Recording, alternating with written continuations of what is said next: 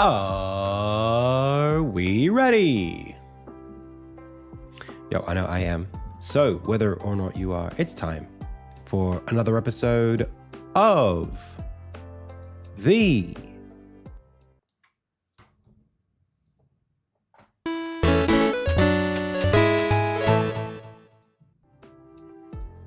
IndieTales Game Dev live stream. Hey, my name is Adam. You are the Pixel Pals. I've already said the name of the show. So without further ado, it's time to go. Welcome everyone to the, what day is it? It's the Sunday edition of LUDUM Dare. It's day 2. We have, I don't know, like 24 hours, maybe a little more, 26 hours to go to the end of the jam, which is pretty good. Wait, compo ends... Wait, 1 day, 22 hours? That can't be right. That must be wrong. I think it's confused. Oh wait, I just refreshed my page and maybe it'll update. We're good, right? We're live, right? Okay. It's the LUDUM Day website. It's all down. I have a game. There you go. 1 day, 2 hours. That's right. I have a game. And the game, I think, is, no cap. Thank you very much. What's going on here? It's very bright in this room.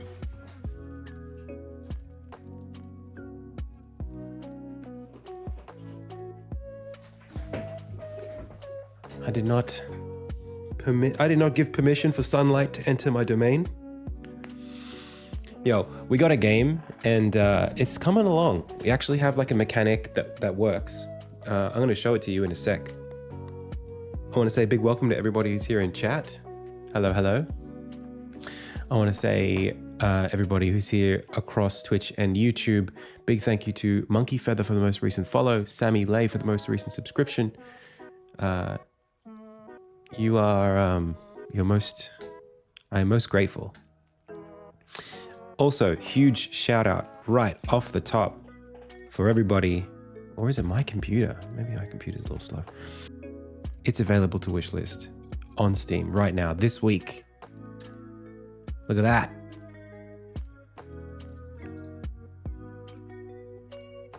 Just went live this week.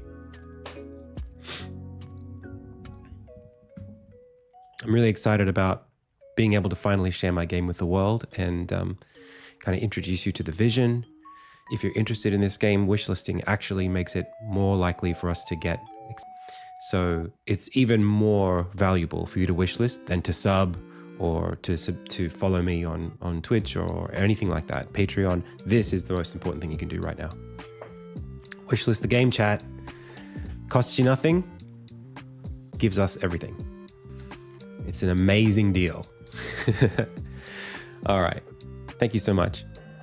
Cool. All right, let's show off the game. I'm making a game that is, we started with this little grow test, okay? Grotesque. We started with this test. What it is you got this little character, he can move around, you got these little orbs, and the foliage in the level reacts to the presence of these things. So if you've seen that scene from Princess Mononoke, where the spirit of the forest is walking through the forest and the plants are growing and dying around, that's kind of what this is. Plans to port on console, 100% Silas. Yes, Insignia will be coming to Nintendo Switch for sure. That's my goal. So that's kind of the idea here, which I like. Beyond this, the game's theme is depths. So we have this little mechanic we started with yesterday where, we got a platforming level, you can jump around, and then, yes, Silas, 100% Insignia will be on console. We can do this. Zip into the background.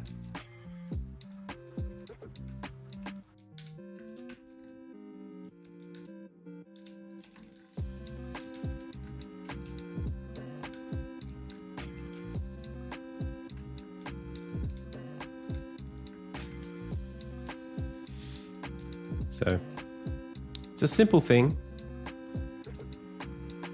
but we're going to make a puzzle game out of this today. Okay, a couple things. First thing, I want to add rounded corners to this.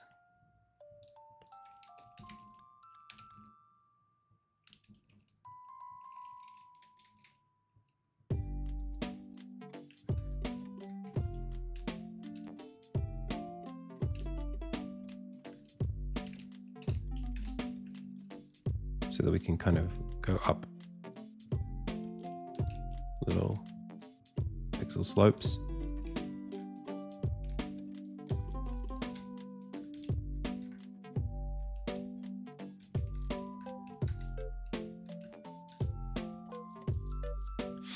Seven Nation Army, a little bit. What are the orbs going to do? The orbs are puzzle pieces, so you're going to need them. Oh, you could do multiple.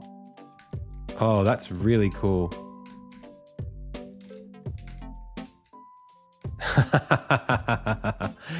Oh, that's kind of fun.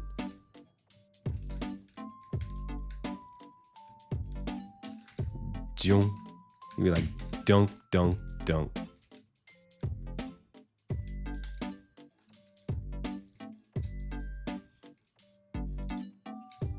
I'm having a lot of fun just playing with this thing. So anyway,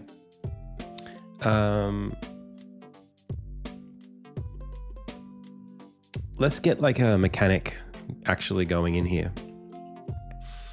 So I want to put the orbs on specific layers. Let's see how hard it is to do that.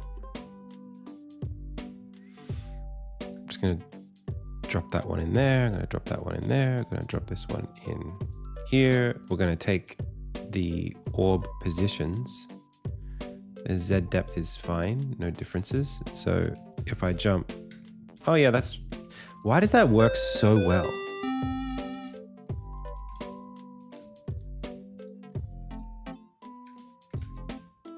Hey, Digitool, welcome. You're gonna need so many layers. Do you think so?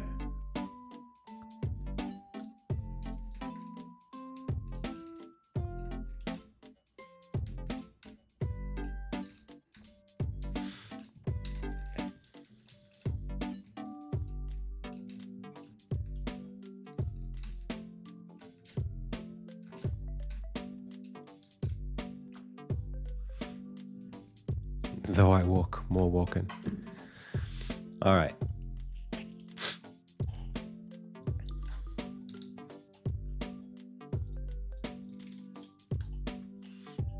Now,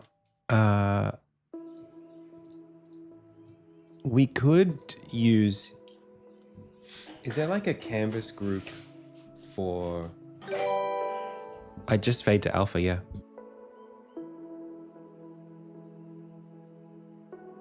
Yeah, I just have a sprite renderer and I fade the alpha of the sprite renderer down, but I think we're going to need something more efficient than that. Because, well, maybe not efficient, but more powerful, because there's going to be a lot of renderers on each of these containers. So is there a canvas group for sprite renderer Unity? Is there something like that?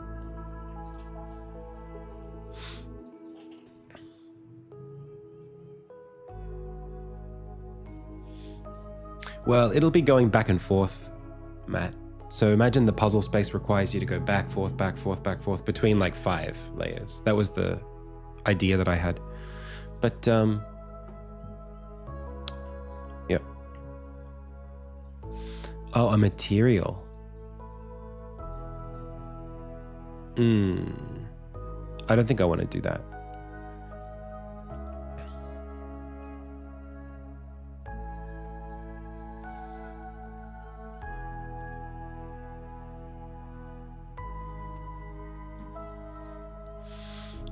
Let's ask. Is there a native way in Unity to fade multiple layers, multiple sprite renderers to the same alpha with one thing. I'm looking for something like the canvas group for UI, but for sprite renderers. No, it's not cursor. This is VS Code. Doesn't have a built-in equivalent. Didn't think so. But yeah, you've got this. So the solution that I've gone for engineering-wise is it's not amazing.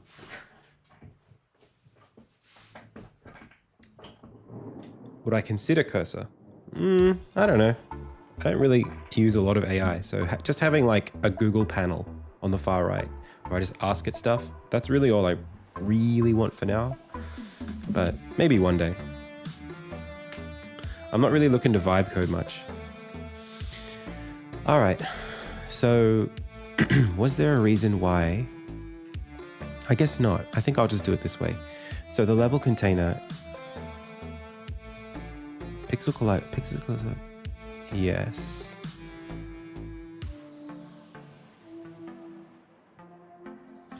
And then level container. So we're gonna do a public list. Let's start optimizing some of this stuff. Sprite renderer, all renderers.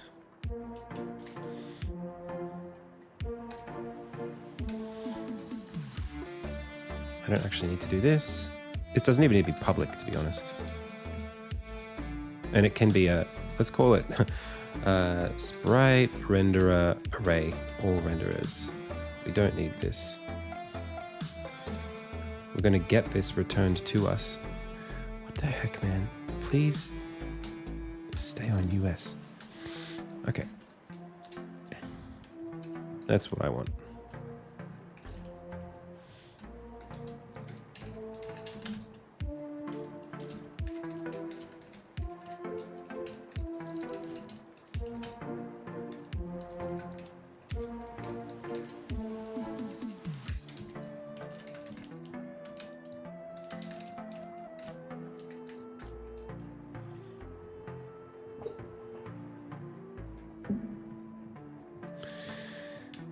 That's what I want.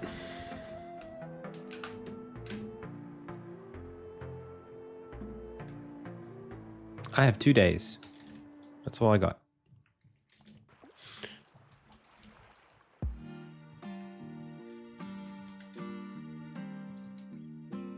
So instead of game objects here, we're going to call these level containers.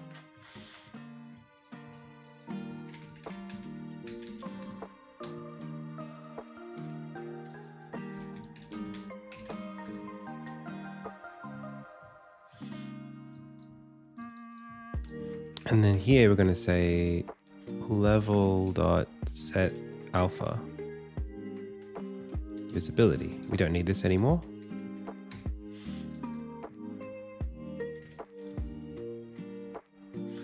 Now this is turning all colliders off.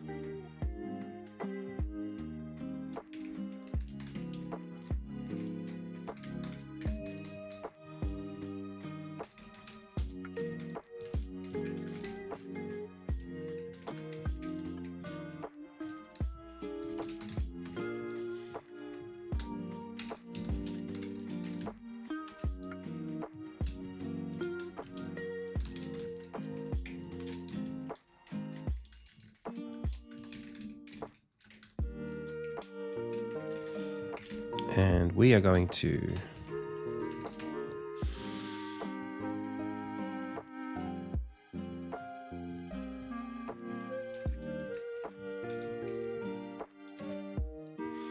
what is this collider 2D? This doesn't do anything. So it's a collider 2D array called all colliders. That's right. And it doesn't need to be public. That's just a force of habit.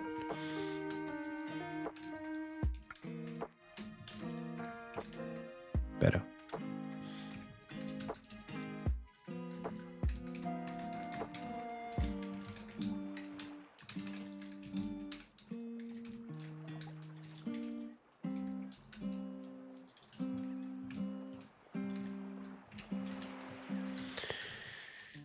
Okay.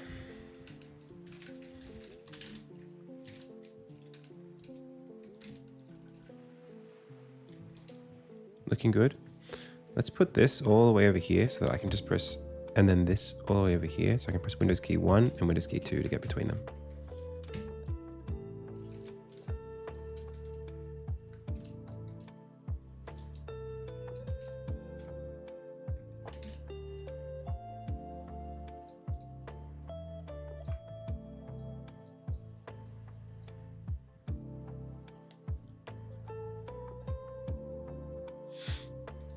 Hey Phoenix Metal, welcome.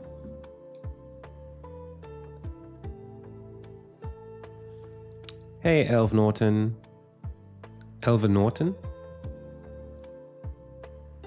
That's cool.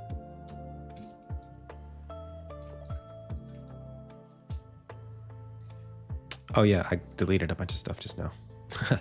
Hang on. Game manager.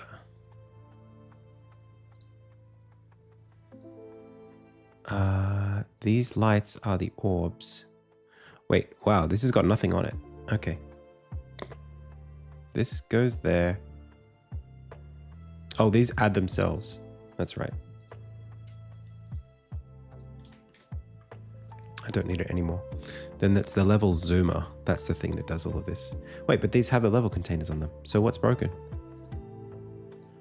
Level zoomer doesn't exist anymore. Oh, this looks like we just need to recompile. I think this is just the domain reload thing.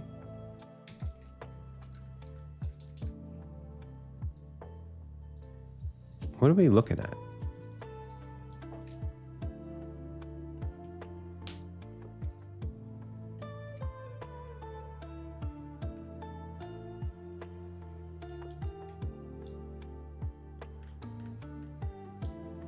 Pretty sure that's what this is. I'm just gonna like try to recompile. This is a hot reload issue.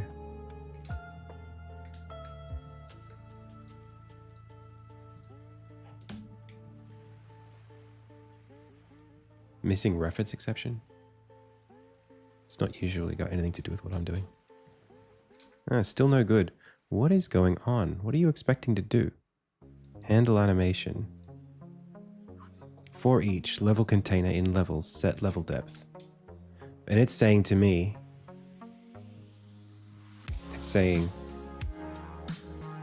hey Soul, thank you so much. Hey Mentos. Oh, thanks for watching. Hey Spectra.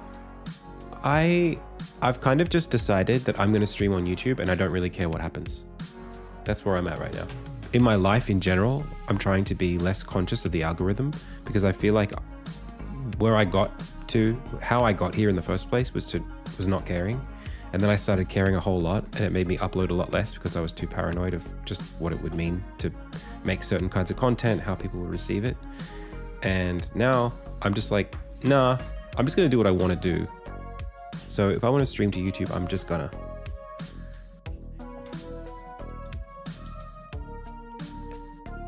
I'm just gonna do that.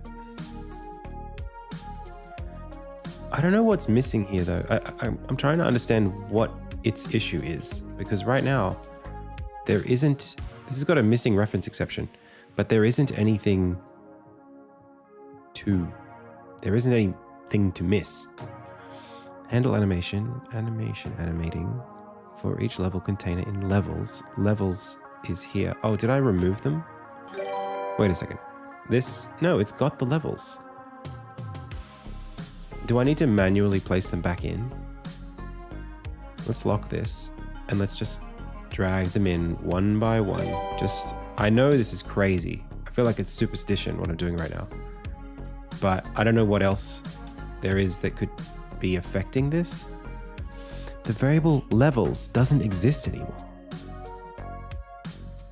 Reassign the variable levels. That's this. It's a list that gets populated at runtime. Wait, do I? No, I don't reinstantiate it ever. So it really is a hot reload thing. It's a domain thing. It must be. Do I just like close the scene and open up a new one?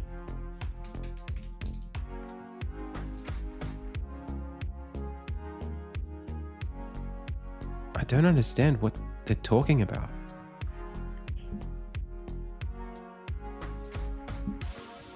The variable levels doesn't exist anymore. Huh? It's a public variable set in the inspector. That's levels. The variable levels of level zoomer. That's level zoomer. That's levels. Do I have a different level zoomer in the level somehow? No? What am I looking at here? Let's just remove it and bring it back.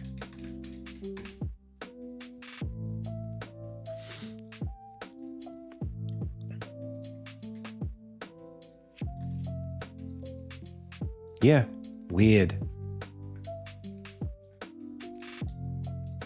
So weird.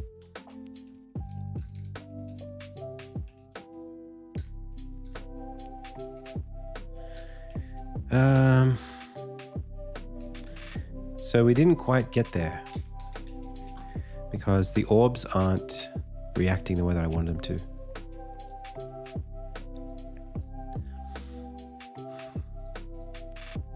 I think this is a question of the shader on these things. I'm using this 3D sprite mat. Yeah, that was an editor error. I think I have to change everything to go back to the other renderer, like sprite-lit default.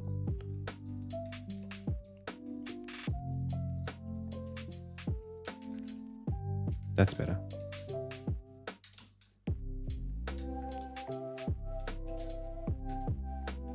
Cool.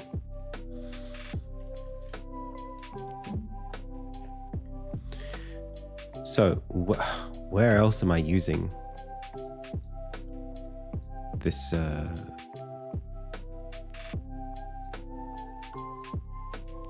Does this use the 3D one?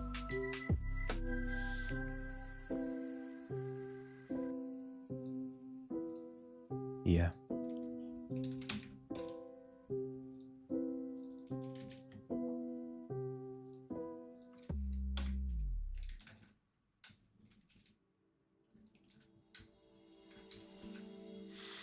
Yeah, that's no good.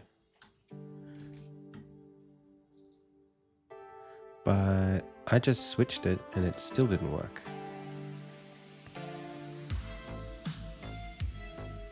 Am I doing something with this plant that changes the alpha? No. Changing the frame. I'm not changing the alpha. So then...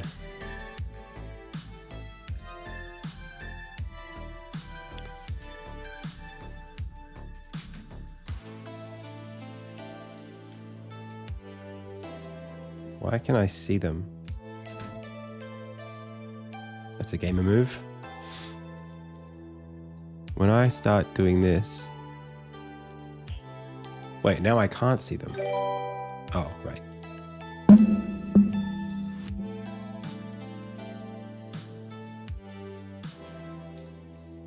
Yeah, see this? What's happening there? It might be actually that they aren't considered part of the set because they get instantiated after. So the level, this here, creates a bunch of these on start. What if it did it on awake? Does this need anything else? No, it should be fine. Okay.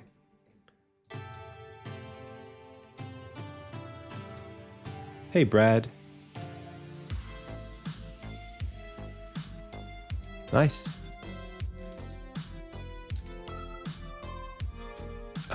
Except now, they're just not there at all. Where are they?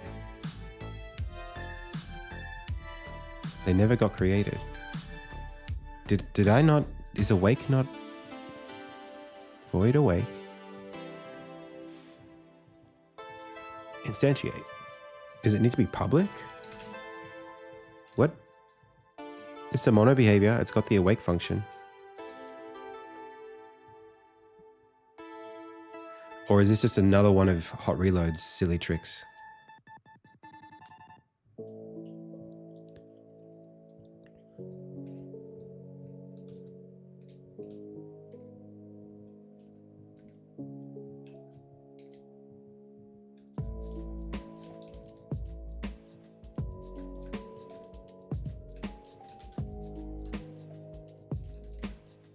Okay.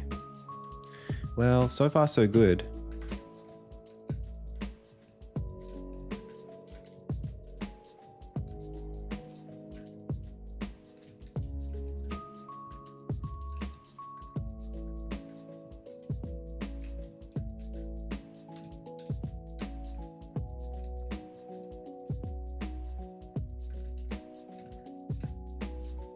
Way too dank.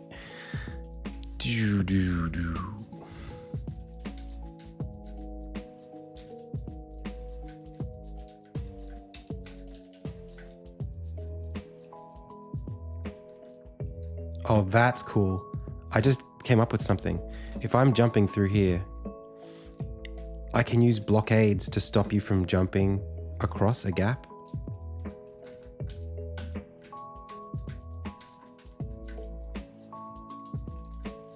Like that, this here stops you from like jumping up over there.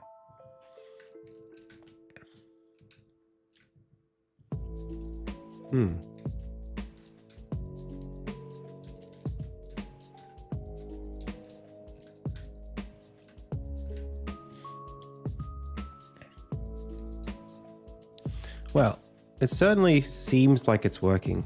The only problem I have with all of this is that I'm using depth to determine a bunch of this stuff. And the problem with depth is that in 2D, it doesn't exist.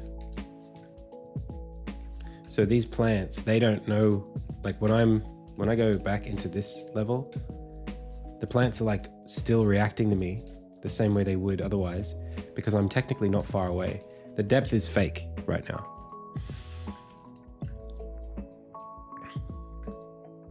So in order to have the depth be respected by the different level pieces, like even this, like I can go, as long as I can see an orb, I can click it and drag it around.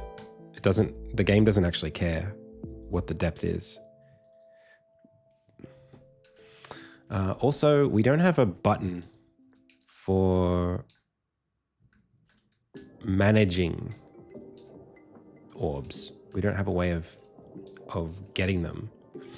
We've used up all 4 directions and 1 button. Maybe you can only switch if you're in the air.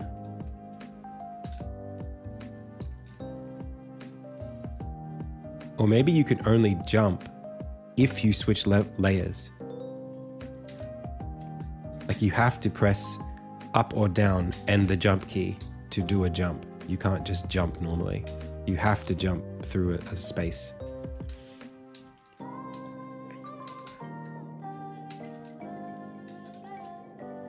So pressing space on its own picks up an orb, but you have to press up and space to cycle. Yeah, I can cache a depth index. That's what I'm doing actually. I'm literally doing that. Yeah, I've got a thing called level zoomer. This has an index, and that index is that manages everything. So we should go game manager, and the game manager needs a public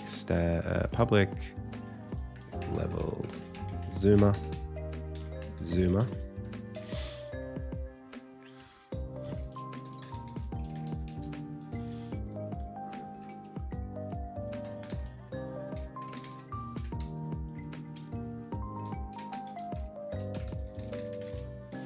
That way we have a singleton, and then level container. Well, I guess like orb.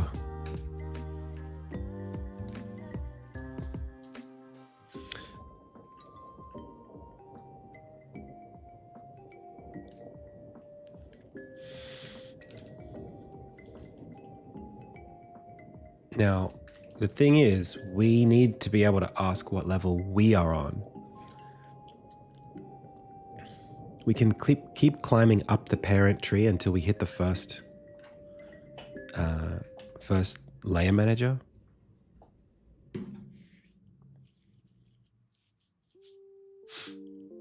Level container.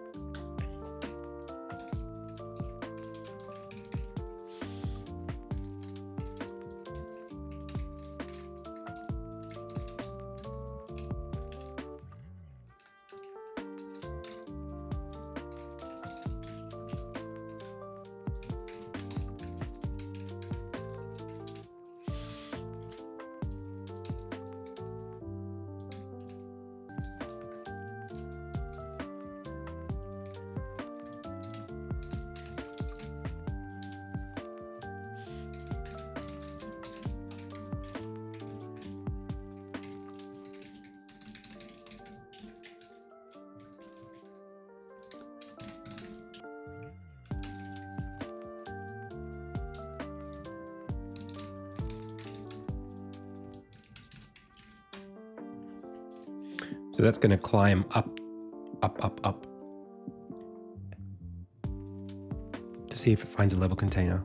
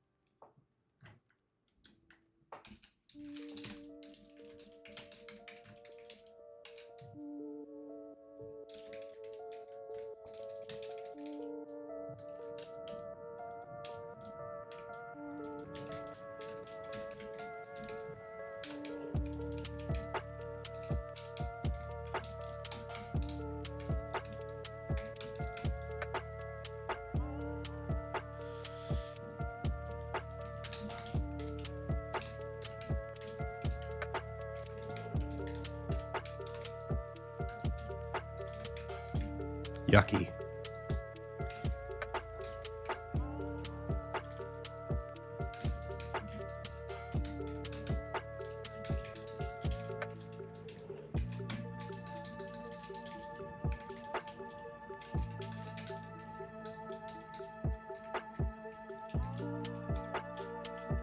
That's better.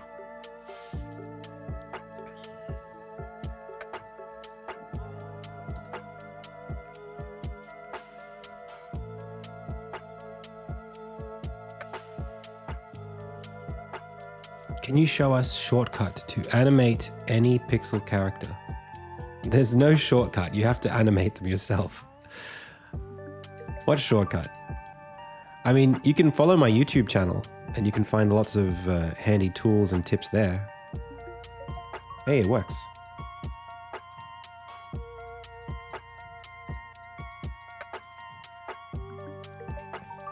Well, that's good.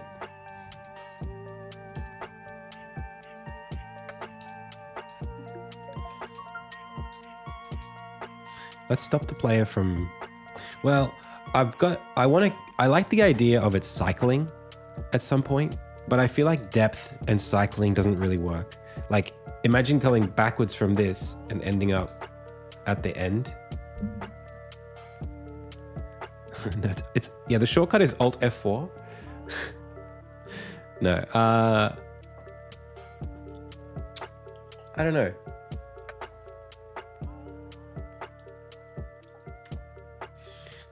I think we should go deeper that way. But I also think maybe we want to, yeah, let's lock it. Let's lock it. You can't go backwards from the first level. Oh, I don't type that fast. You should see THDV or Primogen. They type like monsters. They're so fast.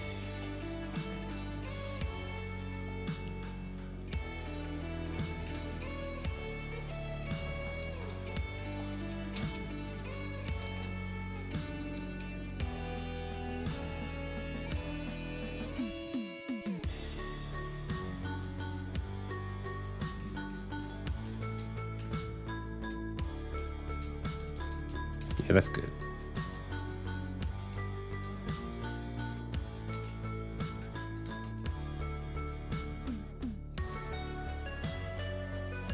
I think we should also remove the collider. Well, remove the collider until the animator is stopped, maybe?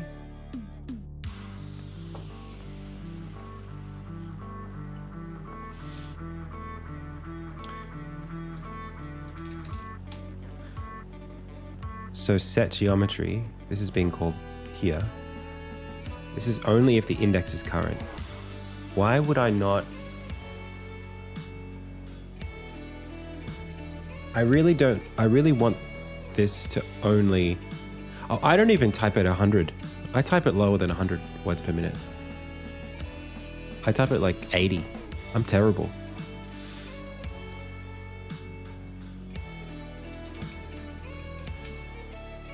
Look, I'll show you. I mean, I'm not a programmer. Let's have a look.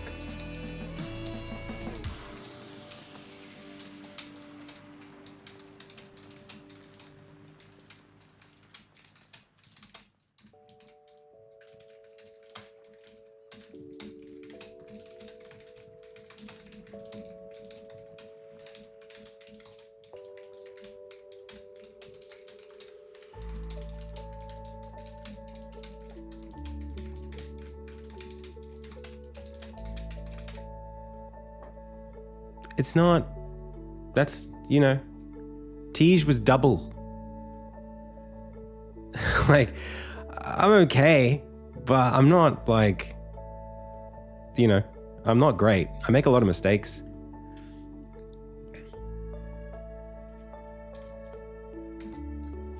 I think if you are like a programmer, you get to keep your hands on the keyboard. This idea of just keeping your fingers on the home row and just I don't do that,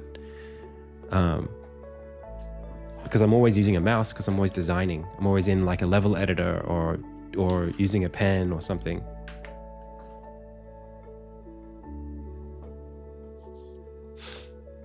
You know.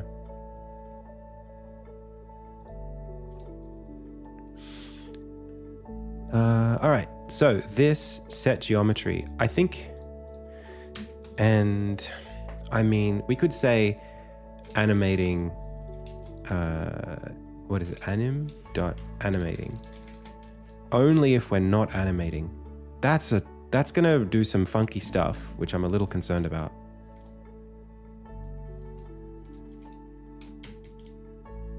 Oh, it's not so bad.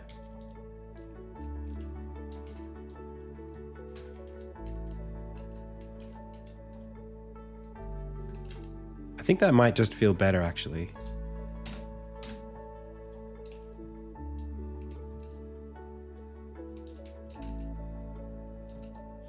But I'm gonna have to do something to make sure that it doesn't let you jump. I think I'll just have to make you jump at specific points. There's just no way I can solve that problem any other way.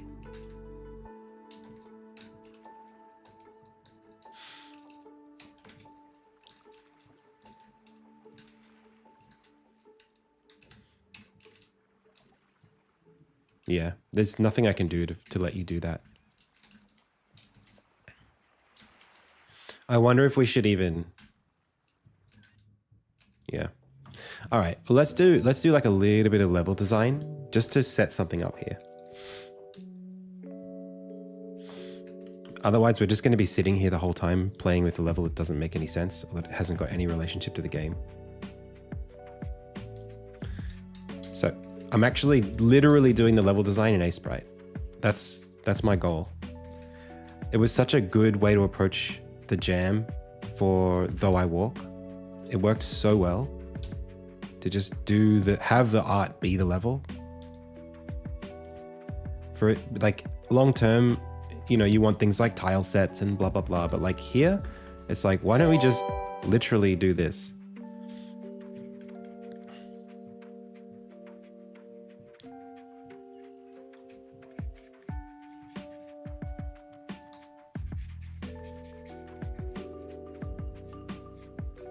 I'm going to show you something that you cannot get.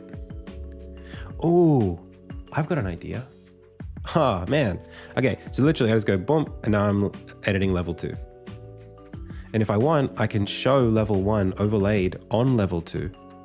Like, phew, so much better.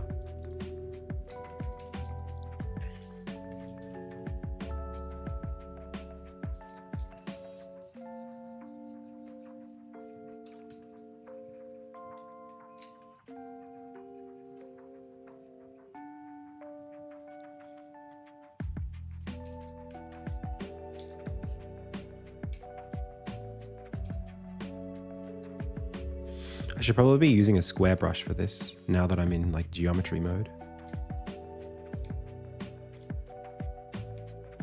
And I'm going to do the geometry on one Sprite layer and then do a separate set of aesthetic things that change it.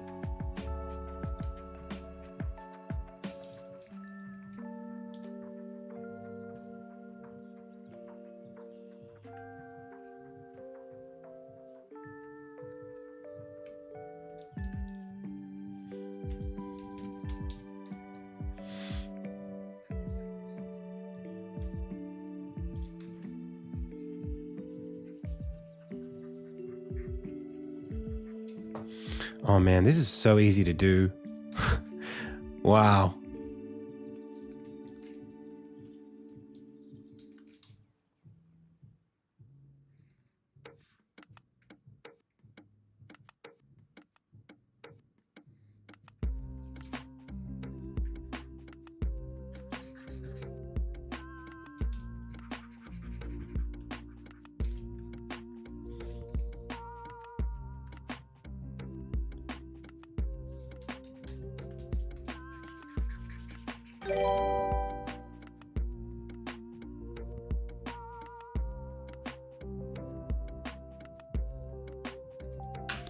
So check it out.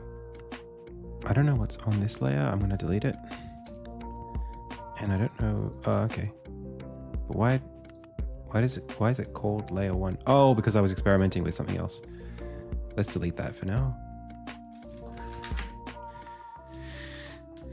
Control Shift E, save. And then these all get updated immediately. And then I'm going to go to my physics shape level editor, level, grab all of these, ding, ding, ding, ding, ding, drop them in there, generate and apply, yes. So now we got this. Still got the level geometry. That's because this specific one, I need to like delete it. Hang on a second, delete. And then hopefully if I re-import, it will reset.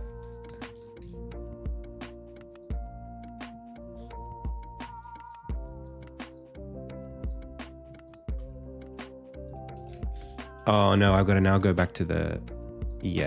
I got to go grab these and reset the polygon colliders. And that did something. Oh, that looks right to me. and that looks good, and that looks good, and that looks good, and that looks good. But maybe because we are starting inside of the geometry, it's getting assigned straight away. So maybe we need to set the geometry at the beginning when we load up on the level container.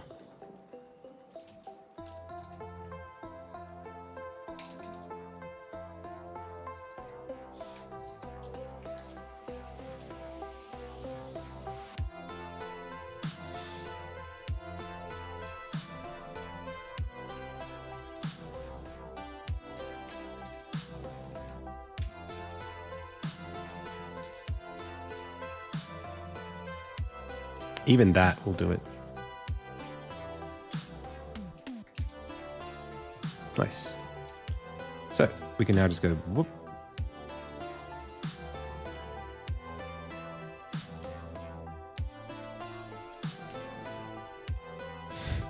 Oh no, I can't get there. But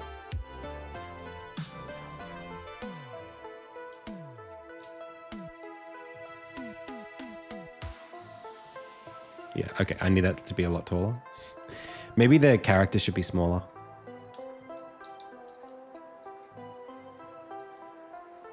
I think for a game like this, it might be important.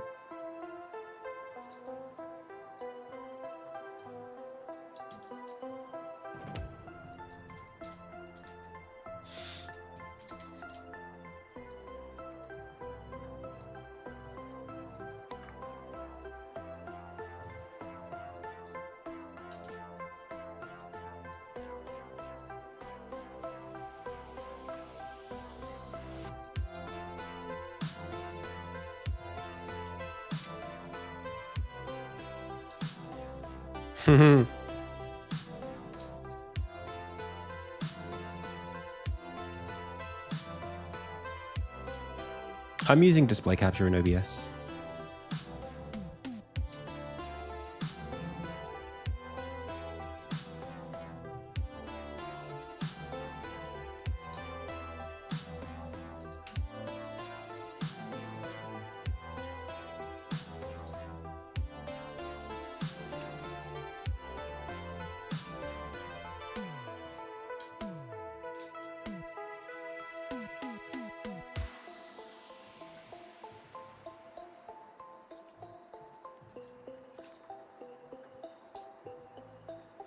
What about some kind of shadow of the character on the deeper layer so that you can perceive the parallaxing of the holes you can fit through, but only tightly? Yeah, maybe we have a shadow. Yeah, like a version of the character that's overlaid. That's actually really cool. Let's figure out how we can make that thematically make sense.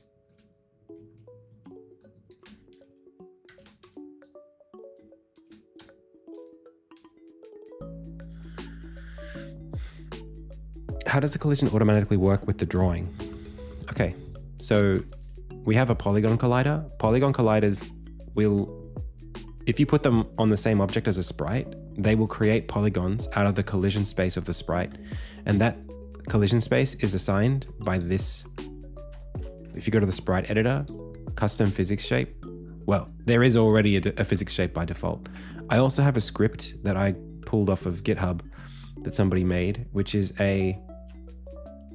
oh, you can just press regenerate collider. It's just this little window. You drag a bunch of sprites in there and it makes precise, really precise pixel art colliders. You don't always want to do that, but in this game I do. Your VS Code looks washed out with no HDR? That's weird.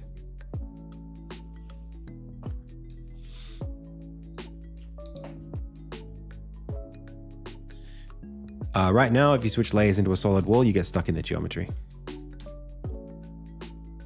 We're going to design around that so that you physically can't do that. Like it'll be part of the mechanic will be like that. I was thinking about adding gates, but I don't want it to be quite so.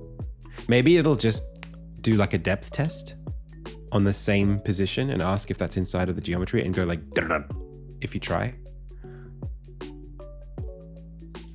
I have an AMD graphics card.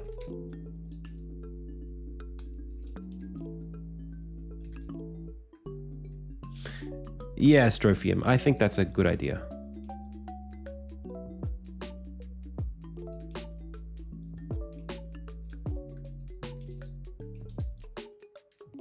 Yeah, it's one of those things where because it's a puzzle game, I don't really want you to feel like... I don't really want it to be a question of skill, whether you can or can't get through. So I think doing some sort of depth test is right.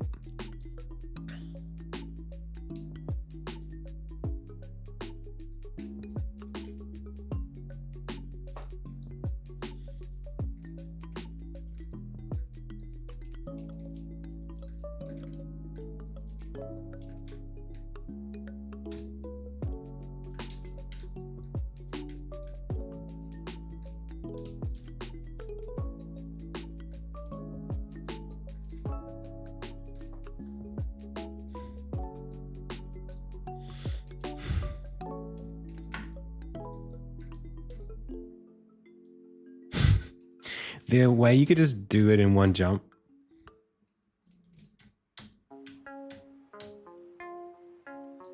It feels really cool.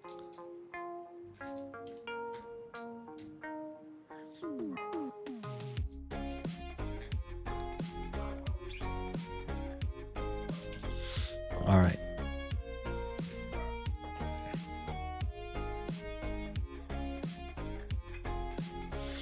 If you make the negative layer and the same depth, make the...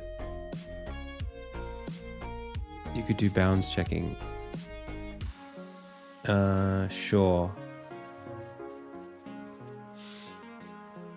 Yeah, I'm gonna just... I mean, when I say depth test, I really just mean check the geometry behind.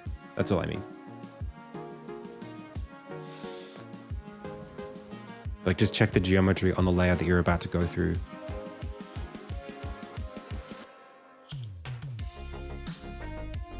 The thing is, they actually physically scale. It's not real depth. So right now, there's no easy way. I'd have to do like a translation of the position and check the collider locally, which is not out of the question.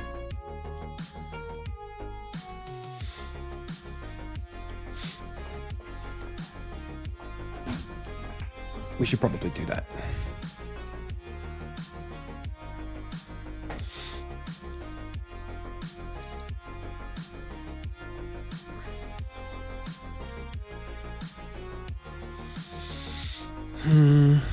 All right. Well, maybe I'll do that right now.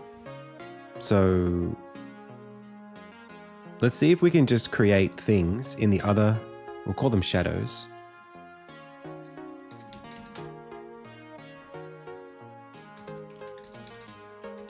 And the shadows are going to be this. Make them dark for now.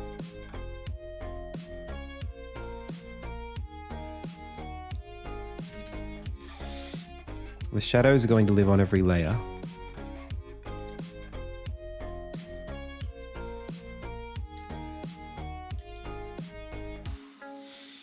And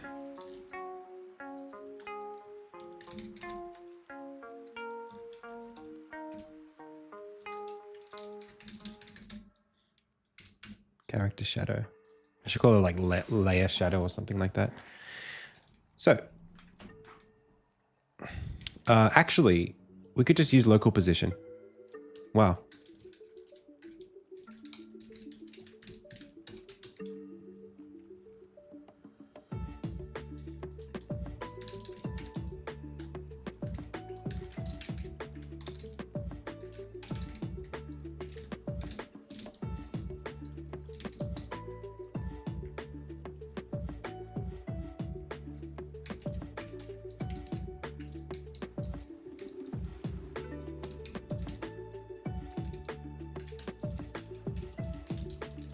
Yeah, can't type today.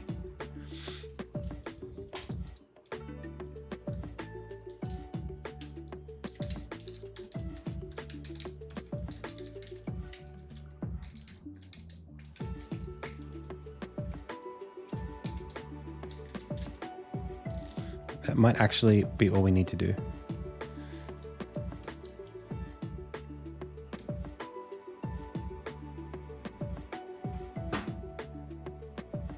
It's not a linked list. There you go, done.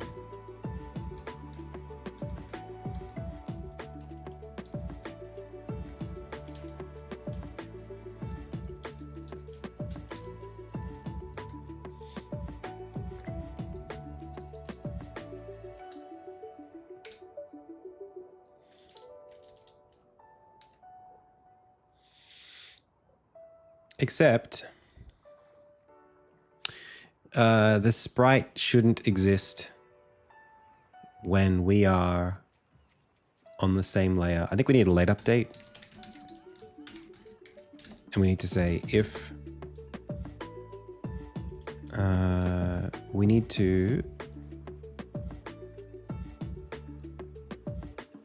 Oh, it's so interesting.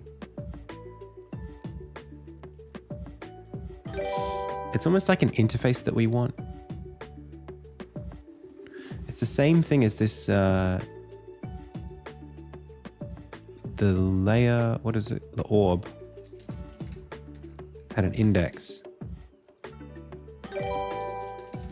This search upwards, I kind of want to do a search downwards from the layer manager, not a search upwards to the layer manager.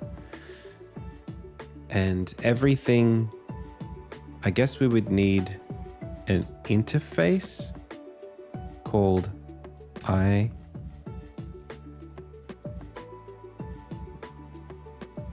container haver. Container haver. All right, let's do that.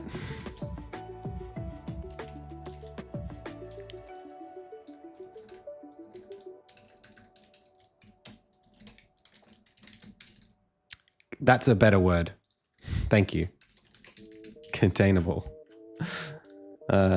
Void set container, level container underscore. And then let's move this to its own space. Okay.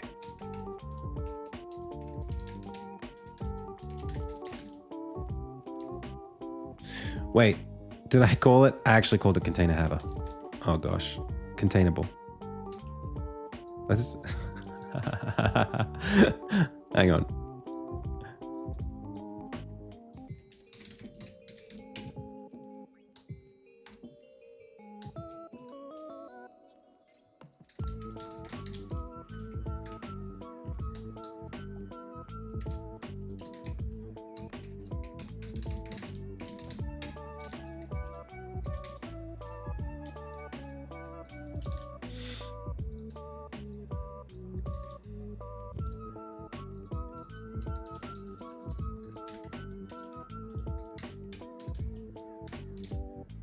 Okay. So it's really just that this and then the shadow are containables that do this. There's another way to do this.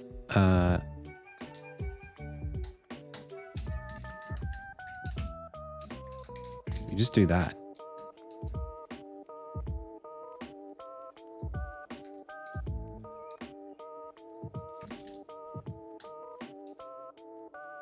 The only problem is that you then need to say here, public container get set like that. But that's fine. Why don't we just do that? Yeah.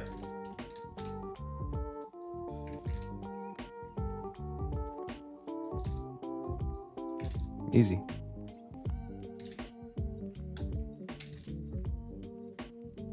Hey, how's it going? Welcome, welcome, welcome. Okay. So here we say, if container is not null, we don't even need to check that. If container dot is current index, we want, what do we want to do?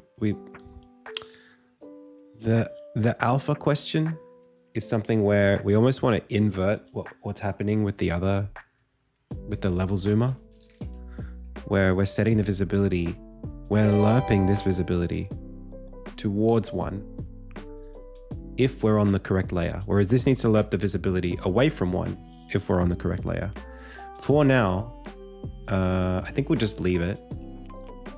We also need to do something where we set our depth to the does the container have a sorting order?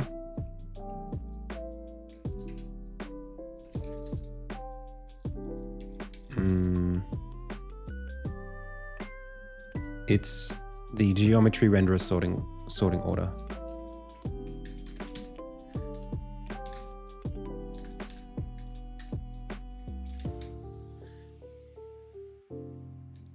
We don't need a setter.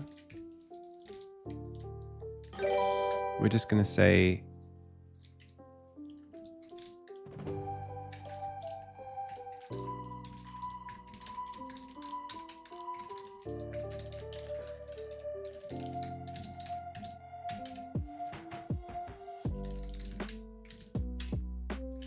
just like that. Should we do +1? No, yes, +1, but it's not very, I don't know how to feel about that.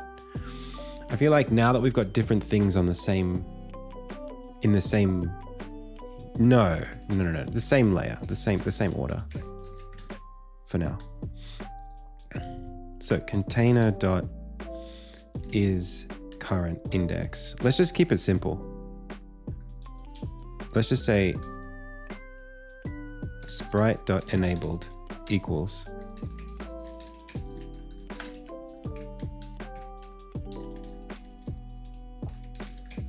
container dot is current index.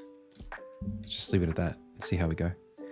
Man, this is one of those things where I feel like a lot of what makes someone a good game jammer is having the experience to know how to solve little problems, or even the experience to know not to go chasing little problems. Like there are certain problems that it's just like, you don't need to solve this right now. It's so fun to solve problems, but this one, you don't need to solve it. Like you have a game without it.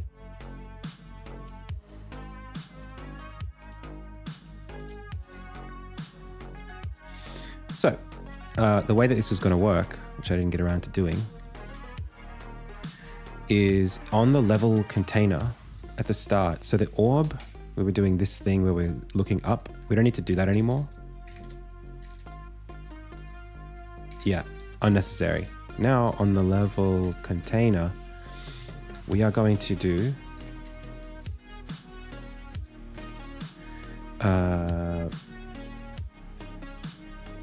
it's an array of I containables. We're going to get all the components and children, and we're going to set that like that. Done.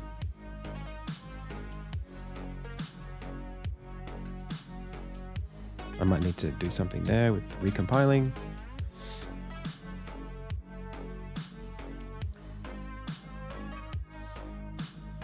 Yeah, I mean, yeah, even like knowing when not to pre-optimize, that's a good one.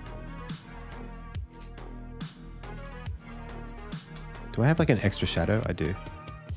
Okay, well, we'll delete you.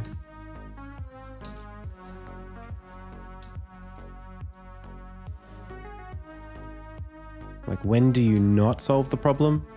But also, like, when do you...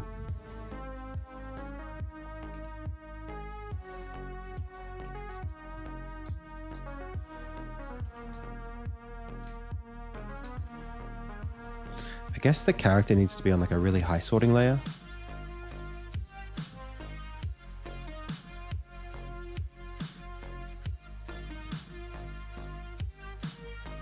Or just like another layer above everything else.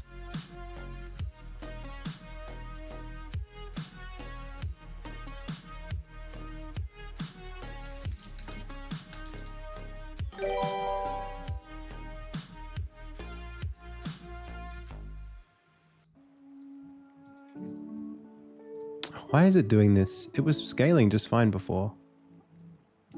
Okay.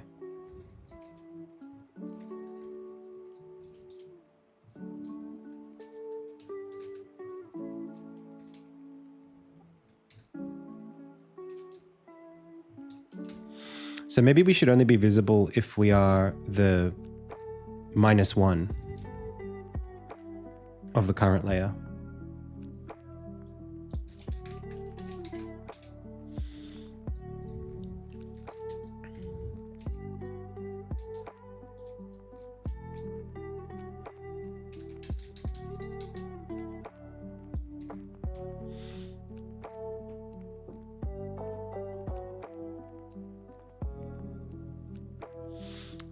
You don't like that, Five Nax?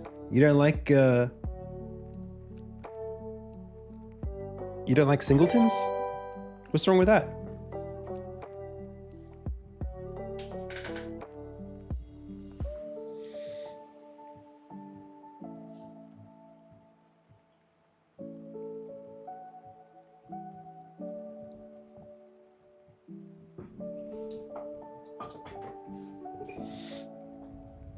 I mean,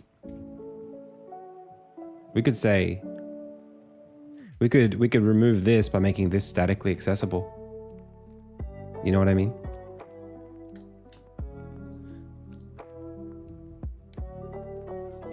But it's fine.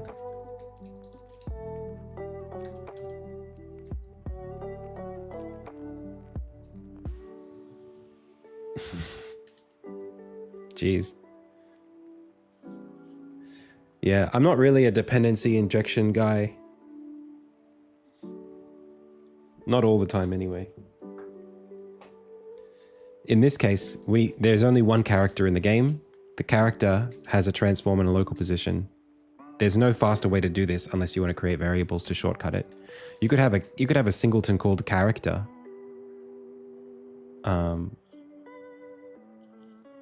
Anyway, doesn't matter.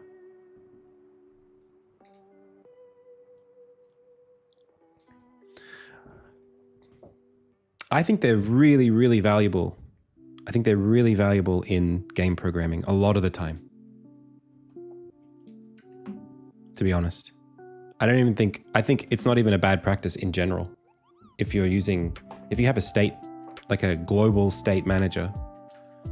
Anyway, let's keep going. Like if you have a game that has one player character, you can singleton that. You're not going to be able to do multiplayer, but like, you know, if you have like a score, your game has a score. How else are you going to do that? You want to add to the score. But I get it. Dependencies aren't things that people like.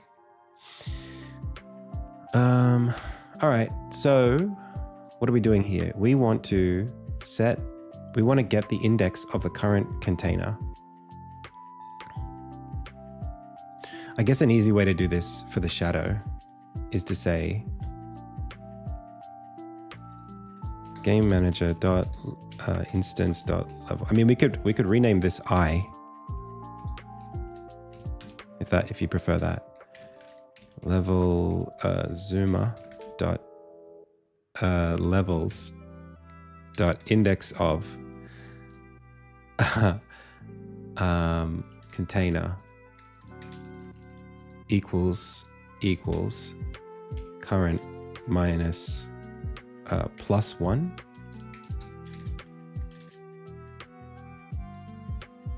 Don't cringe, it's beautiful.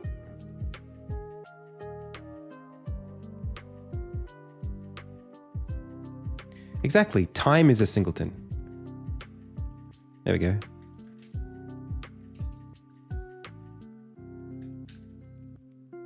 Does it make it too easy? Does having the guide there just simplify the game way too much? Maybe it should only be there if there is, maybe the shadow is just there if there's a collider there. The shadow should only render above the collider. Like a real shadow.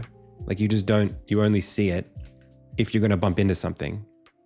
So it's just there to let you know, hey, you're going to bump into something.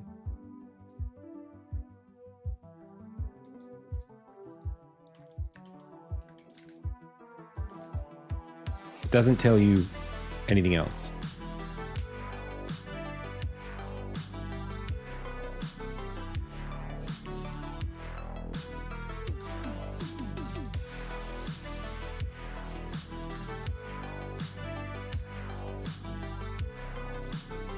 What?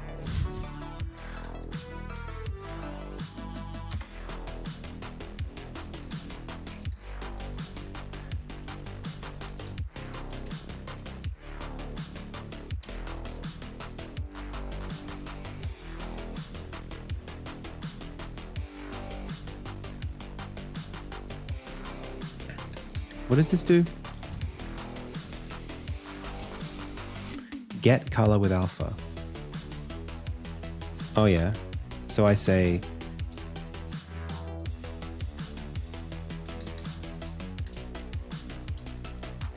and then I set the alpha of what I want.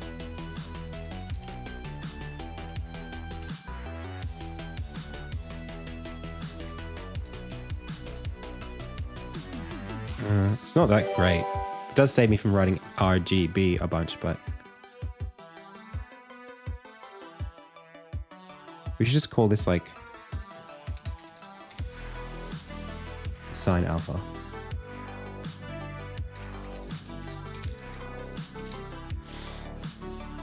And then it's always 0.5.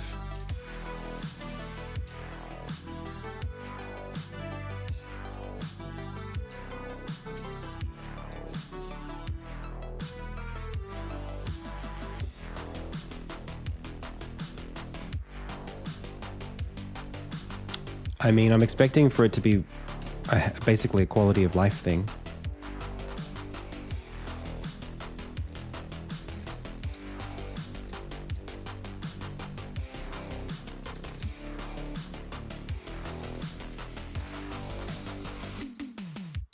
Oh, get out of here.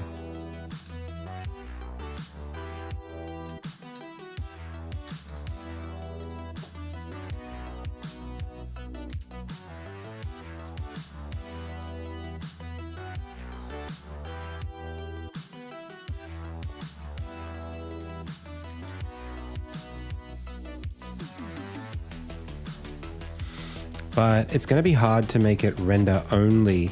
Like this is going to be hard. I don't know how to do this.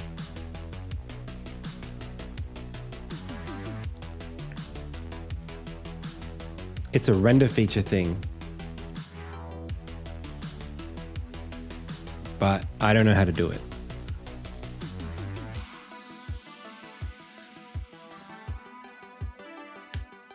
Hi.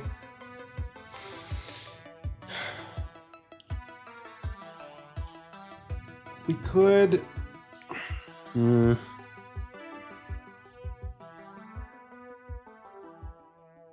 Make the level a sprite mask. Not a bad idea.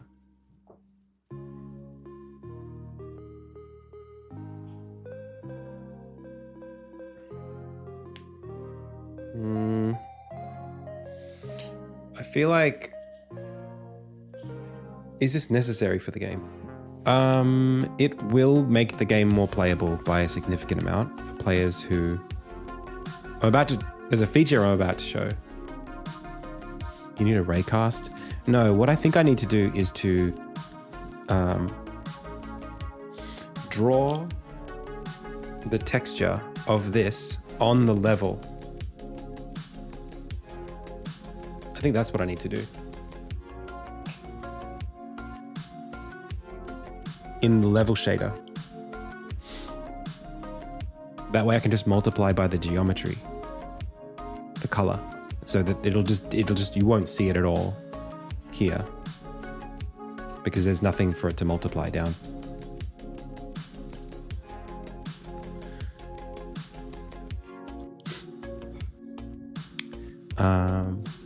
So let's just first do, what is this?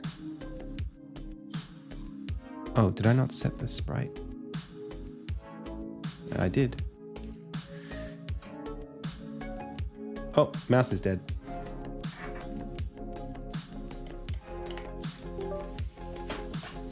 Okay, it's back. Okay, so there's two reasons why we need it. One is we need to be able to tell the player why they can't go into geometry like this. It's okay. Don't worry about it. We're going to have two things. We'll know what to do. But first thing is you can't teleport back this way. You can't step into this part of the level because it's bad. So I need to be able to show you that that's the case.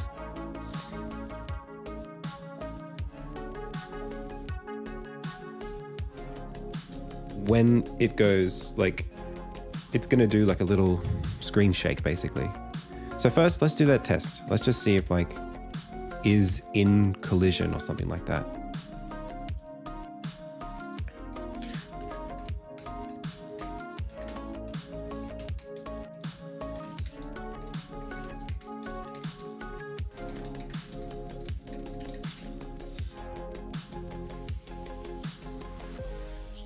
All right. So container.geometry.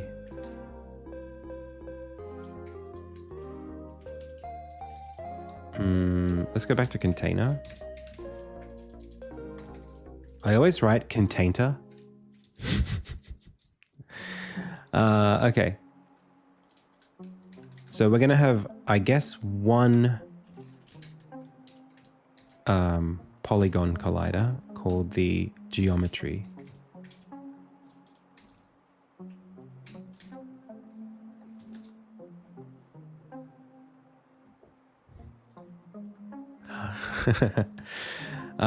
And then we're going to say here at the start, geometry collider equals get component polygon collider 2D. That's fine. So then on the shadow, we're going to say container dot geometry dot overlap. Is there an overlap? Physics 2D dot overlap area. And then can I give, I want to specifically check to see if two colliders overlap. This is a question for Copilot. How to check if two colliders, if a collider overlaps specifically with if a single collider overlaps with an area. It should be container.geometry. Do I not have a, is that not public, or what did I call it? Collider. I also spelled it geometry.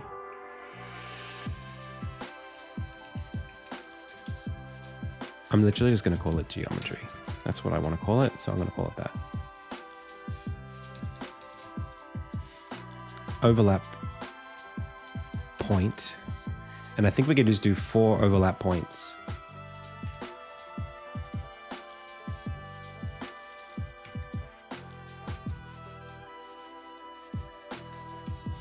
And we can just do top left, top right, bottom left, bottom right.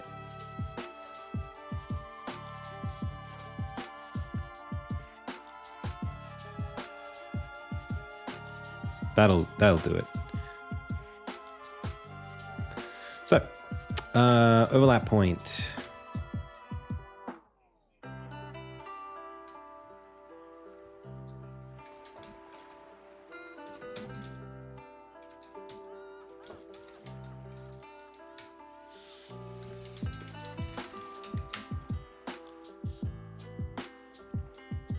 Now I could just give this a collider itself.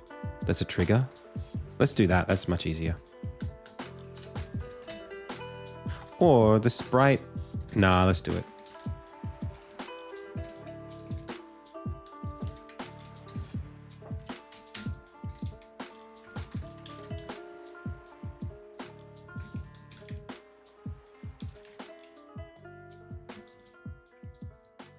Is bounds the world space? Yep.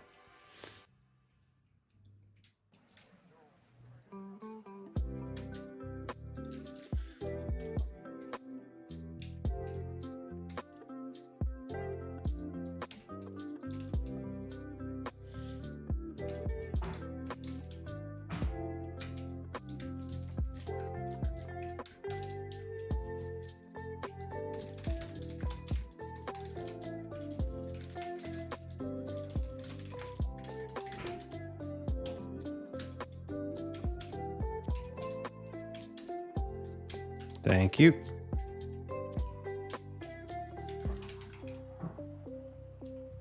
That's what I want.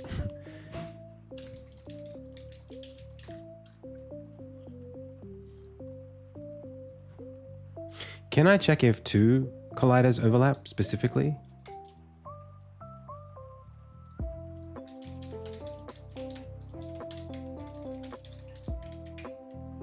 I mean, I have to be able to do that. That's literally what the whole thing is. So I shouldn't even do the 4-point checks.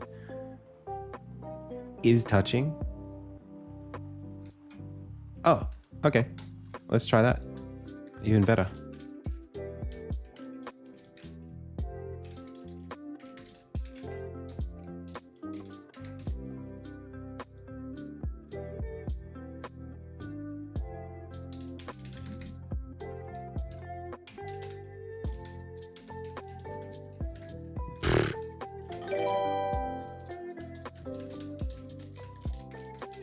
See what I mean?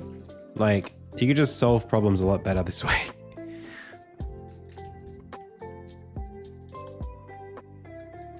So overlaps collider should... What I should do is, on the character... No, it's the zoomer. We should only be able to set depth down.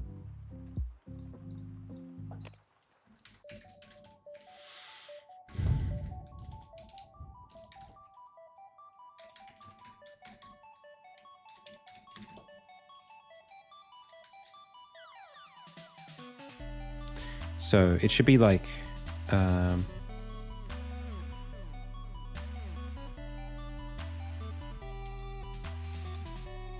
levels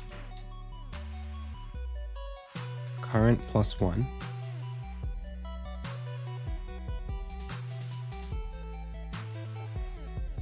dot navigable.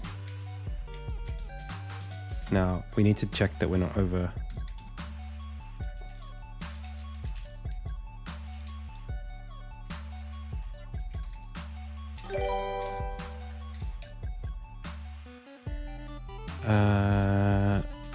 Current is less than levels dot count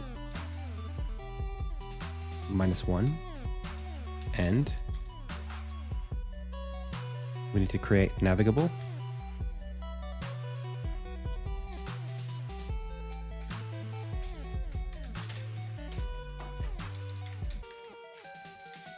Hello. Oh, that smells really good out there.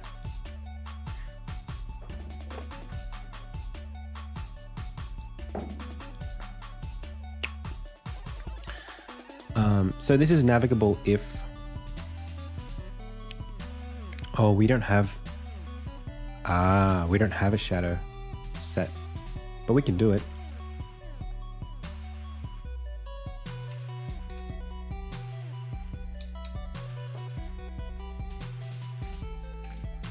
We can say...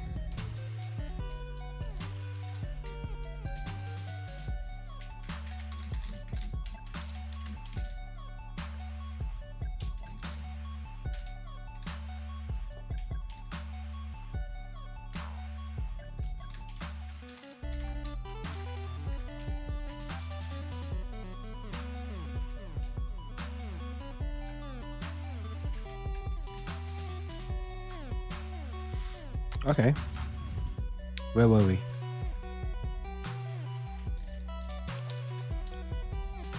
So, basically, we could do this two ways. We could do little booleans here. One called can go up. Okay. So can go up is false. We'll call this has more layers equals. And then bool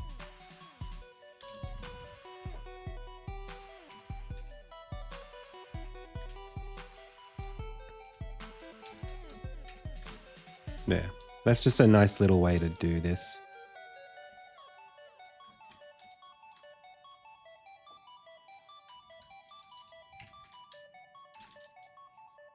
More human readable.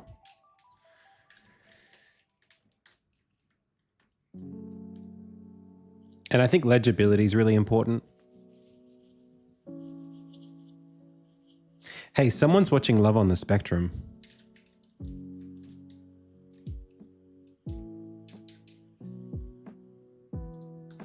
I saw that episode last night.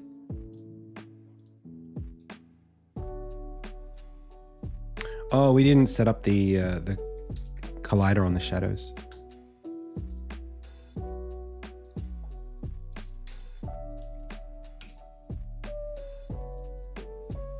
In fact, we don't have a shadow prefab either. We need to do that.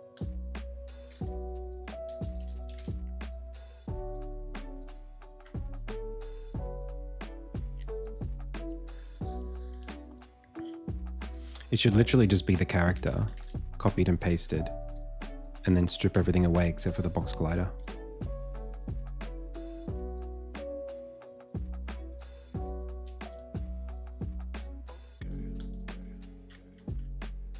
That way we get to keep everything as we do, and then we need to make sure we don't forget any changes we make. Okay. Let's just make this a little more obvious.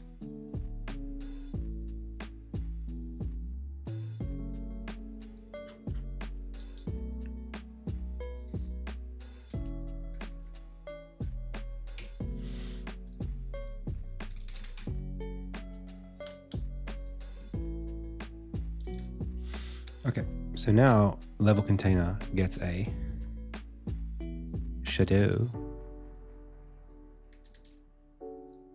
at 0, 0. Ready, delete this, go.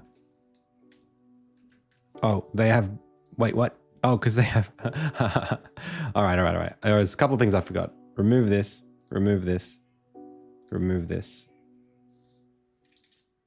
That's fine, that's fine. This needs to be a trigger. And now we're good. Actually, one more thing. This needs to be a character shadow. There's your renderer. There is your body. Boom. Okay, that was a complete fail because it let us. Wait, but we got null pointer exception, so what's going on here? Character shadow sprite. I mean, I think we fixed that just now, right? Nope. Okay.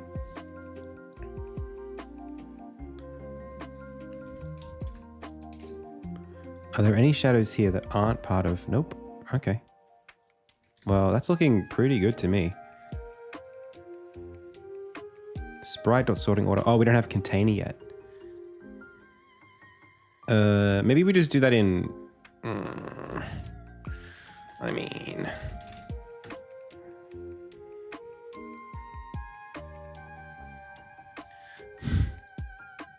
It's only going to fail once though. It's no big deal. We could, if we could put this in like awake, it'll work.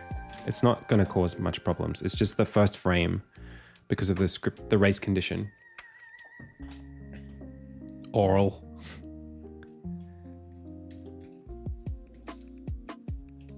Oh, still didn't work. Okay, well, F me then, huh?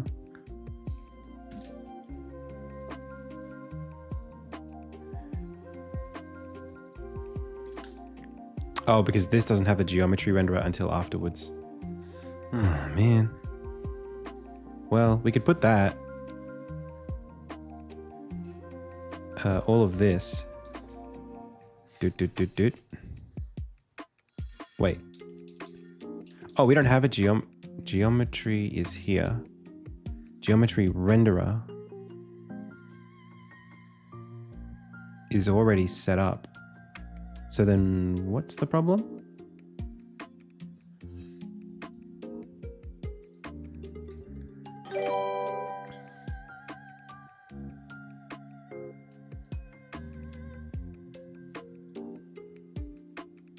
I'm not sure if this matters, but it feels like it's important. Is it the sprite that doesn't exist? It shouldn't be a problem.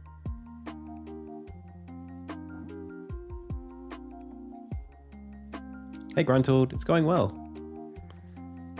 I mean, that's got a sprite.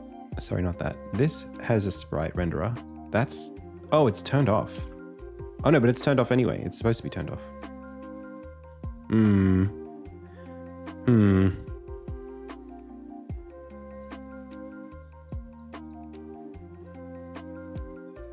I mean, look. Done.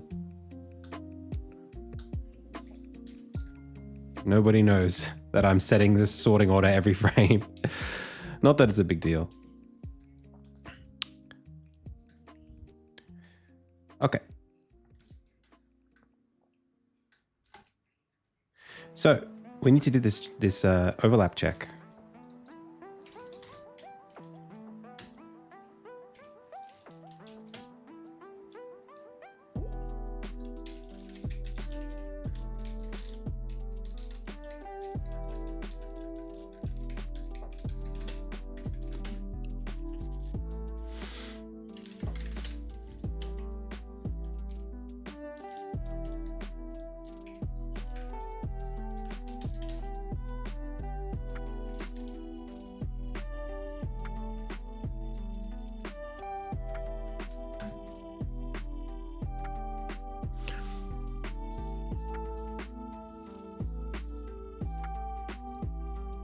Looks good to me.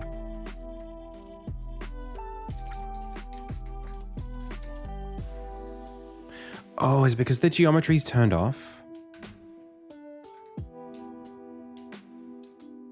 Oh, that might be really annoying.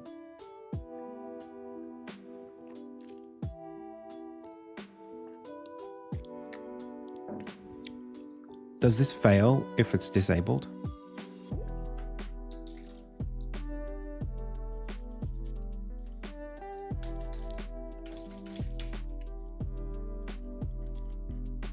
The longest down to about here-ish, where it was like, I've got a podcast with Thomas Brush that got uploaded yesterday. That's about the longest.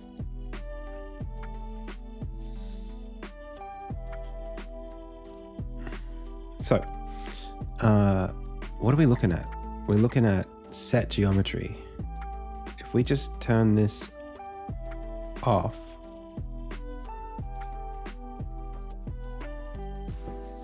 for a second. Oh, let's just do it at the source. That's probably better.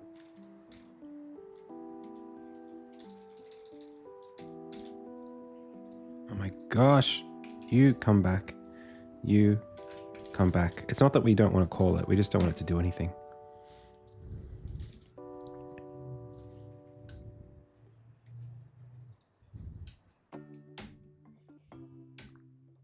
No, it called false either way.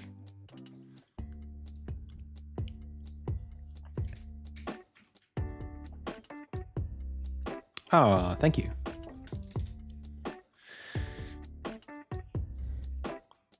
Casually just name drop my podcast with Thomas Brush. He's a good guy. Okay, so he's a good guy. I had fun doing it. So what am I doing? What am I doing wrong here? How does... Let's just ask it the question, huh? Orange juice or mango? Orange juice. Does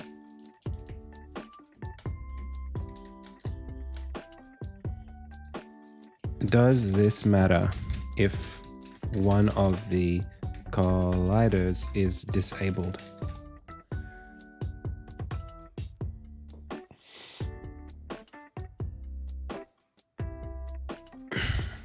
No.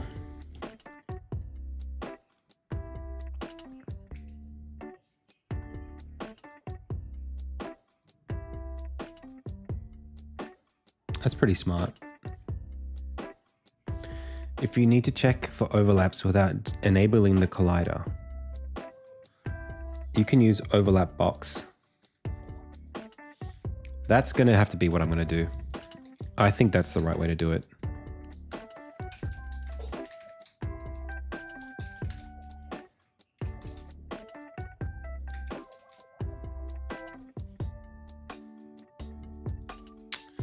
No, but it's actually not even what I want. It's specifically container.geometry.overlap collider.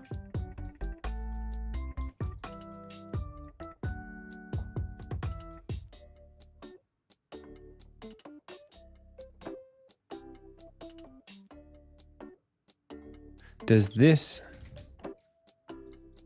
Let's just turn this off for a second.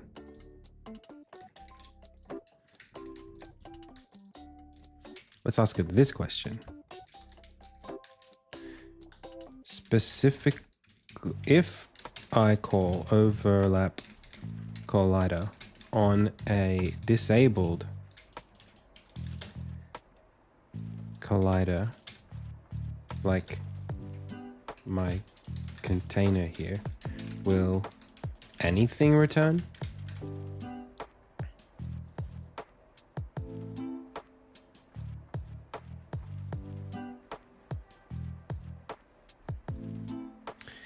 Damn it.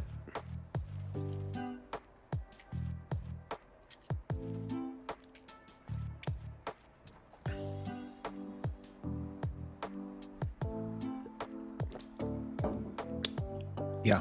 Prompting is... Okay, first of all, this is not vibe coding. This is just Google. Vibe coding would be, make me a collision system. Go. That would be vibe coding. And then accepting the results. This is not an agent. This is just a Google search. That's vibe coding. Secondly, it actually is allowed as part of the rules.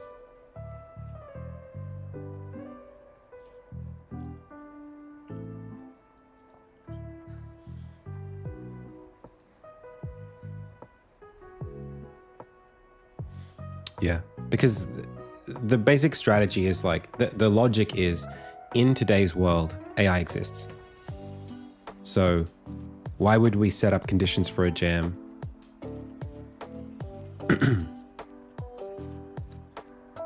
that don't reflect the real world? Like, people make games with Copilot. People write code with Copilot a lot. So why would we stop? Why would we... And how would you police it exactly? Yeah, there's just no reason. It's like saying no Photoshop, you know, or everything must be written in assembly. It's not a line. There's no line you can draw. At the same time, I like to code by hand. That's a brand thing. It's not a moral thing. Okay. So if overlap collider isn't going to work, then that really sucks. Let's ask a better question.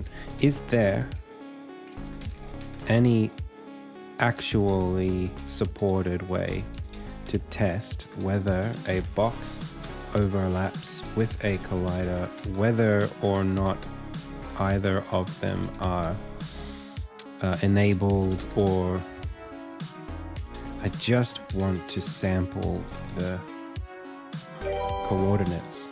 I just want to know if they occupy any of the same space.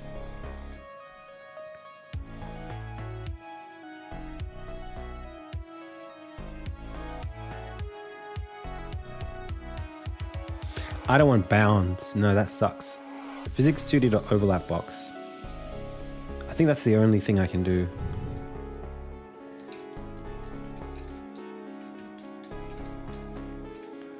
I think, what does this do? Let's ask the question. What does overlap box do? We'll check the official documentation. Oh, by the way, wishlist insignia. Wishlist insignia. My game is available right now. Go do it if you haven't done it yet. Thank you so much. Overlap box Unity.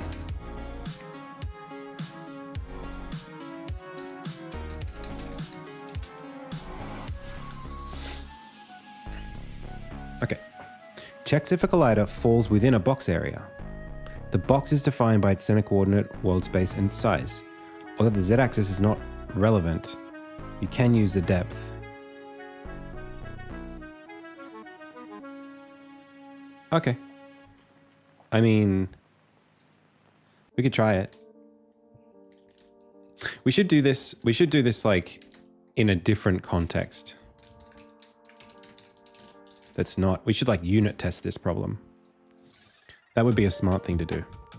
I'm so used to doing this thing where I just go, you know, I just run everything in the same scene and I get hurt by it.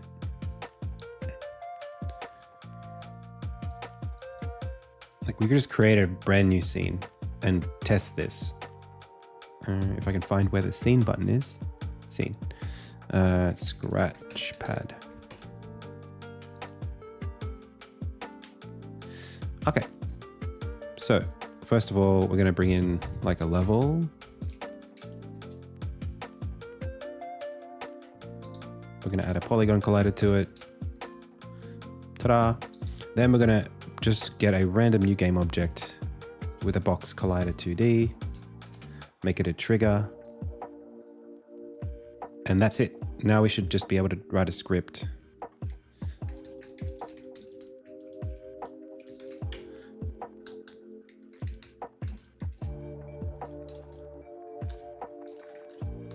That checks.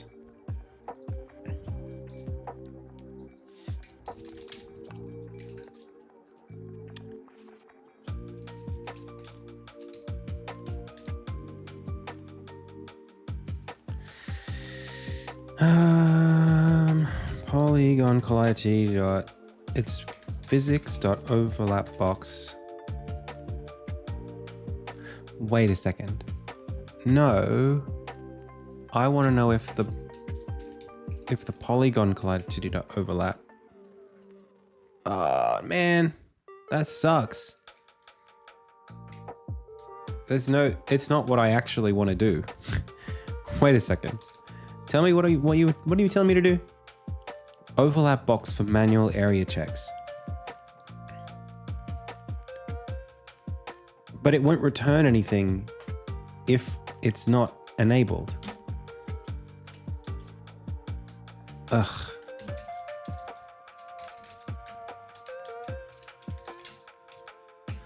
Let's try it. Let's just try it anyway. Public box collider 2D, box collider, and then we're gonna say that's it. Sure.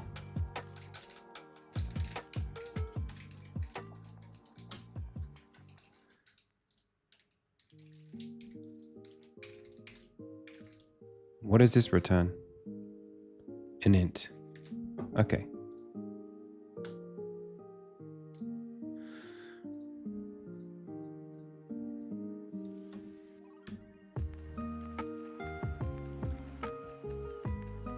No, it needs to be that it's not, I mean, I can move it onto a layer that's not, that it wouldn't normally collide with.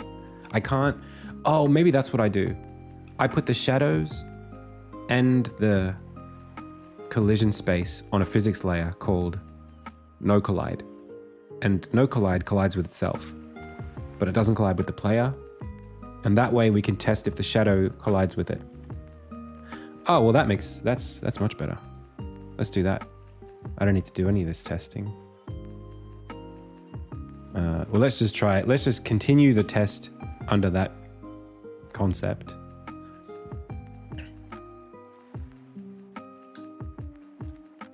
Okay, it works. We got a little 1 down the bottom left. You can just see it right there. Look at that, the right at the bottom of the screen. So yes, it collides. We need a new collision layer called no collide, or even shadow if we want to call it that. No, let's call it no collide. No, let's call it shadow. And I want to be specific about what I want to use it for. So this and this, yeah, this is going to work. I don't even know why we're bothering with it.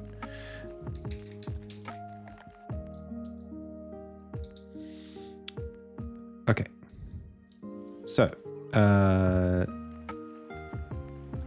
back over at the container, when we set geometry,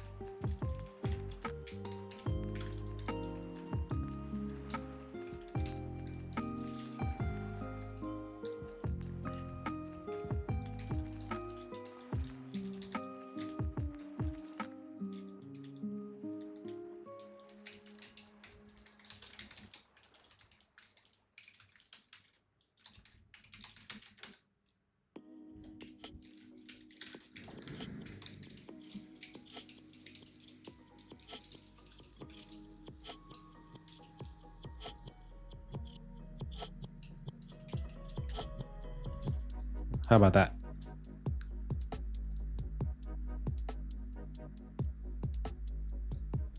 Okay, and then we go to our project settings. We go to our collision matrix, and shadow only connects with shadow.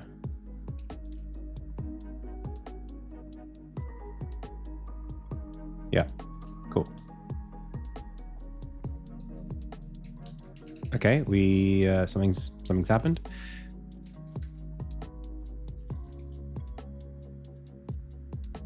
Character is on default.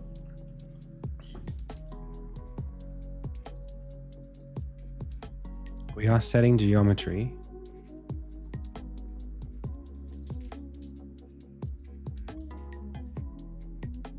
Let's reload.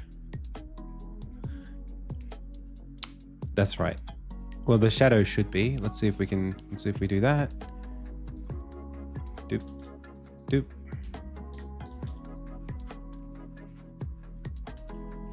But we can't seem to move. Let's have a look at the different layers. Shadow, shadow, shadow. The only layer that's not is this one, which is the one that we're on. So the fact that we can't move makes me think that it thinks we're colliding. What happens if I put us... Wait a second. Is that true? No. We just can't... Wait, we're not grounded anymore? Oh, because it's not default, it's ground.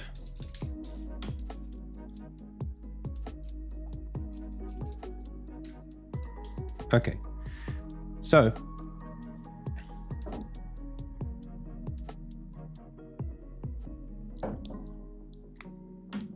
now we need to do that check properly.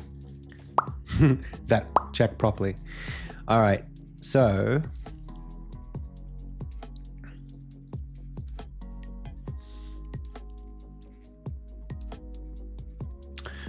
does that make the shadow grounded? Do I have a Discord server? You know I do. This might put the shadow on the ground layer. Or not? Oh, it would only be on the ground layer if it was on the layer that we're on. So actually it's kind of cheating. Let's do that overlap check, right? Overlaps collider. Now we should be able to just use is touching.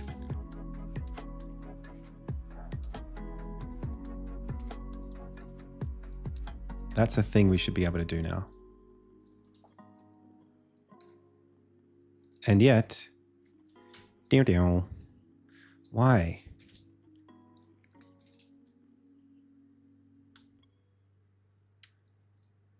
I mean, we should even be able to see like on trigger enter.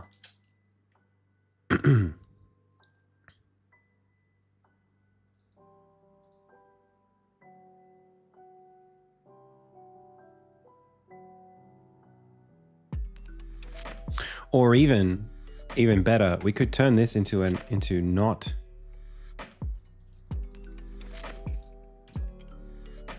a trigger and just see what happens. What? What am I looking at right now?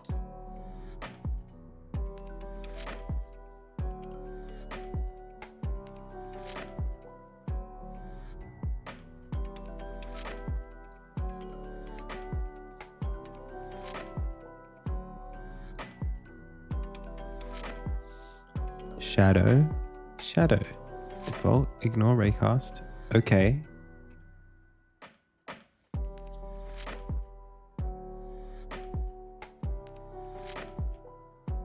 Is the shadow that is active a child of the level the player is on, or the one the child is? Oh, it got given a ground color.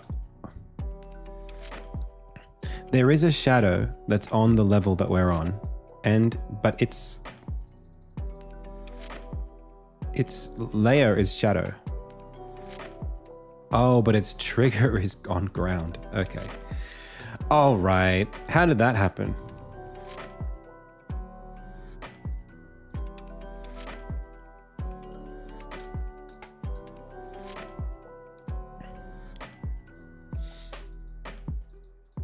This is for every collider.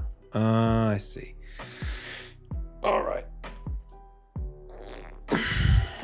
Okay. Should it ever? I guess we just specifically don't want this to apply to the shadow. That's basically it.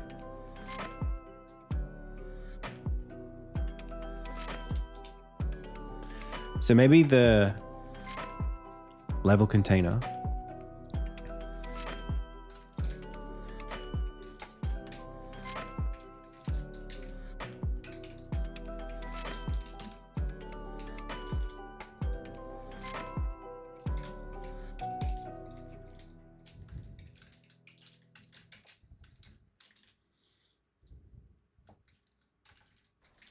just like that.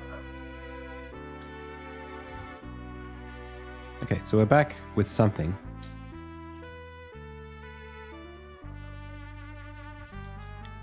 I still don't know what this is. I don't know why it doesn't like that. It might be a hot reload issue.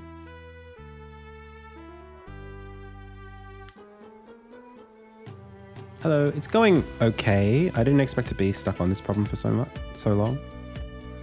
It doesn't like that. What's that? Why is this a problem? What's so bad about that? Null reference exception on this, where the shadow is trying to set its sprite, but there's nothing wrong with that, right? This is for the shadow that is disabled. It's got a null reference exception trying to set its sprite's sorting order to the container's sorting order. That doesn't make any sense, but I think I maybe understand why. Maybe it can't be found. So when we go into the level container, and the first thing we do is we set our geometry. We should do that after. That's a really wonky issue. Oh, wow. Okay, well, let's not ever worry about that again. Nobody will know. Nobody will know that just happened. So, on level 1, which is the level below us, we have this shadow right there. There it is. And then we have the level container right there. They have two colliders. This is the polygon collider. This is the shadows collider. There's the trigger. These things should be colliding right now.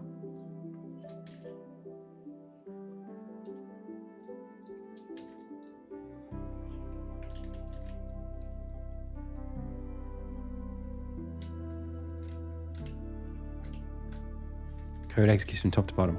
Correct. To do. Remind self. So, why are they not colliding? Why are they not considered colliding?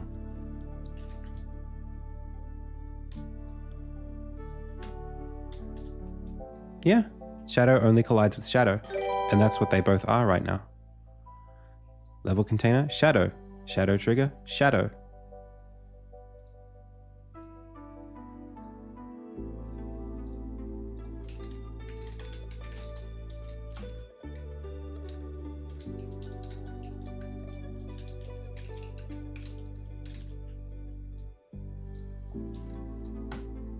False. But why? Are you checking the right collider? Yeah, I'm checking the collider of the polygon collider that belongs to this level container. And the level container assigns the shadow to it. We could try, I mean, we could have a look to see if it's wrong.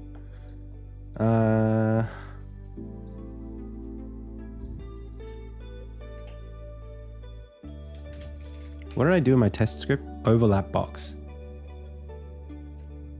That's not going to be a solution here. Okay, let's just copy.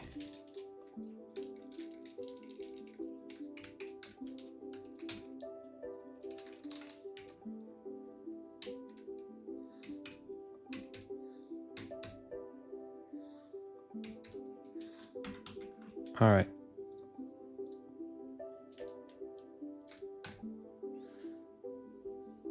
So, level 1, that's where we're at. The shadow trigger and the geometry of level 1. That's exactly what I would expect to see.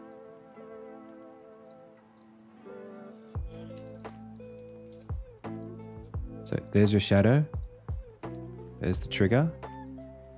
I mean, if I make it a trigger, does that change it? Nope. Not touching.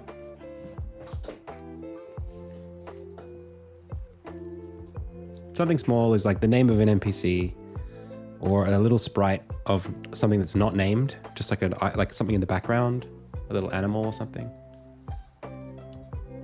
Am I using Love 2D? No, not this time. What do we do here?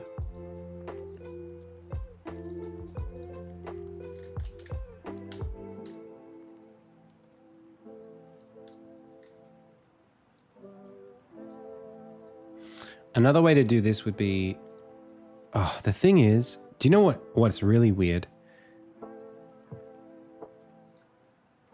This should be colliding with all of the colliders, like all the way back. There's a bunch of them in the level right now. It should be hitting all of them.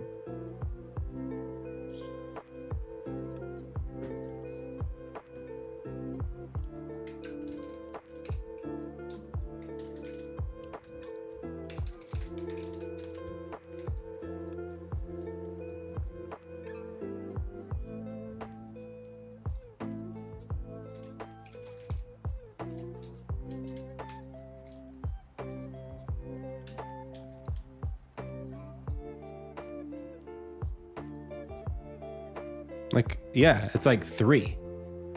The shadow has no rigid body, but I don't think it needs one.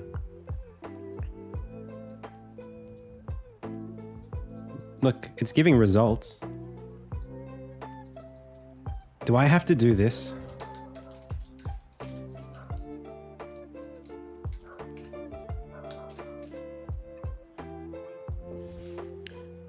And then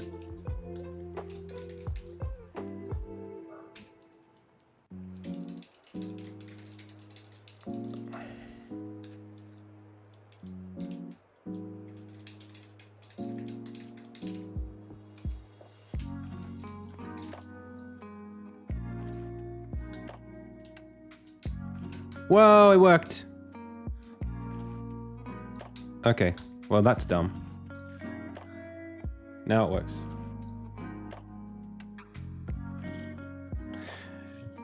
Yeah, but this is a different check, Chartle. We're not engaging with the physics system. We're literally just checking the bounds of the colliders manually. We're just asking if they overlap. We're not asking if... Oh, wait, oh, really? Oh, so is touching only works if things have a rigid body? That doesn't seem to make sense. But anyway, it works now. So let's go give this a little...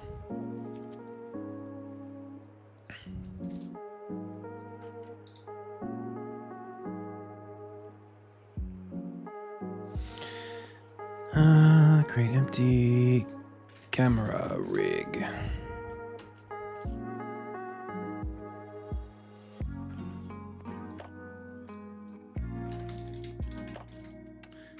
Maybe we don't need this. Maybe we could just do it inside of...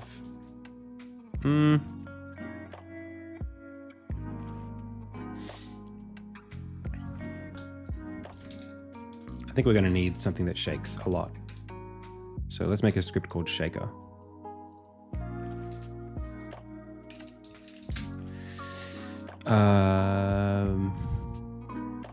Sure.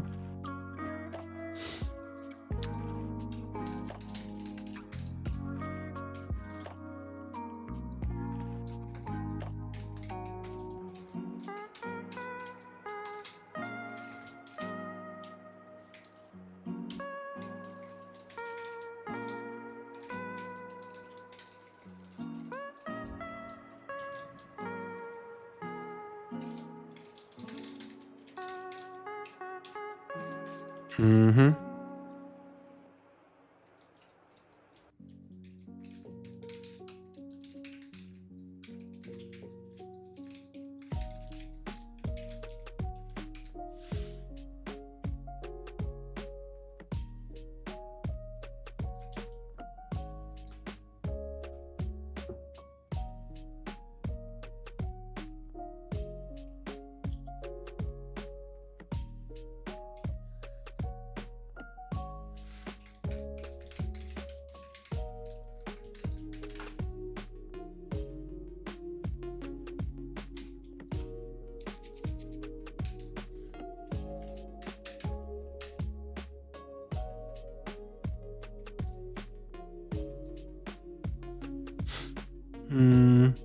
I want it to go.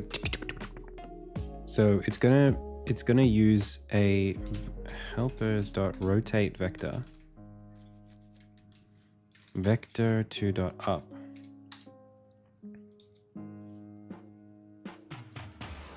Times anim.value by a random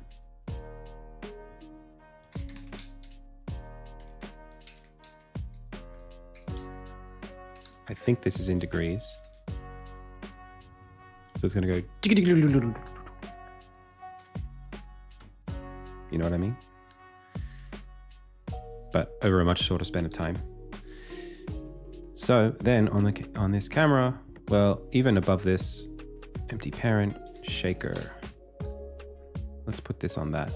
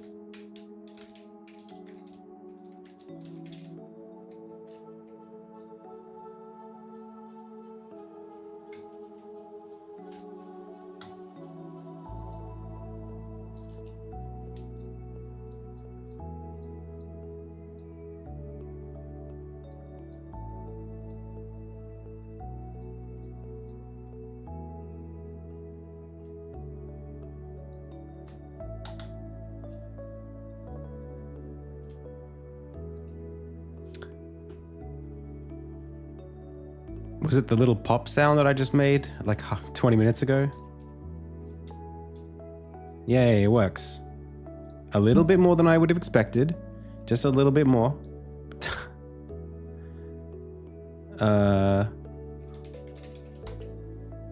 Just maybe...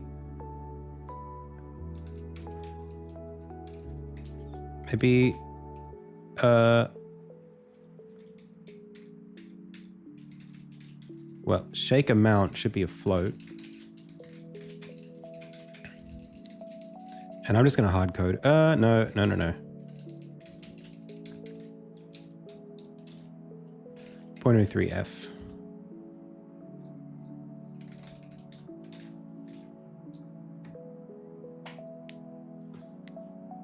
Oh, the... All right, let's listen.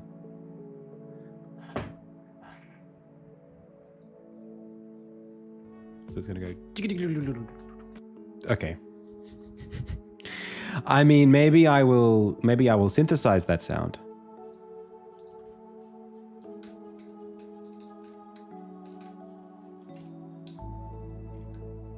Nice. So now we've got a real system.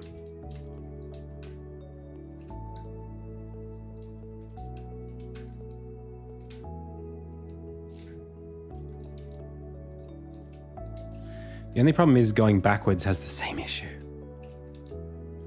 We don't have backwards shadows yet.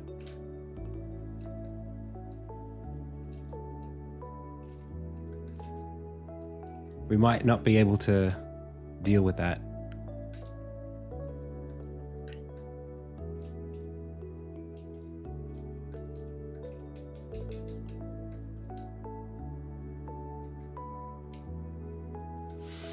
Okay, then it's the shader thing, the shadow layer thing. So we don't want to, we want the shadow to disappear as we go off the edge here.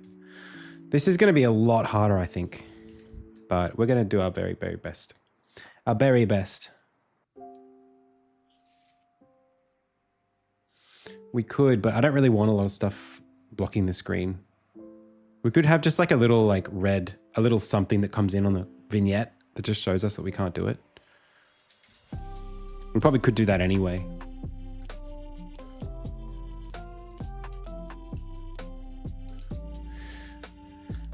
All right. So now we need a shader that applies to this. That's called a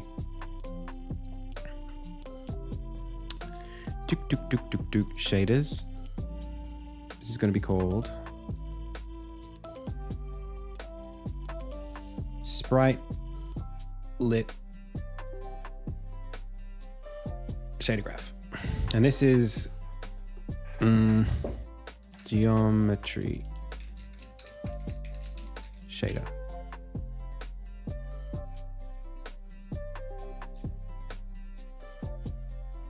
Alrighty. See you, Chartle.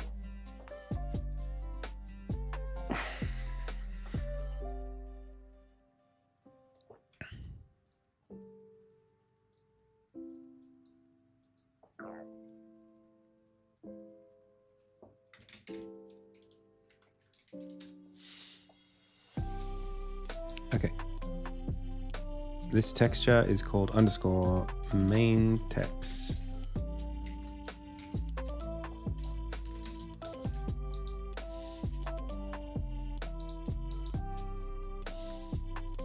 Let's for now just plug that in, make sure we've got this working.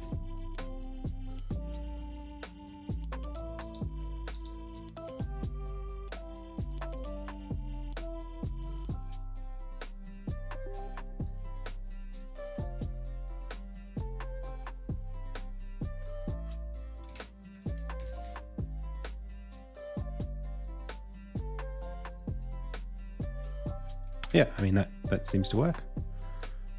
That's what I would expect. Maybe we should just do a bit of an update to make it, paint it red or something.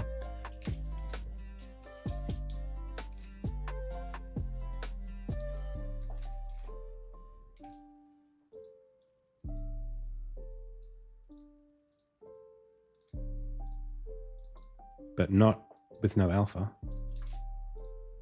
Oh, that's not going to make a difference anyway. Okay, it works.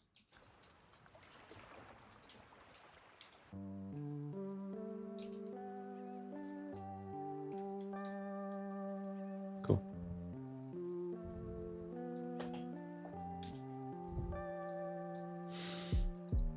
So there is something we do want to multiply down.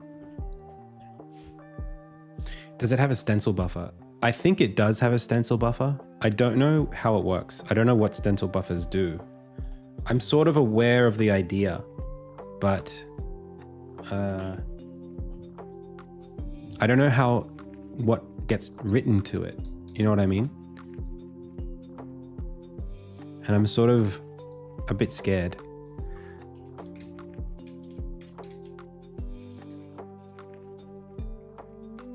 There is, yeah.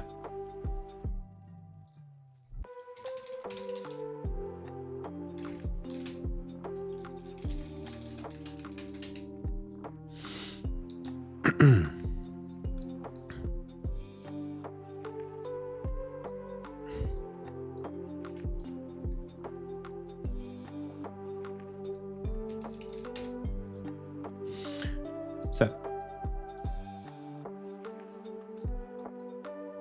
I think what I want to do is union on this.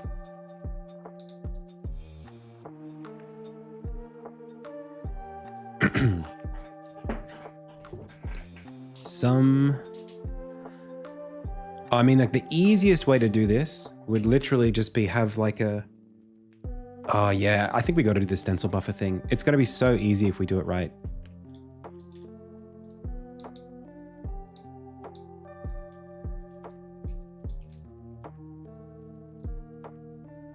It's going to be so much better.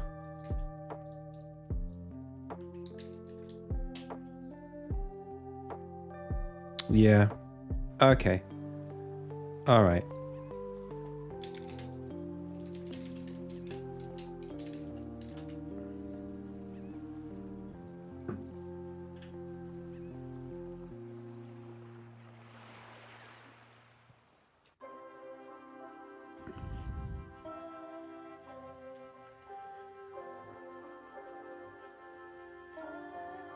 Do you know what? Even better. We just take the character and we draw them on their own layer. And then we just write that to the thing. I think we can do this.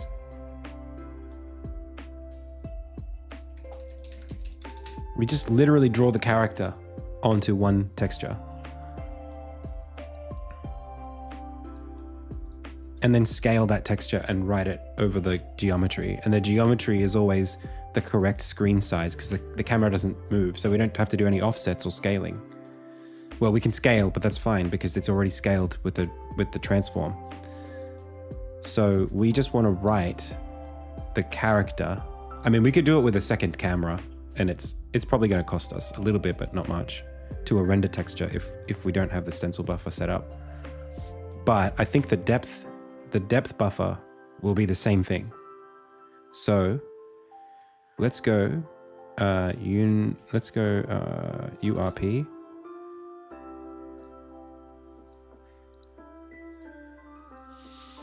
I think this is what we're doing. We've got the depth texture set up.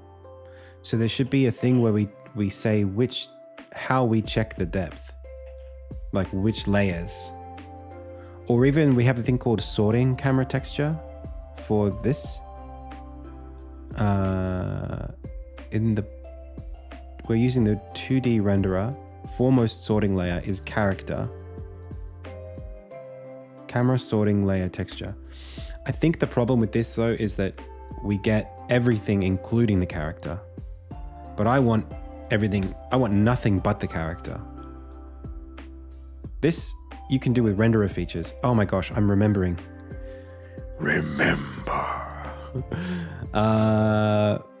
This is a render objects thing. And this is for specifically the character mask. And it's in the transparent queue, I think. And it's after rendering opaques. Oh, I can't remember how this works.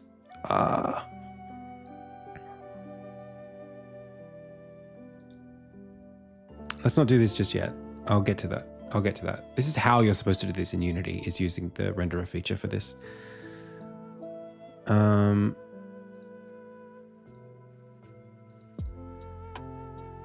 Wait, this is sorting layers. Okay.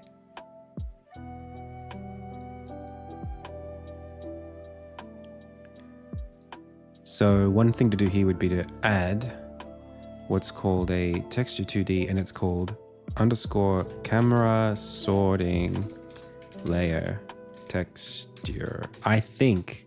And we unexpose that property. I think that's what you call it. Camera sorting layer texture. If I take this and I sample it,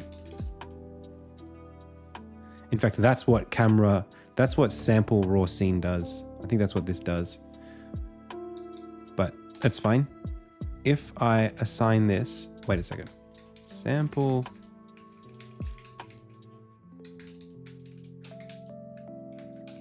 scene cameraless, passes this into that.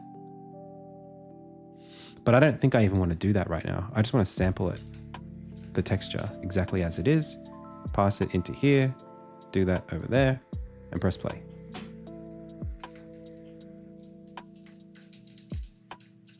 That's weird. Why did that do that?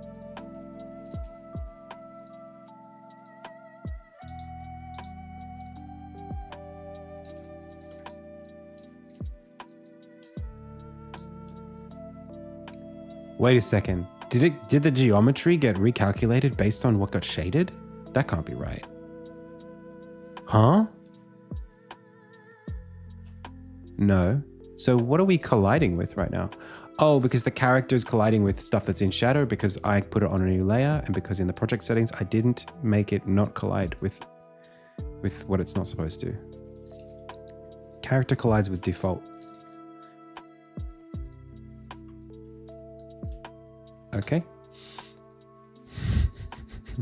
Not quite. And ground. That's the other thing that we're colliding with. Okay. So this is now doing the thing that, well, is it doing it? I can't really tell. But it's doing something. So it must be doing it. Hang on. Take that, put that through the alpha.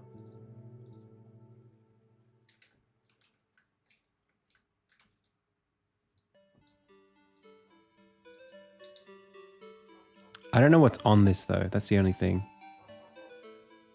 I need to be able to see this. Maybe like on a different, maybe we'll use a different shader for it.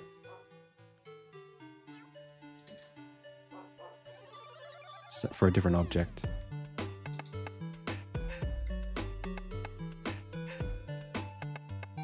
Get a little square.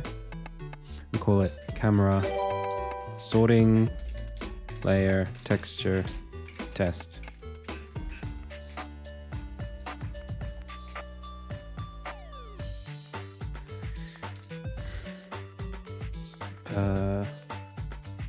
We'll need a new one.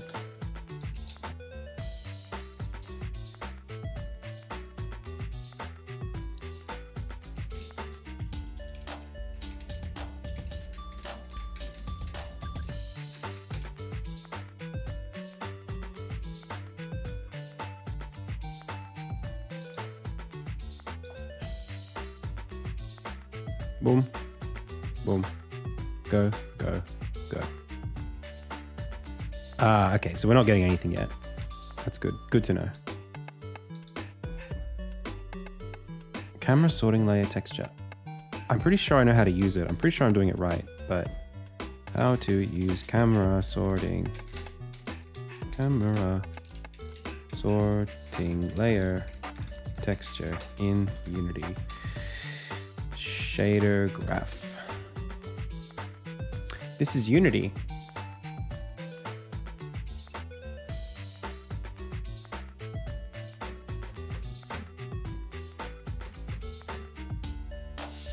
Enable the camera sorting layer texture. I'm pretty sure I have it enabled in the settings.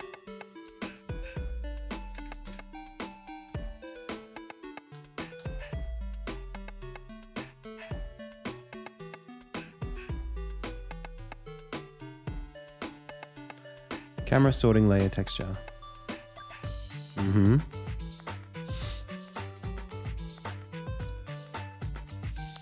It's enabled. Access it with camera sorting layer texture. Pretty sure I'm doing that too. But let's just copy and paste to be sure.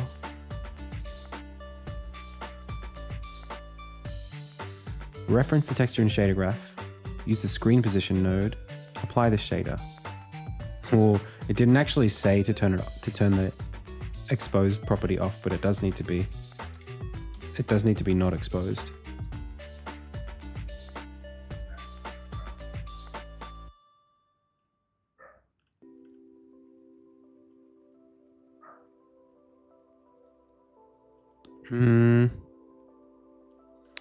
I mean, pretty sure I got this right. Are we not using it? Are we not in URP?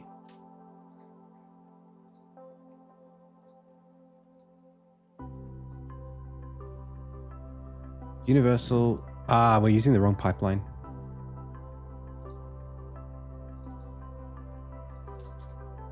Hey, we got it. Okay. Now we have...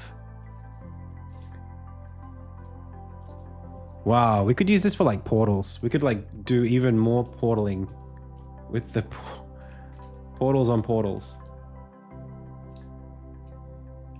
Okay. So we specifically want this to only show the character. I don't think there's a way to do that.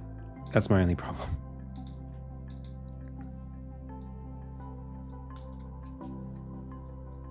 It's close. I mean, we're like...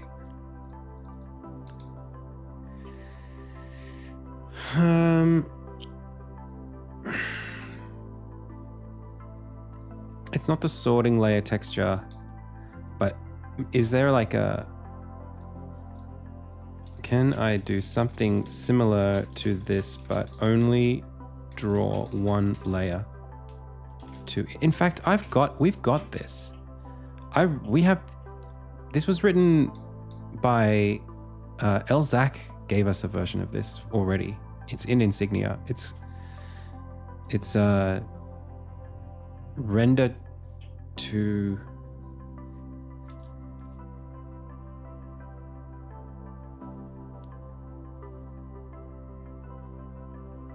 It renders to a render texture.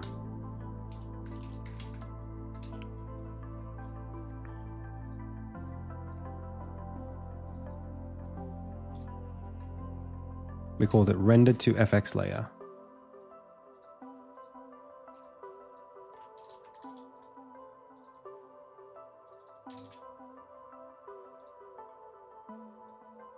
Let's see if we can get it going.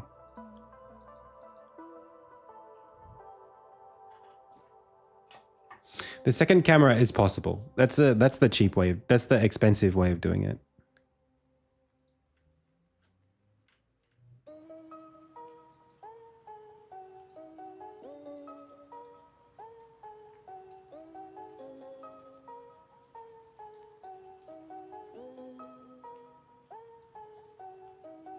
Maybe I should just discard that.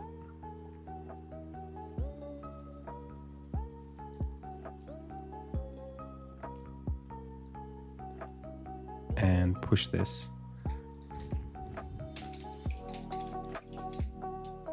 Go wishlist Insignia on Steam. Hey, go wishlist Insignia. Thank you, Swizz.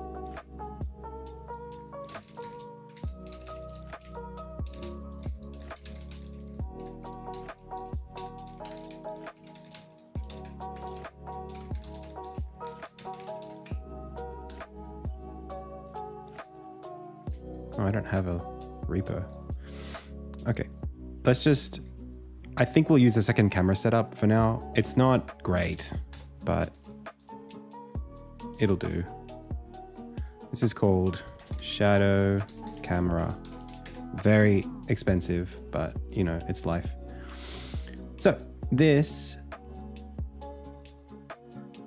has... but there's a depth texture right here. It doesn't matter. Culling mask is nothing except character. That's literally all we want. That's the way to do it. And then we just send this. I mean, it's not the best way to do it, but it's the easy way to do it. We send this to a render texture, which we just create.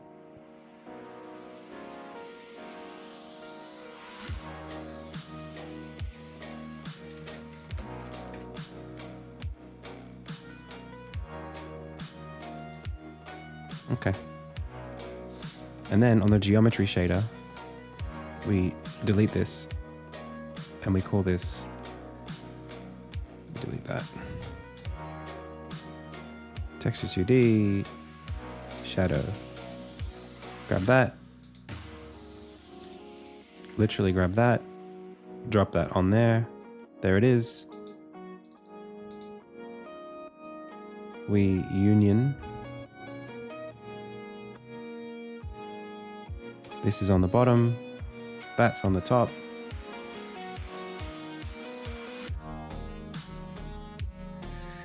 We take this and we go multiply by its own alpha, I think. And then we do that and see how that goes.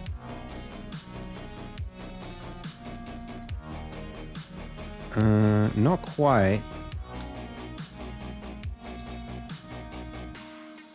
I have. Yeah. With enough cameras, it'll do it. You'll get problems eventually.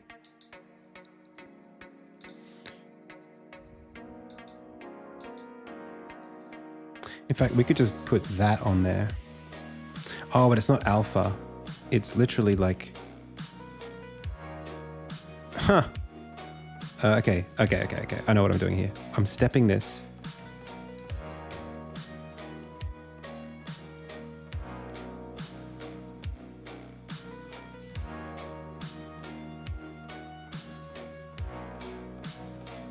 Why is it so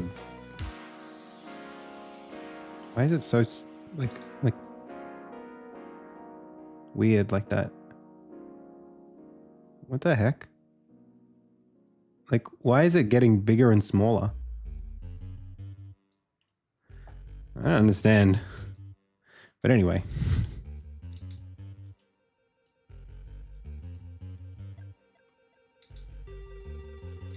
Yeah, but why would it be aliasing? It shouldn't do that. Oh, because the textures... I got it. This needs to be 640, 480 by 270. And we need no compression, no anti-aliasing. We want point filtering. Thank you very much.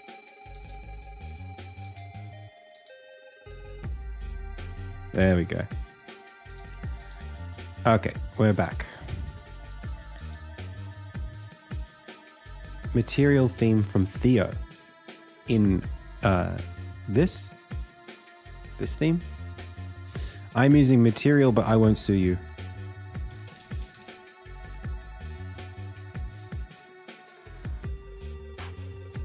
Yes. I am, apparently.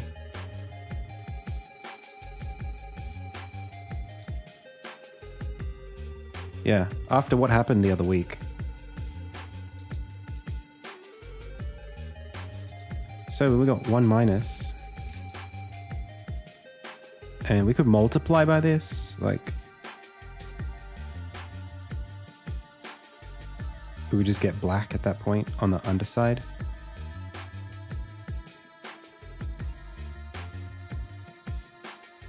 And then we don't even need to draw the shadows anymore.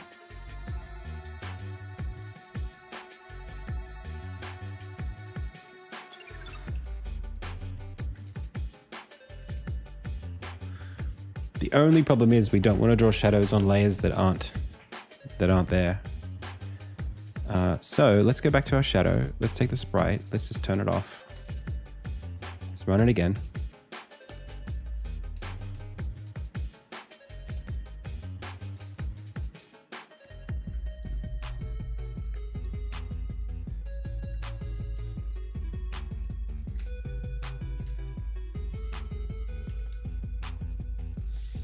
And we really just need to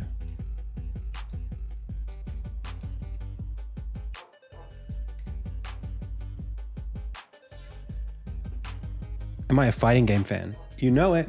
Oh, is this... you can see my stick in the back? You see this? Yeah.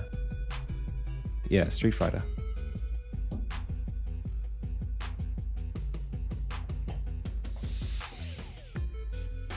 Started with Street Fighter 4 and then played a little bit of 5, and then I played 6 when it came out, and I have a master Kami. That's my main. I'm kind of waiting for Sakura or Makoto or Dudley. If any of those, if we get Sakura, Makoto, or Dudley, I'm back in. But I don't have a lot of time right now to play. I'm not very good. I'm only just, like, I got to master and then I was like, this is getting sweaty. I'm not very good at this. Like, at fighting games, I guess. I like them a lot, but I don't know if I'm, like, good. You know what I mean?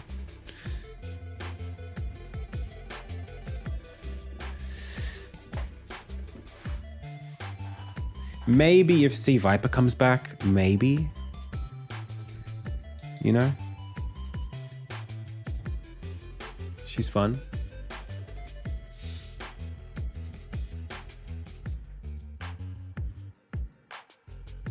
The KO, yeah, that's also, that's a thing.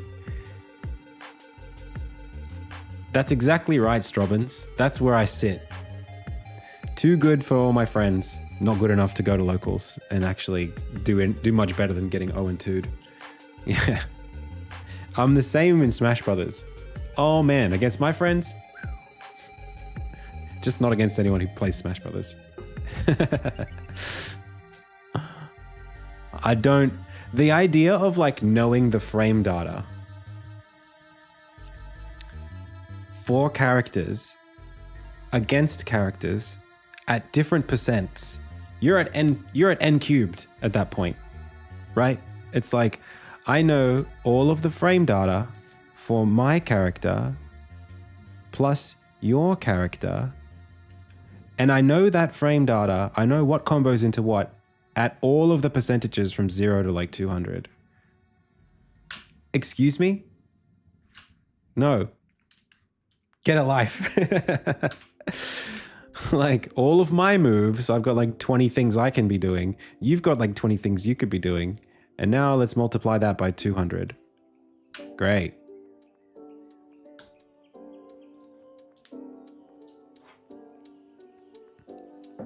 Or 20 characters, I should say, not things you could be doing. Well, how many characters are there in Smash Ultimate? Like 80? Nope. No thanks.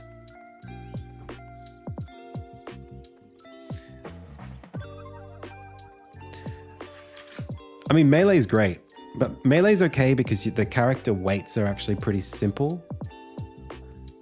Like, there's like heavy body characters and light body characters. I don't know how different they are, but there are only like, you know, how many competitively viable characters. But Ultimate, people who are sweaty at Ultimate, it's like, stop.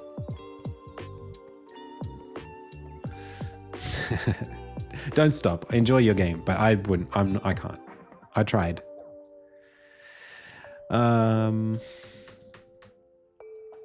So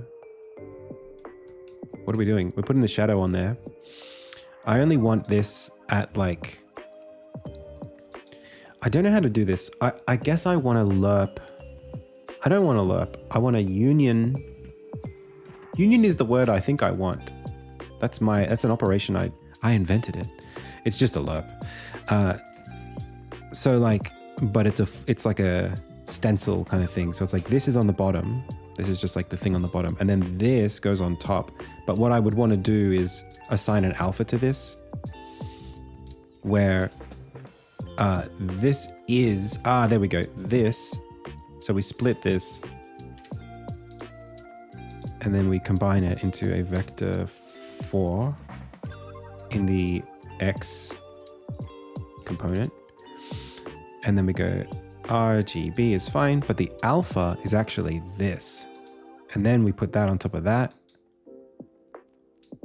And then we don't need this.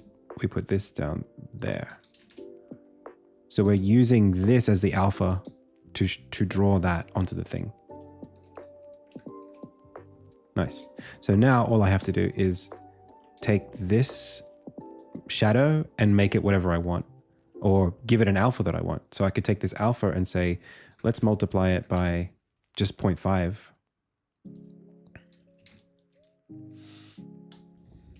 Or even 0.3 if we wanted to keep it super nice. Probably we'll have to pick a color specifically rather than just an alpha, but now we should get something. Nope. Okay. Well, again, F me. This goes into there. That goes into there. That should work.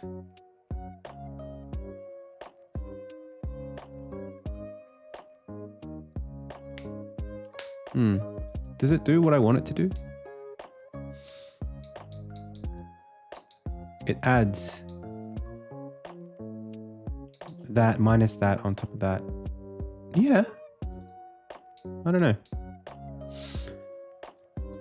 Alternatively,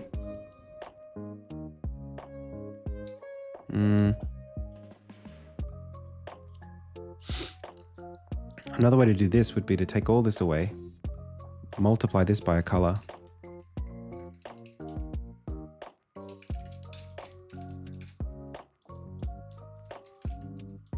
That way we can just color the shadow whatever we want, and then just... It's not add, right? It can't be... It's not... What is this? Is it...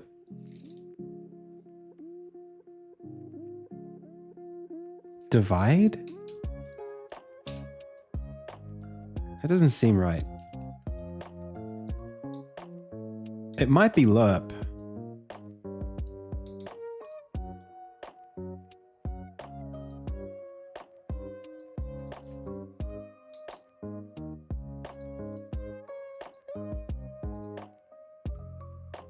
No.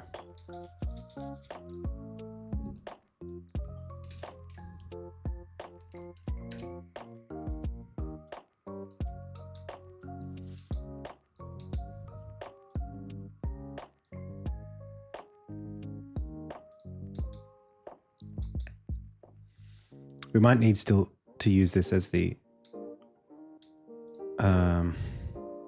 Wait, what am I doing here?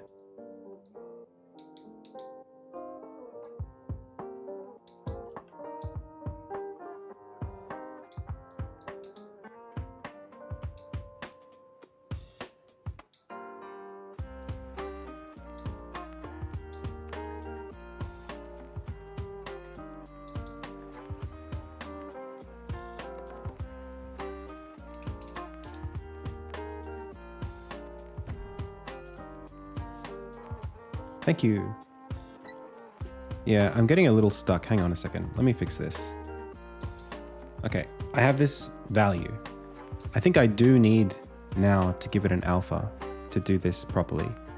So again, we need to do the split thing.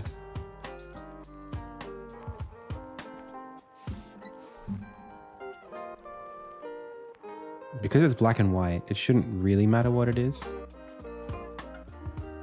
We should just be able to take any of the components. So let's just take R. And then make that the alpha of this.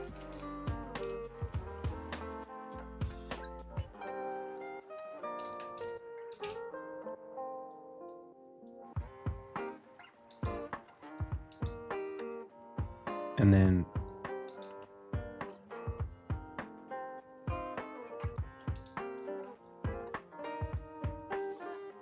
but it's not... I don't think it's LURP. I'm pretty sure it's my union class. I'm pretty sure that's what it is. It bothers me that it's not that. It's really annoying. Wait, no, that's right. That's what I want. That is what I want.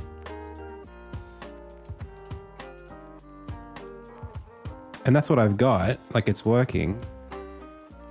But then what was I trying to do?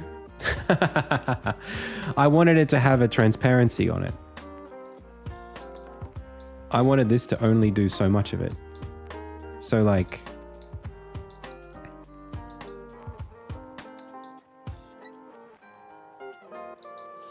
I guess the easy way would be to take this color and chuck it up into there a little bit. So we average them or something like that. But then like...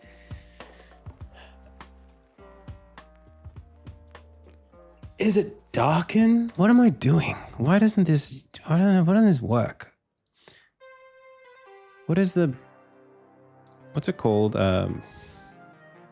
Blend?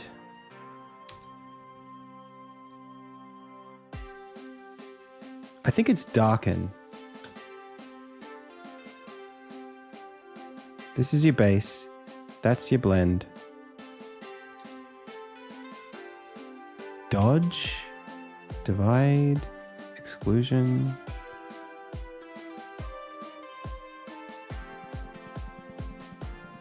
Subtract, no. I don't know what it is.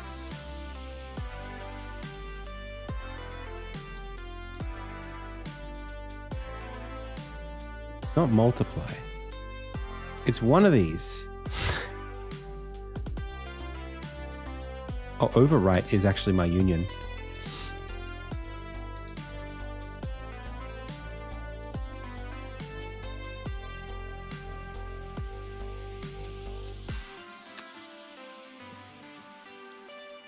I mean,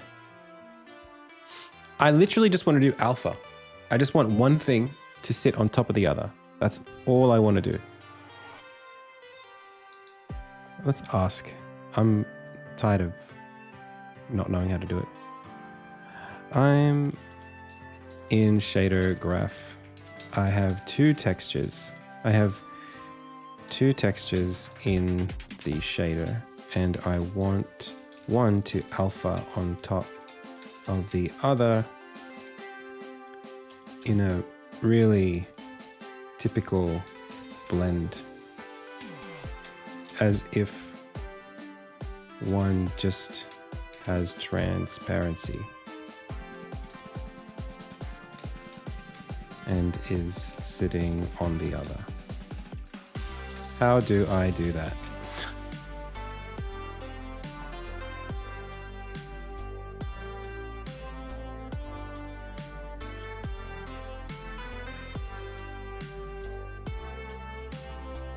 It's just lerp. That's what I thought. Why was that not working? I'm not really, I mean, look, this question that I just asked and the answer that I got, this is Google as far as I'm concerned. I'm not using it to, we're not vibe coding. Vibe coding would be me saying, do this task, run agent. That would be vibe coding. This is just natural language Google to help me understand what I'm doing. I'm not automating any task of my game. You know what I mean?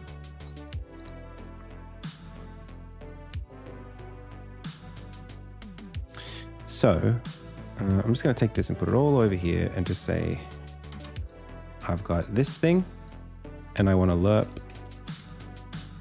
from A to B.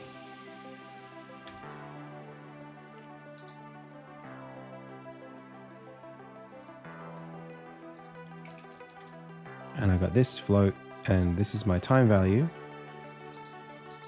Okay, this is, let's use that as B.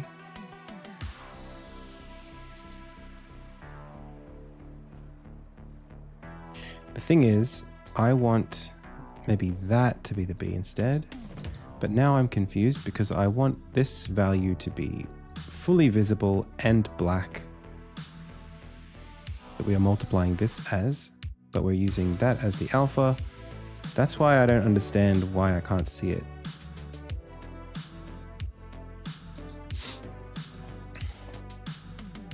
Because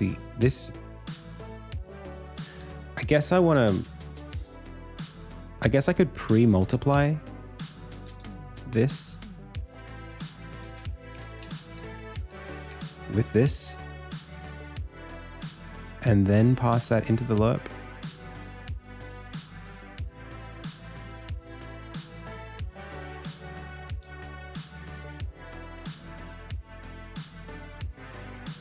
No. I think I just fundamentally don't understand how to do this.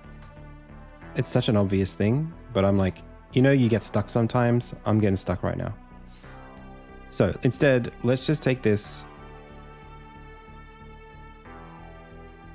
Let's just multiply by a color.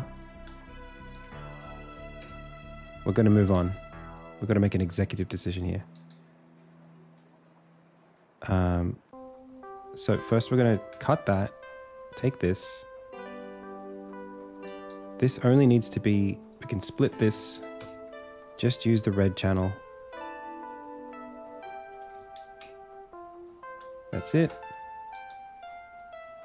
This is going to go into a vector 4 as the Z value. Nope, as the W.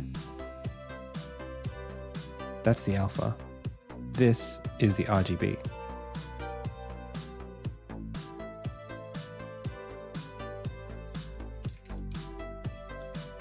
RGB.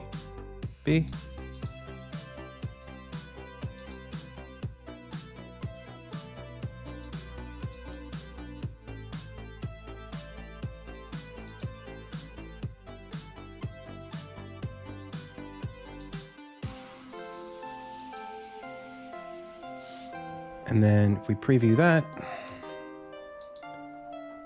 that's so weird that we can't, you would think that this would show this red with the character here.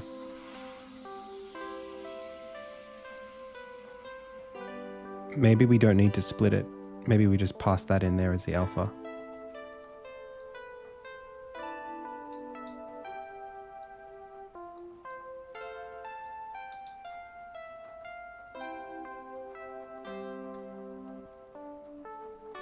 Or alternatively, we just multiply this.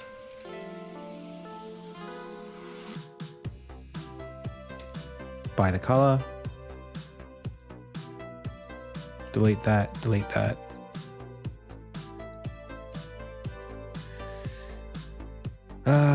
Clamp it.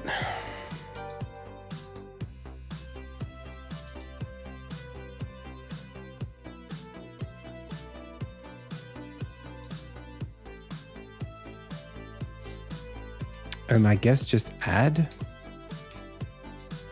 But it's not add. That's literally not it.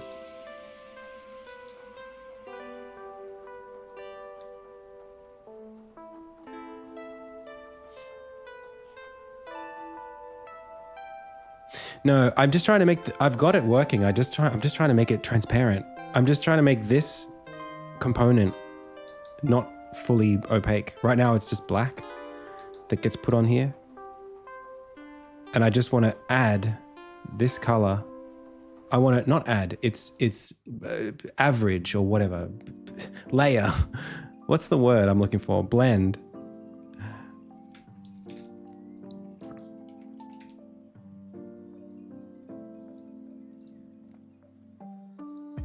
It's not overwrite.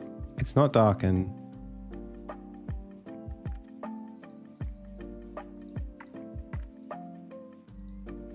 I would have thought it was like dodge or...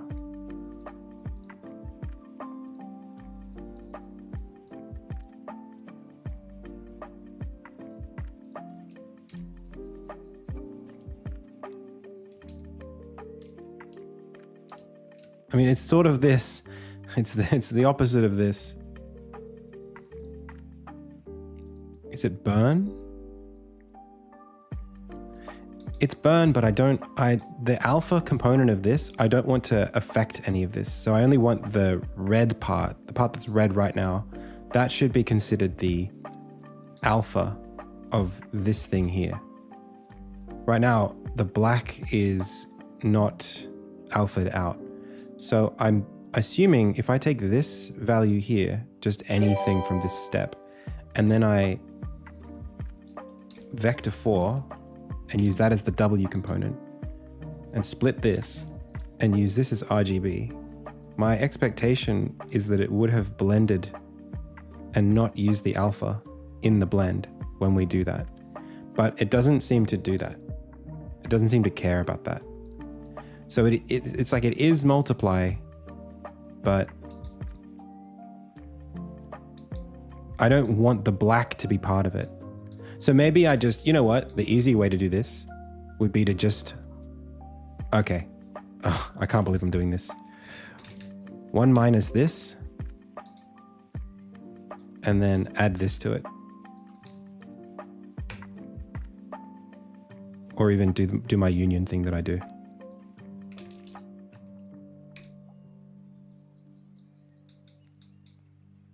No, this. There we go. And then multiply that. Move on with our lives.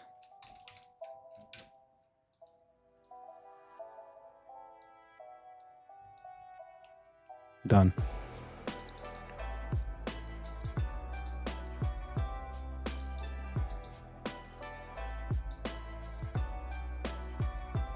And this is the shadow color. It's black and it's, well, I wanted transparency. That was the thing. That was the whole point.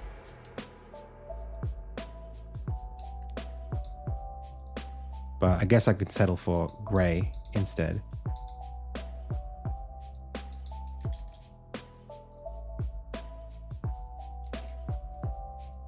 That'll have to do. That's all I wanted the last 20 something minutes. The alpha is just a generic channel, not a transparency. Right, but when you factor in, like if you do a blend, shouldn't the alpha affect? Yeah, I guess you're right. I think I understand what you're saying. I just, like if you're in Figma, right? And you have like two things. Yeah, here's a color, here's a color. If I assign an image to this or some shape, and I do a blend between them, you would expect the transparency to be ignored in the calculation. The transparency doesn't count as 0, 0, 0. You know what I mean? Anyway, we're fine. So this either gets drawn or not drawn based on how far we are. A channel is not a color though. I know that, but I'm saying that the end result, I would have expected when I do the blend node, I would have expected for the alphas to do something funky that says, hey, like I'm going to ignore, or I'm only going to multiply in by the amount of alpha or something like that. That's what I'm saying. Like I would have expected it to do something with the alpha to determine how much blend happens. I probably could have used the alpha as the blend. That would have been smart. Maybe that's what I meant. So we are, oh, hang on. I think I just got it. I learned something. This and that.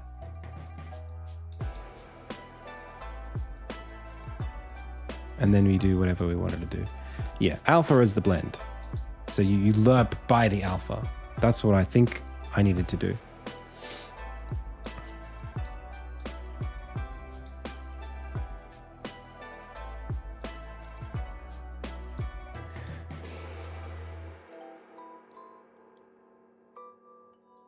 I'm curious now. Now I'm curious.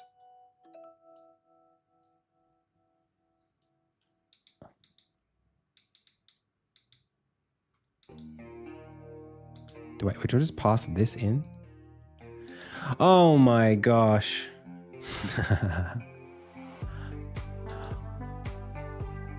If I make this black and I give it a transparency, does that change it?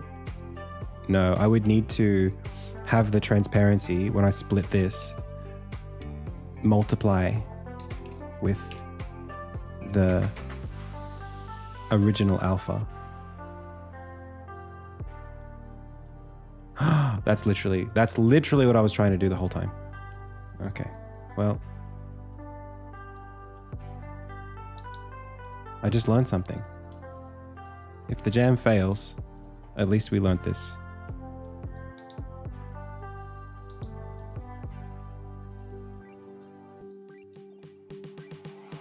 The penny dropping is such a great feeling. I'm like arguing with you guys. Like, no, I want this.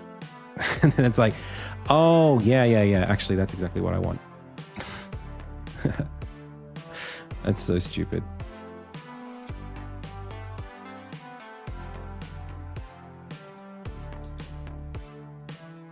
Keep this up here.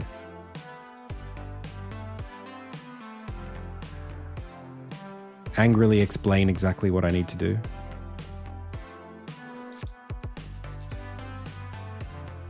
You rubber ducked me so hard just now, chat.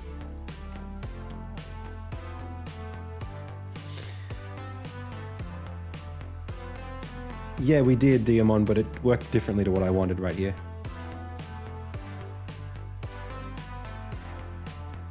Okay, so there's something here where we want to actually additionally only use this. We need like a alpha blend or like shadow amount. We also want to scale this. So this T needs to be multiplied by shadow amount, so that when we have the shadow up to full, we see it. If it's less, we don't see it.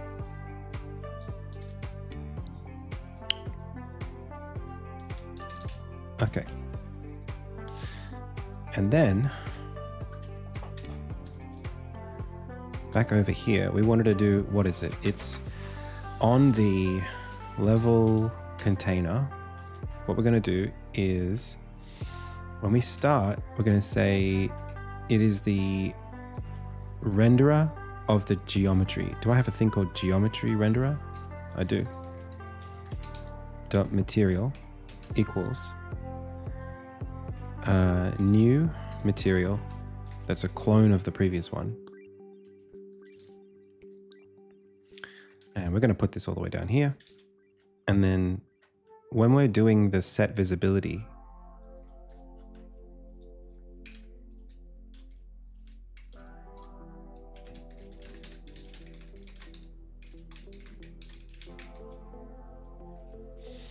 we're going to say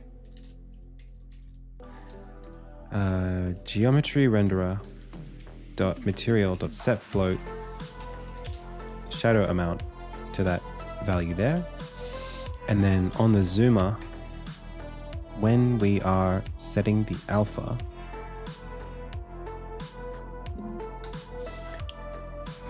the visibility of the alpha of the, no, it doesn't matter at all. Level dot set shadow alpha to be only visible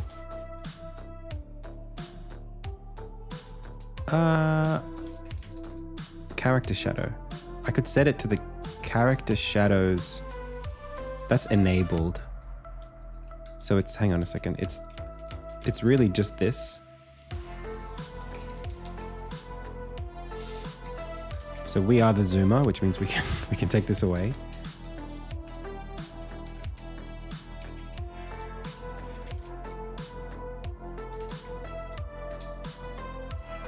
And it really is, it's actually the local scale.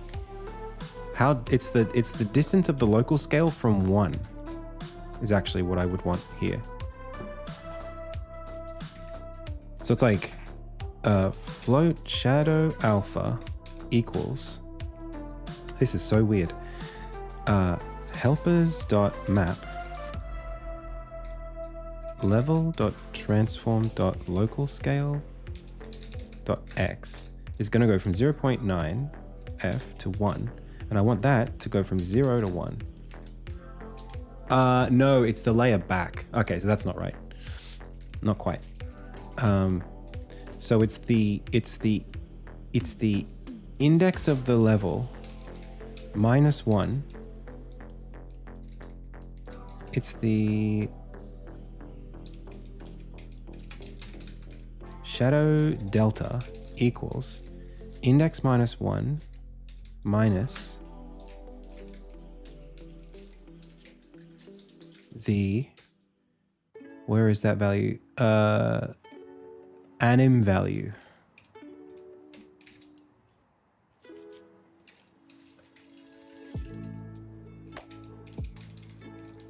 And the shadow delta is going to go from 0 to 1. In fact, it's going to go from 1 to 0. And that's going to make this go 0 to 1. Shadow alpha. Yeah, hang on a second. One sec. I'll explain once we get this going. So, take my level, and it's actually +1. No. Hang on. Oh man, it's so confusing. All right, I'm just gonna press play for now. I'll show you what I'm doing. Oh, I literally got it first try. Okay.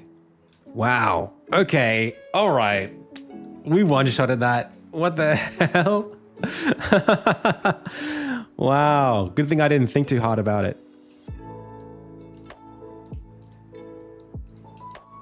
Damn. Okay. So I'm making a game. You play this little character. And you can run around and jump through the levels.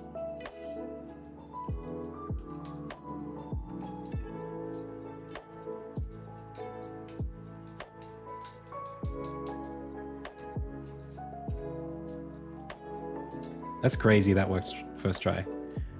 We're going to take these orbs, and the orbs are going to change how the level interacts. And we're going to go between the levels and grab the orbs and bring them back to solve puzzles.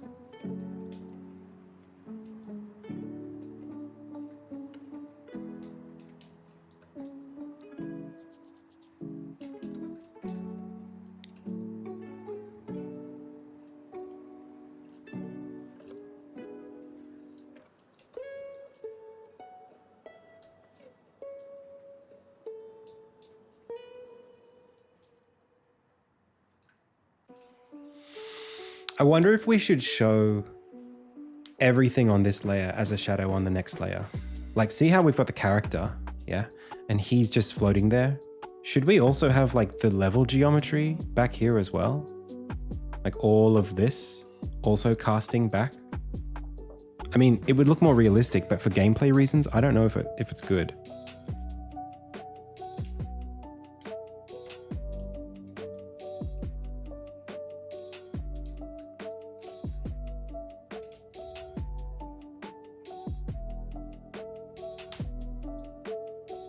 Yeah, I don't know if it's a good reason. I don't know if it's a good idea.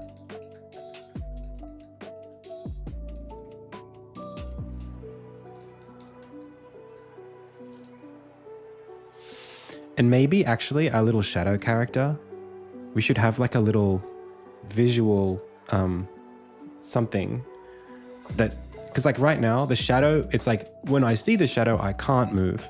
But maybe we need something that says we can move, that's not visible when we can see our shadow.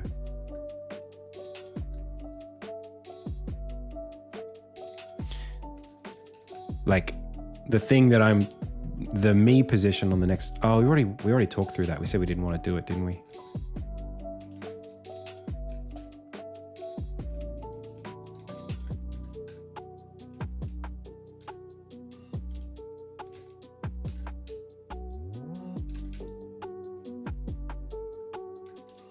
I kind of like it the way that it's there. We can see it on the current layer.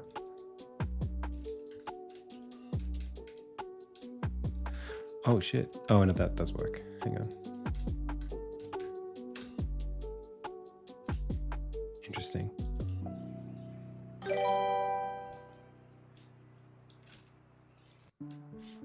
Yeah, maybe we go darker.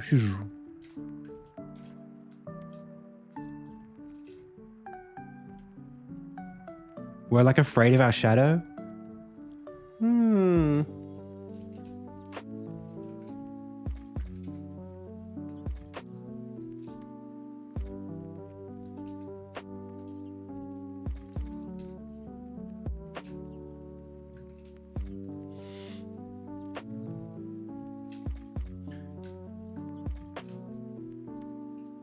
Okay, we're getting to the point now where like we're doing a lot of thinking, but there's not a lot of game being made. So let's have a think about where do we go from here? I think Like, it's great. Everything works. We're not able to bring the orbs across yet. That's probably the first problem. The other thing, no, it's okay. I won't change that. Everything else is good. Like, I'm happy with it.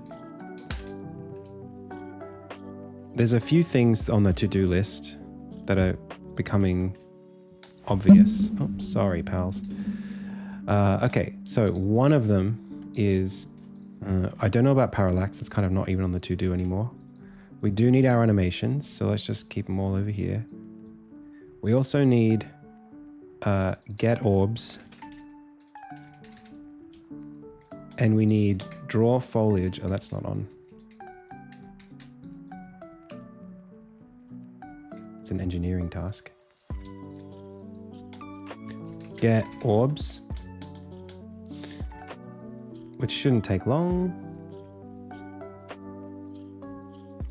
And then bring, grow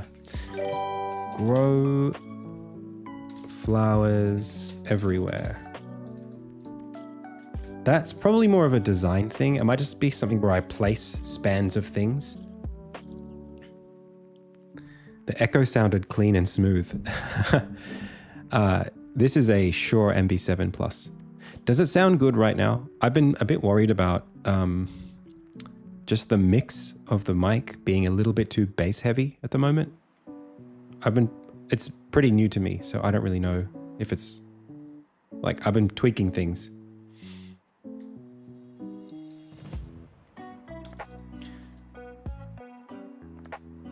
Dropping? Oh, yeah. Oh, I'm dropping. I am dropping frames.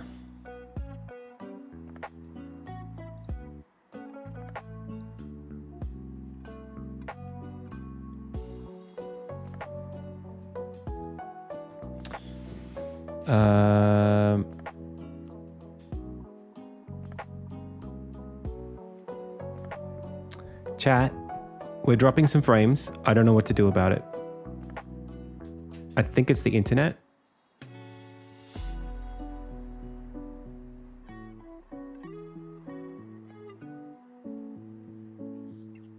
Yeah. The echo was so amazing. Just needs more yelling.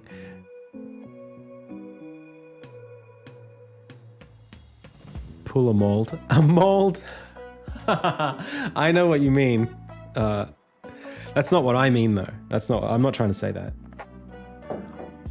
I'm not like lowering the pitch or anything. Not that anybody that I know does that. Pull a mold. Jesus. Please, let's be civil. It's still fine. Nah, but I'm dropping a lot of frames.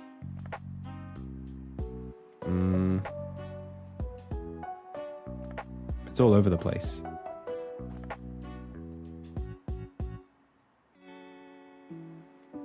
Yeah, but it's like lots of frames are being dropped all the time. The health of the stream is not good right now. So maybe I'll leave and come back.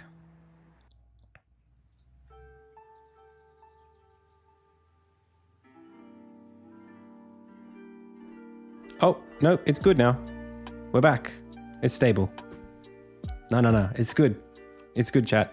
We're all good. Okay. I just had to do nothing. If only all of game dev was like that.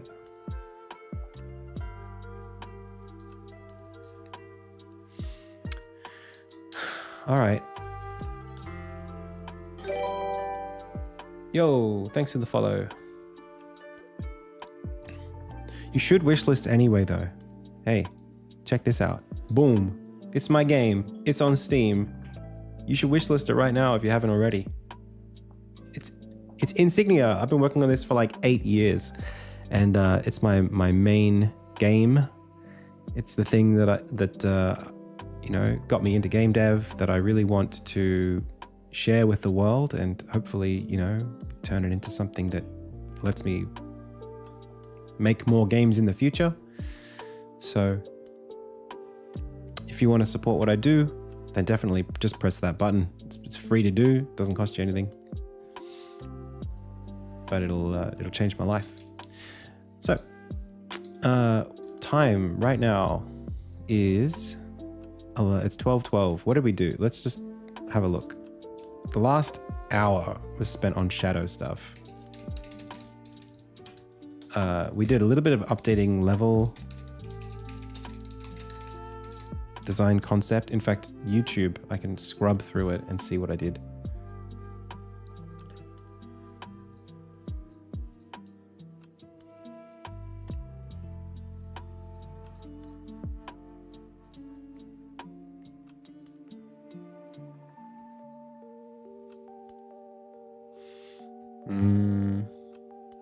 Give me a sec. Okay. So in the first hour, we did what?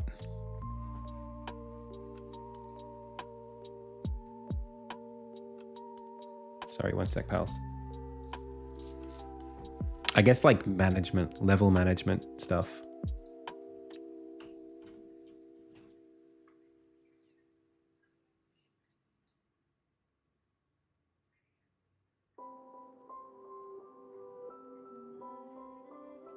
Yeah.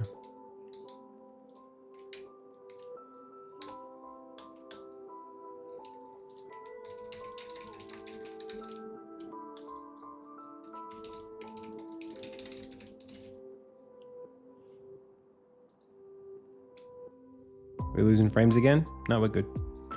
Cool. Basically shadow stuff for like an hour. This didn't take an hour. What did I do? I did some stuff. Oh, the shaking. Oh, okay. Yeah. It's not just shadow stuff, but like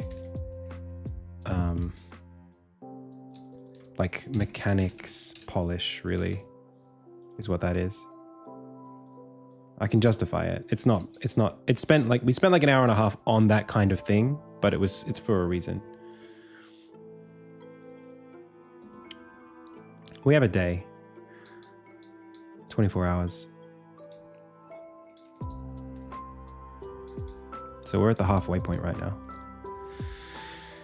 We have to get the orbs. That's got to be what we do right now. That's really important. So let's do it. First, we make sure we commit everything. I'm going to take a quick break. We'll come back and we'll do it. Updates, shadow, solution.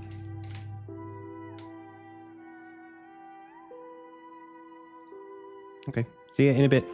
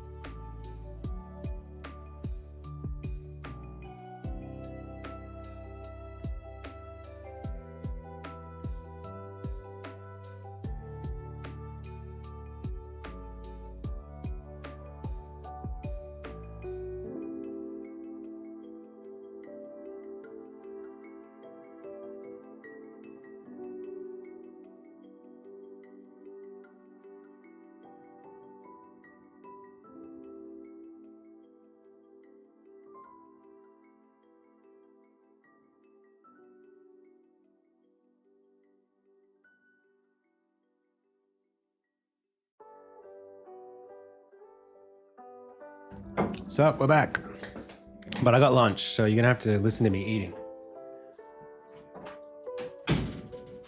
Which, you know, some of you might enjoy that. Others may not. I might mute it, so you're not having to deal with Adam's CMR.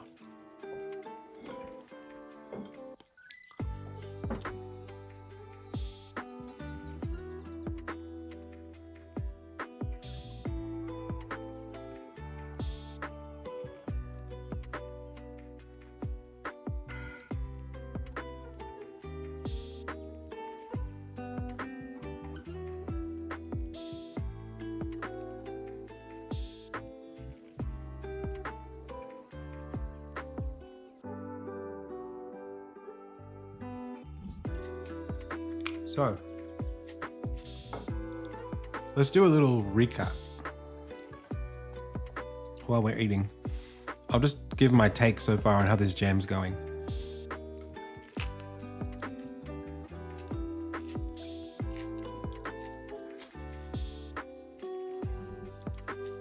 I think we're doing okay.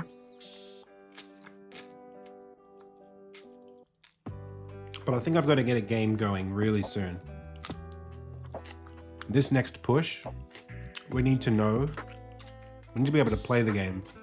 Like this here, that needs to happen the next 4 hours, I think.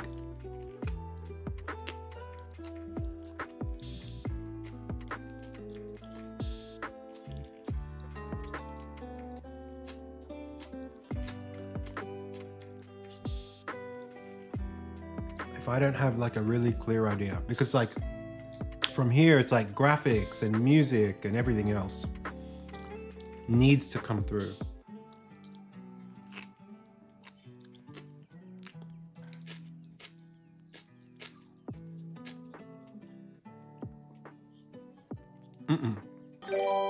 No, I keep that. I'm not concerned about the scope. I just need to get cracking.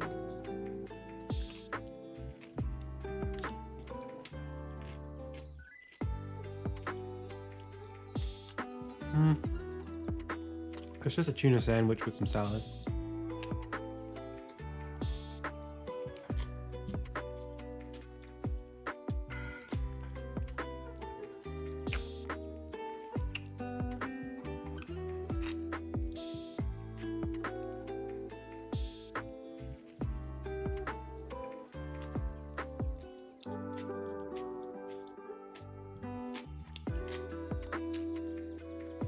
The planning tool? Oh, it's just a Figma document. That's all.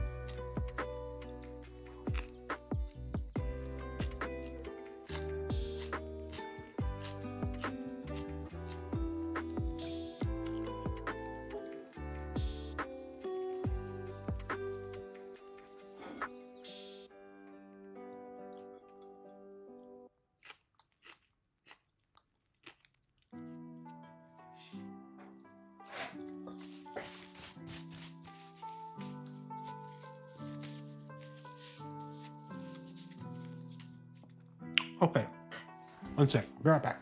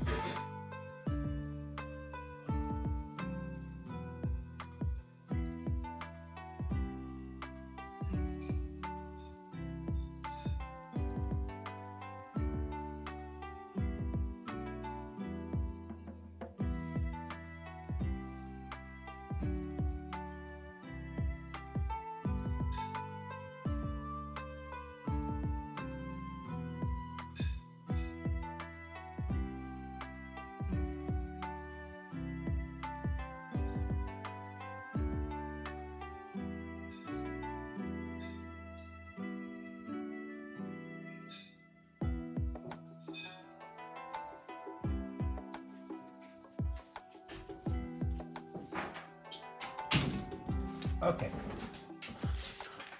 All right.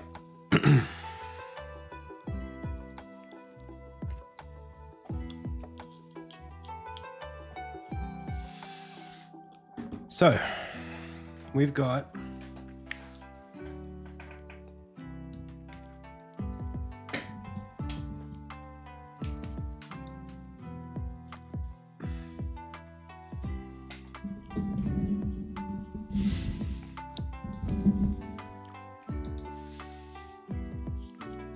we need to have, pardon me, we need to have time for like a lot of stuff here. One of those things is like some kind of a story, at least an hour at some point. There's gonna be music and sound effects, and I want a couple of hours for that at least. Maybe even 3 if we're doing really well.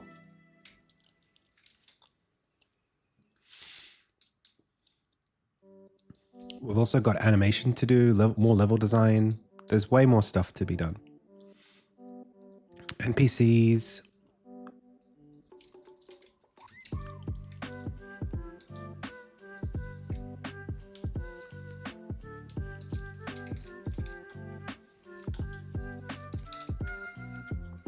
We might even need more than one music track.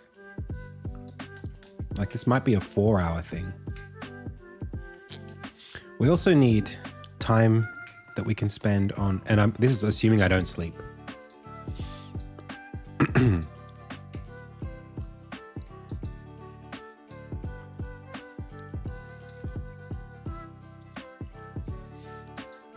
We also need like any kind of like tutorial.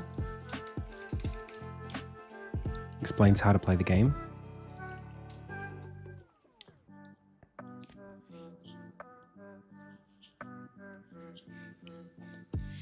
So, a lot of stuff here. Let's just say we wanted to put this stuff later tonight and then wake up 7 a.m. tomorrow. Let's assume that we're not going to pull an all-nighter, and then we'll work with that assumption. So we can have 8 free hours if we don't sleep. That feels like a lot of time, considering I only spent 1, 2, 3, 4, like, you know, last night was just 8 and a couple more. All right, so let's get some orbs in here. We took a break for lunch. It was half an hour. Let's get some orbs going. All right.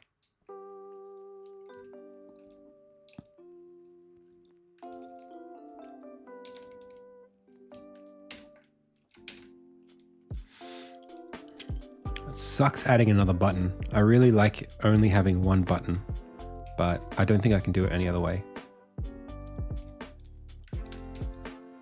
Move left, move right, go through. There's no other thing I can do.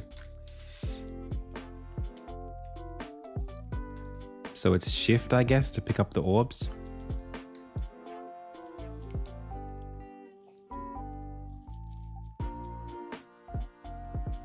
Let's do it for now.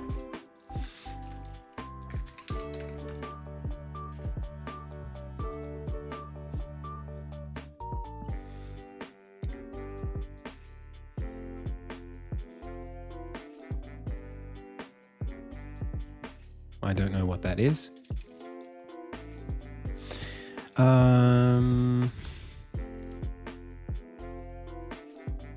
It is going to be a little bit weird.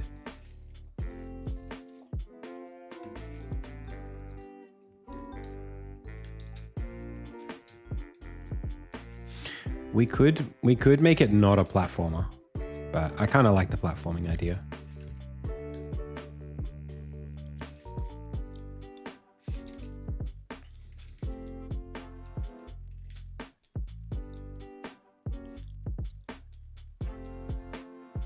Thank you, Need Games.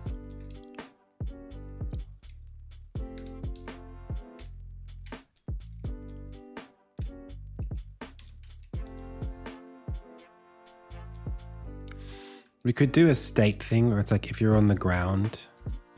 Nah, but I like the idea of just pressing the button. Okay, it's shift. It's got to be shift.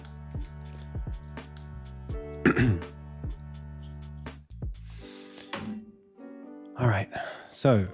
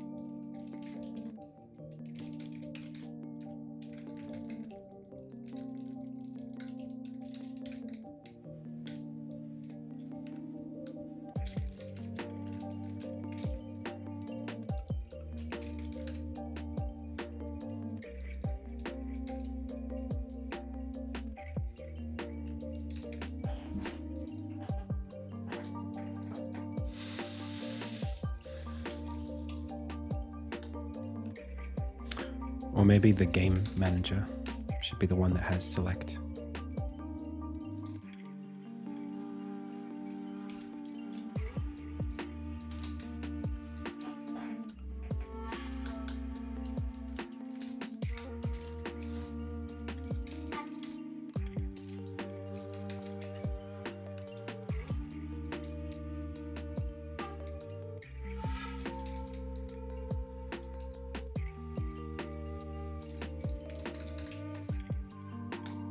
Game man. Okay.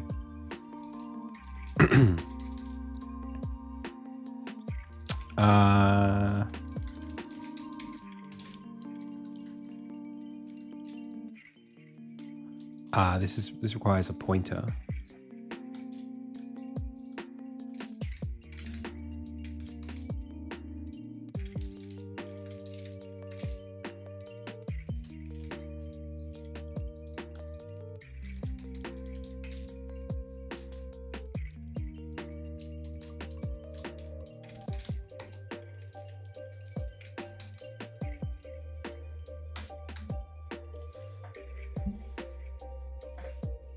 Sure.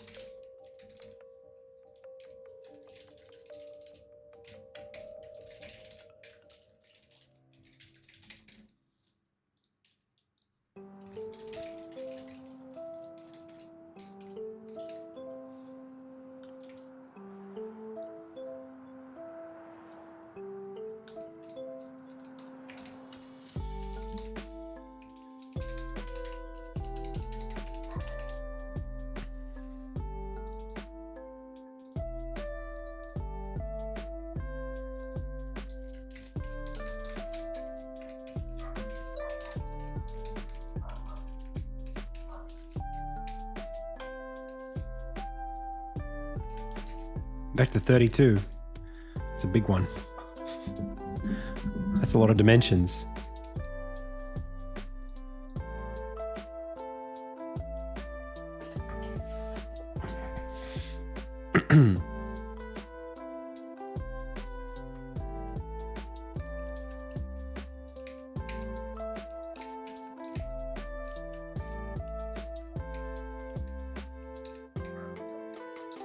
There are 2 audio listeners in this scene. Huh? Where are there 2 audio listeners in this scene? I don't think that's true. I think you're lying to me.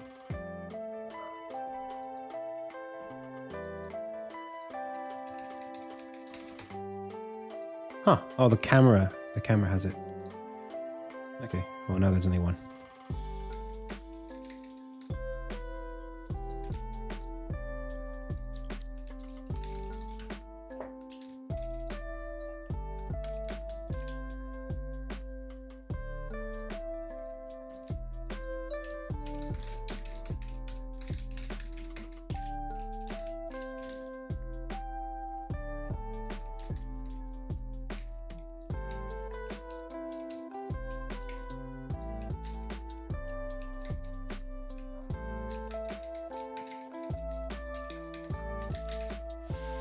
Okay.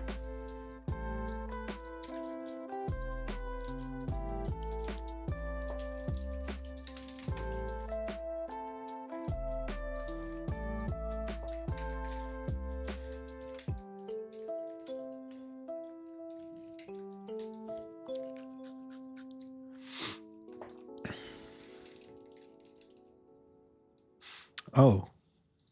What is this called by? Oh, try click. Oh, I see.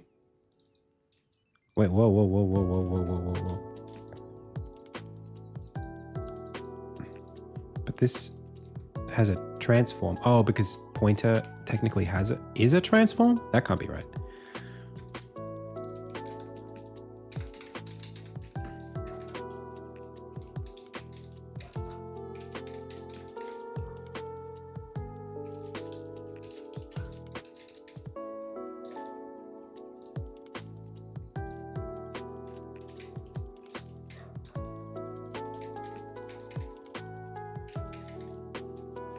Mm-hmm.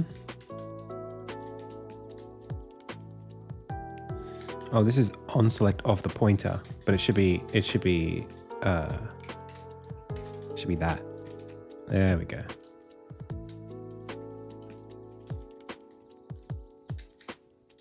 We got it, and then we failed to get it.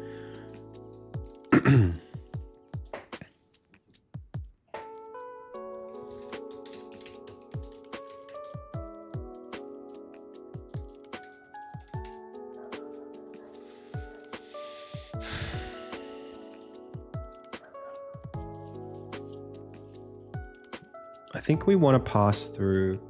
Maybe we have like this is where like, it's funny how sometimes engineering and game design come together, because there's nothing on the character that tells us where we're trying to select, like on what part of the body is the selection. And we were talking before about having like a lantern on the tail or something like that. And now we're at that point where it's like, Yeah, but where on this character? Like, the transform's down here at the feet. Where am I selecting on the character to see if it's near the orb, to pick up the orb? You know what I mean? It's funny how it's like that. Now, I don't want them to be auto-select because you have to choose to take the orbs from A to B. And I don't want to add a mouse to it. I think I want the player to be able to have to move them manually. It does make it a little bit weird if there are two right near each other. That's a big hazard, but we're only able to select one at a time, so it's not going to be too bad. It just means that the orbs we have to have some sort of insight onto what we're going to press before we press it. Oh no, I'm using assets for sure. It's all drawn. So maybe we redesign the character in such a way that they can collect orbs.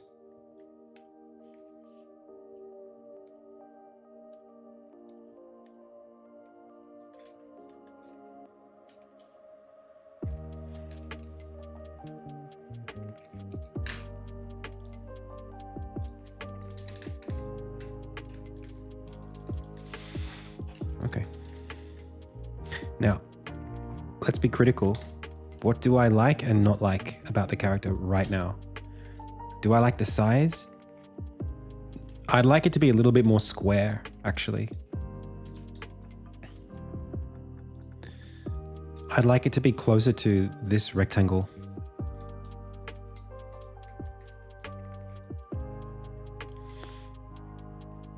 I think having like a fishing rod or something in their character design that lets them collect the orbs is a good idea. So we can start with that idea.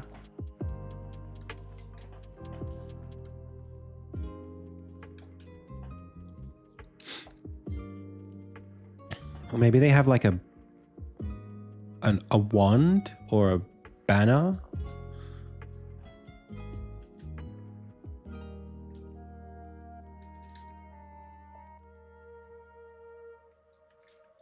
Yeah, there is an Ori of the Blind Forest kind of look about it, but I think I want to move away from that a little bit. I like that it's kind of like a spiritual kind of, there's something cool about it, that it's like, but I think it's too close to Ori. It's not original enough.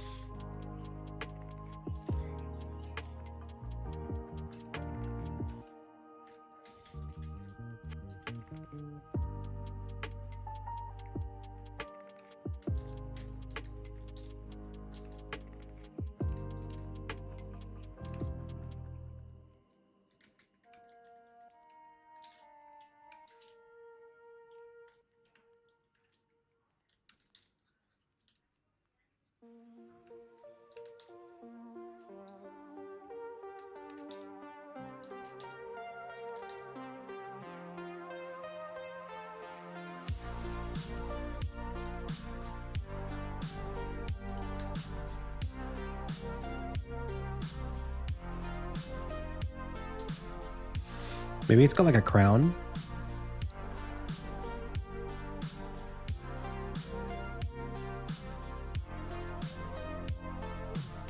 Could be like a stag beetle. A mayonnaise character. Is mayonnaise a character?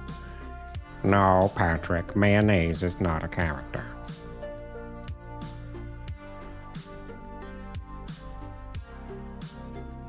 I always like to put deer in my game. I got this thing with deer. Maybe we make it a little deer. They're just a recurring, I don't know, a recurring thing in all of my games that I make for Ludum Dare. So maybe we just go with the deer theme. Deer and bunnies, yeah. It's a common thing. So this way, okay, let's think about it.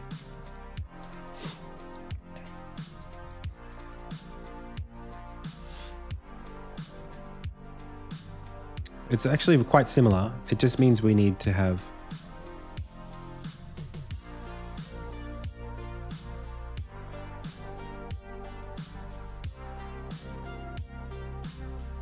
the orbs will sit right in the middle.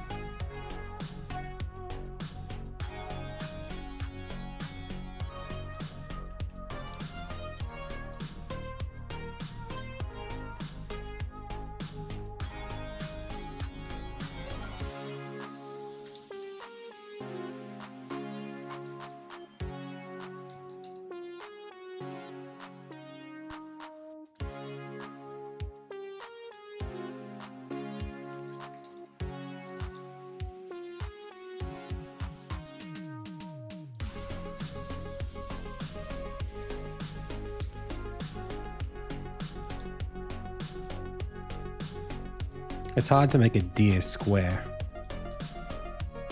They're just fundamentally not that shape.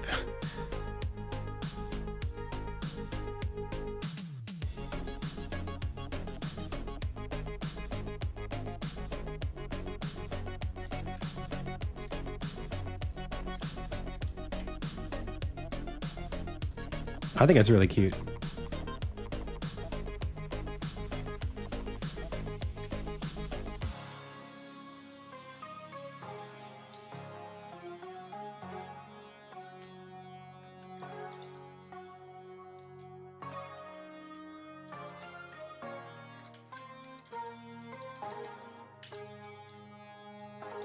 Literally just leave it right there.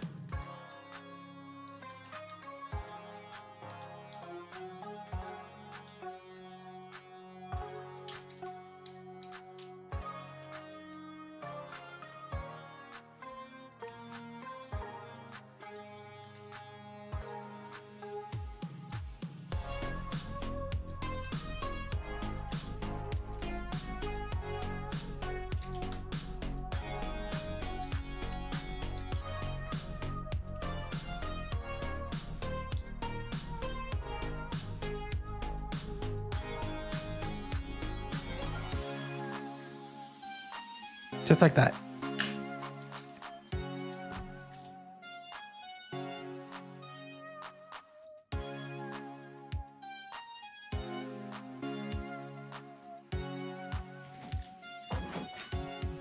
Hello. Hi. Okay. Yeah, it's a little deer. He collects little orbs in his antlers. Okay, that passed the sniff test, pals. The wife likes it.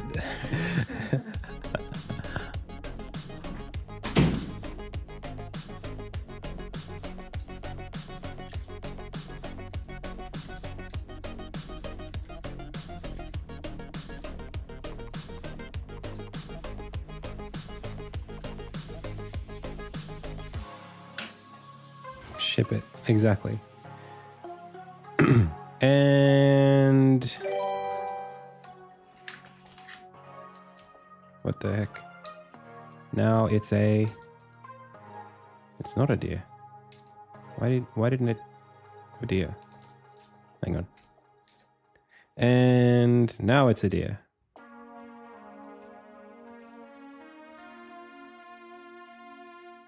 But why is he so terribly... What the heck? Character? I think... Are we doing pixel perfect? Nope. That'll do it. You got a sprite renderer? Animate. In fact, this is just on the animator. I don't even need to code this. I just press a button. Boom. Nice. Why are we shaded differently depending on if we're on the ground or not? How are we doing that?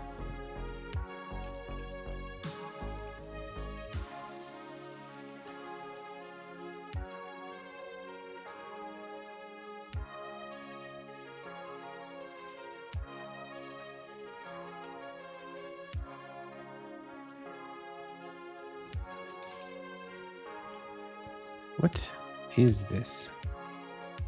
We're using default lit sprite. But somehow when we jump, oh, because I'm stupid. And I literally only did this for these. Pay no attention to the man in the corner of the screen. Okay. Okay, do we have the orbs set up in such a way that they will work? I think almost. I think we could go bigger with the antlers, and we could go bigger with the orbs too. Make it look more obviously like a slot, like a socket.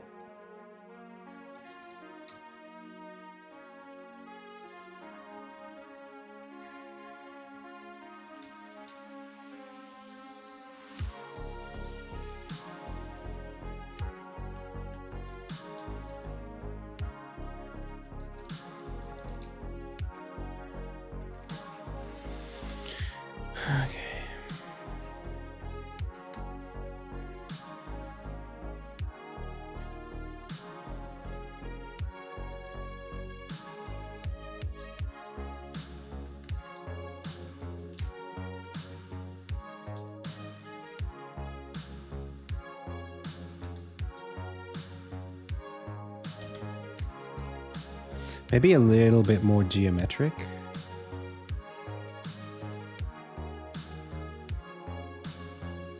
I find when you use more like, I don't know what the word is, numbers that are, or like shapes and numbers that are more digital, that follow more of a pattern, players will more comfortably associate those shapes with mechanics.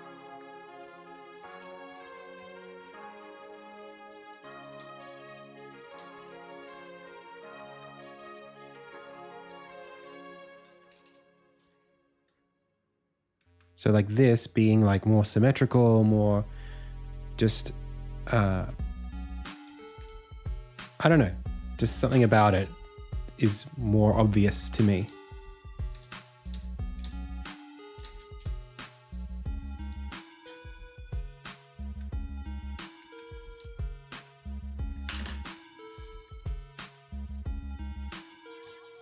It's like an affordance thing.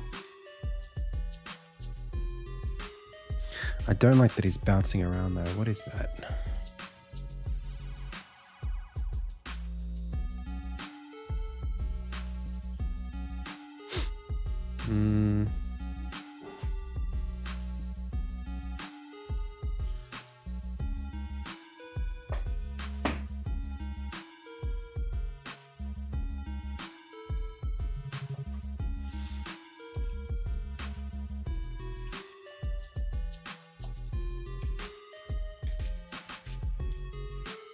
It shouldn't have an issue. Oh, it's not an issue there. No, he's still bouncing around.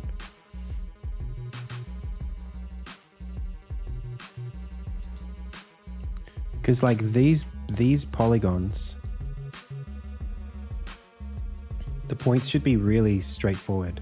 There's no, oh, some of the X values are a bit off, but the Y values are only 2 decimal places most of the time. That's the whole point, because they're pixel art. So what is he doing jumping around like that? Is it that his character body collider is not Well, the offset is 17 pixels. We can make it like a different value. 16. But I don't know. It's awkward, isn't it?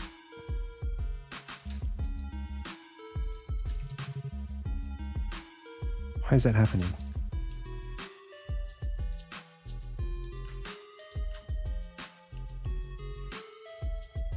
The collider is fine.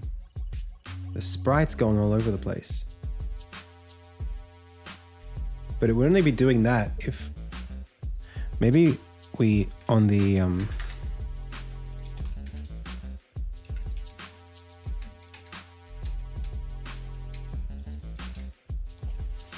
maybe we shouldn't be rounding but casting. It's not going to make a huge difference.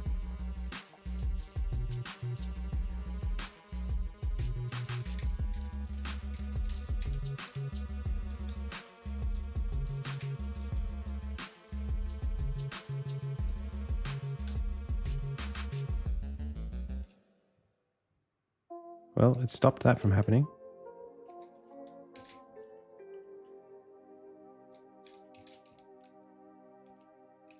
So casting it is.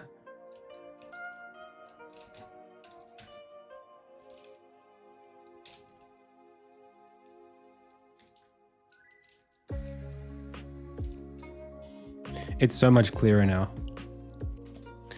Modoria. It's so much clearer now where the orbs are going to go. Now, next question. Are they orbs or are they seeds?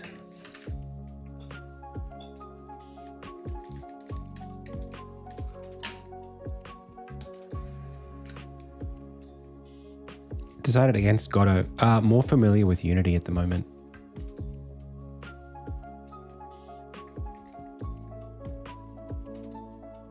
Berries. It was going to be light originally.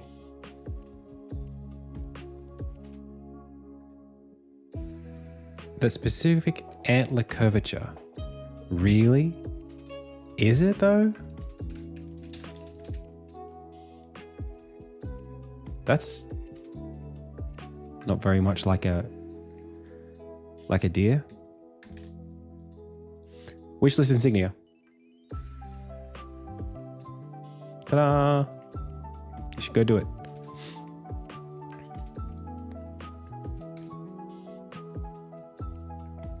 I might just make it, we'll just fill them in now, but we'll give them like a little light glow or something later. Okay, so this is really straightforward now. We can just create an empty game object and call this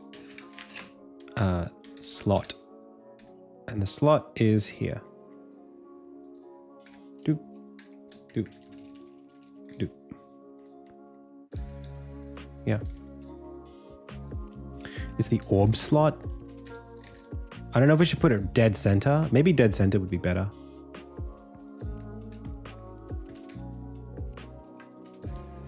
Also, like, why wouldn't I want that association? Do you know what I mean? I feel like that's a good association for a jam.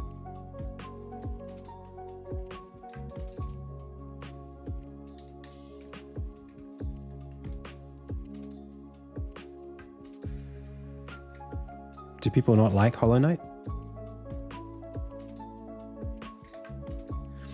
It's a bit more like a dream catcher now, which is actually cool as well.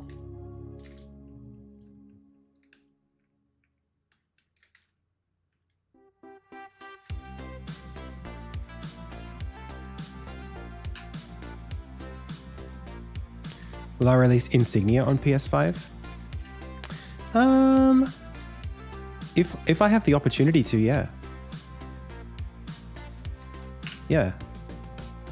That comes down to a few different factors though.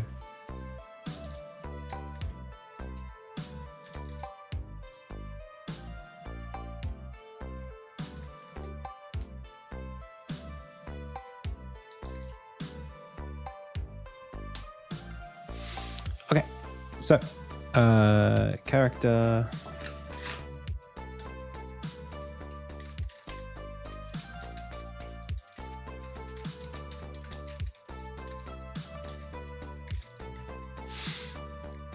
So when we try to do this, we select character.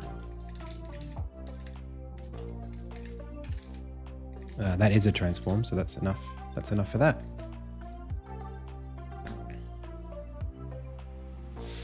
And then the orb's distance, it's just based on the click radius. So we just need to make that bigger on the orbs.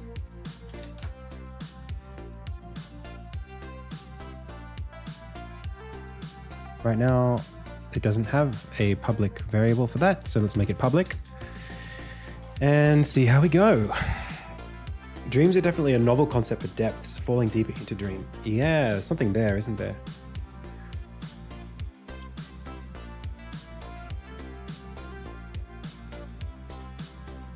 Not that it's overdone. Yeah, but like it's a game jam. Like they're not we're not like, I'm not taking this to market. You know what I mean?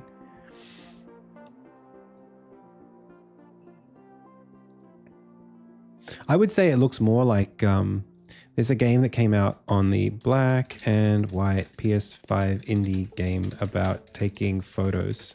What is that called? Toem. It kind of reminds me more of the Toem stuff right now than Hollow Knight. Or is it Chicory? Is that the other one? Game. We're kind of in this world right now.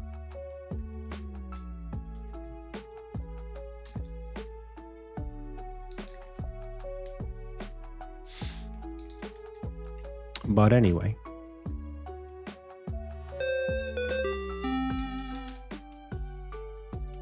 I wouldn't worry about that kind of stuff. You know? It's one of those things where like you're only really kind of making it harder for yourself to explore creativity if you're constantly worried about other things being compared to your thing. Familiarity is good.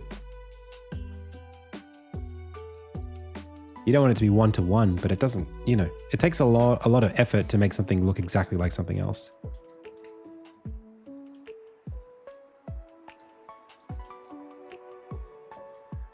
Okay.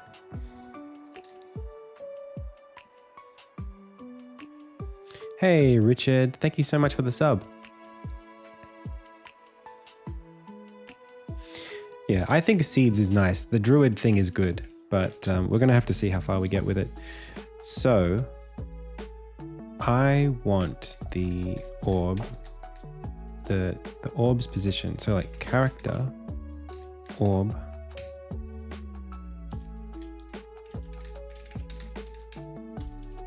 Okay, orb.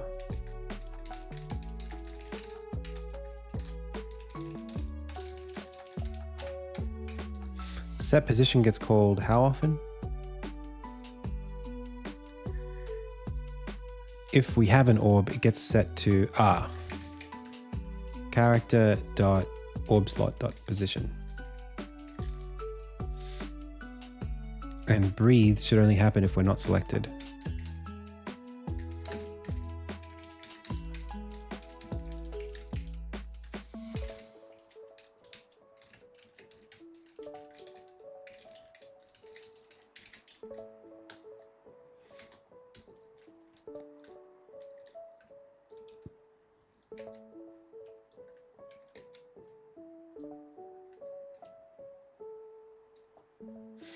Okay, but where is the orb right now?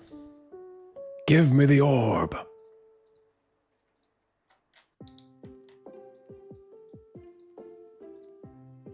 Give me the cube.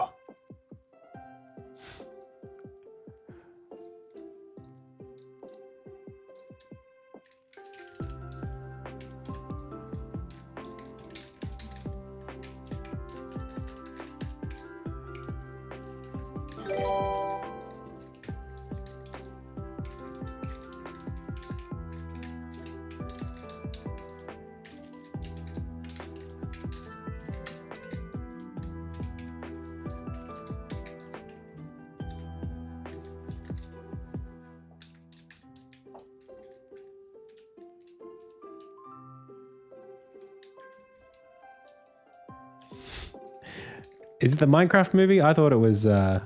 Whoa, that was cool. I thought I was quoting Transformers. Give me the cube. Are you? Is that from that? Give me the cube. Transformers.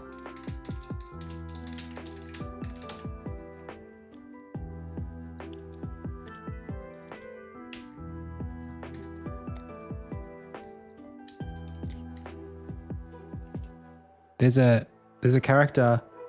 I think it's who man, it's like 2007. Literally me when I'm craving the cube. Are you? Username ladies man 7296. Not Megatron. It was a different character. My favorite character in that movie is I'm not really a Transformers guy. I just really love the name Starscream. What a name. Who came up with that? What a genius. Starscream? Oh.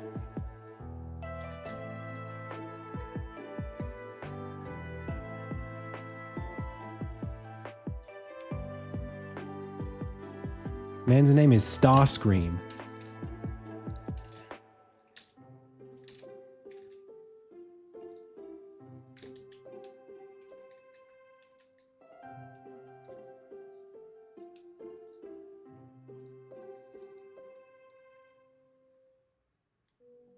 Hey, thank you so much, Ding Manor.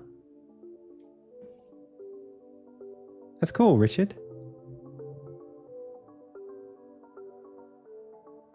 I actually did watch the Minecraft movie. I actually didn't have a bad time. Can I be honest? It was kind of fun. It was kind of dumb fun, but you know.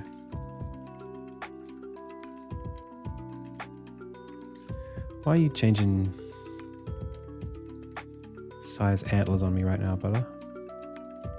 Because I didn't press Control T? Is that what this is about?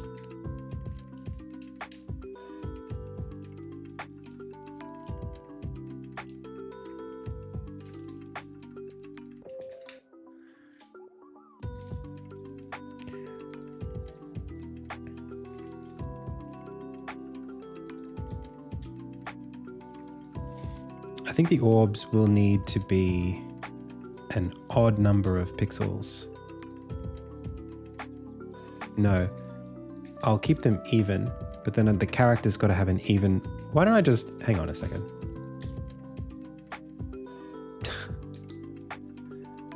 Okay, and then just do this. Done. Now I know how big it needs to be. And the position of the thing needs to be like probably, I don't know, somewhere there or whatever. Bump, bump, bump. Okay.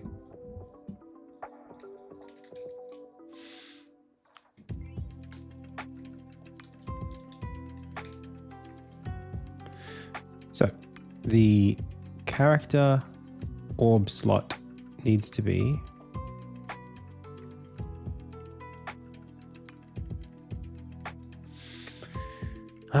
maybe one more pixel over, and then like a couple more pixels up.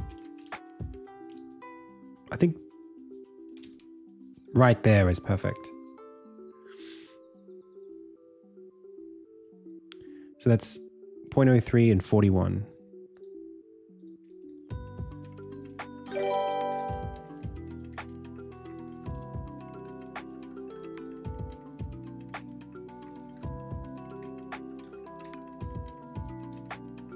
Were you in California already? I actually was literally in California that week. And it's the only week I've been in California since 2011. And I happened to be there at that time for GDC.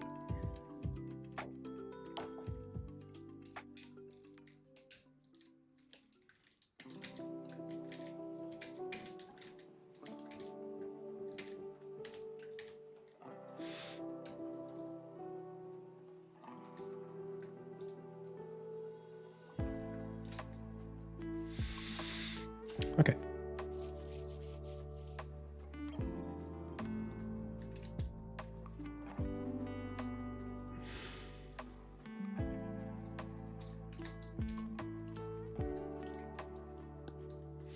I can't stand how this doesn't seem to like, the resizing is constant. It's no good. Like, what's wrong with this position? It's on all sorts of weird things. I think also what we need to do is we need to move the orbs. The transform parent of the orb needs to become the player character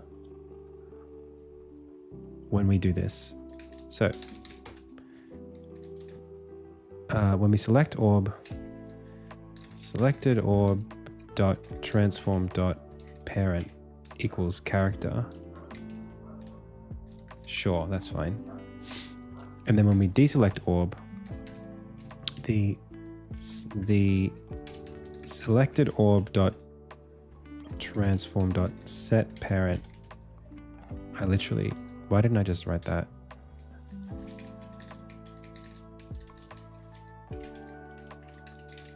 Like that.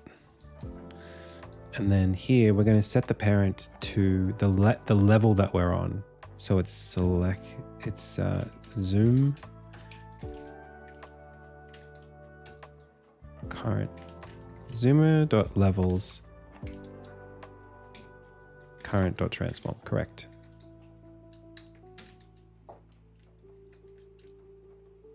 Yeah, not like that. Wait. Oh, I see. When we transition like that, when the zoomer transitions, it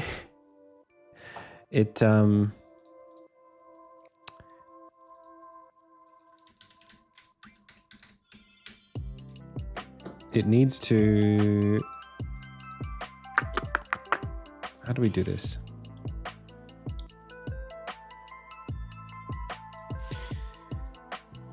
The objects that are considered part of the, when we set the alpha of everything, we basically need to take all renderers and remove us from them. So this needs to kind of be a list now that you can add things to and remove things from.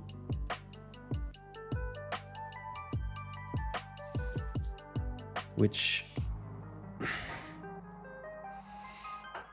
is a little weird. I guess we have to do it. I mean, there's no other way to do it.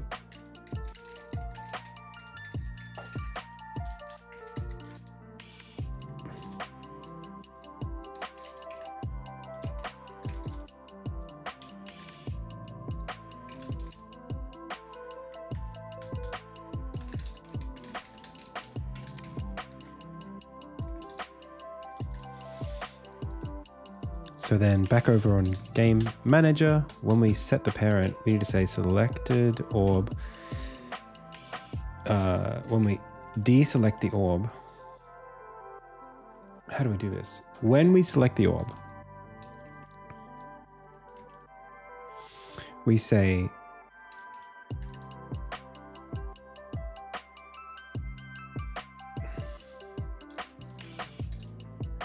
zoomer dot, I need current level.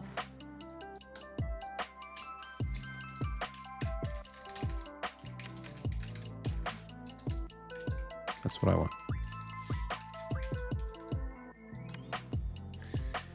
Dot all, and that's also got to be,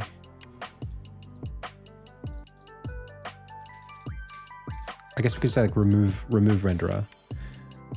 Public void add renderer. Come on. What do I want next? There we go. Add renderer. This would be remove.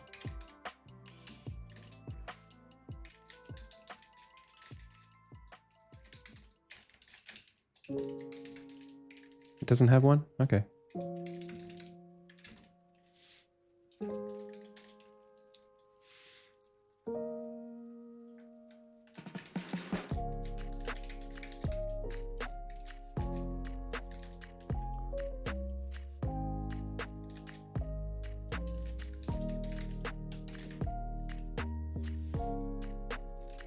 Let's try that.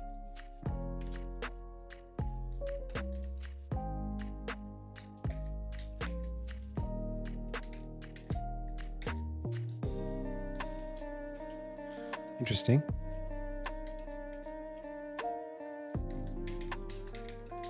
I cannot seem to select it. This orb is where? Oh, it's the... Oh, man. I need another way to do this. Okay.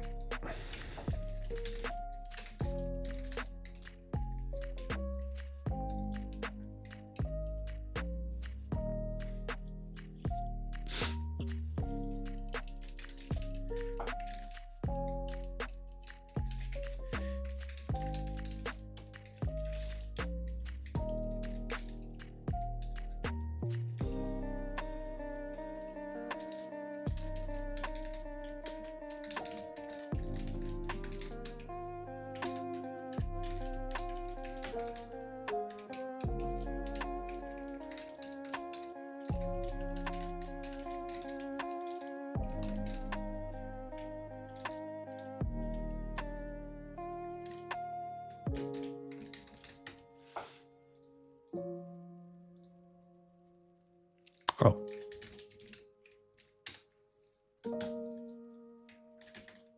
Not you.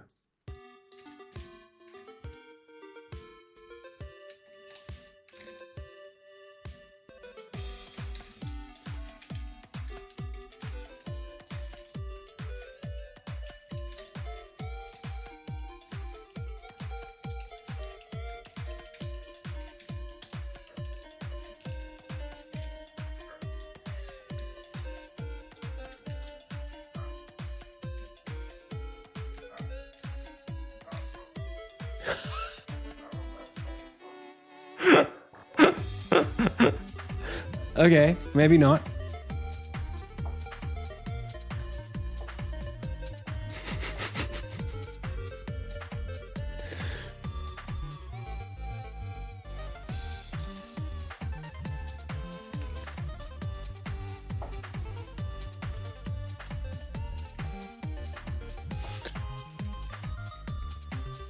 I got the wrong button.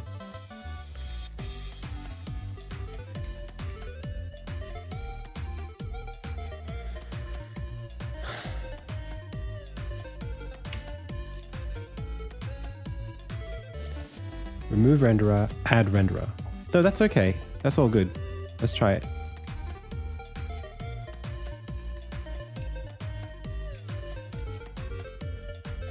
Nice. Except now I can't seem to grab it. Oh yeah, there we go. No, it still thinks it's on the different layer. Because the orb has a...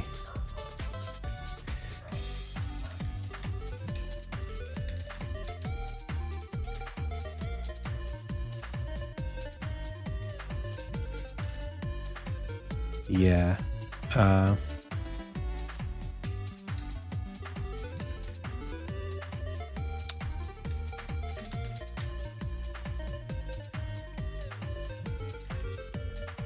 Literally that. Thank you so much.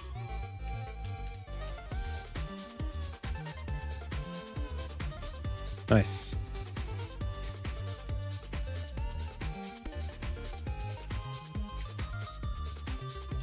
Cool.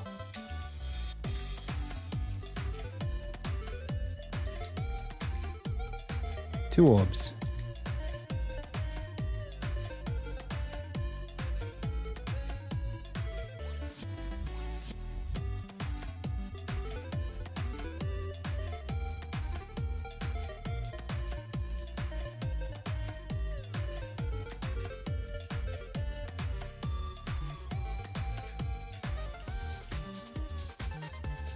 Three orbs.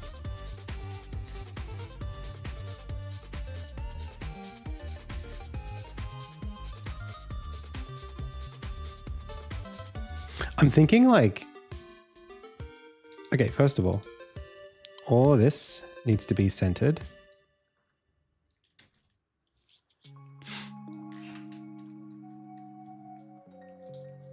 Second of all, do we just...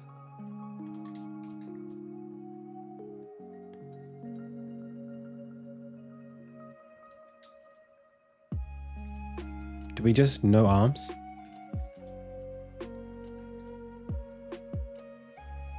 Nah, it loses an opportunity to animate them. It's cooler if we can animate them.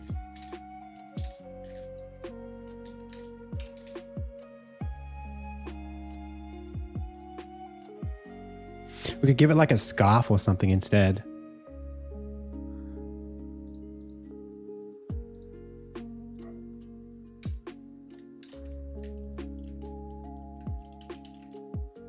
Well, that didn't work.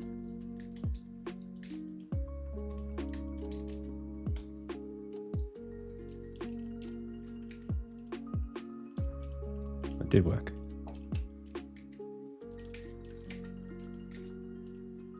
I don't know why it thinks that it's in a weird spot though.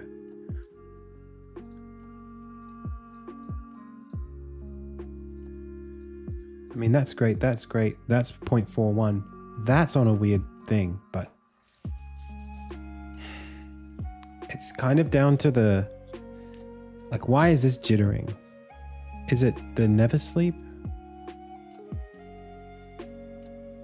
Whoa.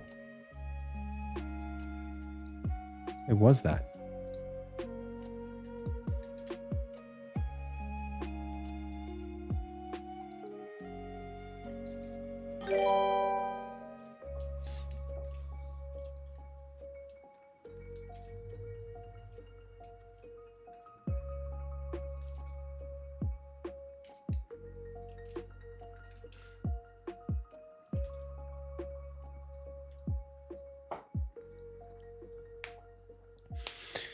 Luscious hair, it's genetics.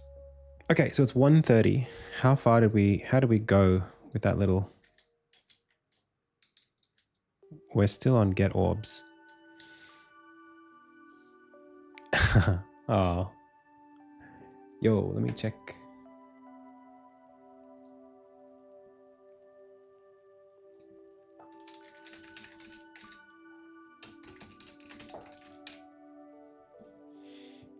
Thank you, Thomas.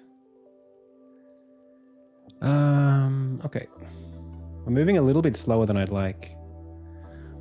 I really want those orbs kind of like floating around in the middle. I also think that we should select based on, well, just a wider radius really, which is easy enough.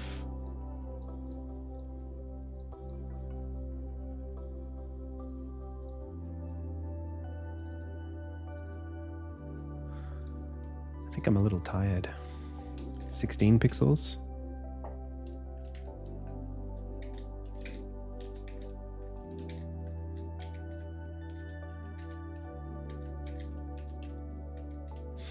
Okay.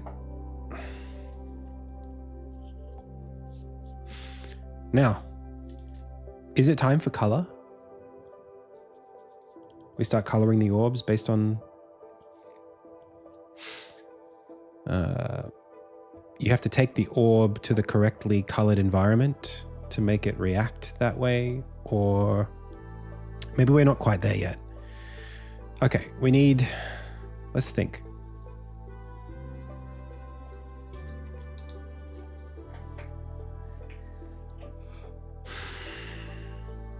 I think if we go 720p, it'll be perfect. I think that'll fix everything.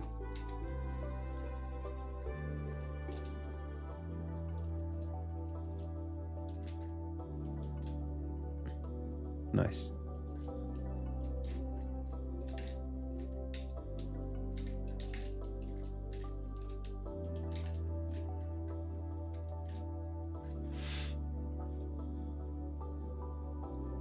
Yeah, it's still in beta, I think. So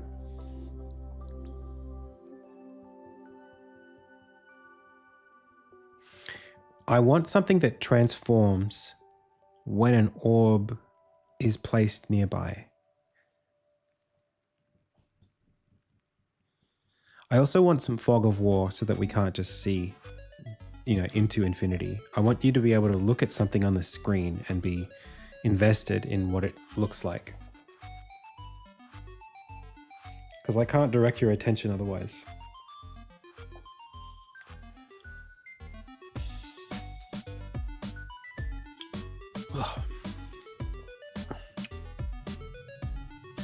Like most of the level behind us should be dark. So let's just get that in for now.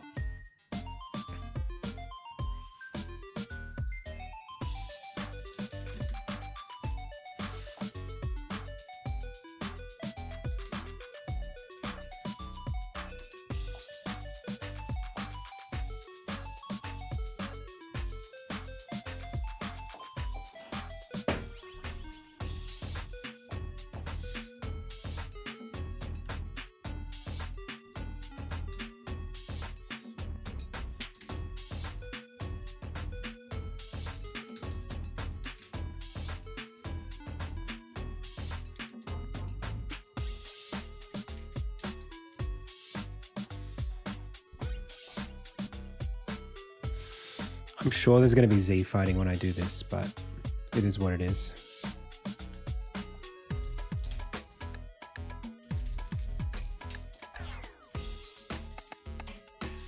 I might do them in multiples of 10. The levels, so that they have like 10 depth slots between them. That'd be the right way to do it.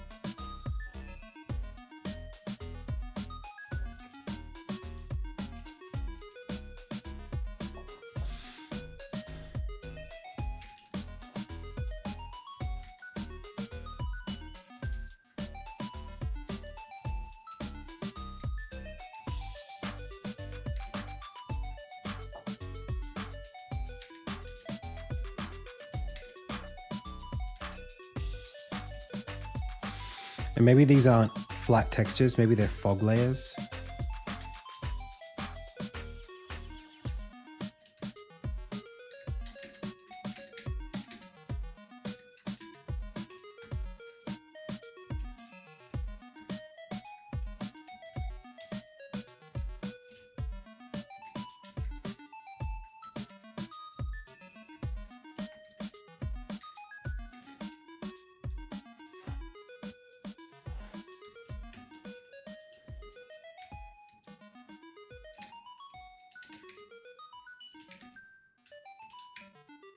Okay, I definitely have to make it so that you can't select if we're in motion.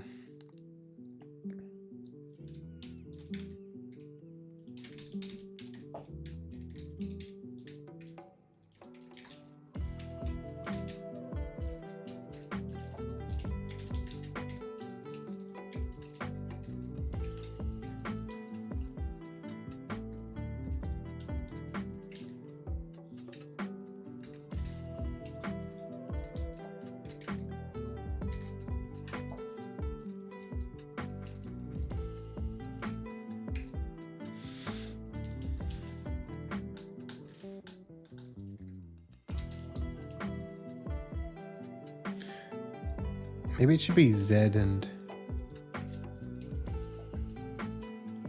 Oh, that's okay.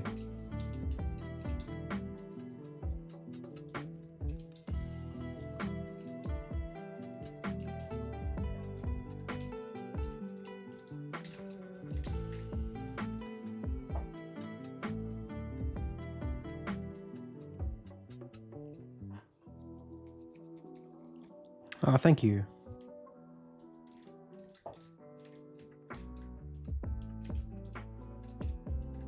I don't like that the sine waves time seems like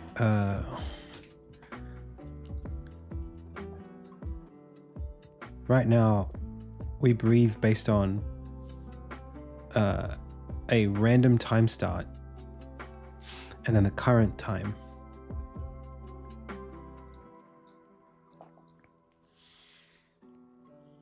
But we need random time start to be the current time when we get unselected.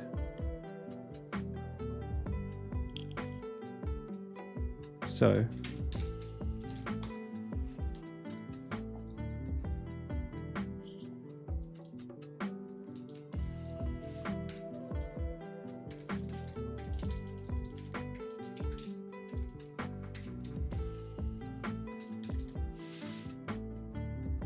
it's not just that. The time, it should be the time minus start time.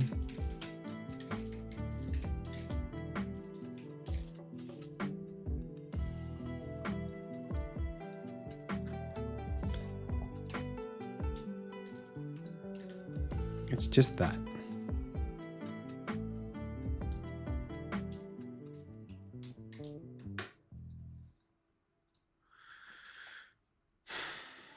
Are you X-raying to the next layer or shrinking? Or is it a mirror effect? What? X-raying? No, you're just going into it.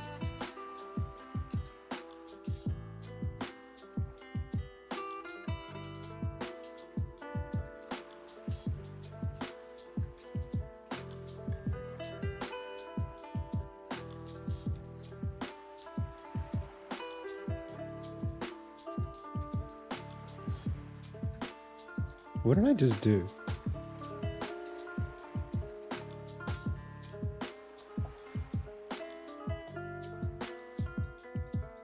Why are there two orbs in the orb slot?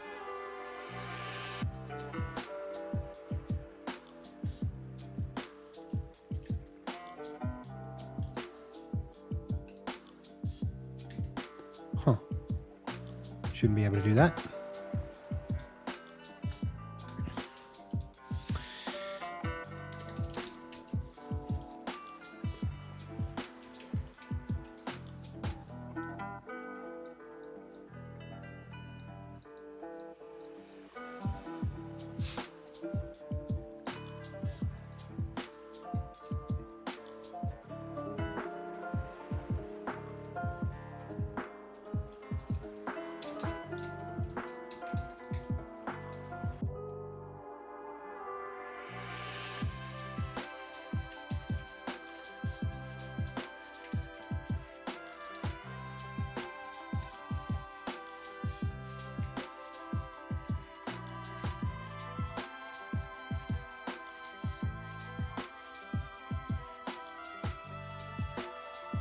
Cool.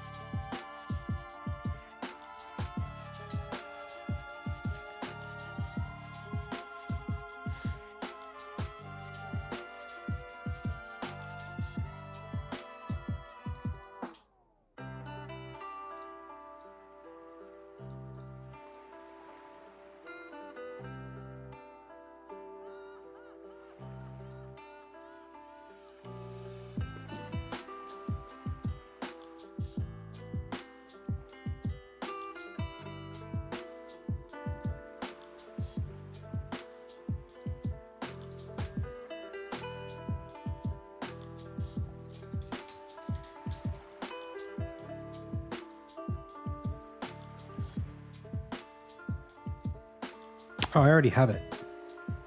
Cool.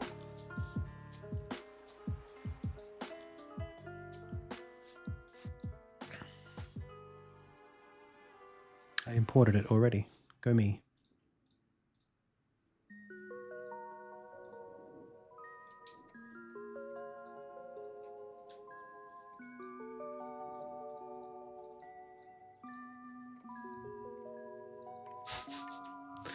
I cannot get over how canvases work in Unity.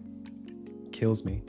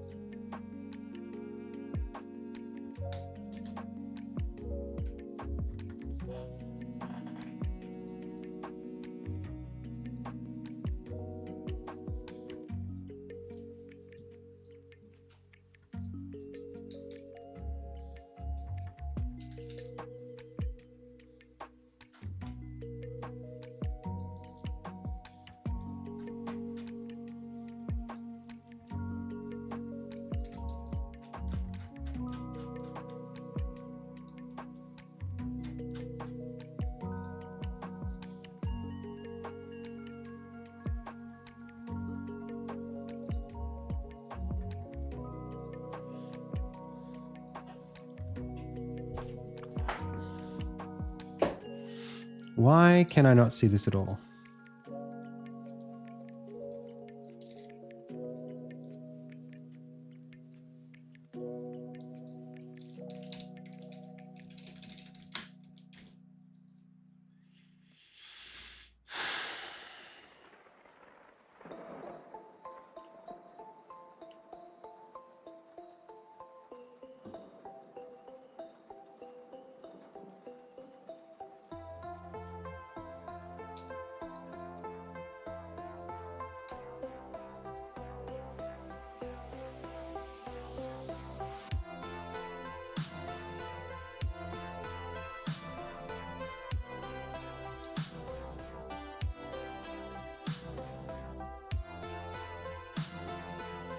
Let's keep it easy.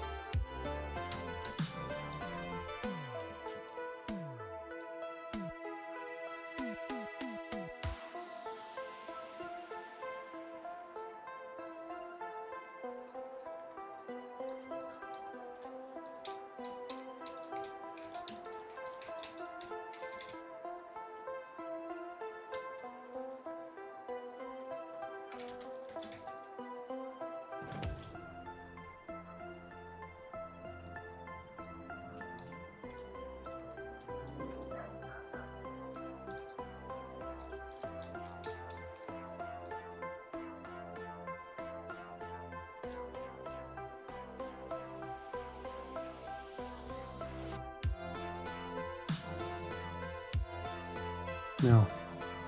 Is that just because of that? Or not? Is it 11?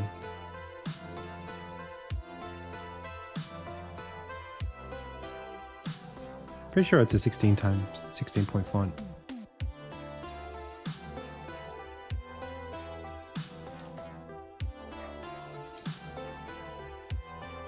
Why does 24 look so good? Is it actually a 12 point font? That'd be nuts if that's true.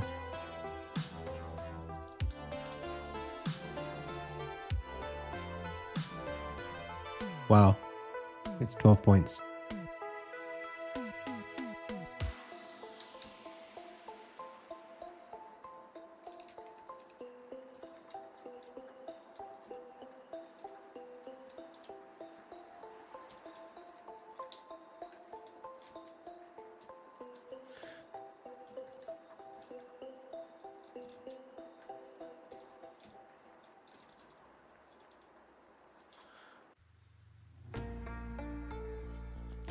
UI documents? Nope.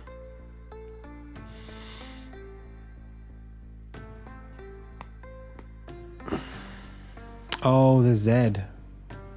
Was that the problem?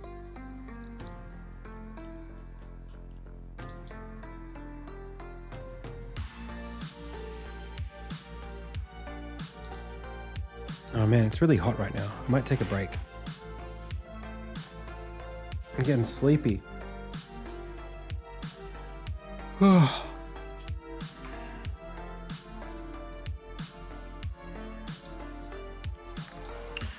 We still got to figure out what the mechanic is. We've got the character running around, picking up orbs. It's autumn at the moment, or like end of summer. I guess it's autumn now technically.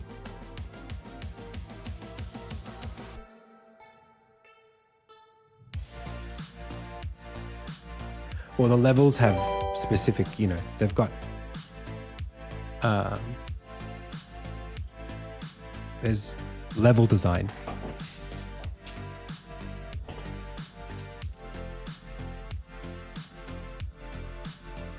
So we'd need to design lots and lots and lots of levels to do that.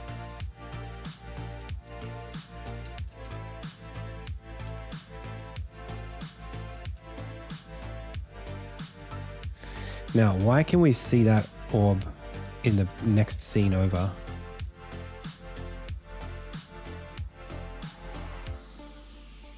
That shouldn't be there. Because the sorting order needs to be the same as the parent.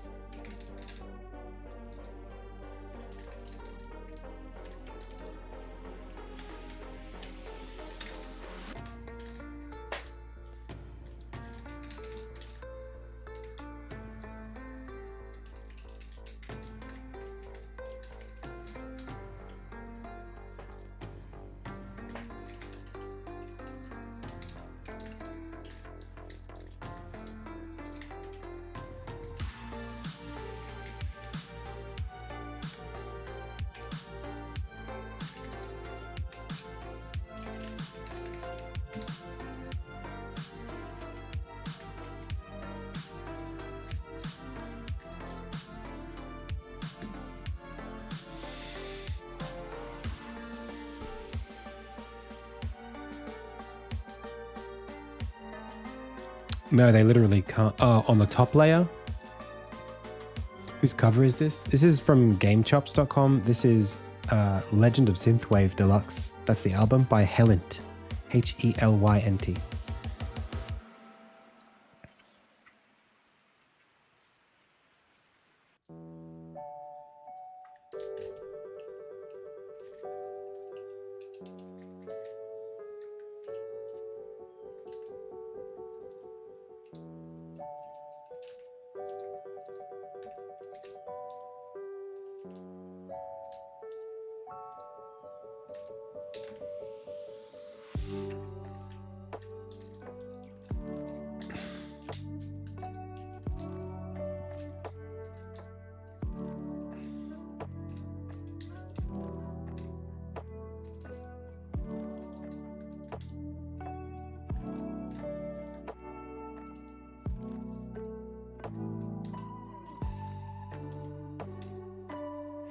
Yeah, that's what's supposed to happen.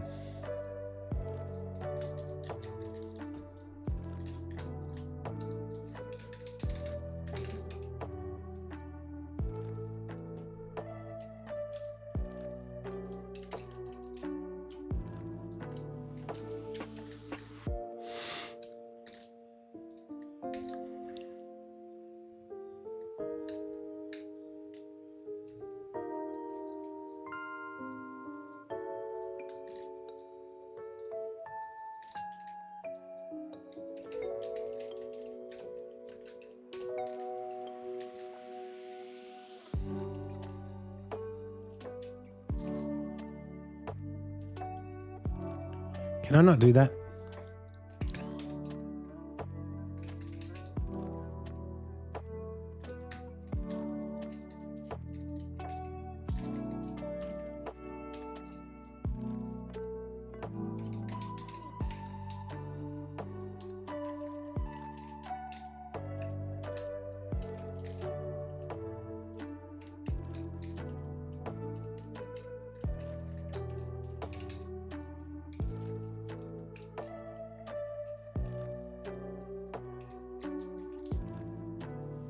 You got it. That's what I wanted.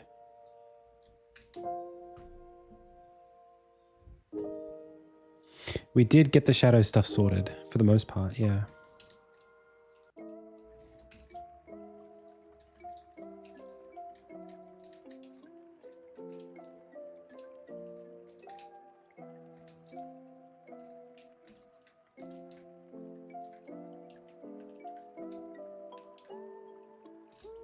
Nice. Yeah, so you shouldn't be able to do that, but I don't know how to stop the player from doing it yet. Maybe when you zoom out, it keeps going out if there is a collider there. So you get like boom, boom, boom, boom, all the way back to the top.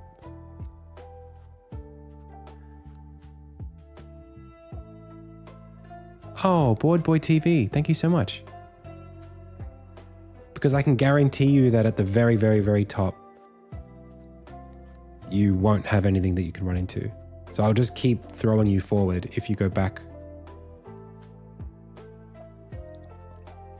And in fact, It might even be cool if when you go forward, you actually try to go forward and bounce back.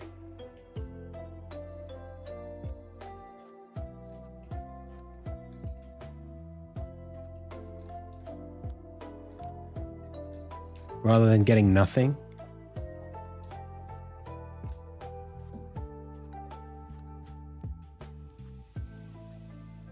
Such a cool idea. Let's do it. What's the core mechanic? This is the core mechanic. You are a little moose or deer. You can get these orbs, move them around. The orbs make life happen around them. The plants grow and stuff nearby. You can press up to go zoop into the next layer and get more orbs and bring them over.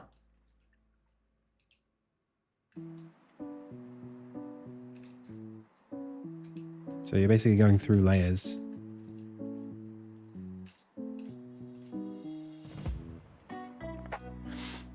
Okay, we're definitely gonna... I think this is all really good. So many cool ideas that are coming out of this. I don't know like which ones to pick. I think this shade... Maybe taking something away from the game, first of all.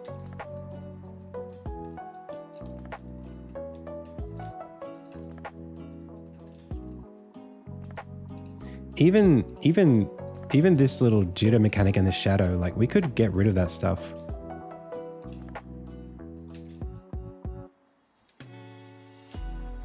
If we let you bounce, and then if you happen to be overlapping something, you just bounce back.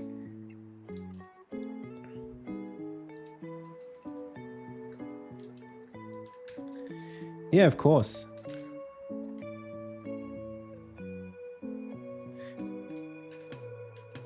Look at that. Hey.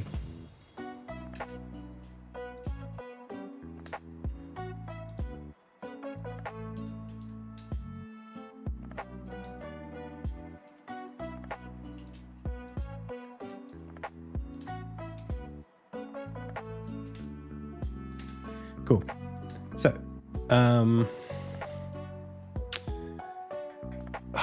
the bounce back is such a good idea.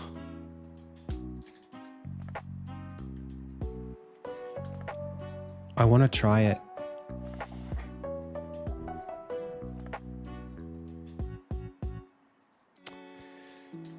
God damn it.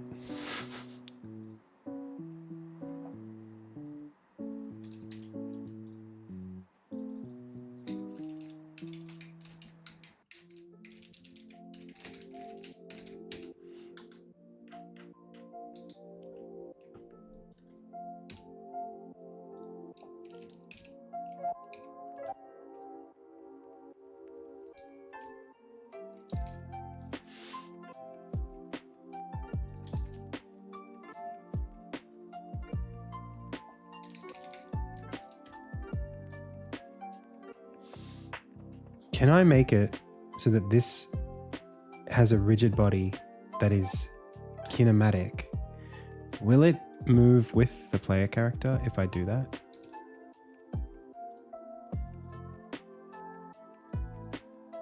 Oh, good. I'll just make it kinematic then.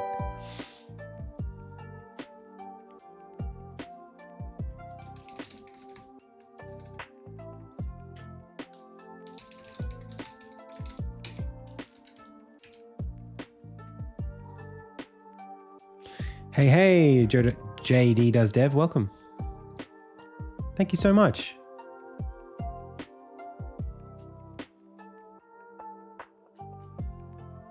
Thank you.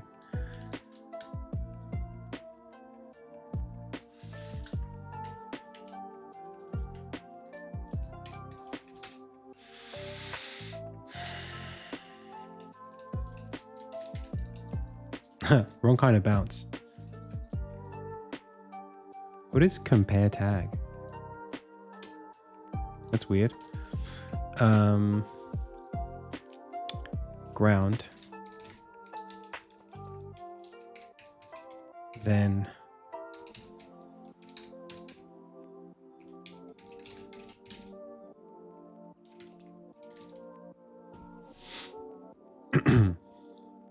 How do you enter Ludum Dare? You make a game and then you submit it at the end. Hey, Pixel Land. Thank you so much.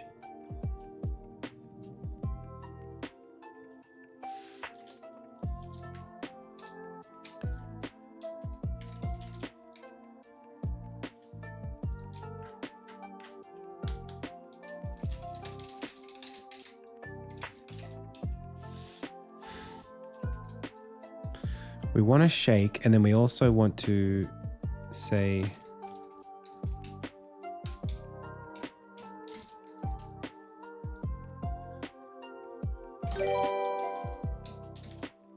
let's try that.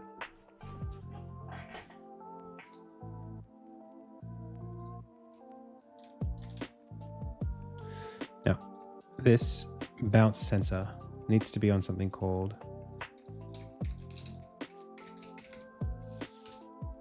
bounce sensor. It is a trigger, I think. Yes.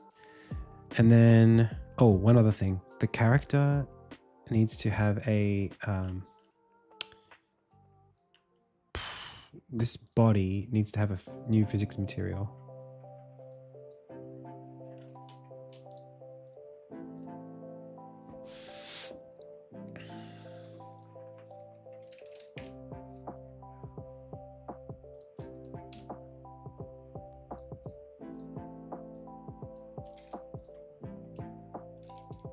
So that when you try to do that, you can't hold onto the wall. Okay. Now, this bounce sensor needs to be on bounce sensor, and then in the project settings, the bounce sensor needs to interact only with ground. Maybe not default, just ground.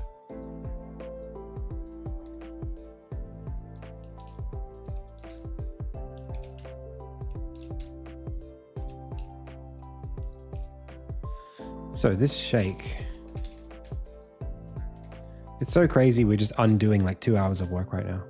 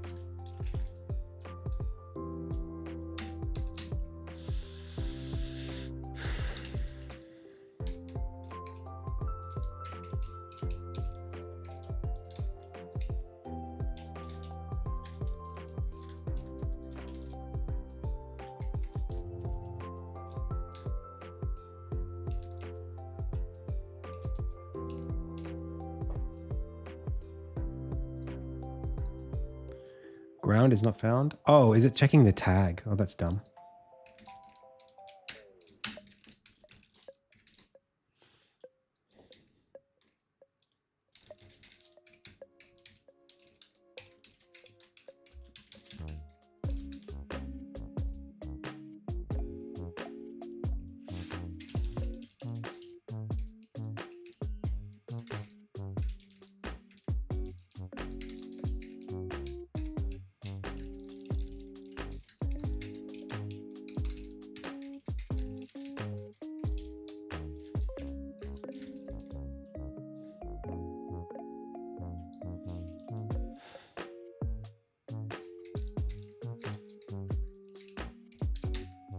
I'm gonna get there.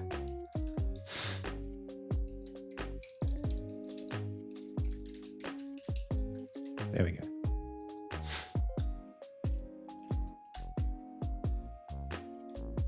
Haha.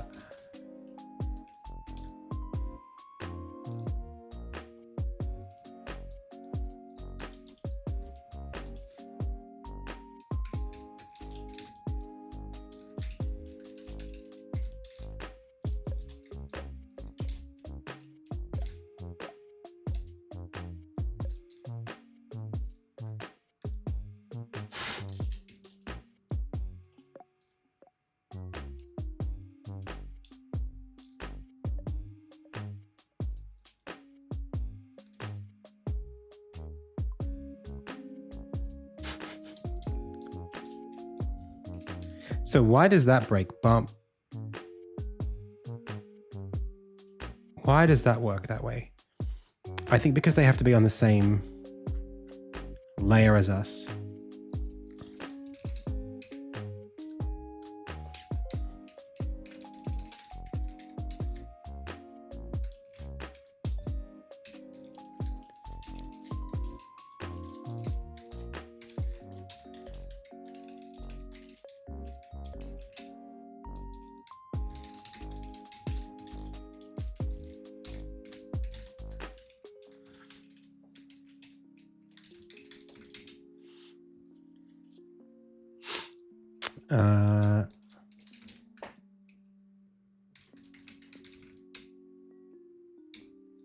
No.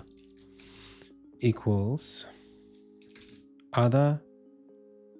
I need to know if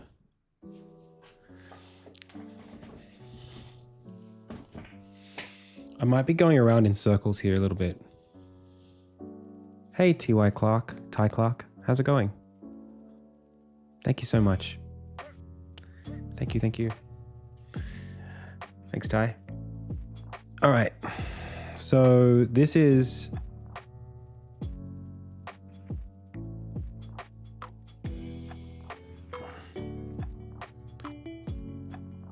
on trigger enter if the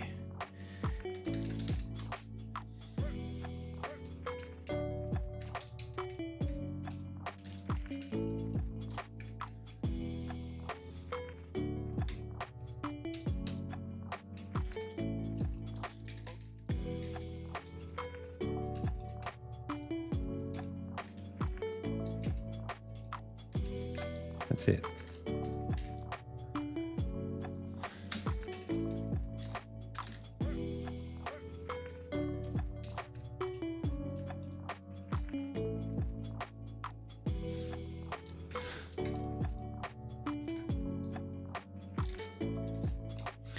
All right.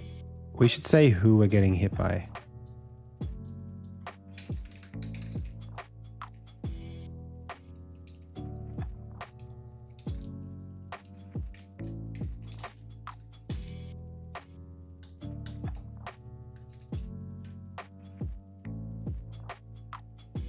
Wow, we hit all of them.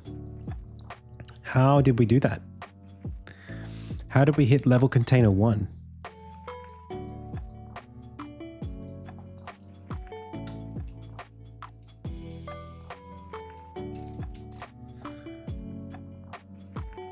So here's the character. Here's the sensor. What is that? Why does that happen? That's what I don't get.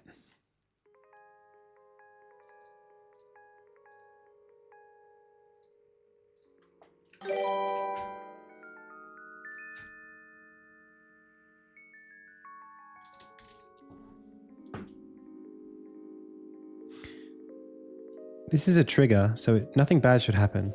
Is it the kinematic body?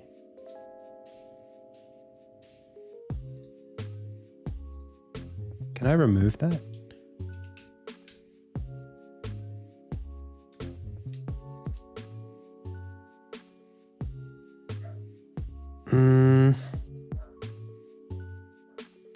We should say, I wish we could say what our collider was that hit this thing. Because until, like, hang on a second, I got an idea. Let's turn this off. Ooh, what happened then though?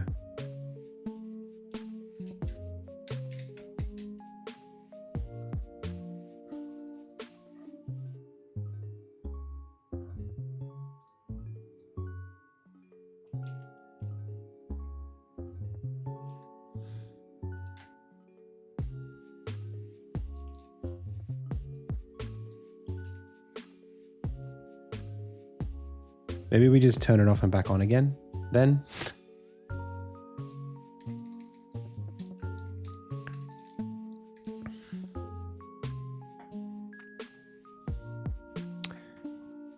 I don't really know why that's a problem though. I'm sort of confused about it.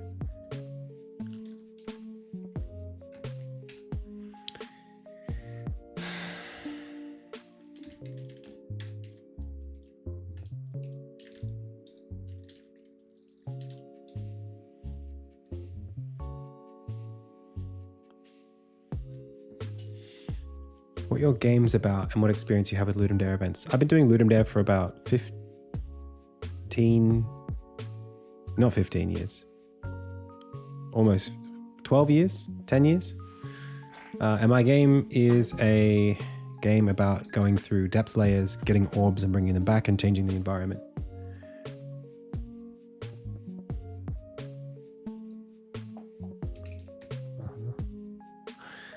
Thanks, Swizz.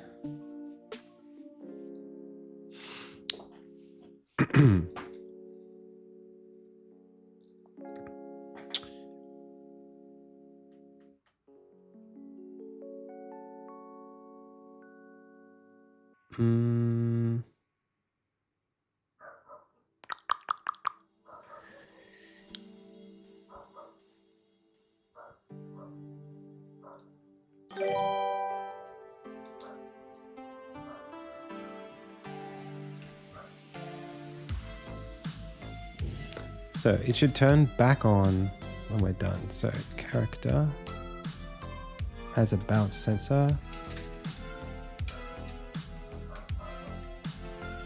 And then, or even just the bounce sensor has a game manager, has an event.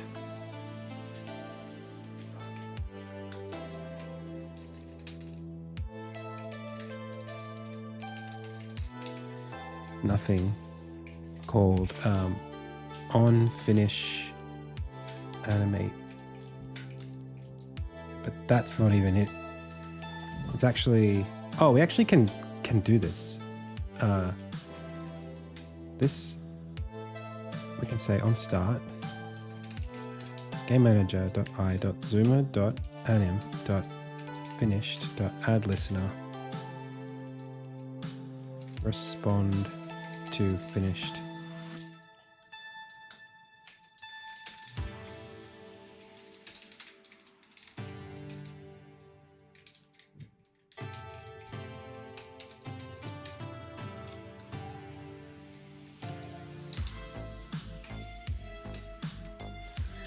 Oh man.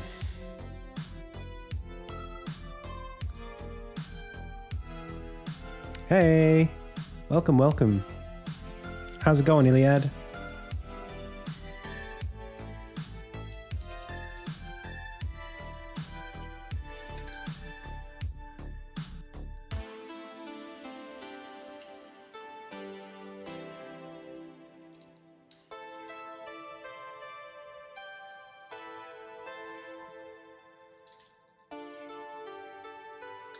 This anim gets created on start, but maybe it could be created on awake.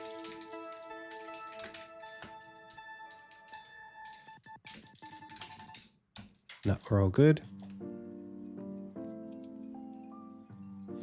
Way behind and mildly panicking.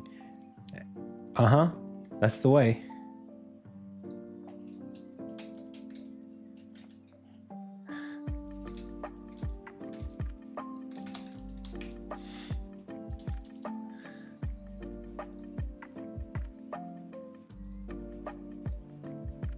Sounds like you're doing a game jam.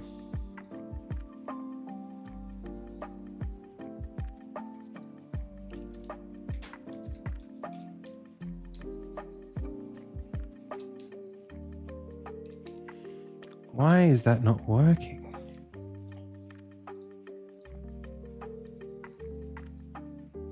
Wait. That's fine. That's fine.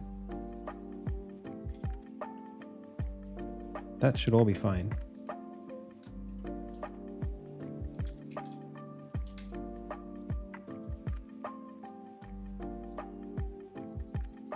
But still not.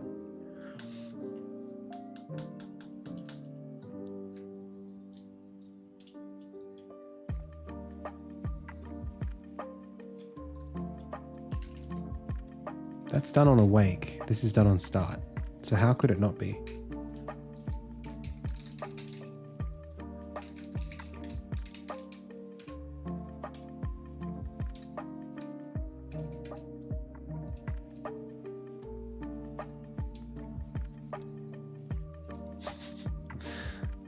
You tell me. Zoomer is null. Wow, that's crazy. Zoomer is null? That sounds like...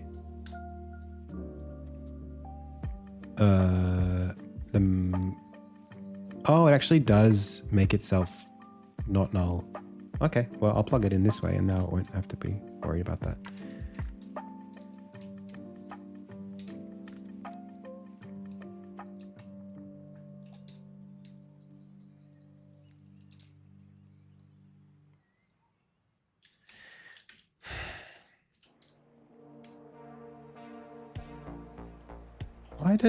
Why does that affect? It must be a time thing. What if I just set time to be like...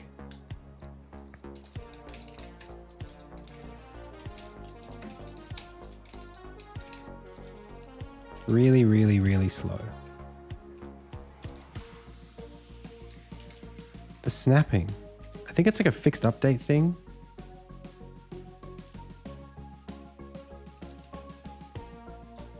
What is that? It's like there's a drift. Why?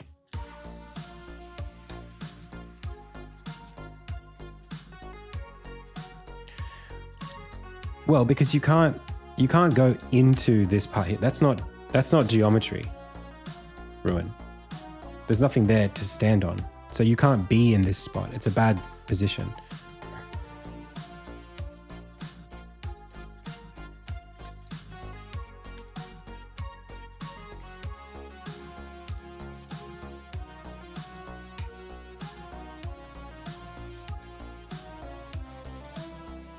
So maybe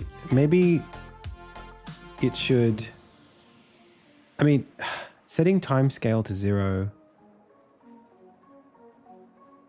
should also set our velocity to 0 when we bounce.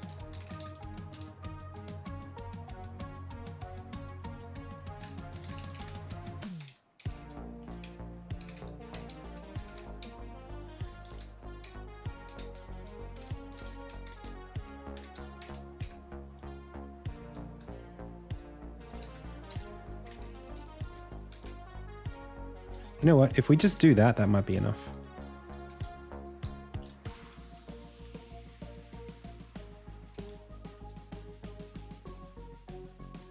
What is that though? Why did we get sent off to the left? Why do we have that? Is it because of the rigid body that's on the other thing? On the bounce sensor? If we make it static, does that change anything? No, it needs to be kinematic to work.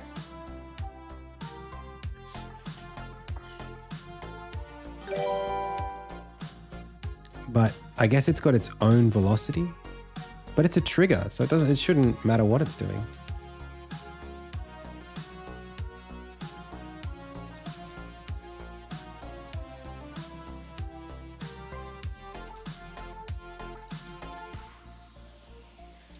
Why does going forward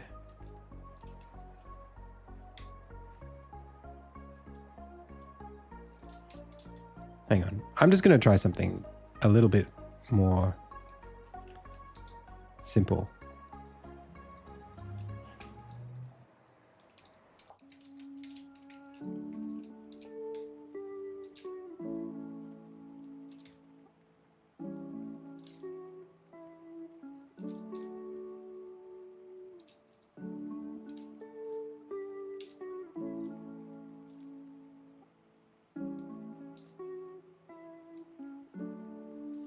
Yeah, we are drifting.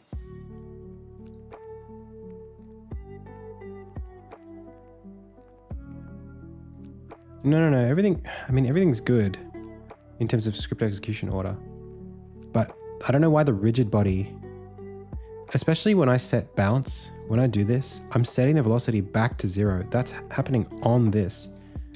I mean, maybe I need to literally...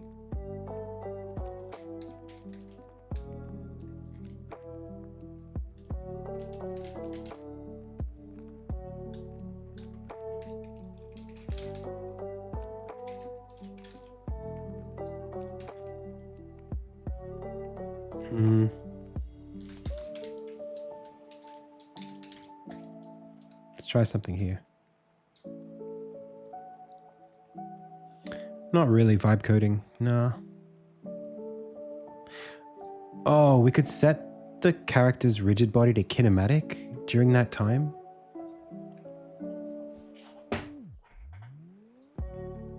Or even just disable the rigid body.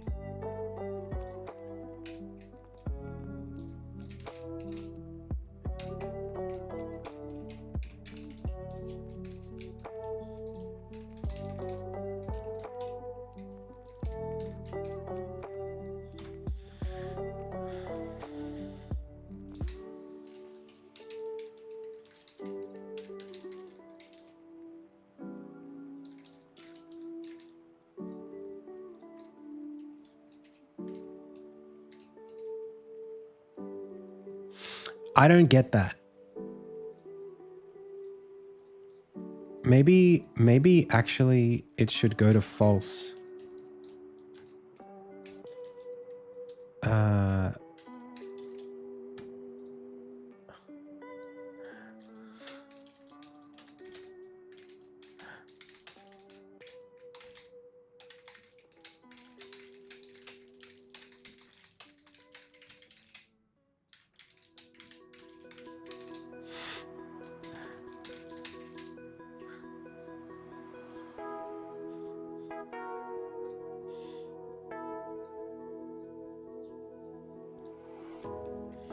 No.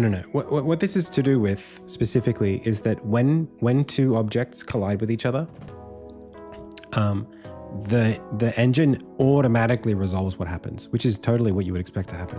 What we need to do is basically disable the character's rigid body while it's in motion, or at least just before it reaches its destination.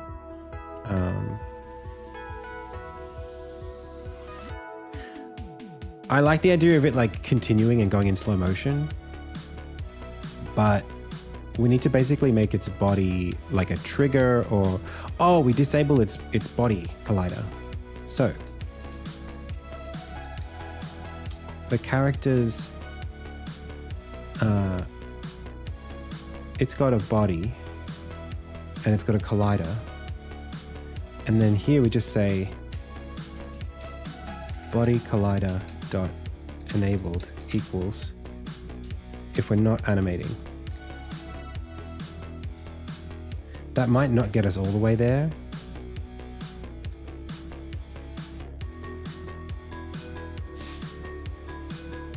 This is a 2-day jam.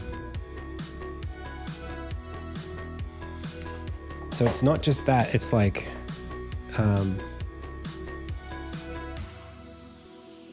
we need to know for sure that we didn't bounce.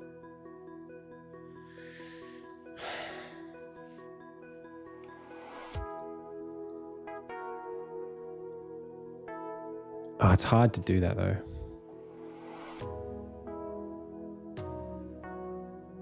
So then we can't, on the bounce manager,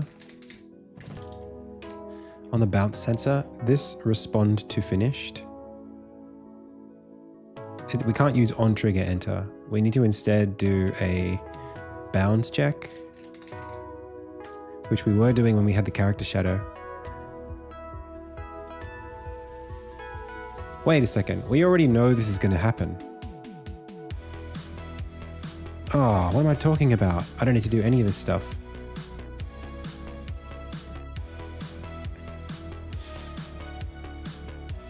Okay, so let's just take this away for a second. When we go, there's something I commented out on the zoomer. It's literally this.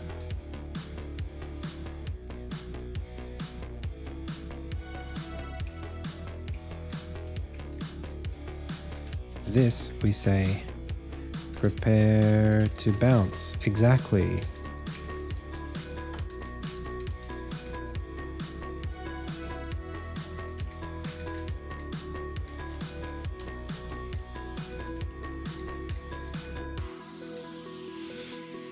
Hello.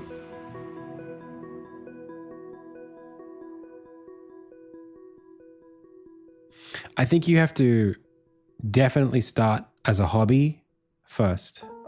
Don't quit your job until you know what you're doing. That's really important. I have a video on my channel about how I was financing myself. It was very gradual over time, and I still did a lot of contract work for a couple of years.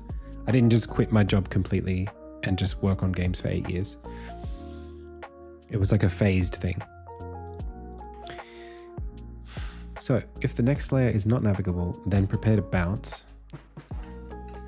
I literally just don't even need to do that. The bouncer, all that stuff. This can just actually go. I don't need it at all.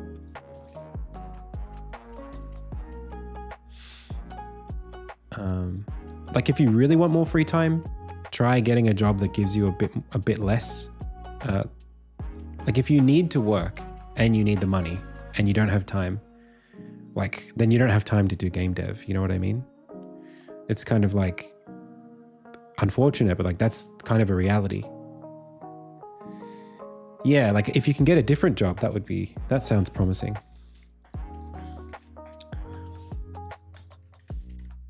So let's get away from bounce sensor. We don't need that. We're really just going to do this. Oh no, we kind of did need the bounce sensor. We still kind of need it.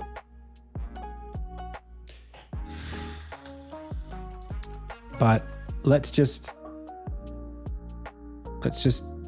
see how we go.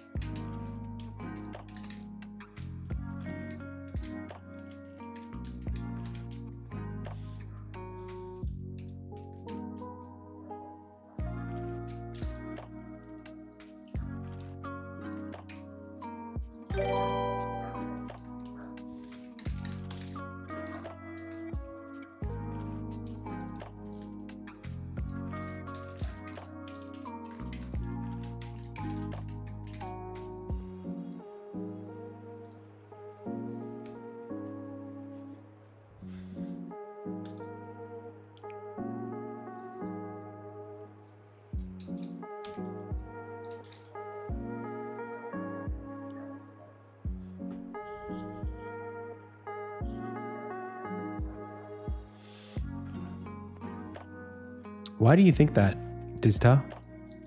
I think the opposite.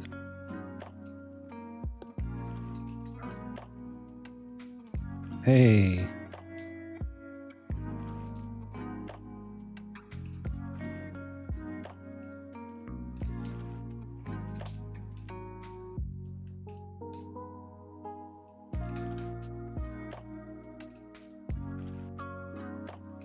That's so much more intuitive than what we had before.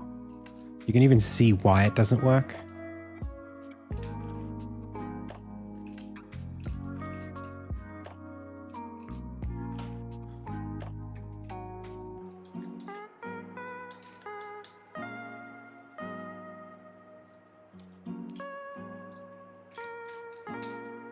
It's so much more intuitive. It's like perfect now. We just don't have the outway. So animate, play. When we set level,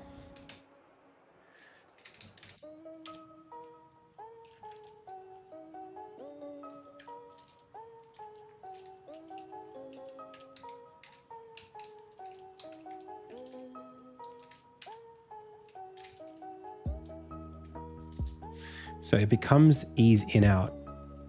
But if we want to bounce, which we should do at the end of here,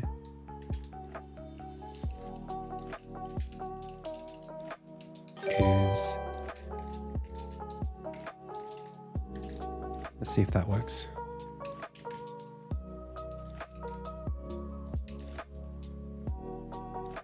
Nice. It sort of like bounces you back, boing.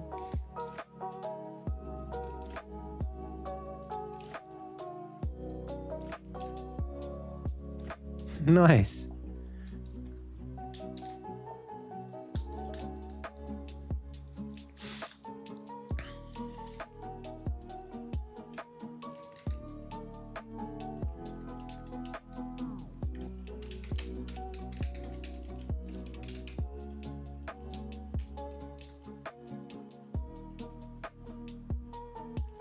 No, dummy.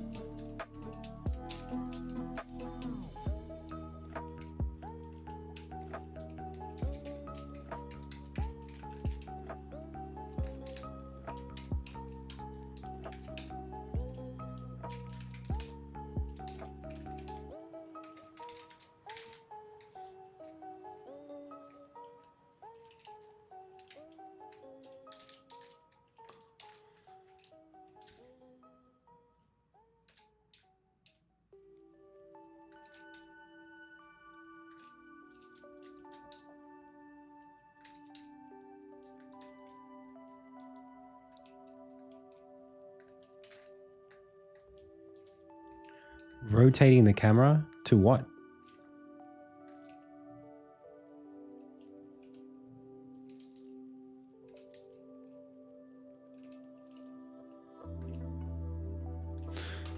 So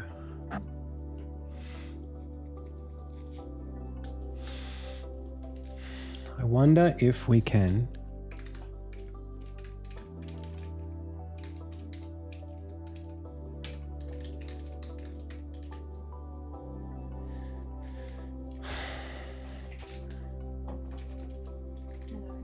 Hello. I'm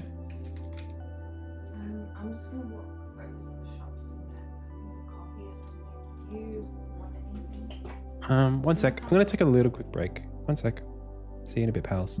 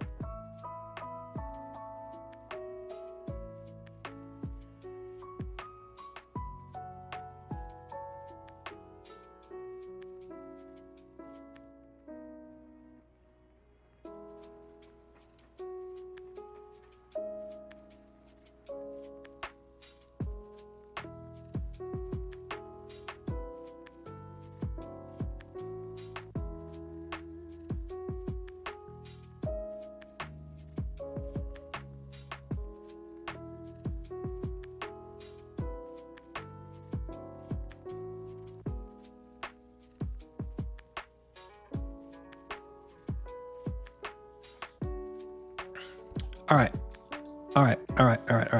So we know if we should bounce if the next layer is navigable, but we should be able to just build off of that and ask if the previous layer is navigable.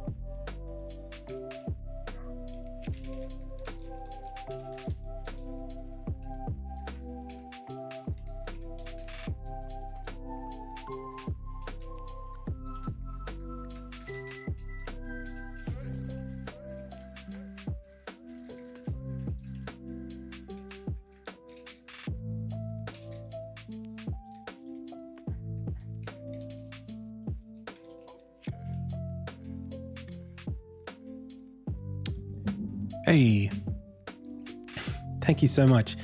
You know, I only did it 1 year at a time. I didn't decide to spend 8 years.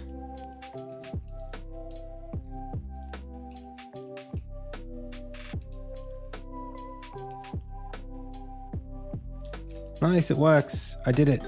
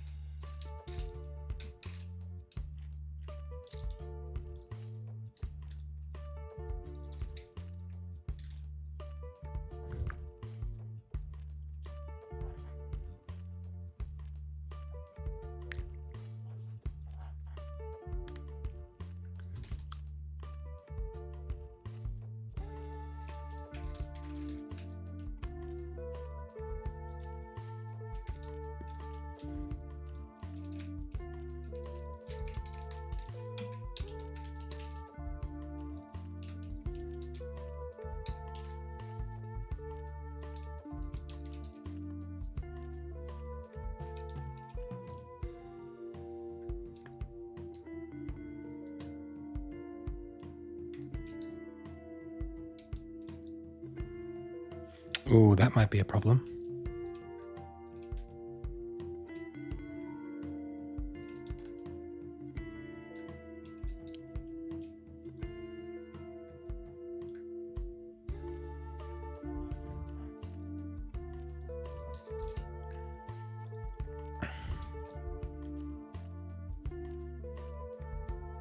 But there is some cool level design implications from that. I'm so happy with how this is going, by the way.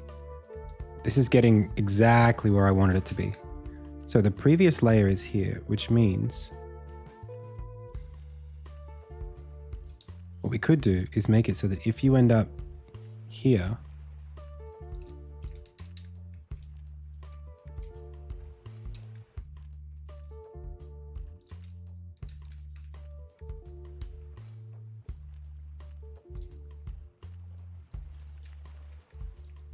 so this, from here, if you screw this up,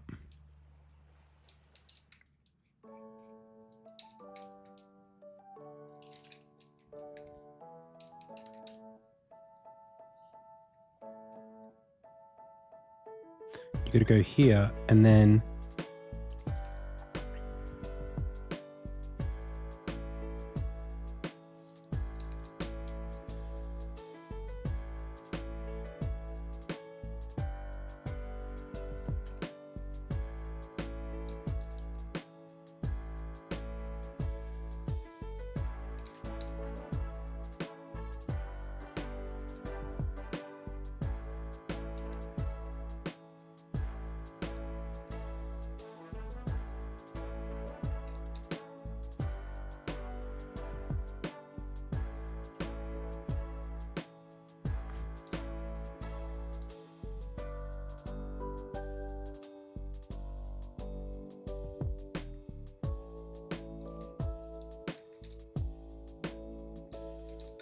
I'd have to do like some weird sort of like almost like like what's the word? Showcasing? No, like telegraphing to let you know, like maybe try here.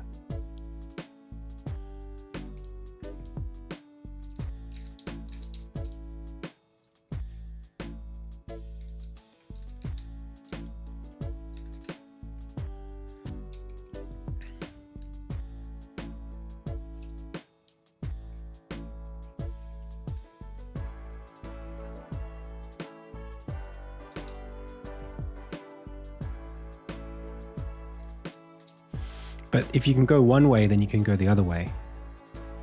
That's the hard part. So if I drop you off here, you come out here, you end up...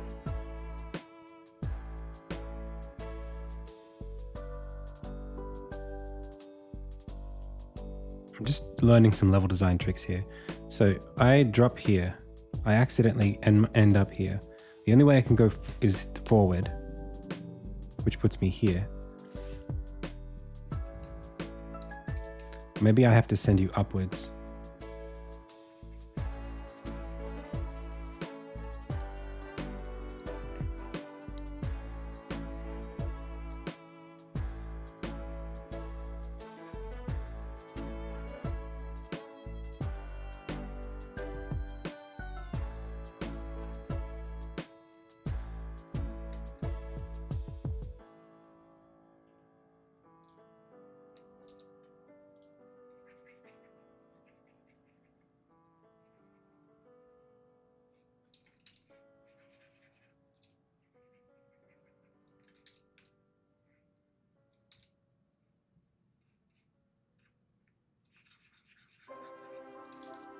Something like that.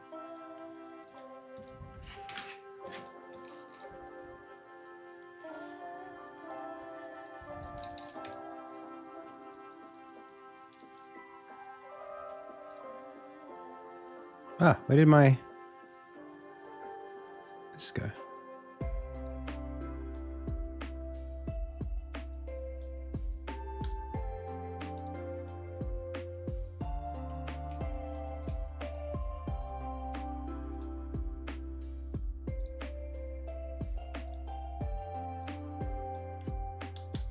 Okay.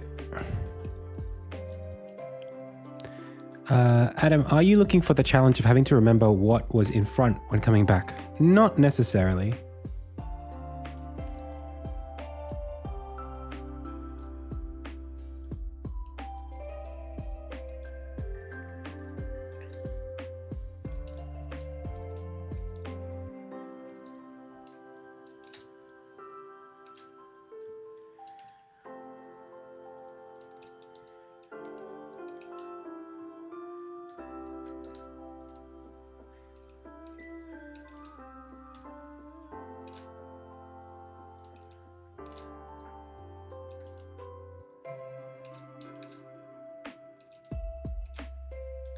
Not a lot.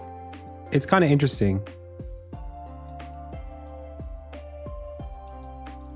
This is really, it's really starting to feel like there's a game here.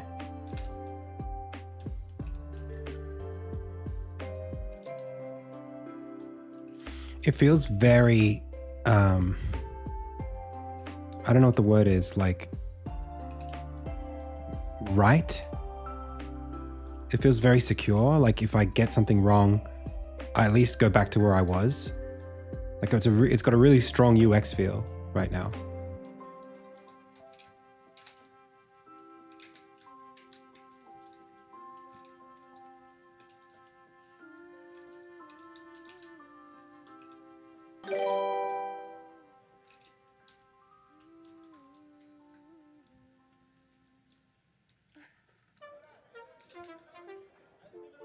Yeah, it's not just feedback that you're doing something wrong, but it's non-destructive feedback.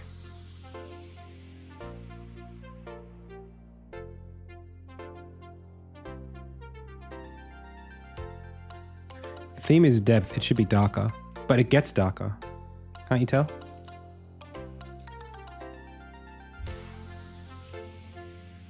We're still going to add, there's like a big particle system we're going to add that's going to make the whole thing feel like there's fog everywhere. You're going to use the orbs to maybe like see a bit more geometry. But I'm actually very happy right now with where this is going. Even the art style.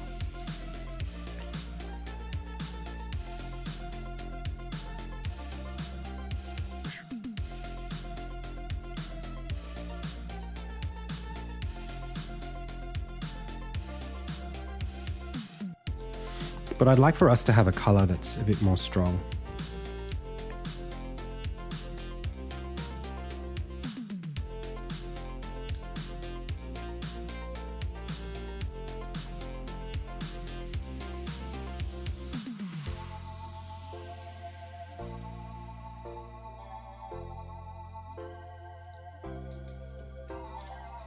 Just see what this feels like.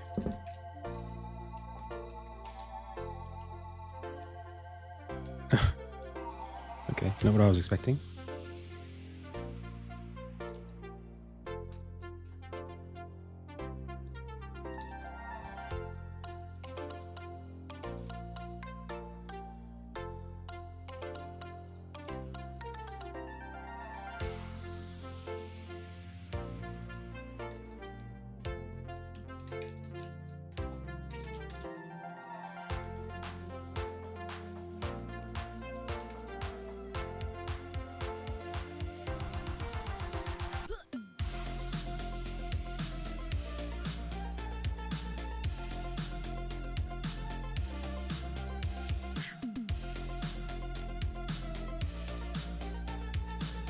It's cool. All right, let's fix that shader really quickly.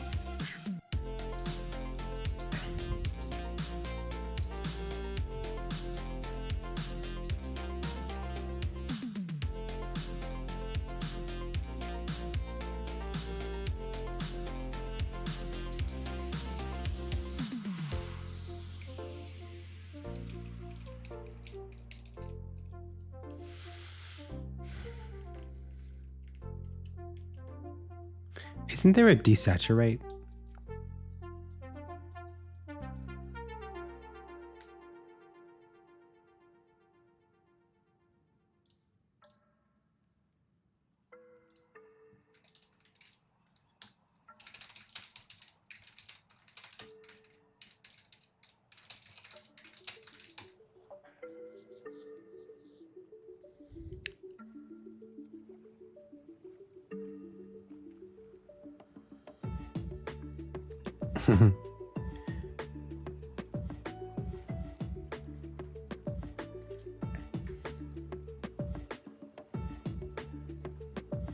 Recombine as grayscale.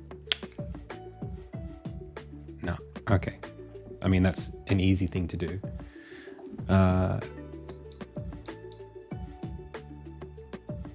You basically just average them.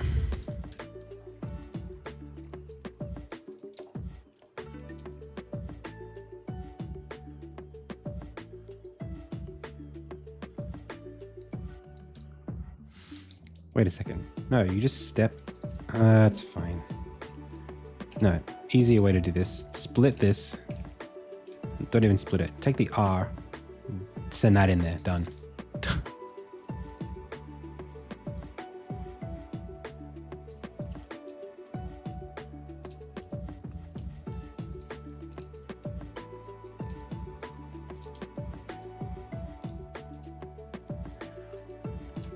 I'd like the plants to be a little bit further forward. The small plants further forward, the big plants further back, maybe.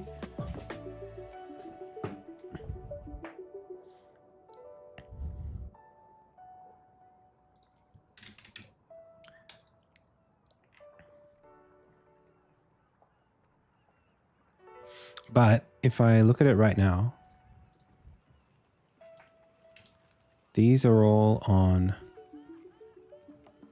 where's my level? This plant life. If I take it and I put it on this one,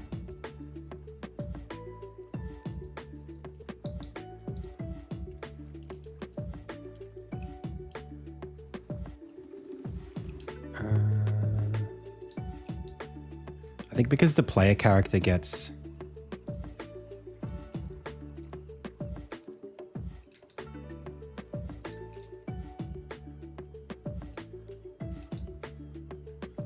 sorted on top of everything, it might not work.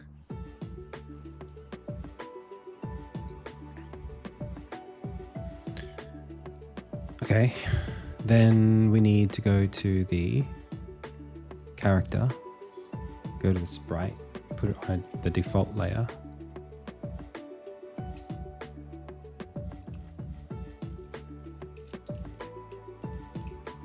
And this is where we start needing the different depths, I think.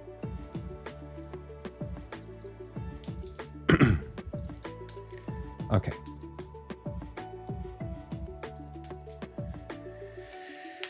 Okay.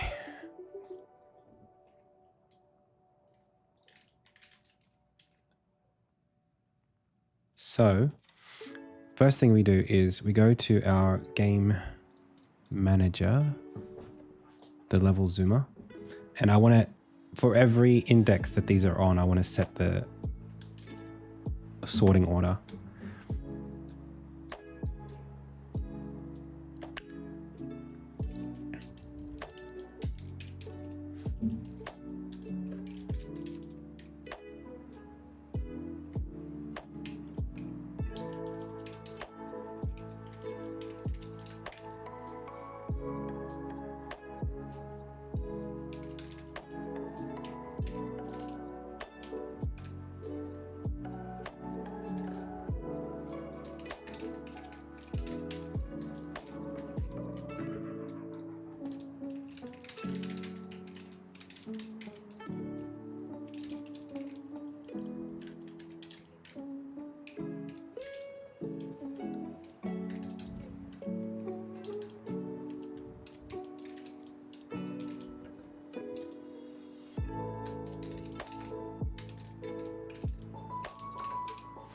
Okay, do I believe this? Geometry render is the exact one.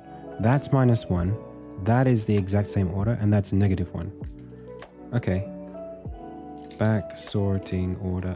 It looks like I did learn from what I was doing. So maybe we're okay. In which case, I don't need to do this or this or this.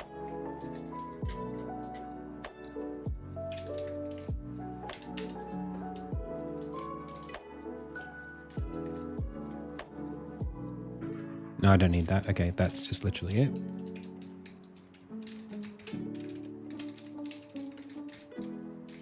Okay.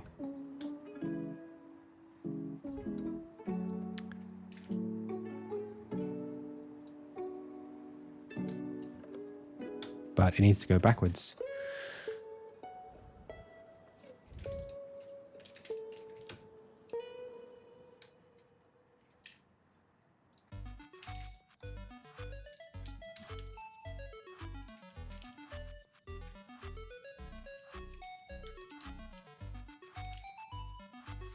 Not quite.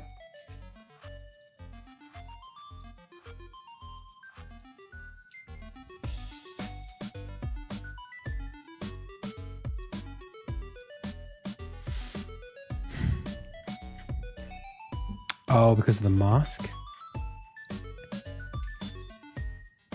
Yep.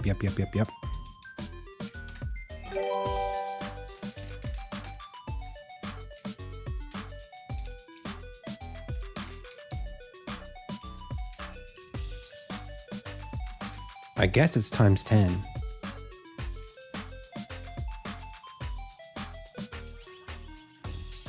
Nice.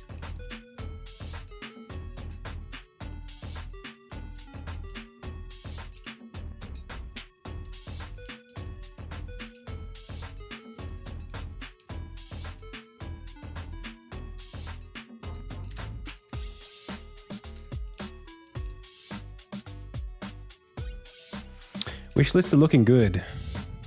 I can say we're beyond 1,000, and it's been only a couple of days. Speaking of which, hey everyone! If you like what you're watching right now, and or if you just like watching me, Adam C. Eunice, while I'm streaming my games, making insignia or anything else for a jam, I would love it. It would be really, really, really helpful to me if you were able to go head on over to Steam. Check out this wonderful Steam page that I just created. Mostly just hit this green button here. If you can do that, that basically gives us that much better of a chance to, nail a good deal with a publisher, maybe even decide whether or not this is worth self-publishing. A lot of my future decision making depends on how many people like to click this button. So if you think that might be you, go ahead and wishlist Insignia right now. I got to get used to saying that. It's been 7 years. I haven't been saying the word wishlist. Wishlist Insignia. Please do that. Thank you so much. One sec. Be right back.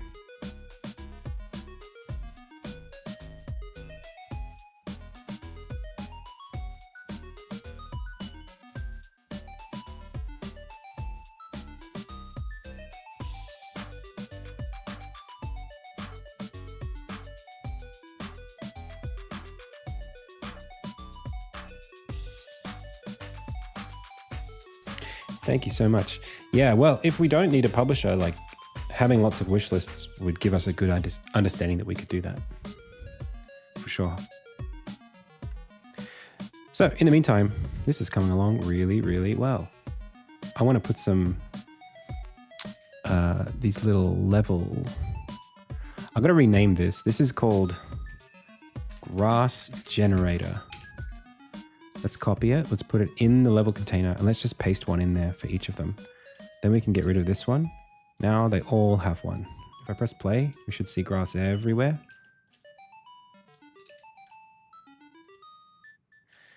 But the grass needs to fall into the same logic as everything else.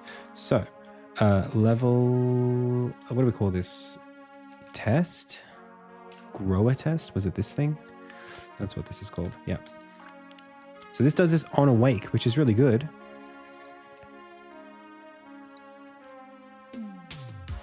No, yeah. This instantiates everything it needs to do, for sure. So why then are they all getting sorted in the wrong spot? If I go to the level container and I look at the renderers,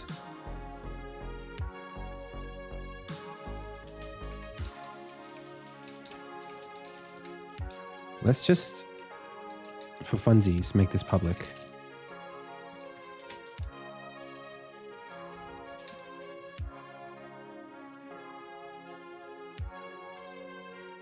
Well, it's easier if you can go deeper. You can do the puzzles properly if you can go deeper. So level here, how many renders we got? 203. So it's definitely working in that it knows that we've got lots of plants and it's trying to render them in the correct space. So that's really, really good. Now the question is, given that we know that's happening, why can't we appropriately sort these things? Because these plant life objects, they're all sitting on default 0, which is no good. We want them to be on the correct sorting order. Let's go to container and then sorting order equals. Do we ever do like a for each? But that's not it. Okay, we never actually do it.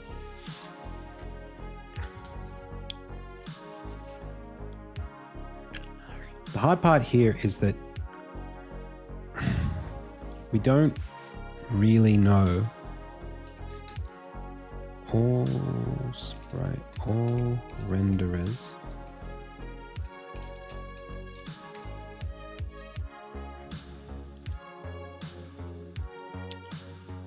I guess we can add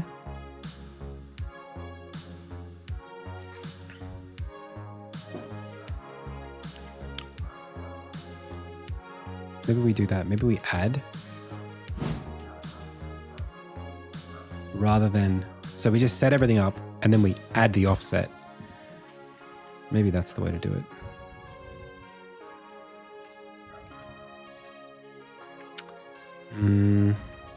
Means we only get to do it once per game, but there's no nicer way to do it.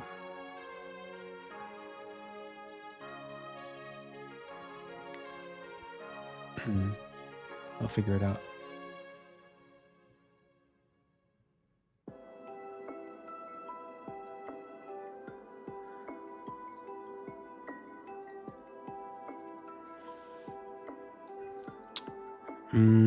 Otherwise, you need like an offset. You need something that's saved at the start time that you can change later. I think instead we need to just, for now, let's just set an offset.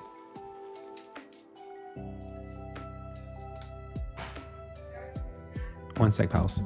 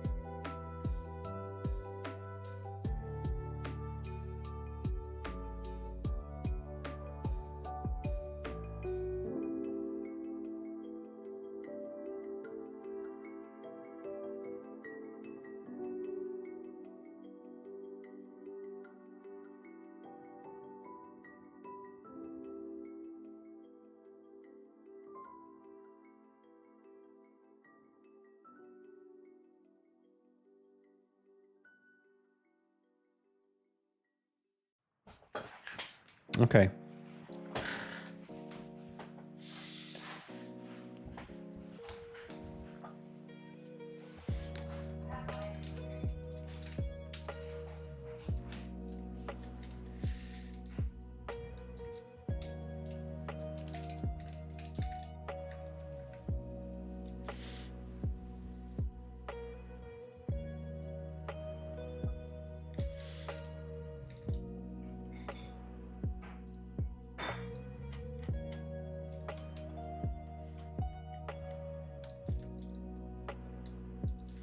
Okay.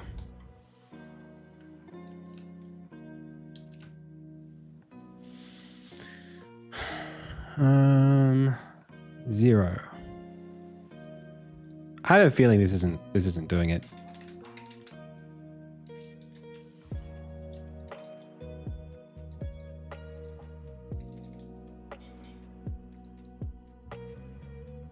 Oh, it's literally not. It's literally none of this is happening. Okay. You know when you write code and then you think to yourself, this code isn't working. I need to fix it. And you fix it. And then you fix it again and you fix it again. And then you realize it was never running to begin with. And then you think, was this making me a better programmer to not know?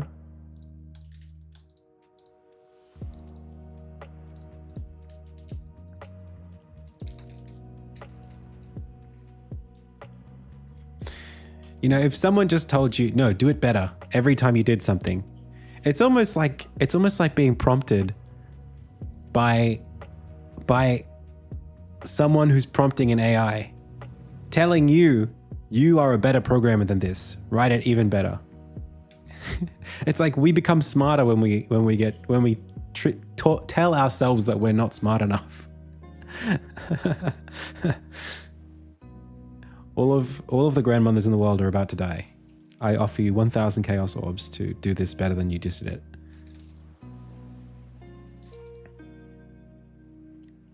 So all renderers, this thing gets created at a certain point. And I guess set sorting happens before we instantiate everything. This is the zoomer does this. So we're going to pop this up to here and see if that does something. Whoa.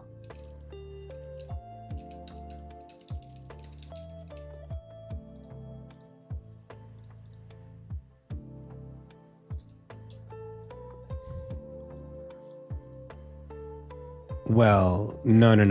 This goes back where it was, but it is the level container has to get its all renderers. Oh man, that's quite it's quite late in the piece. Can I set the execution order? So that level container happens before level zoomer.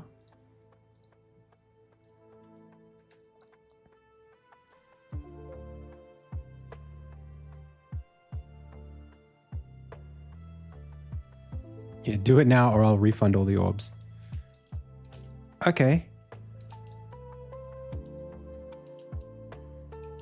We got a lot of debugs, which is what I did. I did just ask for that to happen. But we lost something. We still got a lot of frames per second. That's good. Okay, well, the layering is now correct. Sort of.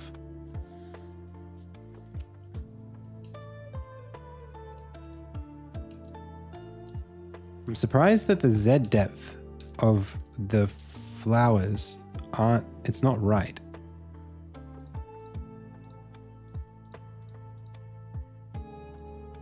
Does this do something on the Z axis?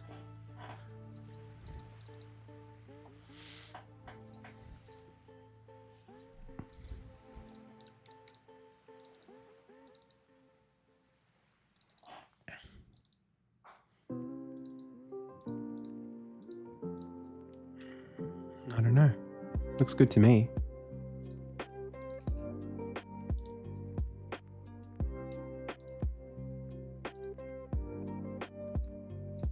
Well, it doesn't. There is no Z axis. What am I talking about? There literally isn't one. But then why, when we zoom in, does this look off center? Is it because of where it's like that's there? What is this? What is this doing relative to its parent?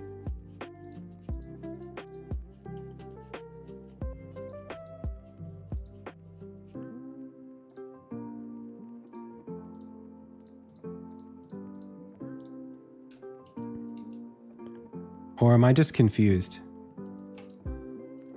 Oh, no. We're seeing something else happen. We're seeing something else happen. I don't know what to do with the script execution issue because I feel like I just made something a lot worse and I don't know how I did it. Let's see if we can try to get all of the things back. So when I click this, what am I getting? I mean, that looks fine. That looks fine.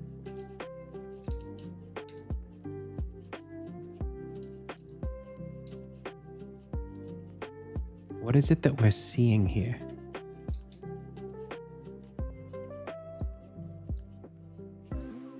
I think we're seeing the squares, which are supposed to be part of all, but they're not there yet.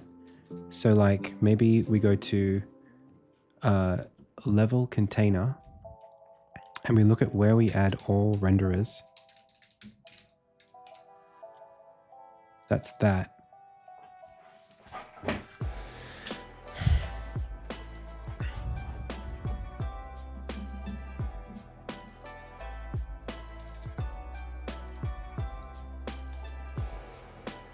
Let's have a look.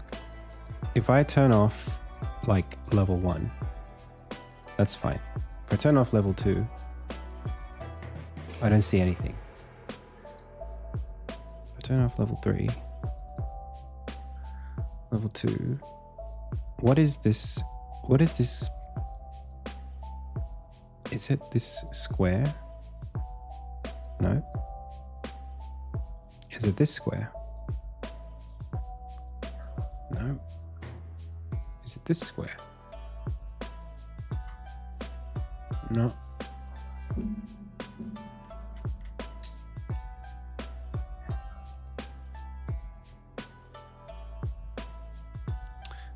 Well, script execution order's going back.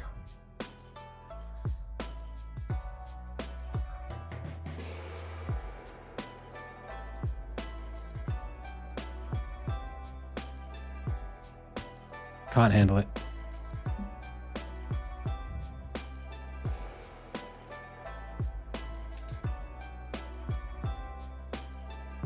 Okay.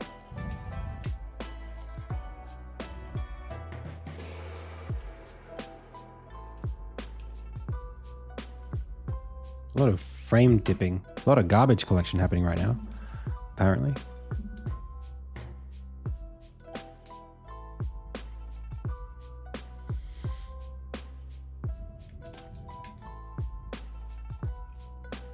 Okay, we're back. All right, so now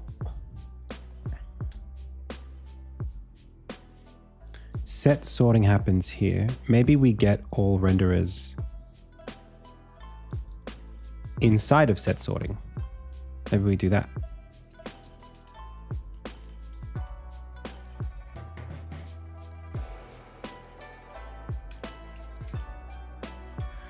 The only thing is that,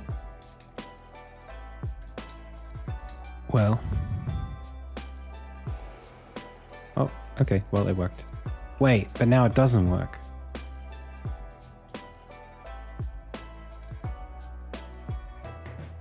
Wait, what is it about doing this? What is it about getting all of the things, all of the sprite renderers in children and adding them to a list that, oh, that's interesting.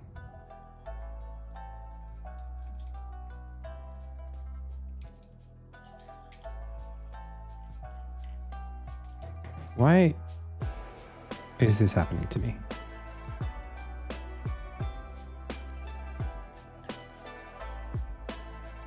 Thanks, Dicky.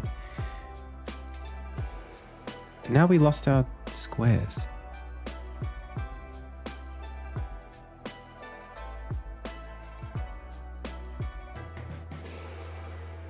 Because all renderers isn't anything anymore.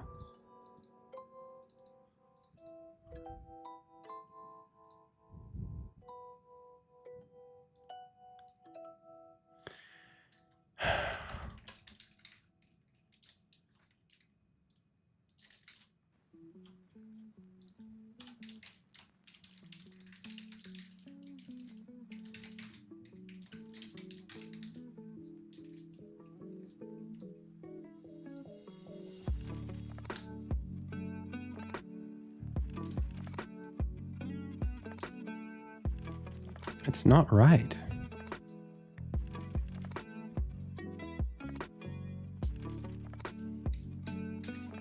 I've somehow broken it.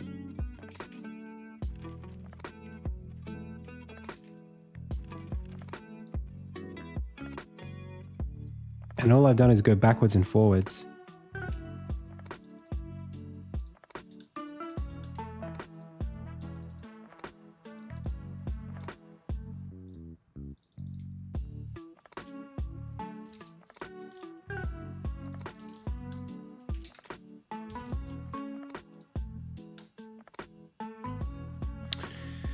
Damn it.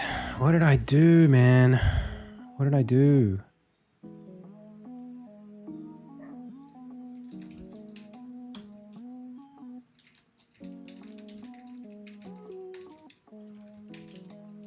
Let's just turn this part off. That should get us back to something that works. But yet it doesn't. Why is it that this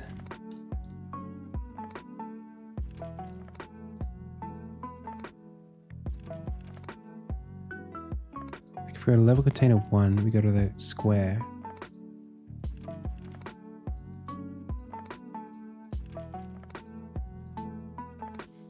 It's visible inside the mask. The mask has a sorting order of -0 to 0, and this has got a thing of 0. So it should be visible.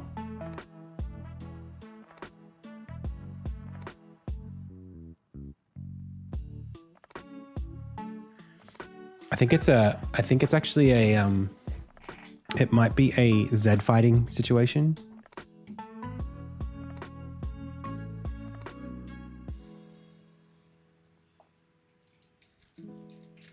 Or something like that.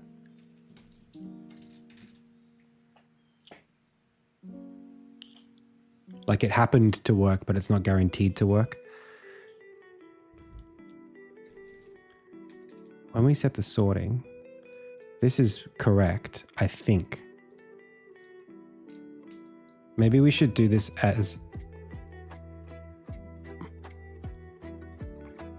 9.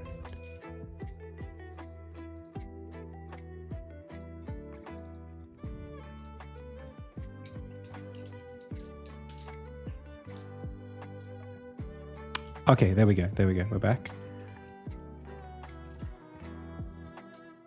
And then this, I guess, it just needs to happen at some point.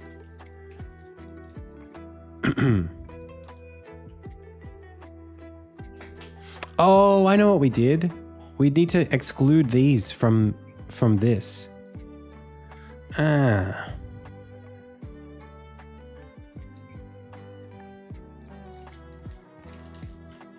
That's dumb.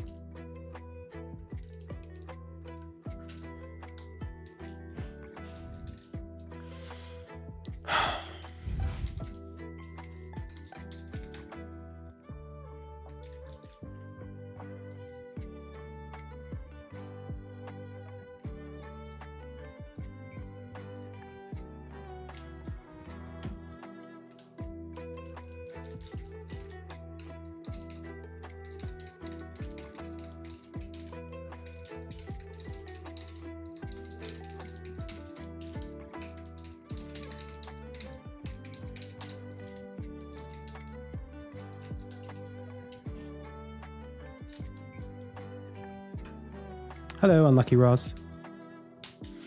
Okay, sorry, that was just really scary for a bit. All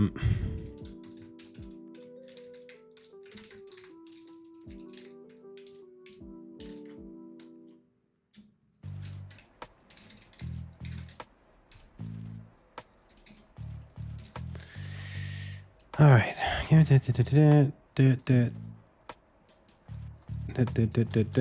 Yep. That doesn't matter.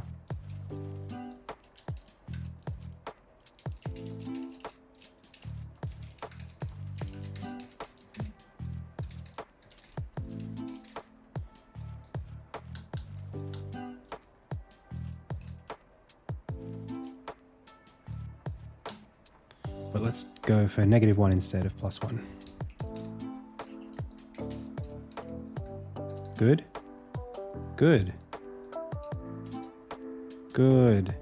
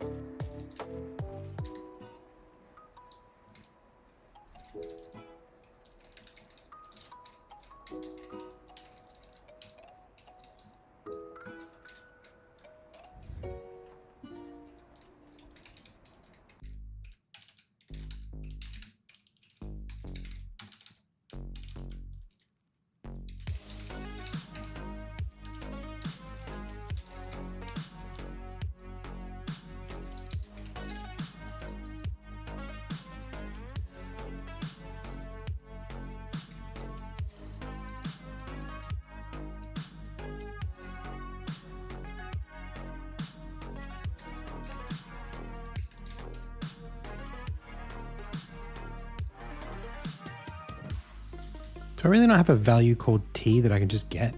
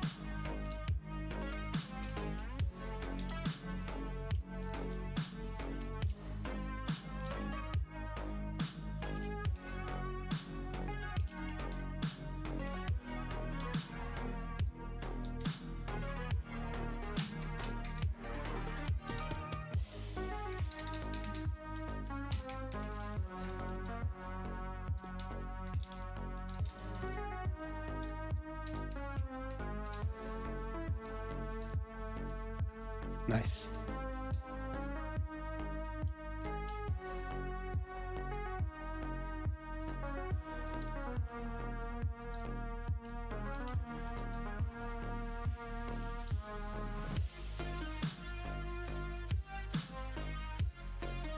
What?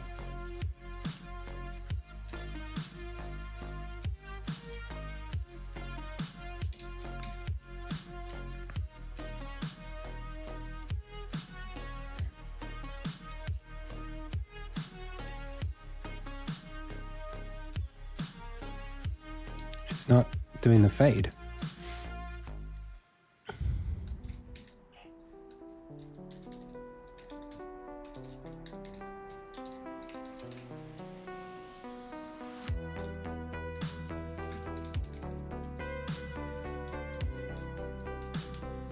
Oh, man.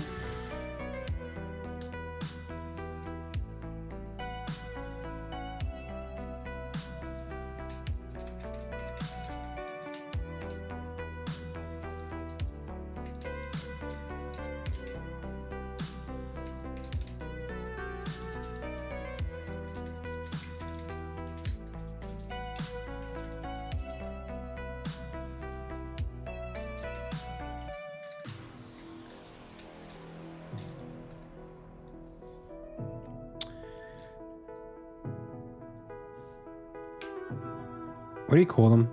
Superficial? Vestigial? Oh, I'm just going to call them mess.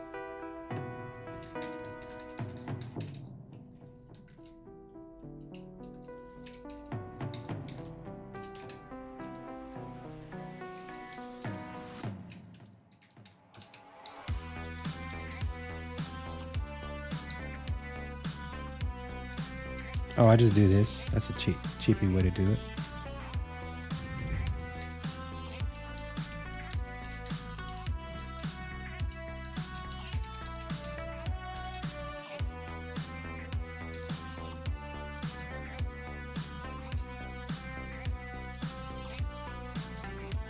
There we go.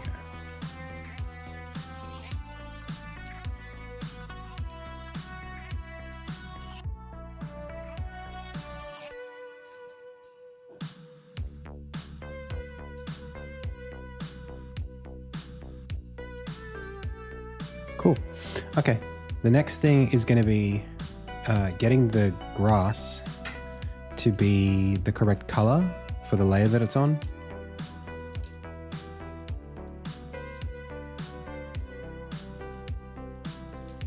And also, it is correct.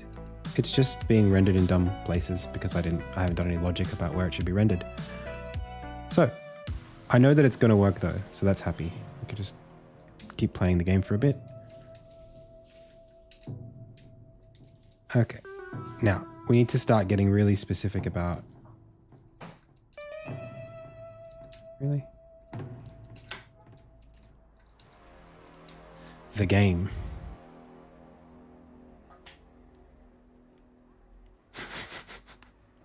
Hey, Artie Keen. Babysit. I don't know if I did that. I had a great time. It felt like I was collaborating. That's the word we use. I was collaborating. I wasn't babysitting. That would make them babies.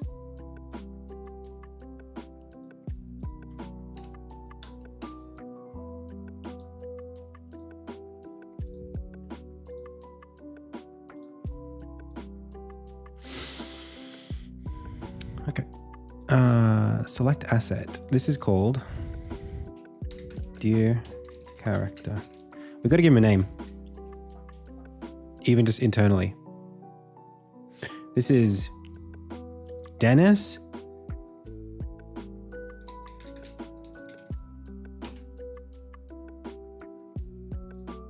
I think that's just what he's called now.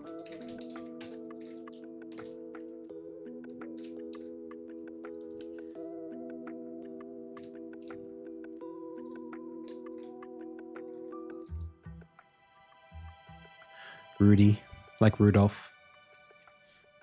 Do you have any advice on something that I should focus on with pixel art for the first time if you're just starting? I think like just have fun with it at the start. Like just play around with shapes really. Look at pixel art that you like, you know, and take some time to observe it, copy it if you want, or take two different sprites from different games and see if you can like merge them together. Just start getting better at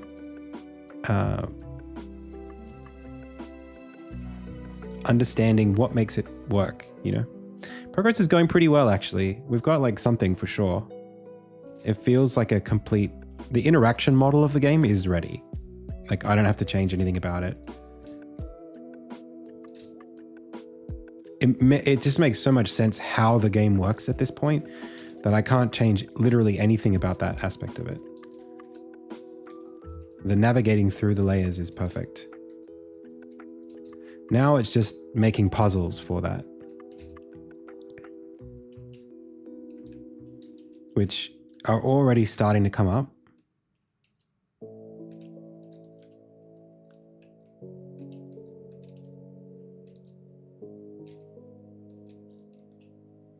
Like it's starting to come together now of like how this game ought to be played.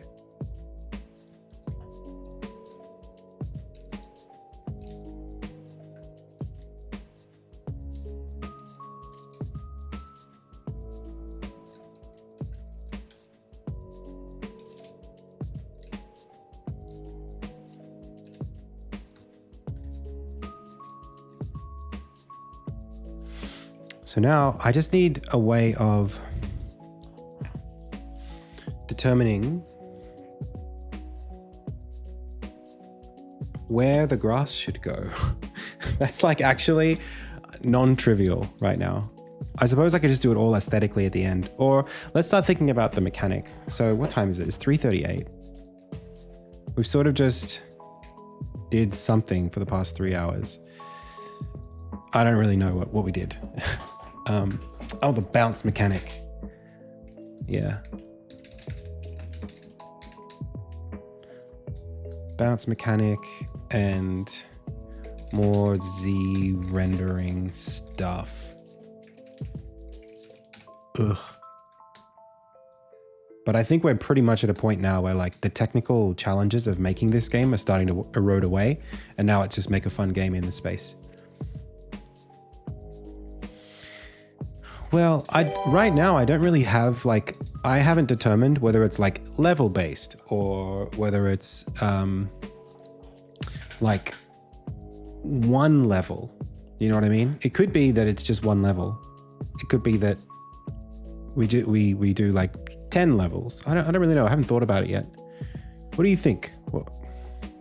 Usually if I want it level based, like 1, 2, 3 levels, 4 levels, 5, whatever, it's usually about explaining concepts.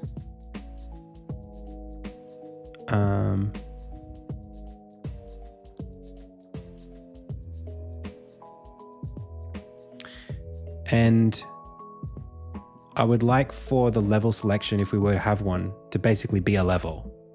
you know, a bit like Baba is you.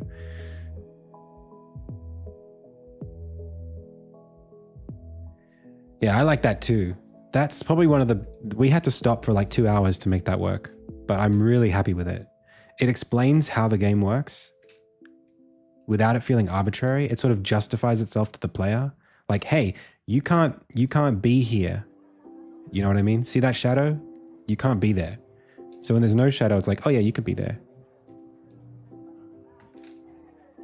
Even that, the way it comes out this way, oh, it's perfect. Like, seriously. Oh, he definitely does need a run animation. Yeah. I'm just deciding, like, we still need to get the game in. You know what I mean? Because I could sit on the run animation for ages and ages and ages. I just want to make sure that the game is where it needs to be.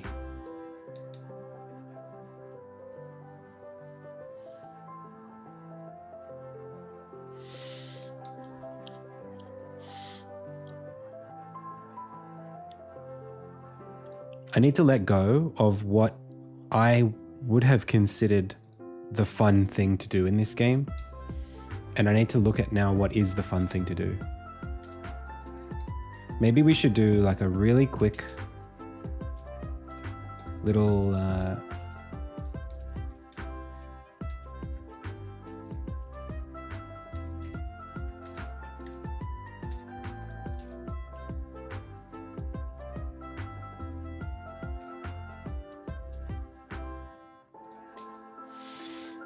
let's just stop for a sec. Okay. We got the orbs. That's great. I would love for the orbs to sort of like not be parented to the character, but instead just like follow you around a little bit more, like more like fluidly. But for now, I think we'll just deal with what they are as they are. I like the idea of the grass growing around the orbs, and I feel like there's something we should do there.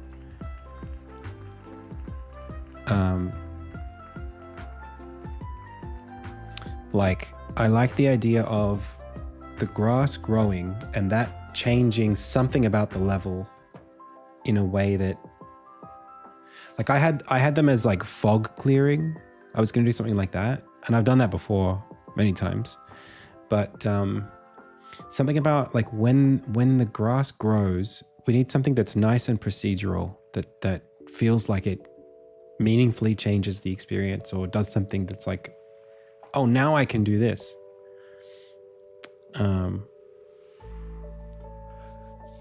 Right now, there's no metric, there's no value to the grass, but I want it there. You know, I wonder if I can just go like this. I think I can literally just do that if I want.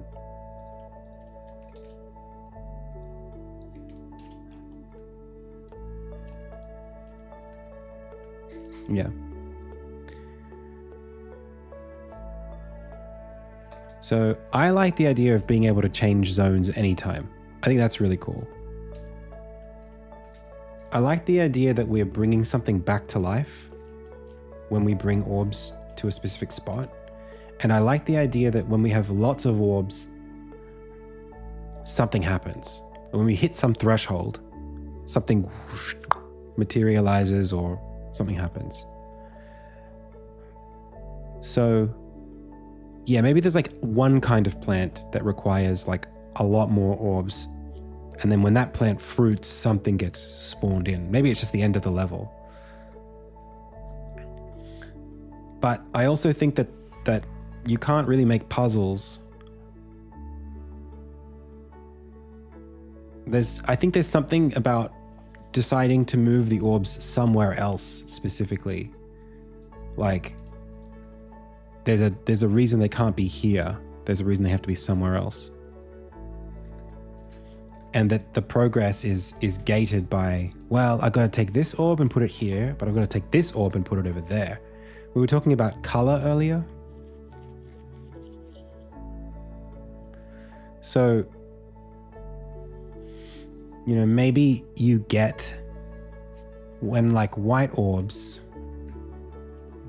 can grow any grass, but the different plants create different colored orbs when you grow them. And then I gotta hang on a second. This is really bothering me. When we aren't pressing a button on the x-axis,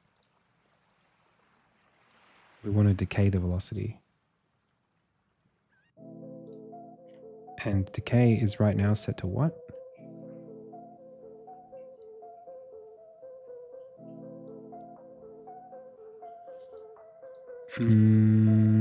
Dennis? I'm like, what is the character called? The decay is on ground control at 0.9. That can't be right.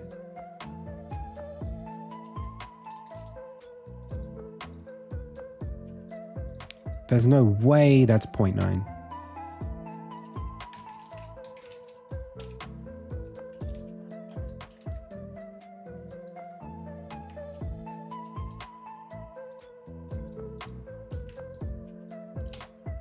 What? No chance. How could that possibly be?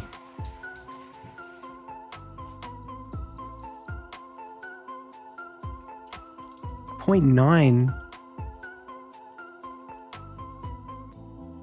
How is that possible? 0.9 would stop you almost immediately. You get like 10 frames out of it before you're basically completely still. So how are we getting this lack of friction? There's no way.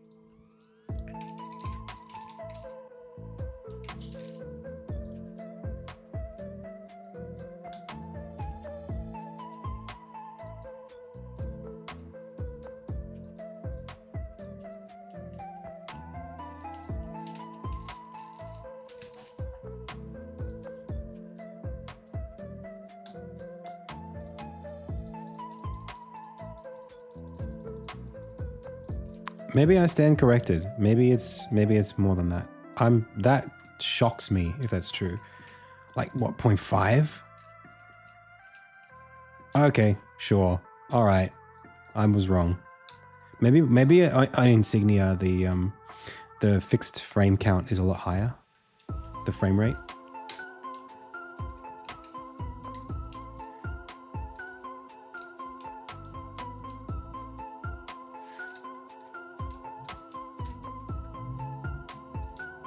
Anyway, so you bring the orbs, something about color.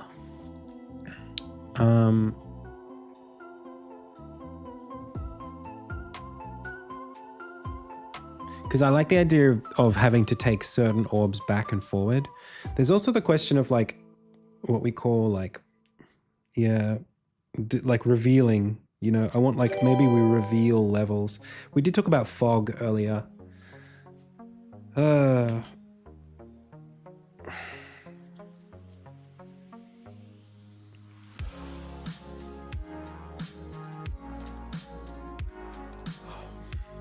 There has to be like a moment where you do something cool. Maybe you can't go into the depths until you've unlocked something. Maybe we start the game and it's just a platformer. I think that the surprise and delight aspect of the going into the depths is really important. And maybe we do handle it over multiple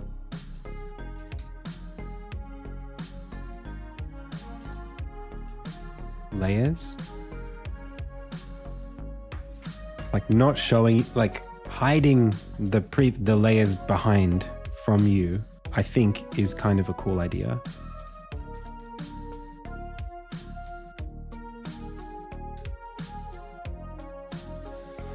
So what does that look like?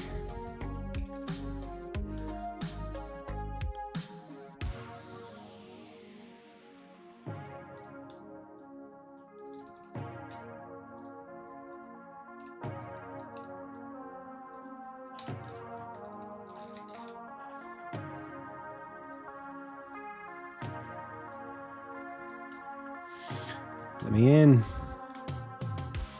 Okay.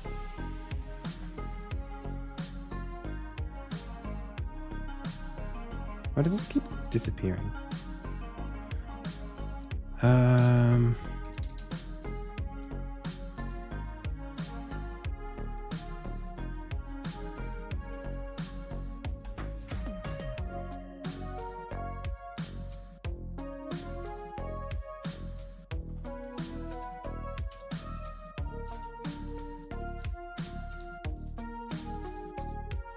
yeah, so the first one has to be like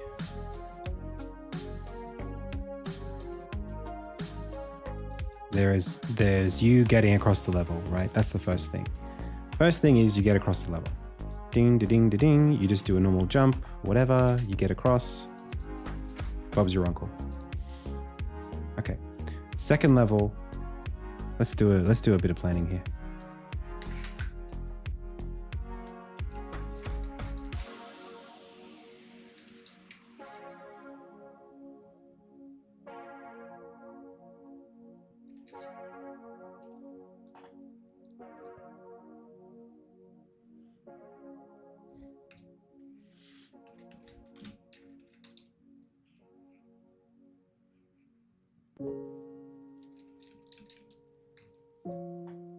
I use A Sprite.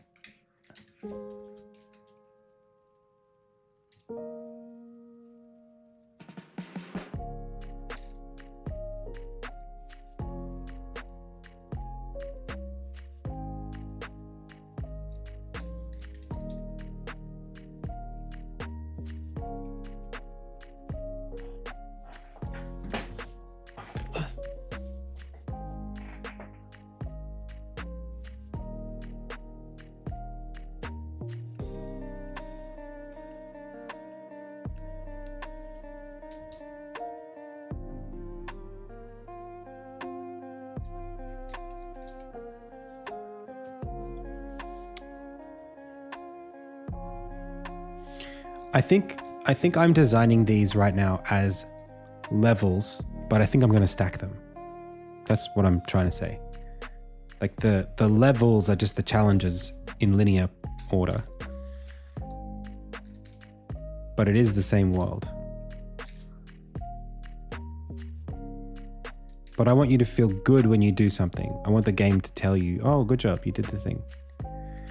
So in this case, it's like going through a door at first is pretty straightforward. So like, you know, let's save this and then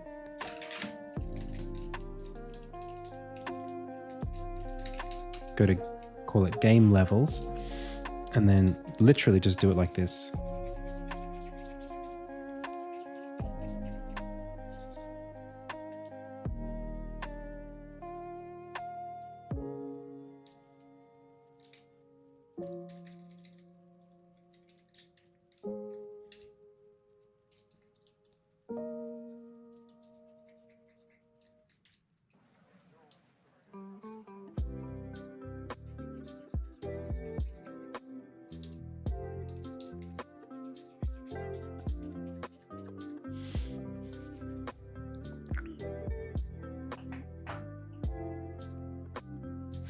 There is this cool idea that we haven't explored at all yet, which is one of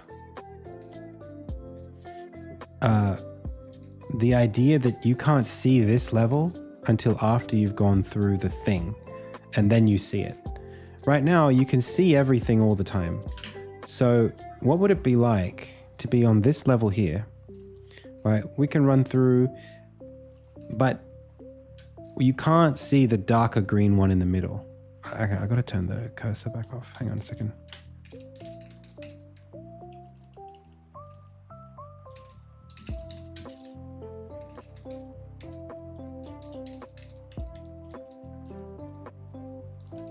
This doesn't need to be here anymore at all. There's no reason whatsoever. Okay, so back to here. So wouldn't it be interesting if you could only see this white color? That's the terrain. And then we see the second color. But that's all. So it looks like we're just on a flat stage. We get to the ending of a space. We go in, and then we see like fog that kind of clears away and reveals this level. And there's fog in the next one too. So we have to reveal the fog to see the space. That's got to be it, right? Okay, we're going to do the fog right now.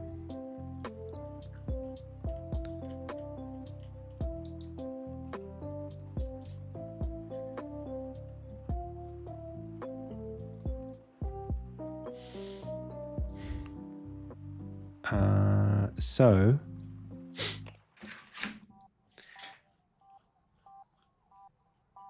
what do we do? I guess we just get a particle system. What's the right way to do this? I did it in Remember Apollo, and I did it by having a render texture.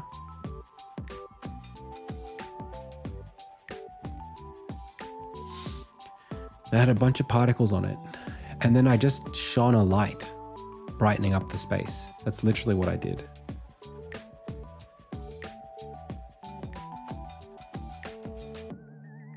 But this way, I think another way we could do it is we would have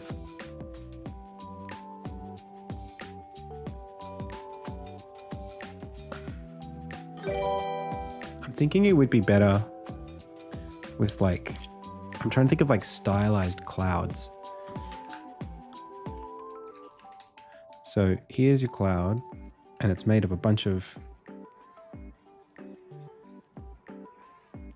stuff.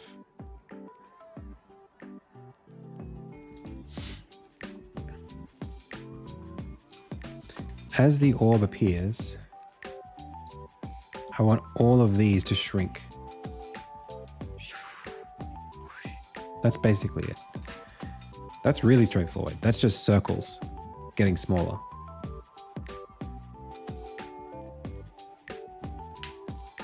And maybe they're bright, the brightness of the space makes them bigger or smaller, and that's literally it.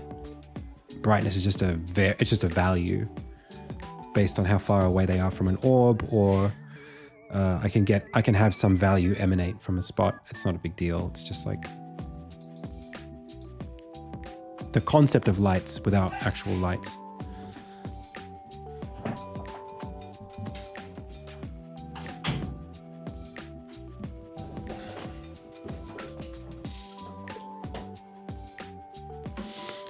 Okay.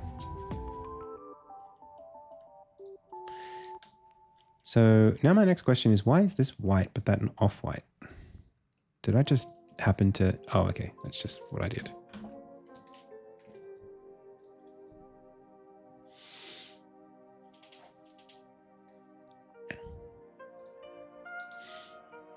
All right. This is called circle. This is cloud. Curado.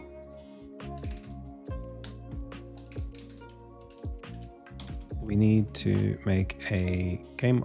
This is a sprite renderer.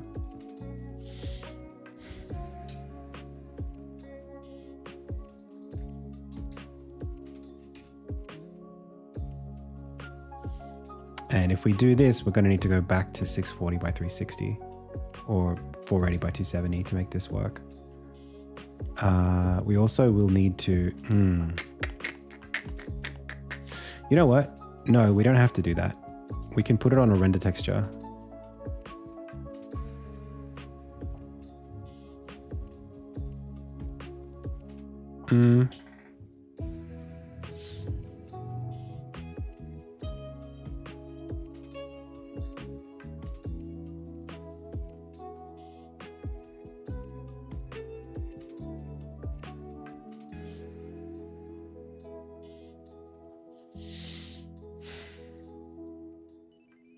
If I put it on a render texture, all I'll really be doing is making it...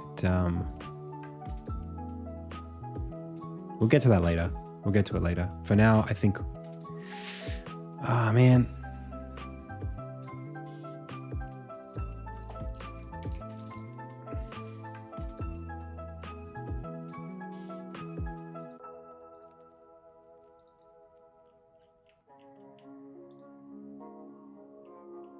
I don't want the aliasing, but I'll deal with it as it is for now. We'll fix it later. So we got our circle. I think we want like one script. I mean, particle systems would be good.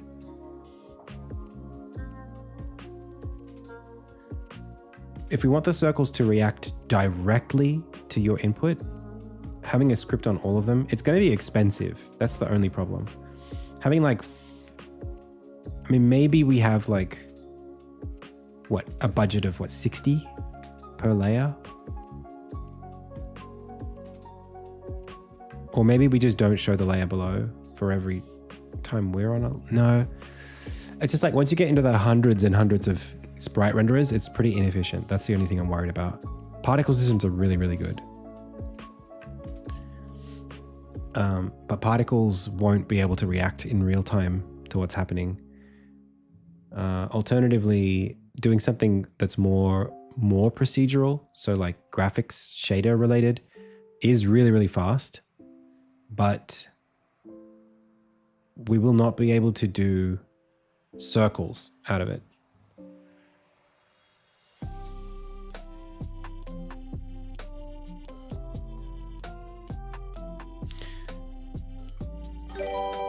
Yeah, I don't want to pre-optimize, so let's just build this thing first.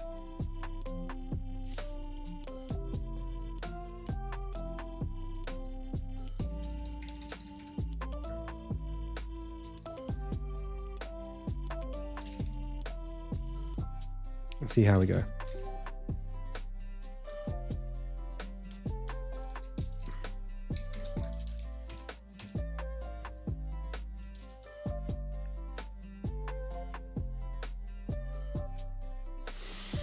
It's not a object pooling issue.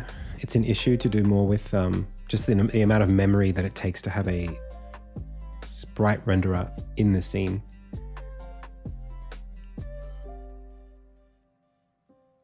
We could, I mean, like, we could create a shader that detects some value. We could print some value to a shader, and then the shader determines the distance on the UV from a certain point and fills that with a circle and works from there. So we just have a bunch of dots, and the shader goes, hey, all these dots get blown out to circles. Anyway, let's not get too crazy with it. We've got a cloud layer.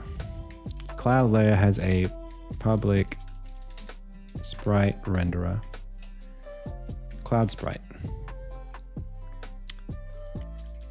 We have a list of sprites like that, and then instantiate a cluster of clouds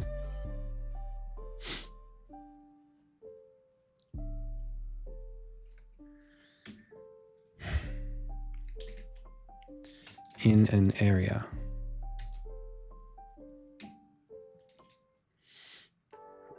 Now, the hard thing about this is to ensure that there's actual coverage in the area. We might struggle.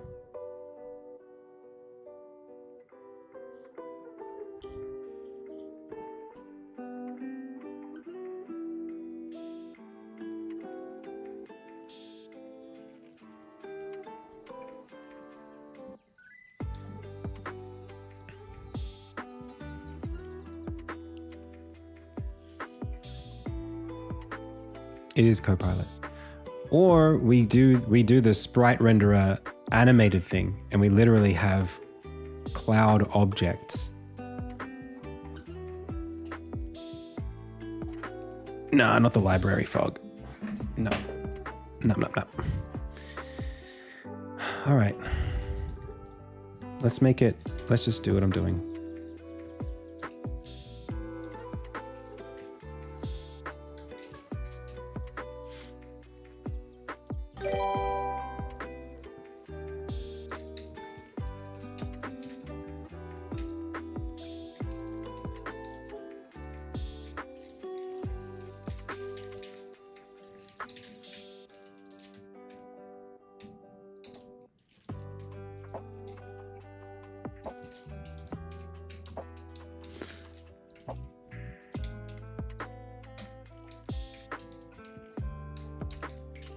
Oh my gosh, Adam. What's going on?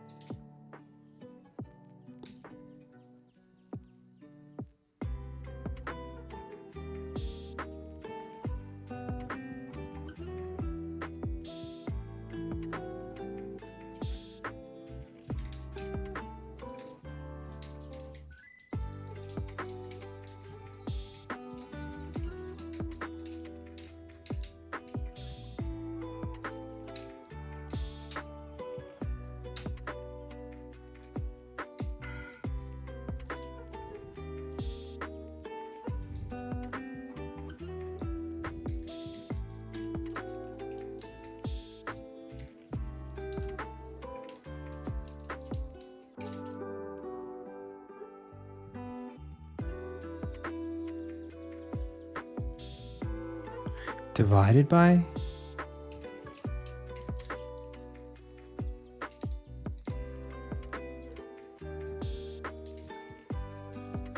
Okay.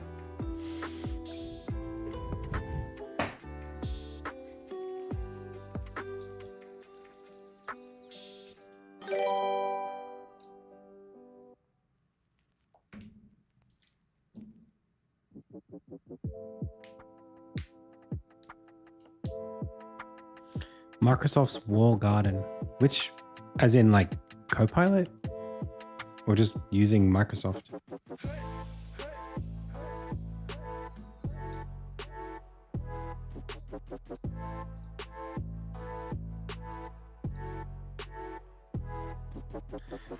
I mean, it's free. You don't have to pay anything to do it.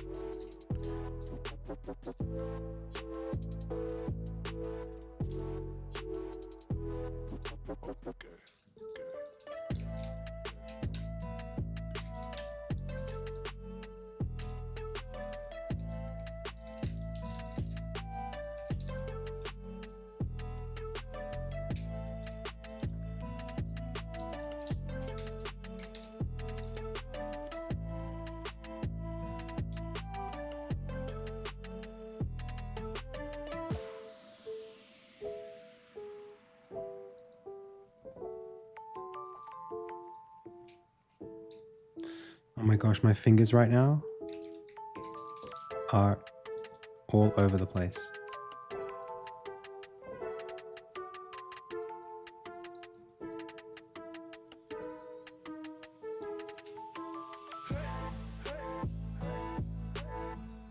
Okay, I think that's because of all the clouds I've got.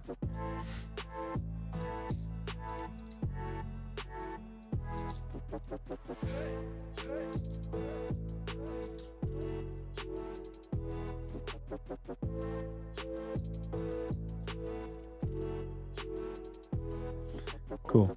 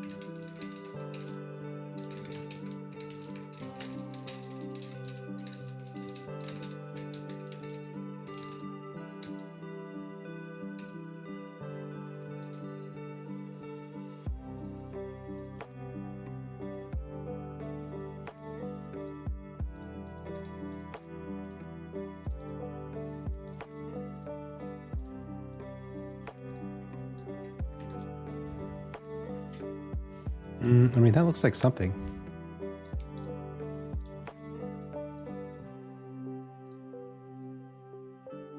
Adam can code. Adam can code.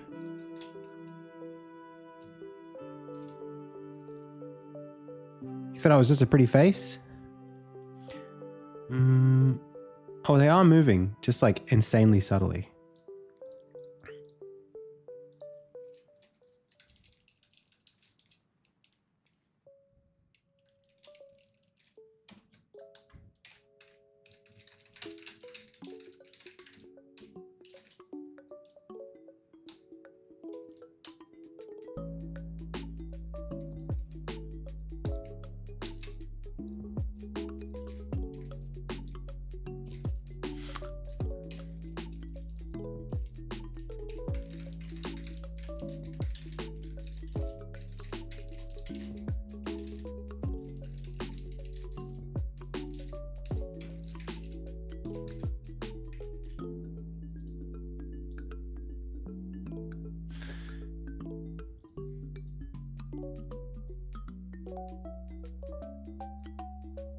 Okay, that's good.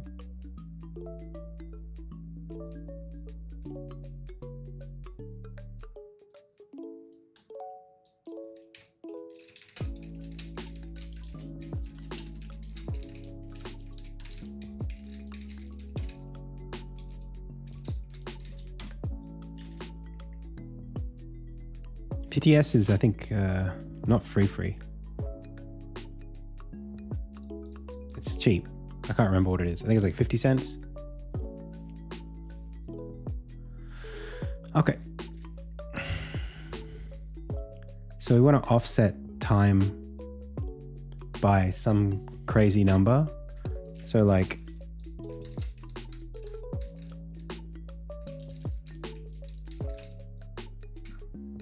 not random value times 100.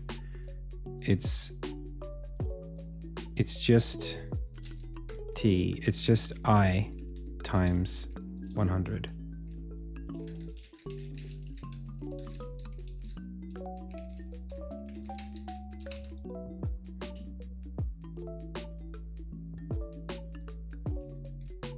Time plus t offset times noise speed. Correct.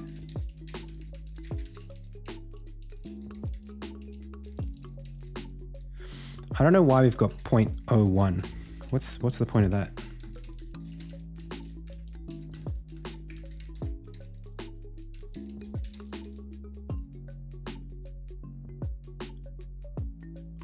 Oh, we're placing. Whoa. We're placing time. All right. I mean, I don't love it. It's not really how I would do it.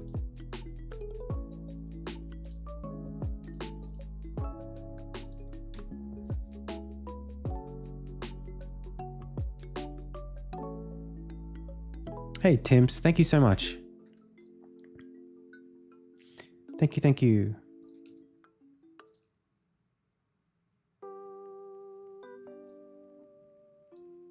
There we go.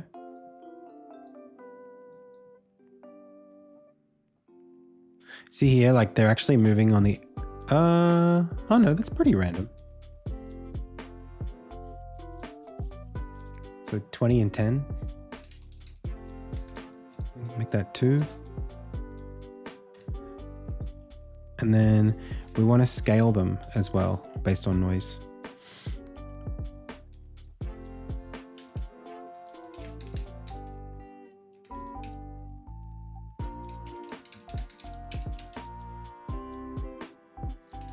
Let's just set a scale up.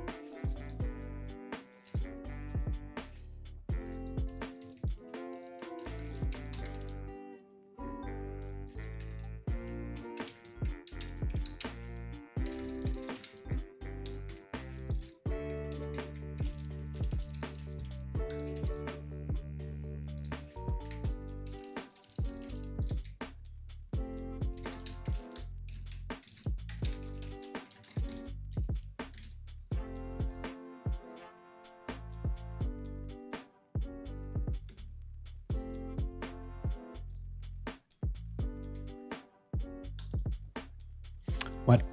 Oh.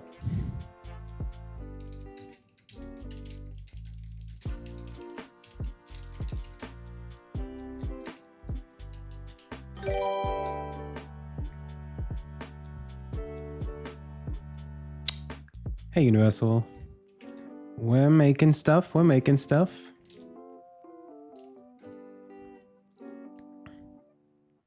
So this is really cool. It's just that right now it's not going to do what I want it to do. It feels right, but I think we need like one layer of off-white behind it almost.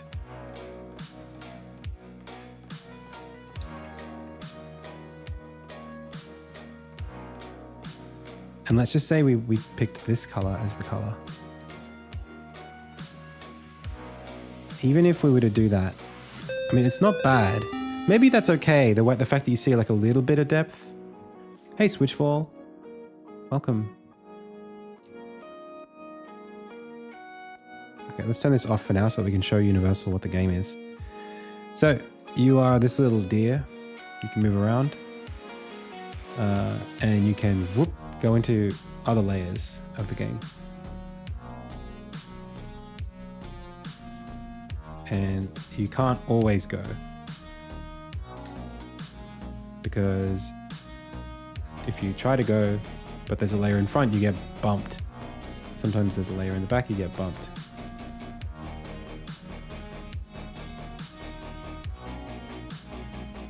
So you gotta figure out what you're doing.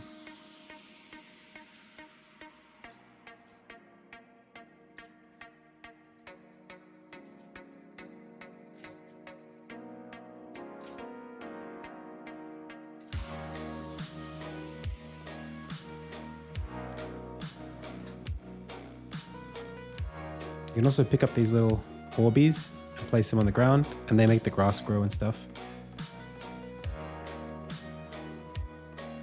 Right now, this grass is not placed anywhere, so it looks a bit funny, but you can place the grass in the layers and it works properly.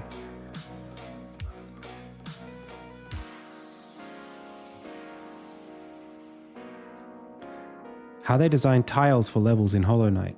I'm not sure. I don't think there are any tiles in Hollow Knight.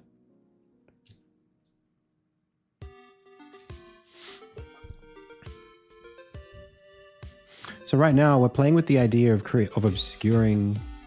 It is going to be puzzle, yeah. We're creating the idea of obscuring the layers behind based on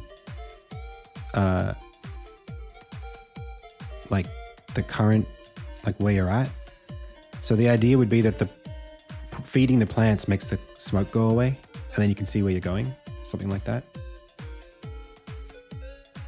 So, I mean, like an obvious thing I could do is put all of this on that. And then now when I go in, that makes a bit more sense, yeah?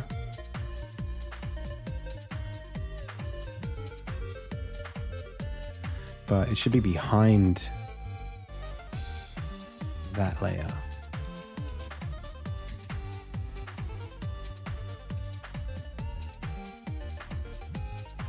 Not quite. Hang on.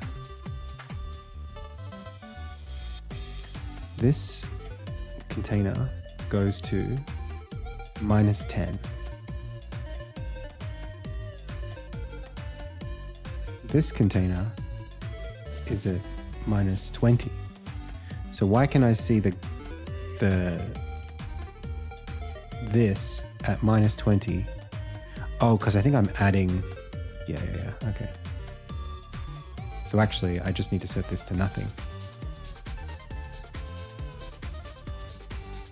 Like -2 or something. And it'll work already. So we should be able to see, yeah, where we can't go.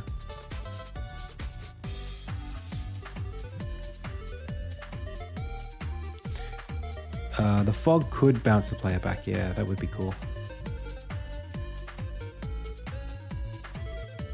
That is a neat idea.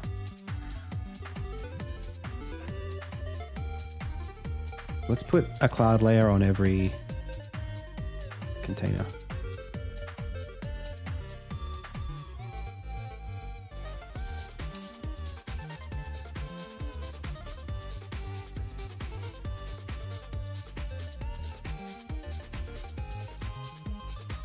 This is totally working. We just need it to be the same color as the layer itself.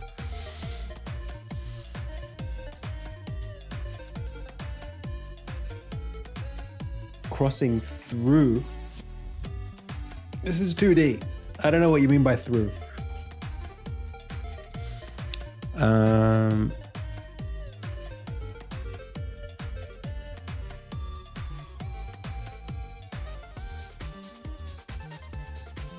Hey, Ibrahim. Ah, thank you.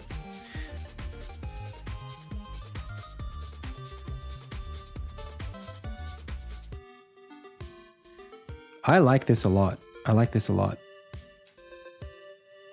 I think it just needs some extra bit. It just needs maybe like a, for now, I'll just do like a layer color. I'll hard code it.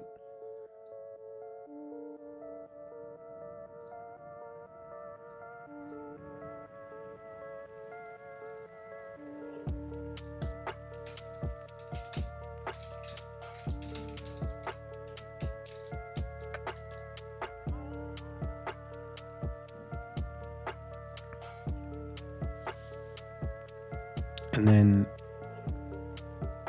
you would want, yeah, I think it's fine.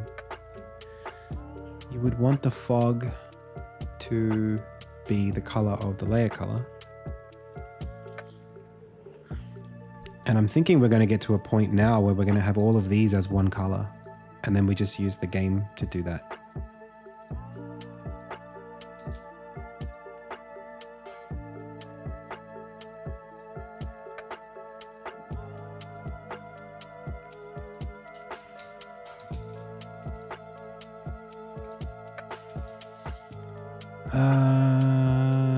Containable.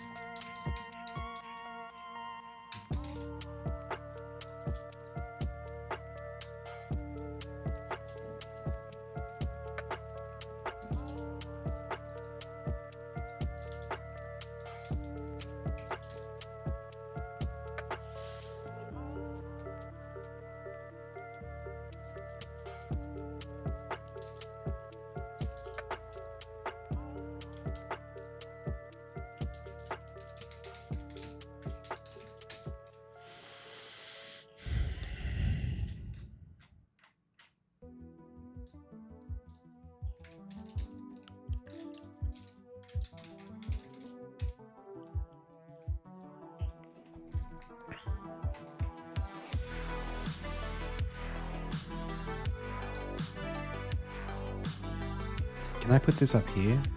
Please work.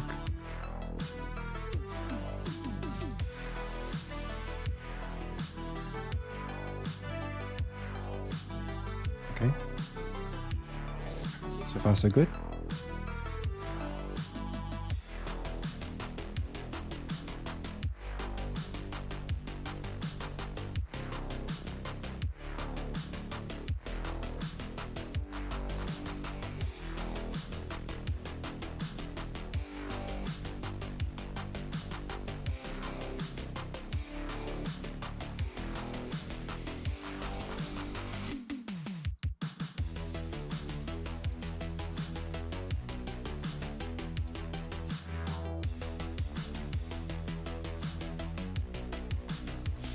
Do you have assets across? Yeah. What game concept? It's for a jam, And it's basically a game where you have different layers that you can cross through. Right now, the fog is there as like an obstacle. And it's going to clear when we get closer to it, or when we bring these little orbs over to the green bits.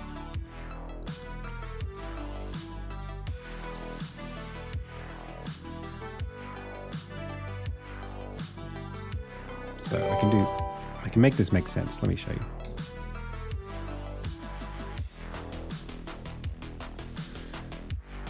So the first layer doesn't have any clouds. That's really important.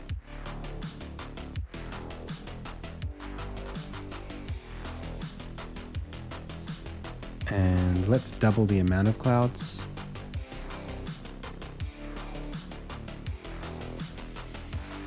Maybe 4 might be fine. What are we looking at in terms of frame rate still? Still really high. Okay, well.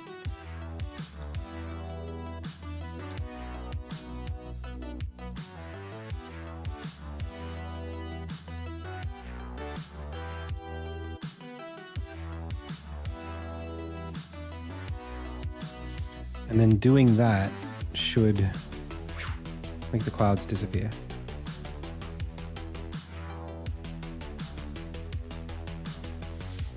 This specific song is Steam Gardens from Mario and Chill.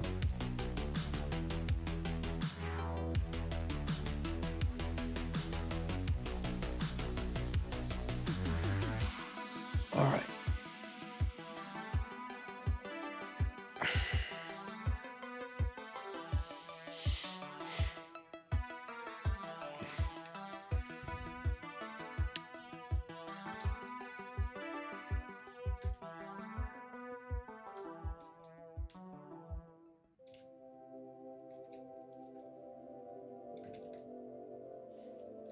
I mean, it's kind of working.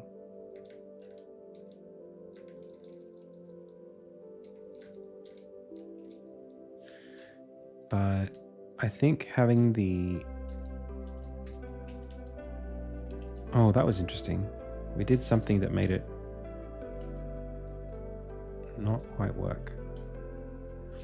And I do think that we should... How do we do this in such a way that you can't traverse any of it until the fog has been cleared?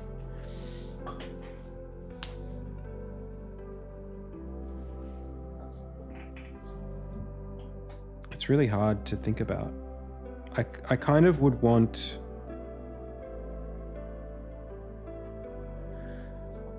the fog to... Oh, it's like drifting. I see. The noise is drifting it. That's weird. Are they moving down?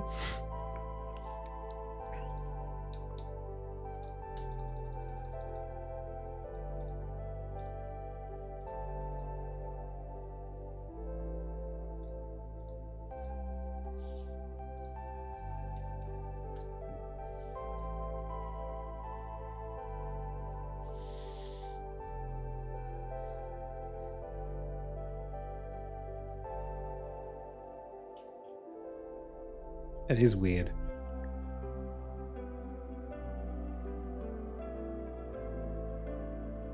Why wouldn't noise bring them back up as often as it brings them down? Is it a rounding issue? Where's the smoke going?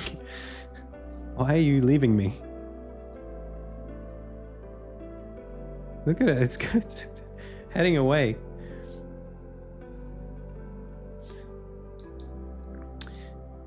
Yeah, so the alternative would be just to get rid of the cloud idea altogether, and instead use another fog fader something. It wouldn't be the worst thing in the world.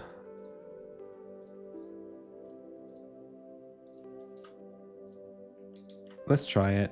I don't want to spend too long. And I feel like if it is like a field that we just want to treat as a field, then it should just be one. So let's go make fog.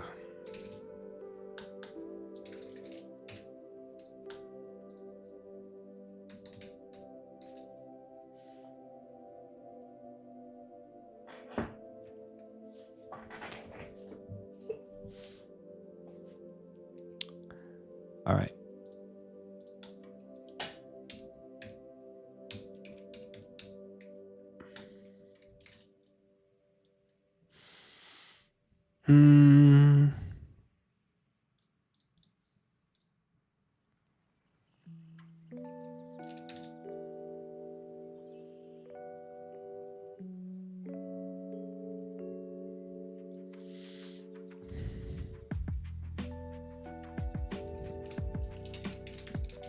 This has been a good jam so far. I'm enjoying it. These problems are like they're not crazy hard. Like, I'll be able to make this game. It's not like I'm fighting to bring it all together, but it's not easy either.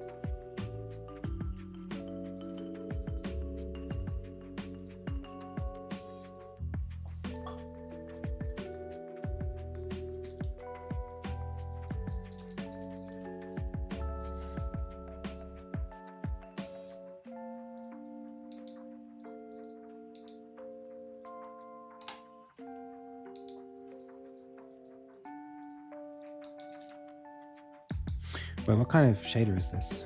This is a lit shader, but it needs to be a sprite lit shader. And it needs to be on the thing that we're trying to use.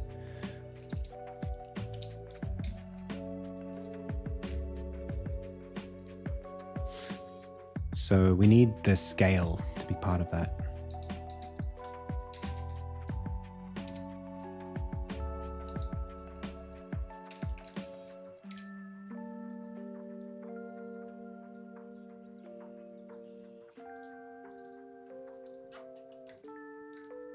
Nope.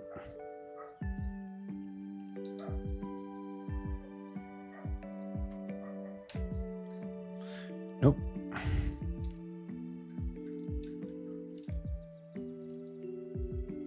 Oh, well, it's not moving on the scale. Let's put it on this. Whoa. Okay, cool.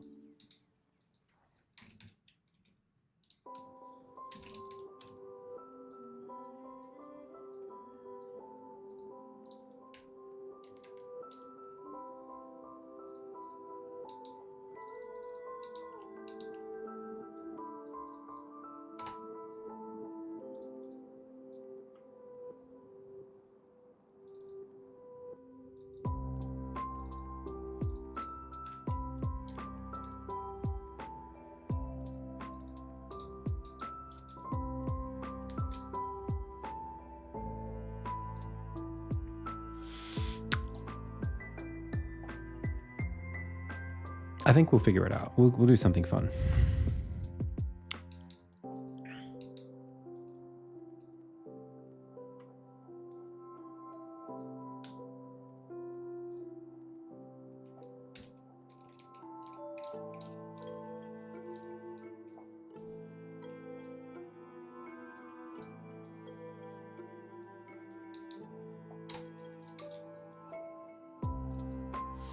Why don't you auto open?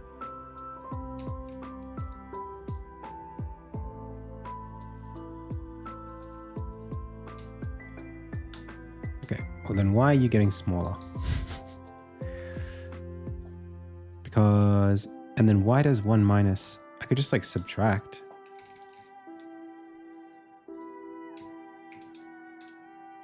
Zero minus that.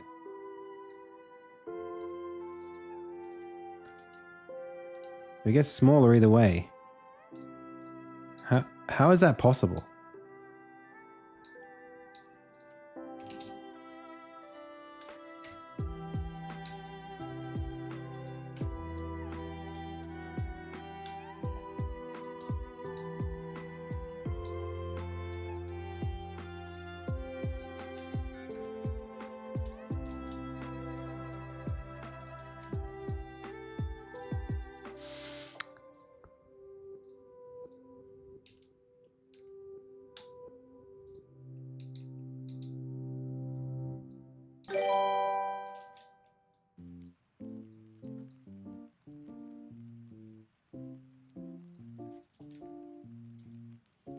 Jam is 2 days.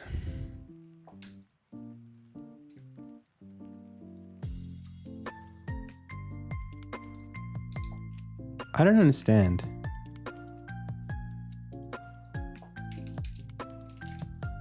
Why don't we do this?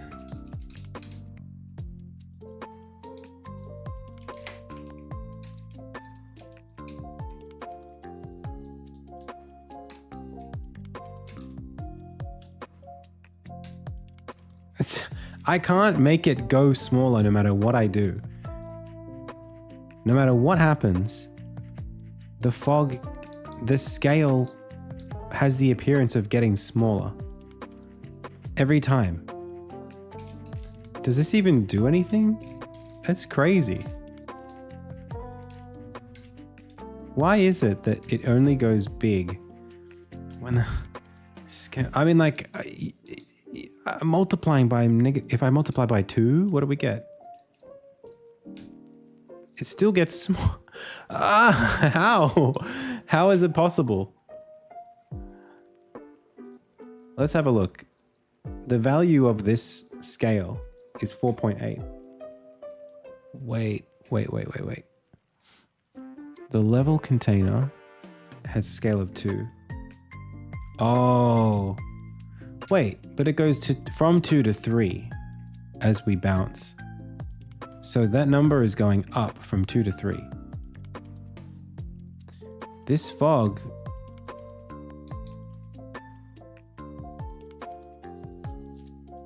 should go fraction. I don't know, Elzak. I'm a bit scared of this.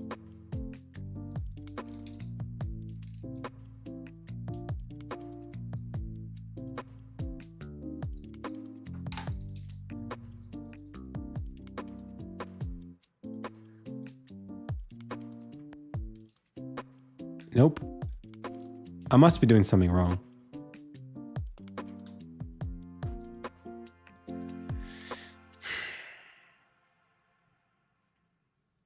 You know what I'm not using that I would have loved to have used, Elzak?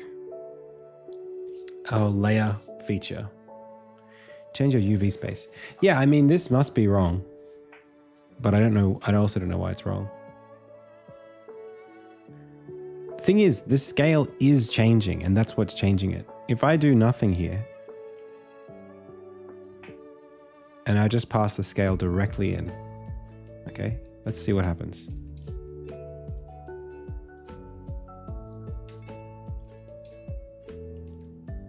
It still gets smaller, it just gets smaller, but cornered, like the corner is the...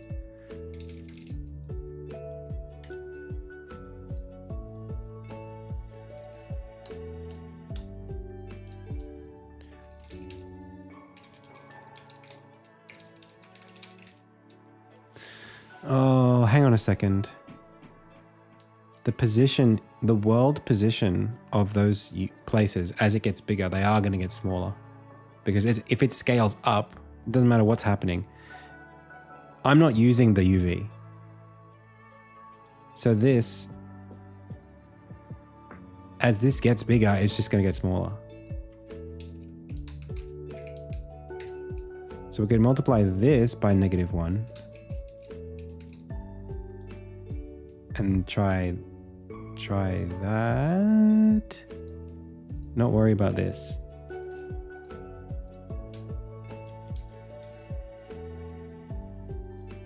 I cannot tell if that did anything.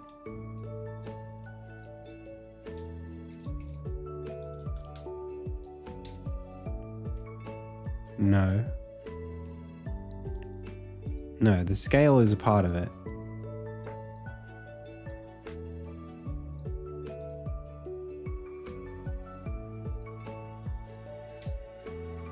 Nope. I don't know. I don't know, chat.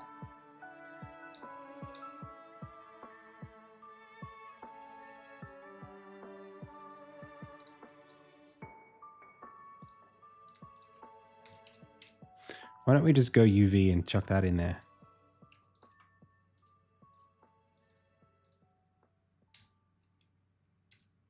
Okay, well, that's the easy way to do it. The problem is that the UV is stretched.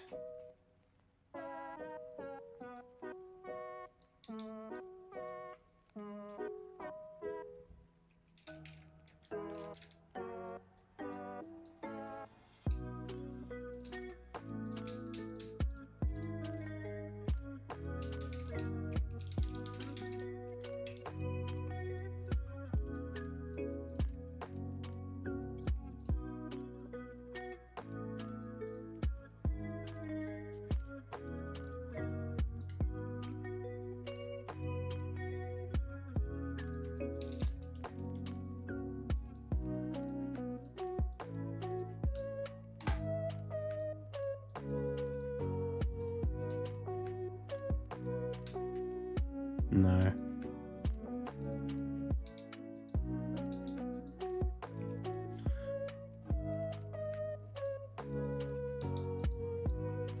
You would think position would be the way to do it.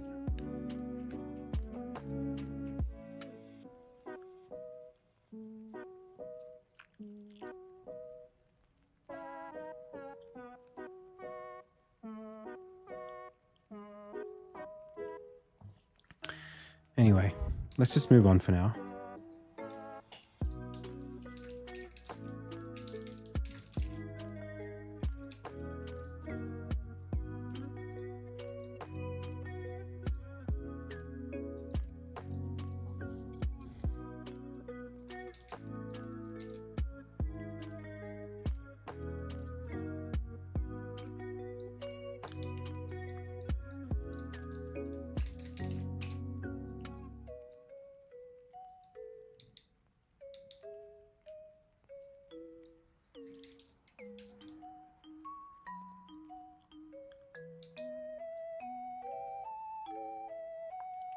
Wow, that looks a lot like those clouds I was trying to get just now.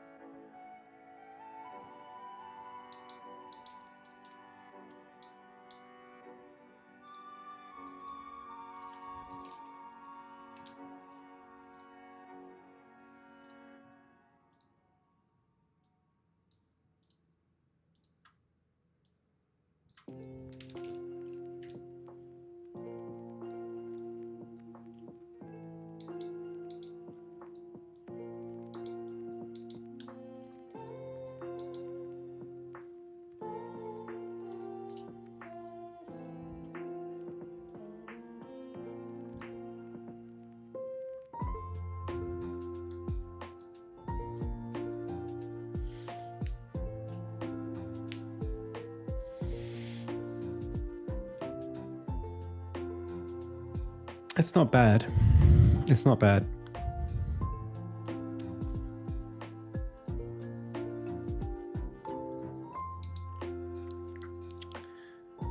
I think I could do a thing that makes them... Can I make them shrink? That would be really cool. I can zoom them out, but I can't... I don't think I can make them shrink on the spot. Oh, yes, I can. I can use step. Nice. It's a shame that they won't be responding to the light, really.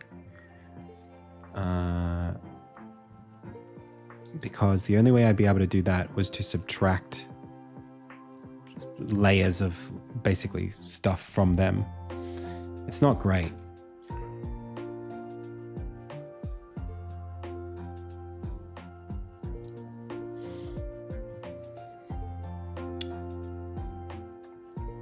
The only way to really do it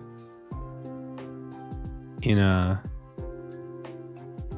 more naturalistic looking way is to use a way more dense noise texture, and then have the light coming off of the orbs be also noise, so that it feels more hazy and organic. This with the large circles, you're never going to see the circles recede the way that it would look good. I don't think.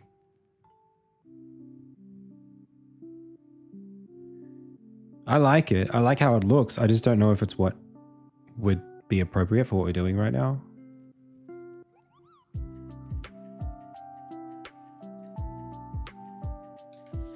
Maybe we go for something that's even more like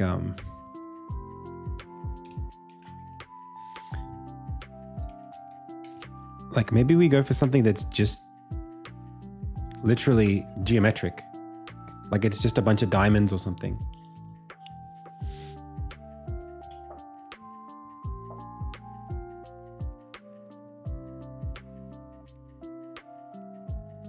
Maybe it's like they're actually like more...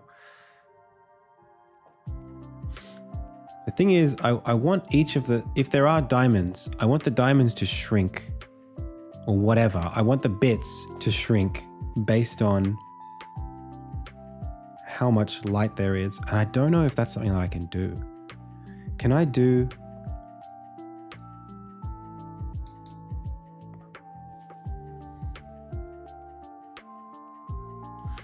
Like, I kind of want this, right? Let me imagine this. Like I've got a field, and I got to think the field creates a bunch of, let's call them circles for now.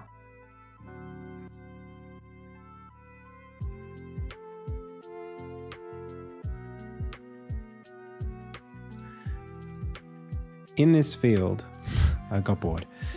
No, a better idea. In this field, look at all that. I did all that work. If you have a circle here, radially from the inside out of the circle, it makes these get smaller.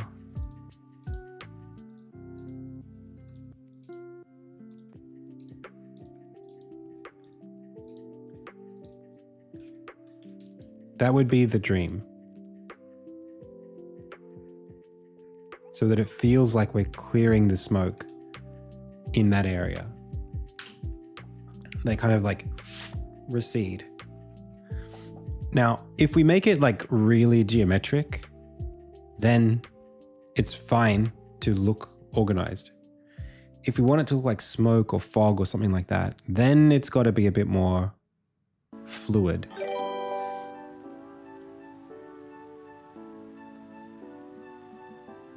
What I've done in the past was use maybe like a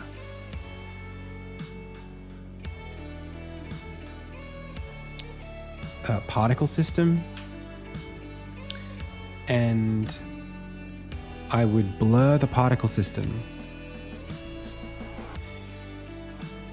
and then as the particles were deleted or died in a certain area, what would I do? What was I doing in? Yeah, I think in Remember Apollo, what I did was I had just like the particle system, right? And it's using its like typical particle-y thing that it was doing. Oh no, the particles I was spawning the particles. That's what I was doing. I was spawning the particles where the light was. I think. Like the systems, yeah, that's what I was doing. The emission point.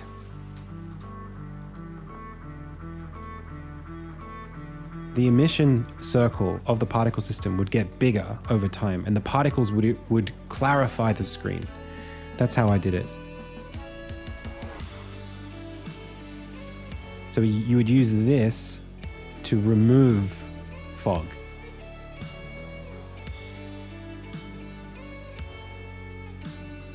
I think that's what I did with Remember Apollo, and I think that's probably the right way to go. It just has a different effect because you're not seeing things.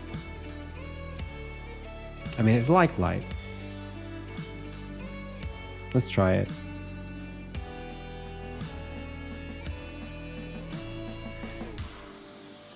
Goes? Oh, how goes? GOES. How goes Ludum Dare? It's coming along. We're trying some stuff. I'm a bit ambitious right now with the VFX. And so the game isn't really a game just yet. It's close to a game.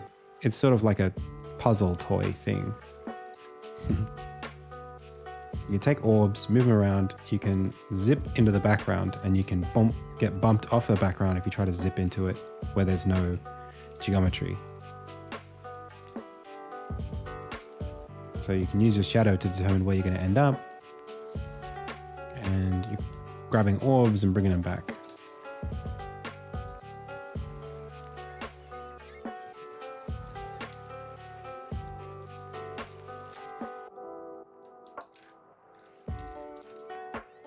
And when you bring them back, plant life grows. Yeah, the plants are going to be the emitters of the particle system.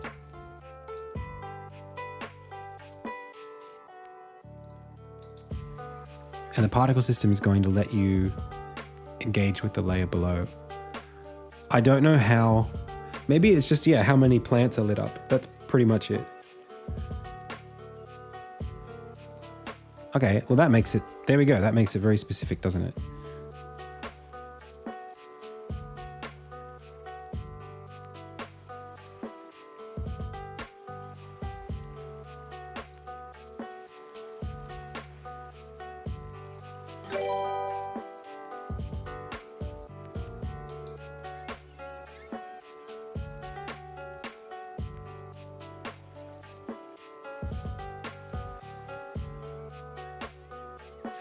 Well, we'll see how we go. I'll show you what I'm doing, and I'll do my best I can.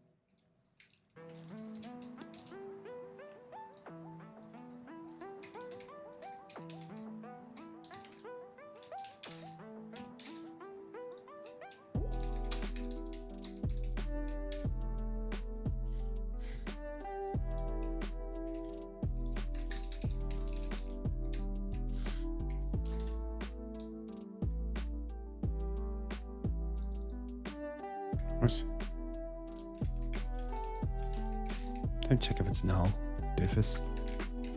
Don't even do this. Just turn it on, brother.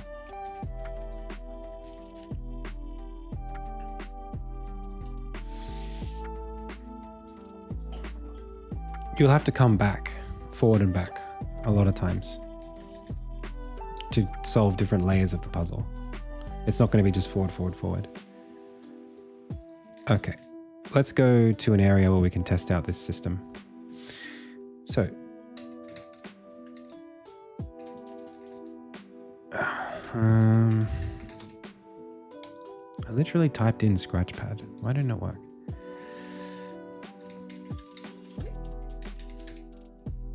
Okay, I got you. And you have a...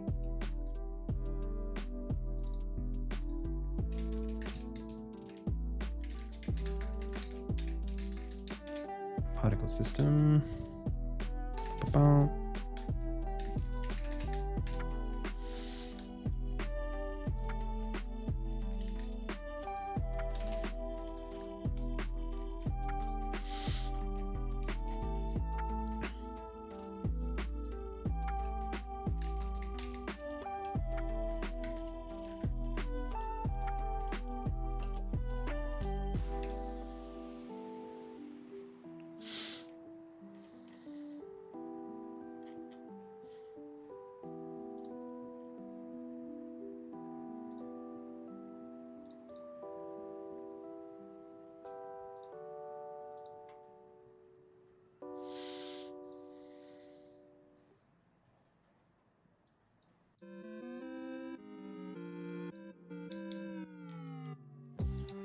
Speed is sim speed. Start speed is 0.5. Start lifetime is 1.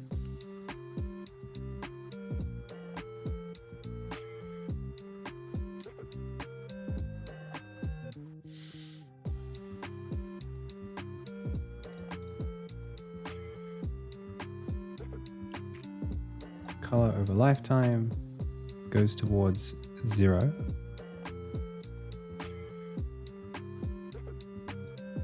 Maybe starts a little lower.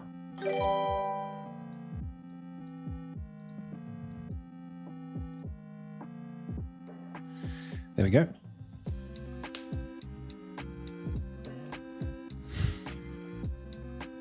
So, I mean, we could start with that and just see how we go.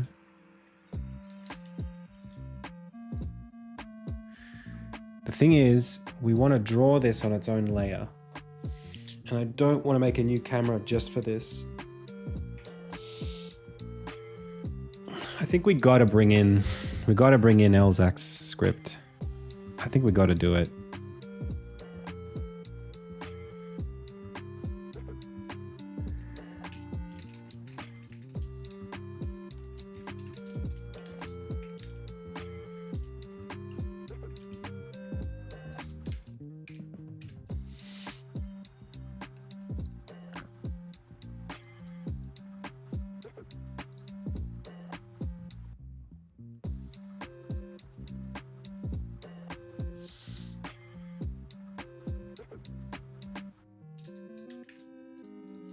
Render to FX layer as a renderer feature in the render pipeline. All right, first let's commit.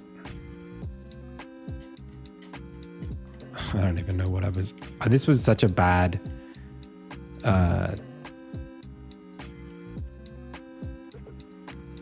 I've not used Git very well.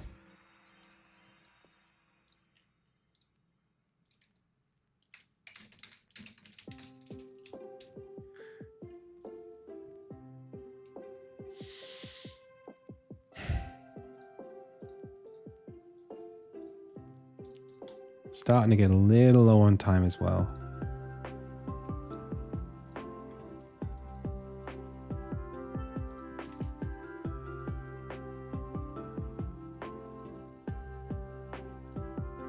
Whoa, did that just happen? You paste? If you paste something... If you paste a folder into a space with an empty folder, the empty folder will be replaced by the full one. The deadline is tomorrow at 12. Okay.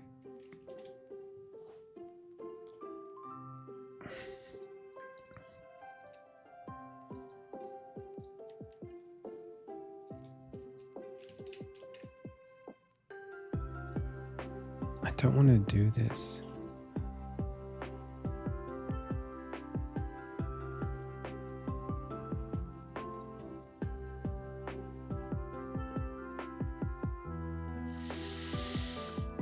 Don't stress, just breathe, bro. Just breathe. You only need the layer object. That's the only thing you need. And then what else do you need? That's it. Just the layer. That's all. Just grab this.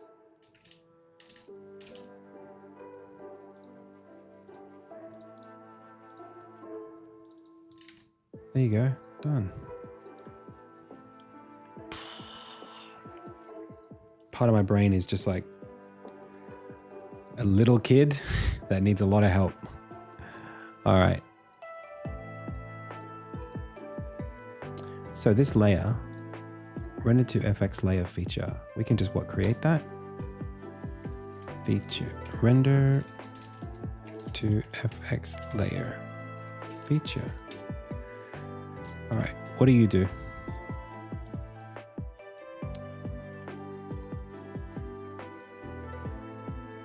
Okay. What else? We got this layer.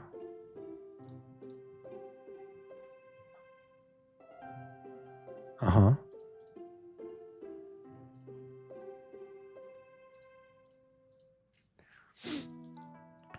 I think I know how to do this. I think I know how to do it, but I'm very anxious about it.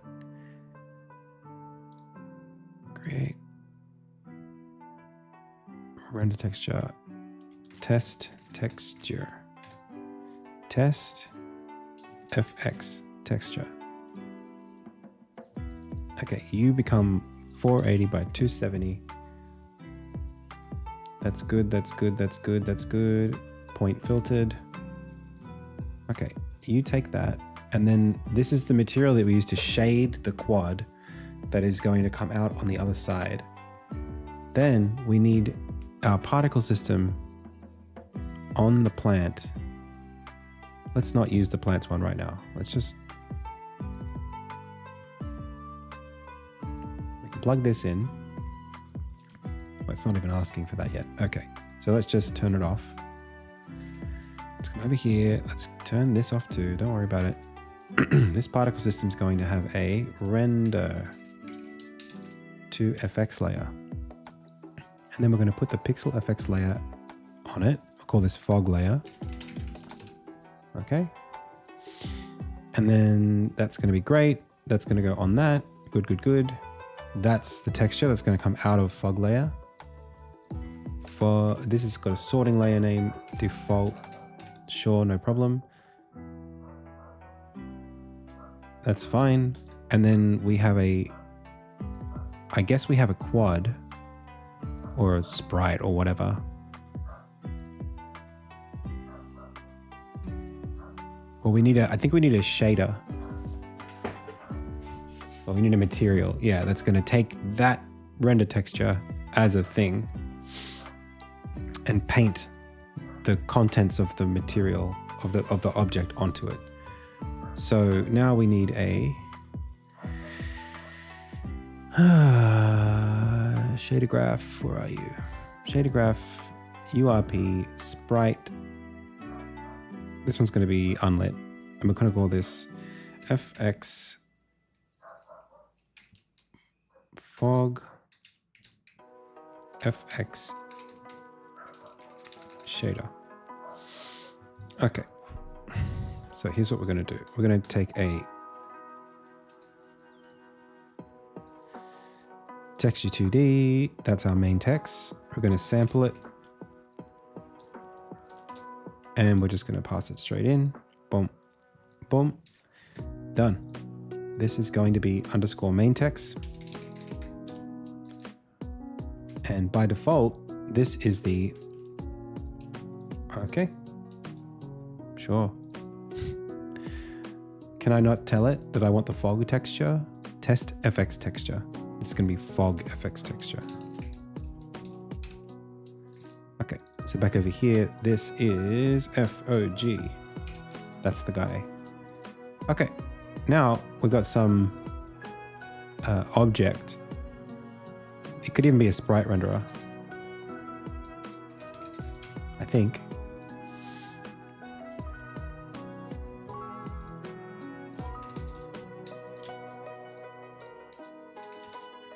And the sprite renderer has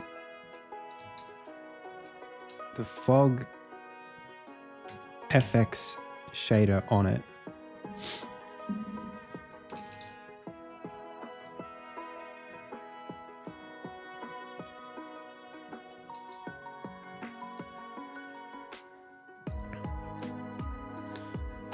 Now, our camera here is a little bit too big.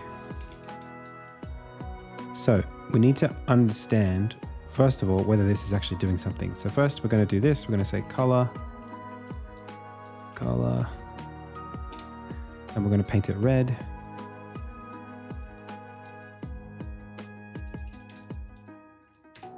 And if it paints red,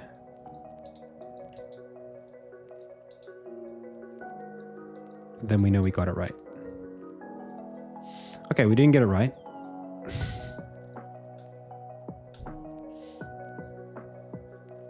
Because we haven't added the renderer feature to the thing.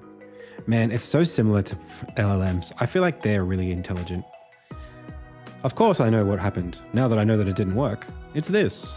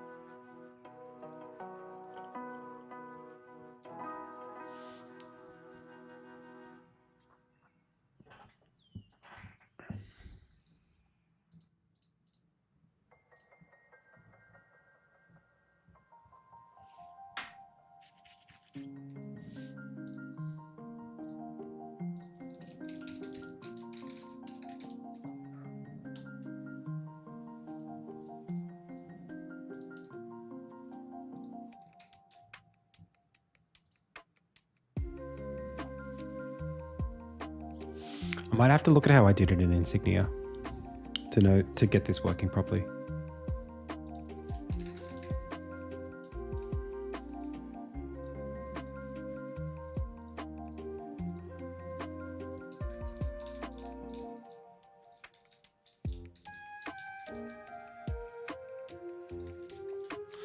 Well, okay. Let's go check it out.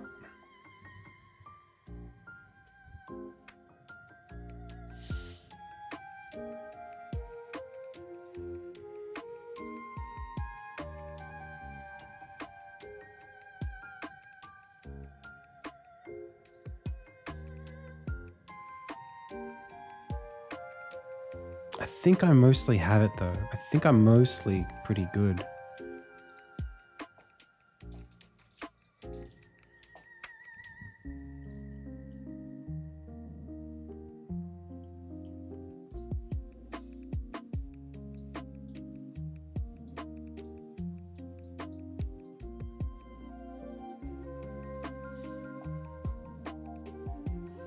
This is the kind of thing where, like, if I knew what I was doing, this would take me no time. I would have saved myself about 4 hours. Okay, the renderer data has the feature, and the feature is set to after rendering opaques, which is what I had it at too. I think that's literally all it is. And then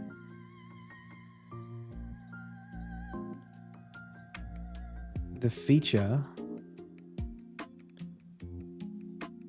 pass tag render layer to texture pass.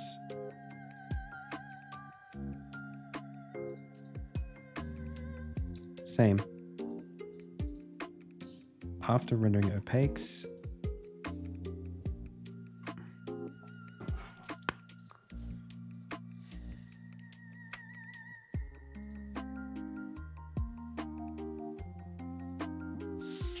the other way to do this, sometimes I use a quad to do it.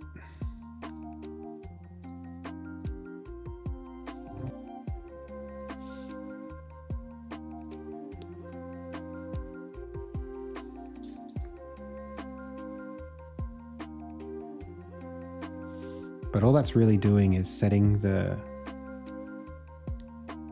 Wait, where is the renderer? I put a mesh renderer on it.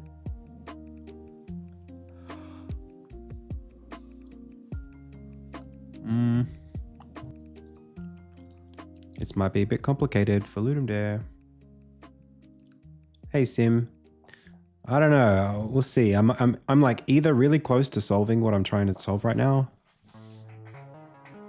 or I'm not.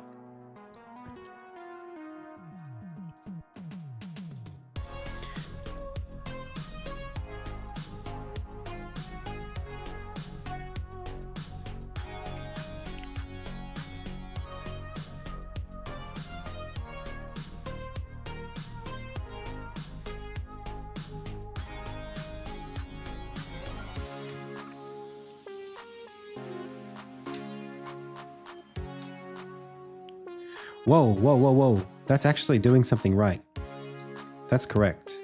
Hang on a second.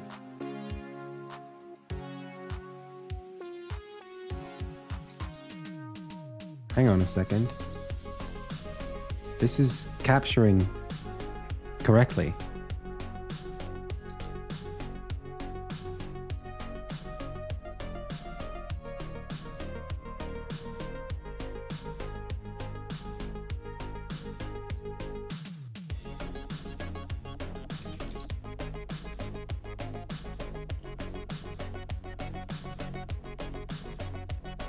So what's so hard about what I'm trying to do here?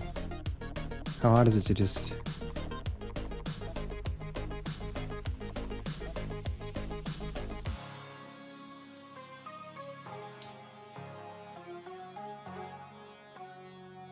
Well, there it is.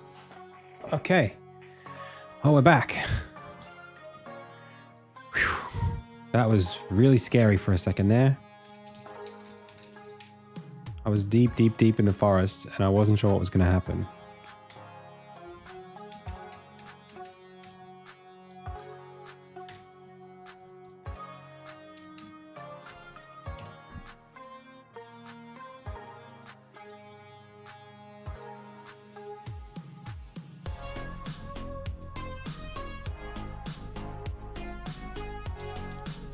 So now the question is, why can't we see that?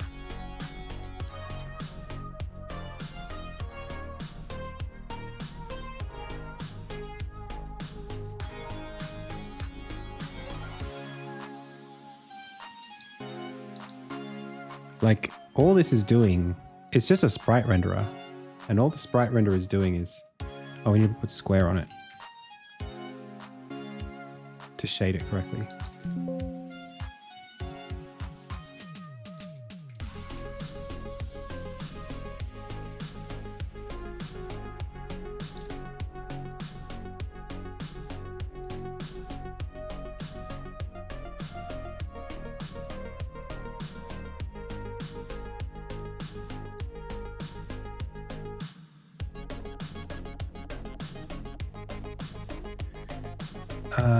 Oh, but we're using main text for this, so it's not main text.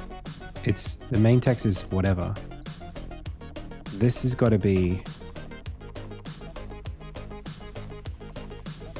just a different texture altogether.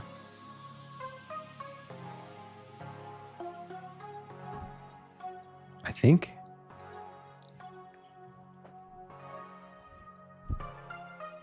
Because the texture is square. We already got that. This is the fog texture. That's going to sit up here and it's going to multiply A with B. So that's just like whatever. This is just square.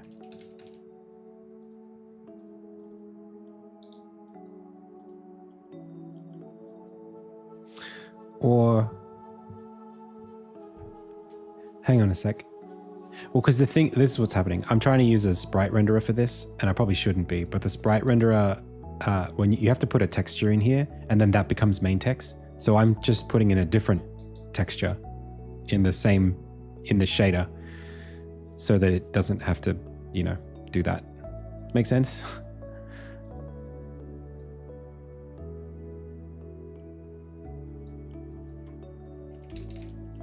I probably don't even need a sprite renderer. I probably could just use the quad. Maybe we just use the quad instead. I just thought it'd be easier.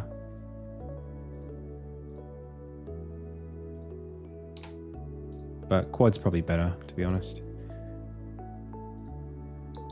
So we take our main text, which we expect to be the fog texture. Then we don't need this. And then we just multiply the output by that, save that, press play, go.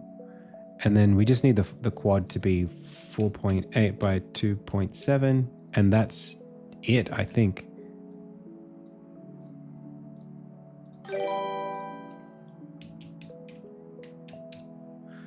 If we set it to 0, 0,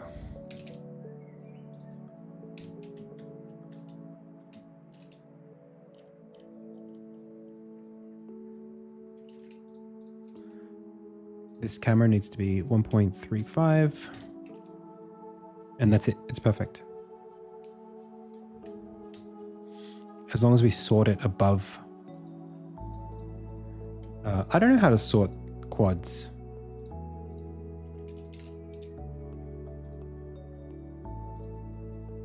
Oh, okay, it works that way.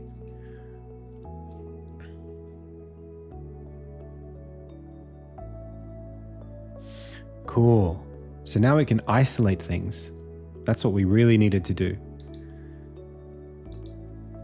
We really needed to be able to isolate stuff so that we can do other things with it. So for example, we could say, hey, here's a color that we've got, and this color is like a sort of bluey gray or whatever. And that's the main color. And then we're going to have the alpha of that color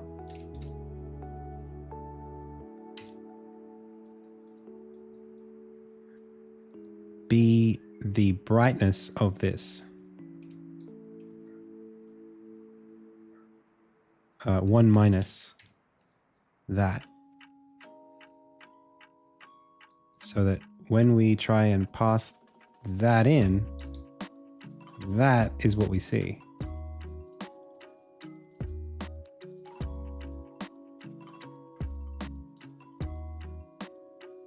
Not yet. Hang on.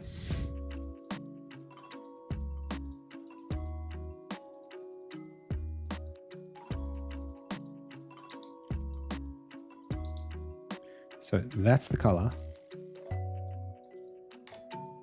And that is the alpha.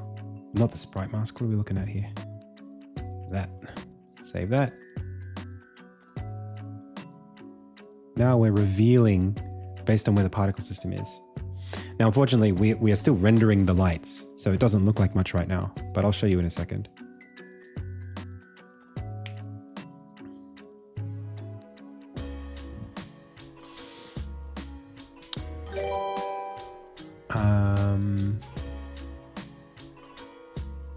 So this particle system is on the do not render layer, which means that on our renderer, we need to make it so that it doesn't render that. The foremost, how do we do this? We want to like, oh, it's the camera. The camera doesn't have it on it. The culling mask does not include do not render. Okay.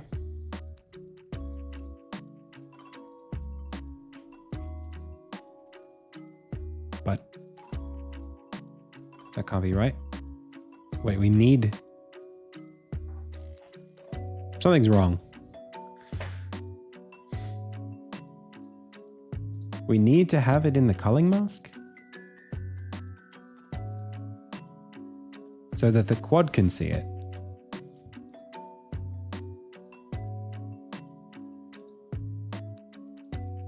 Oh, we don't have the render. Yes, we do. Render 2 FX layers on this.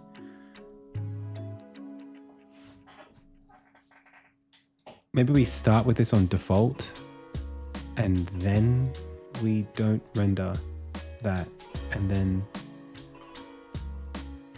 no, because it's still on default.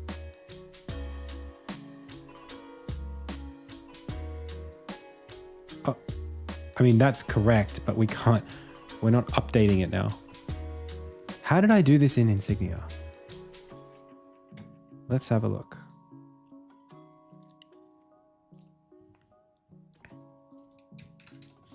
The dust particles are on do not render. straight up. The camera has do not render on. So it does see do not render.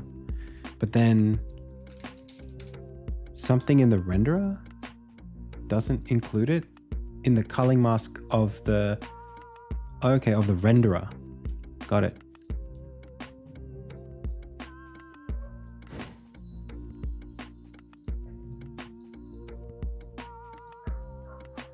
Where do I get that? Someone just had an accident.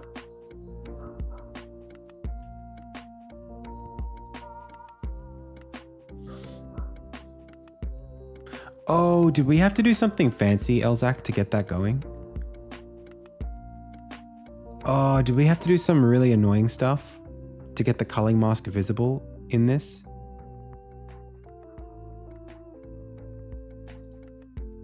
Or am I just blind? Was there something we had to do with the Uber shader? Oh no. The renderer 2D data has a thing here that doesn't happen for ours.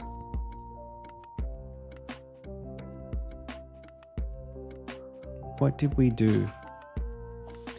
Oh, hello, you messaged me. Sorry, I haven't got to read it yet. Okay. I don't know what time. Is it on? Still haven't, no, nothing's.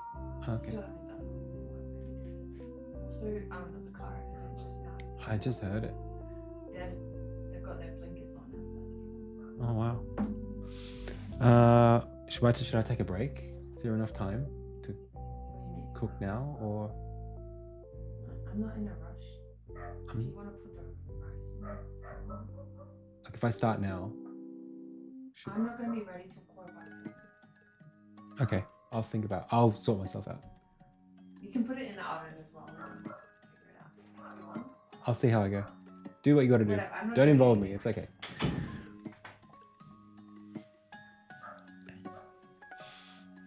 Yeah, there's something in the render pipeline settings that we did in order to see this culling mask, and I genuinely don't know what it is.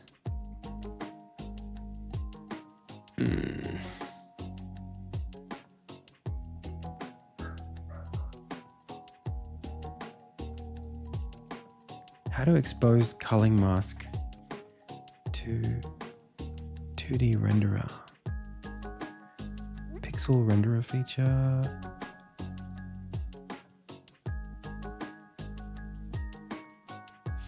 And I think there's something else we did with the shader. It might not work.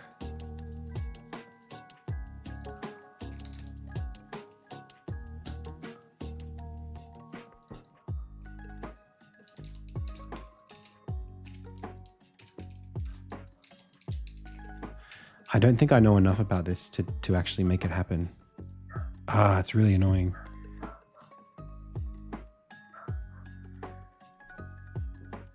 I don't even know where this goes, to be honest with you. I think it has to get put inside of the 2D renderer package somewhere. Ah, it's really bothering me. So that's the pipeline asset. That's the renderer data, and it has a culling mask on it.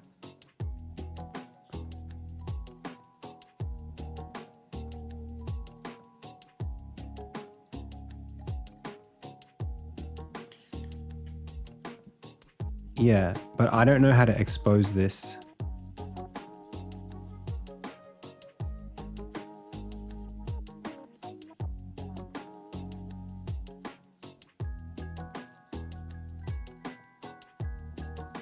Like here, see how if I go to the renderer, it's just not there.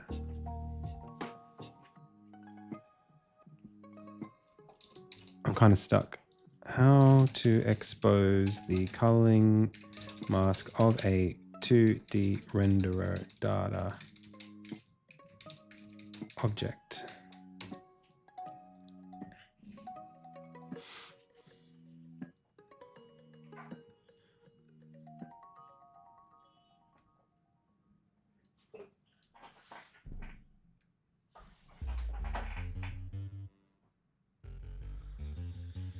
Hmm.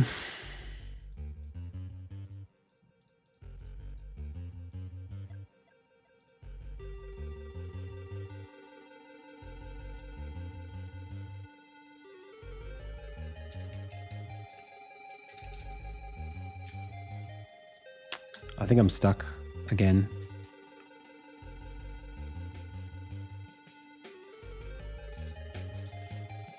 Do we do a second camera? There's no way. Ain't no way we're doing a second camera.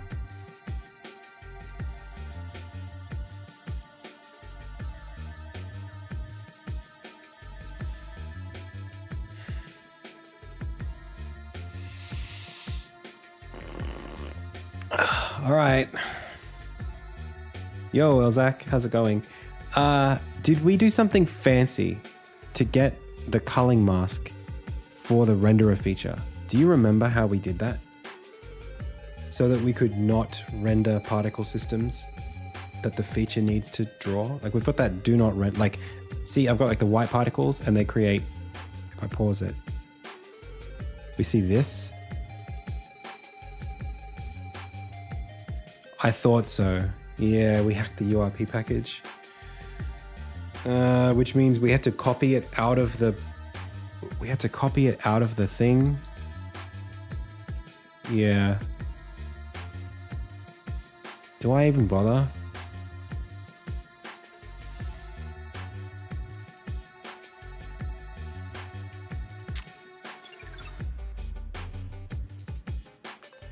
I think I can't.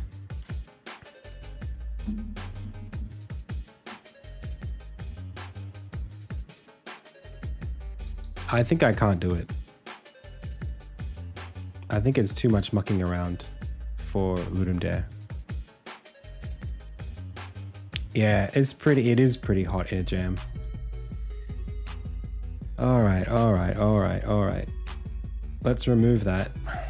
Let's delete the experiment. Let's discard our render 2FX layer stuff. Oh boy, this is hard stuff.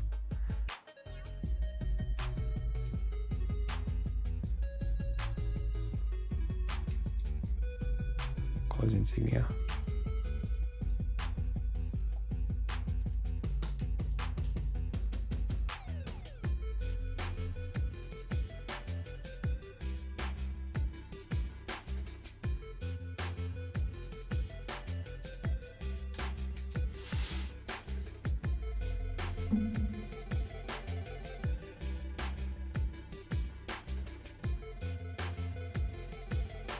It's not a 3-day jam, it's a 2-day jam.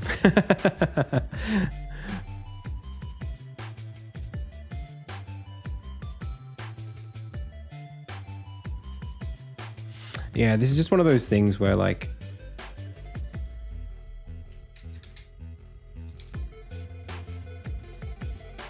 you kind of, I think for this kind of game, the visuals are going to actually carry it a long way. If I get a really cool visual effect, it's going to look really good. But I don't think that I'm going to be able to do that. I think I have like a really simple answer. Just much, much simpler. I think we just sprite mask it.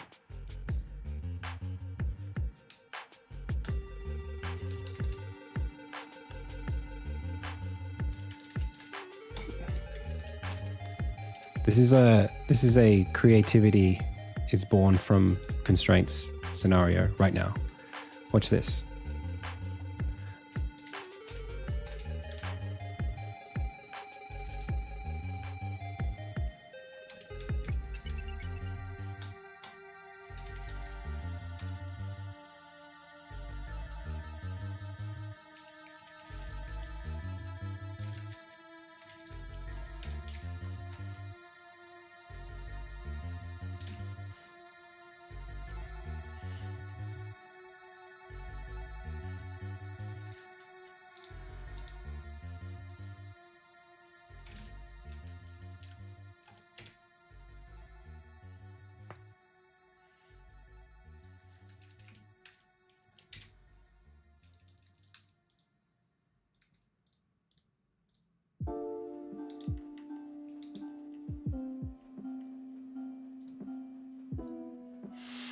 Did I not have a sprite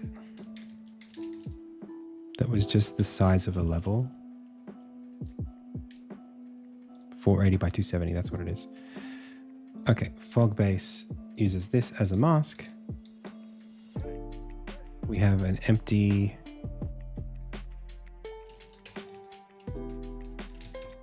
thing called fog background.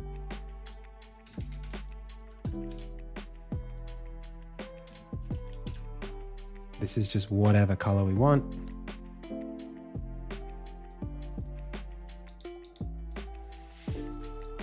And then we have a bunch of circles.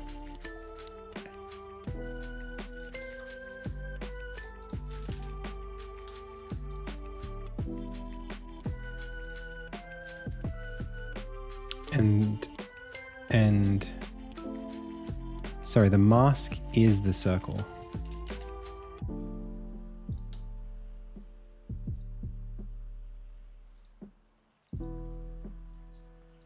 And the background, the fog, is visible outside mask. And we just do a bunch of these.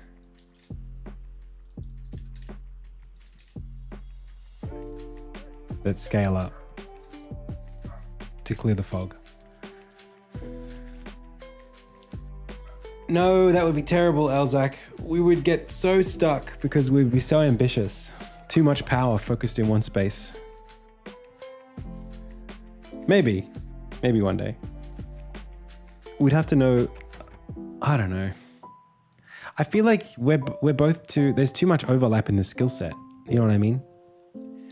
You can do graphics and I can do code, and I feel like I don't know how it would have to be something that made use of our specific skills.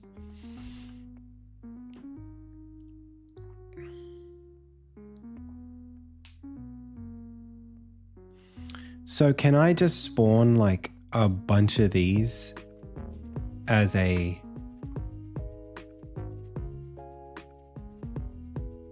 mean, even one is enough.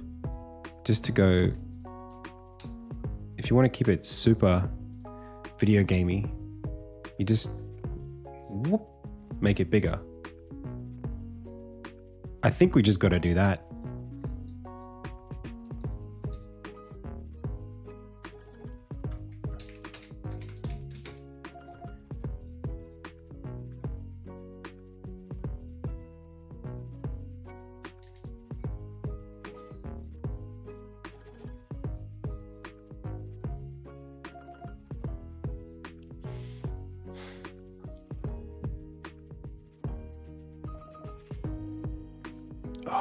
Not a week, 2 days. So the plant life doesn't need a particle system anymore. It just needs the fog mask.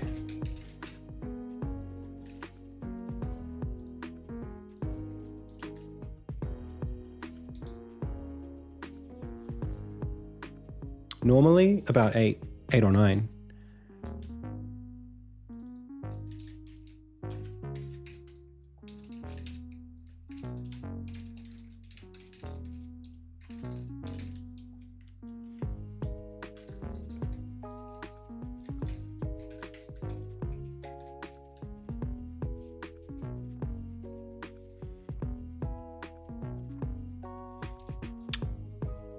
You mean this game?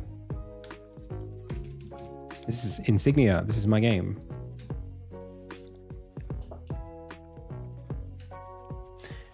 Hey everybody watching, if you aren't currently wishlisted for Insignia, I would be super duper grateful if you would go over and hit this big green button on the Steam page. We have a brand new, this is like just launched the Steam page this week. I've never done this before. It's my first Steam game. And I've been working on this game for many years. So this is like a really important time for me to see if we can actually have a lot of, just to see just how much interest there is in the game and to determine what to do moving forward. If you care about this at all, coming out one day, supporting me by wishlisting it is a huge, huge help. Thank you so much. Okay. So I'm thinking we actually just could scale the... Literally don't even need this. We just say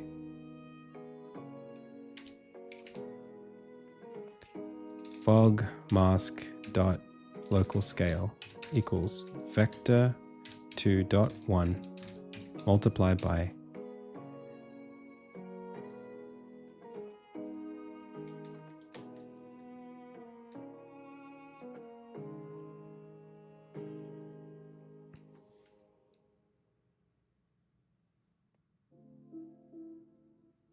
animator. No, it's just average lum for now. Let's just try that. It's not going to be what it's going to be a bit weird, but we'll figure it out. I have a demo. It's not publicly available right now, but I work on it on stream all the time.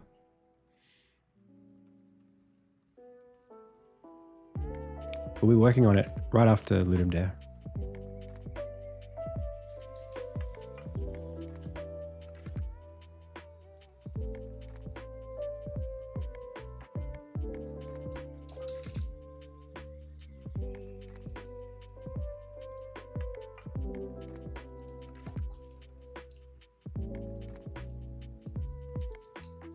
Nice. That's... oh, dude. I don't know what's wrong with me sometimes.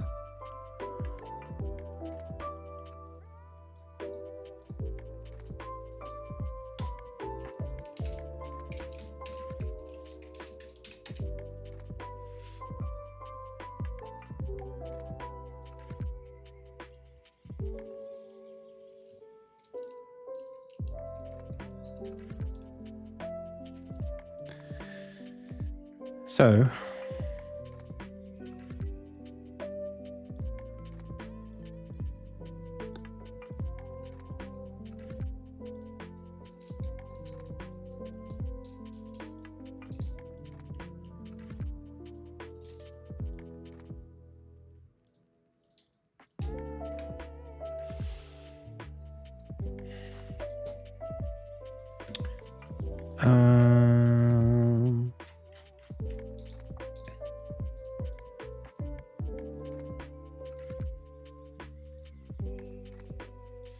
we got a bunch of test plants.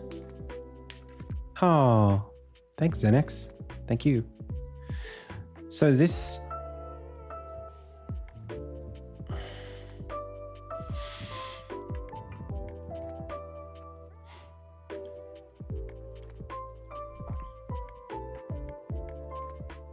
How are we going to do this?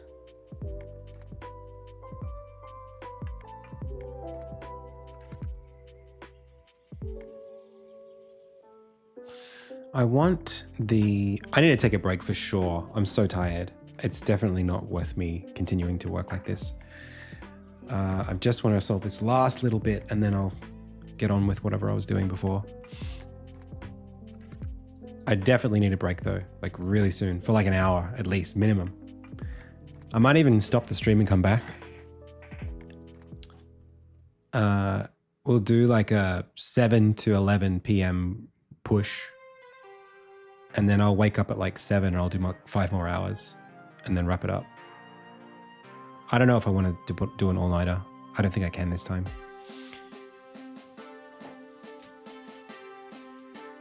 Okay. So what I want to do is the plant life has the thing that's getting bigger. And I want there to be a mask. Each of these plants have a fog mask, and that has a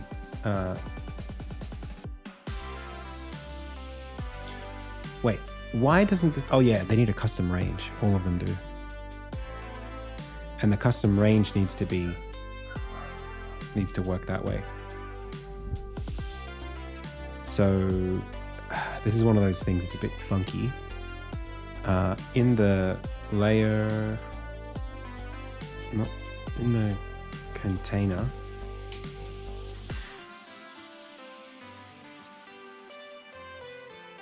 We need like Actually, maybe at the plant level. Maybe this thing can have a reference to the mask.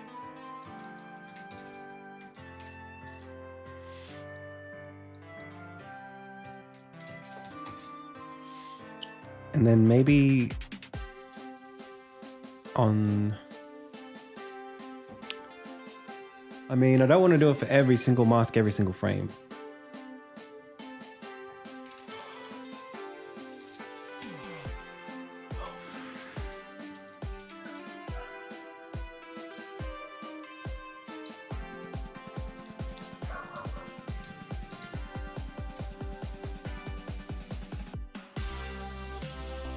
So then this needs to be, I guess we will have an eye containable, which gives us a level container. So we can say container dot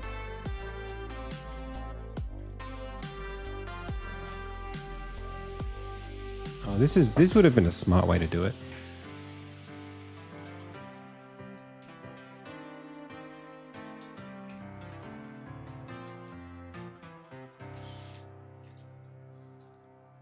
I mean, let's work with that.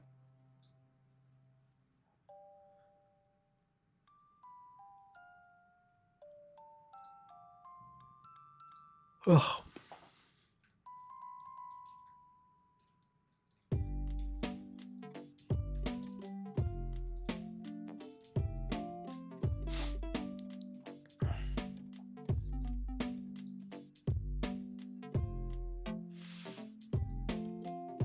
So what's this mask looking like? 0, 0, perfect. Well, I guess this level container is at 0, I think. Yeah, so we've got to try it on a different one.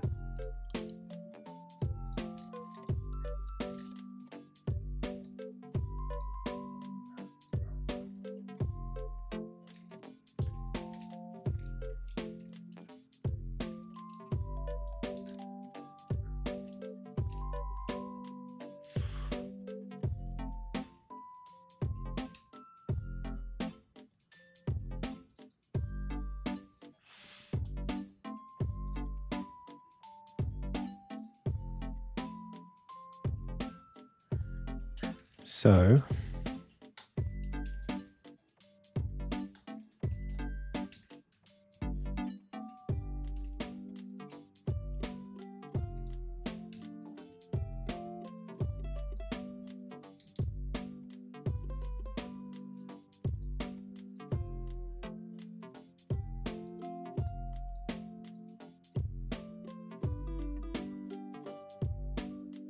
oh, it's cool. They're scaling up and down because of the orbs moving up and down. That's actually really nice.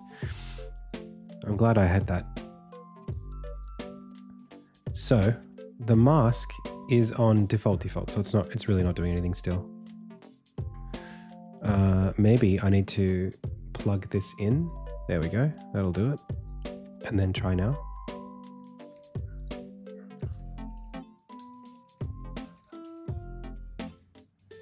The mask is at default -2. Default -2, -2. But the level container, its mask is on what? Sorting order is the geometry renderer's sorting order. So then this must be loading up before we do the big jump.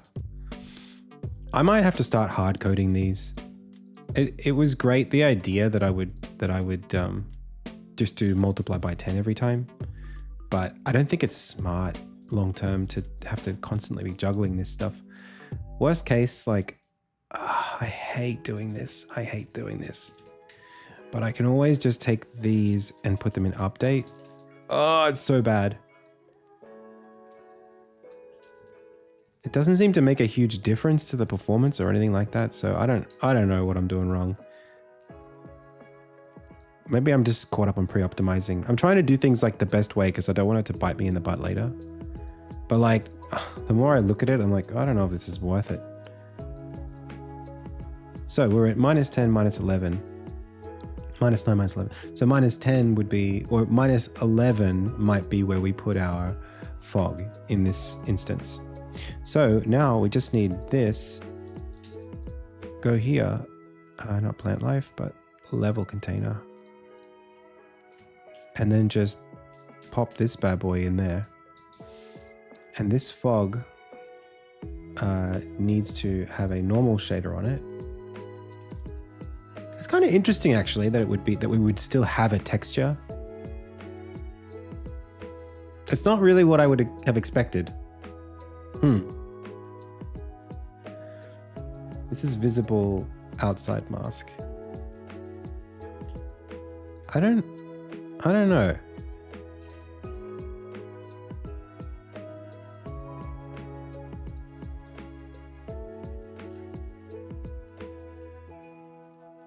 Okay, but its order needs to be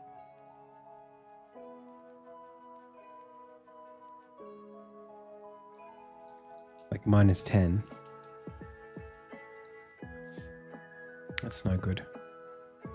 Wait a second. I didn't copy it.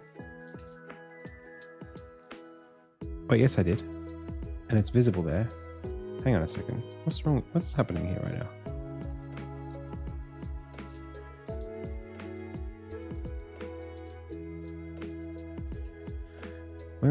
Where are you right now? You.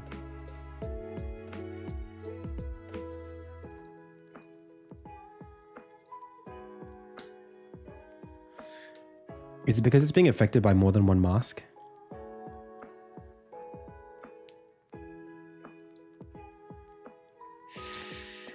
It might be actually. It's this. There's a secondary mask back here that is masking this thing out.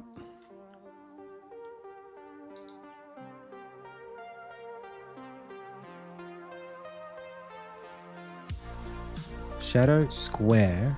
This is visible outside of mask. And then there's a bunch of nonsense. Where's the mask?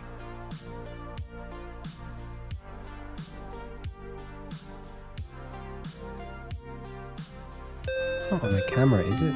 No. Not here.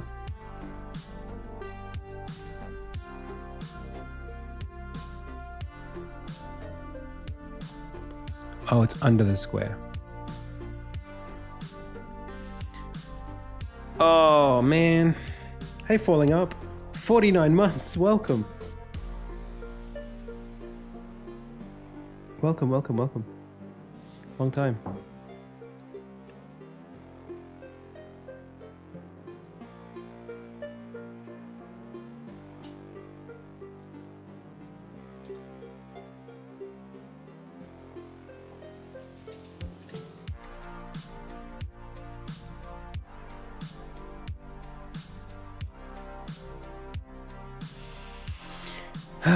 So this is too aggressive, and the square itself is only on -11. So really this mask only needs to go, if I turn it off, wait, why does it go so deep? There's no script on this, is there? Maybe it's on this? It is. Oh, okay. Then this doesn't need to be, it could just be -1.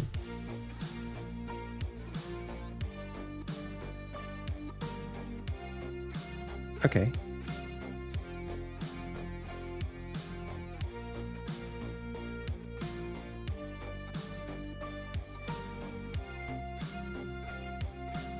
So now we're looking at our fog, which should be not on this layer.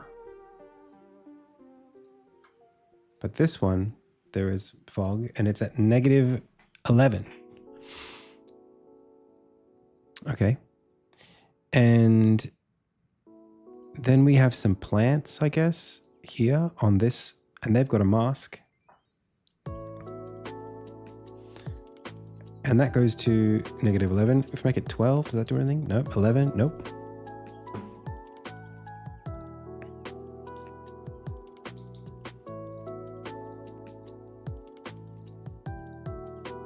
Okay. Why is it not visible? Let's grab this and go to the scratch pad.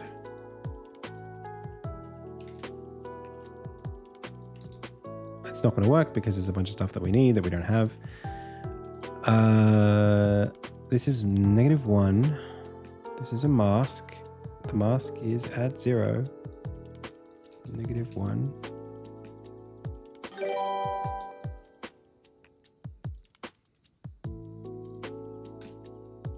It has to be above the other one. Okay.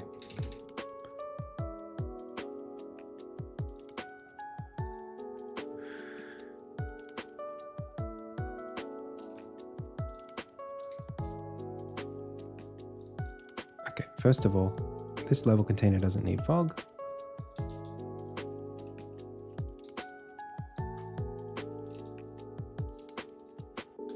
And why does that do that?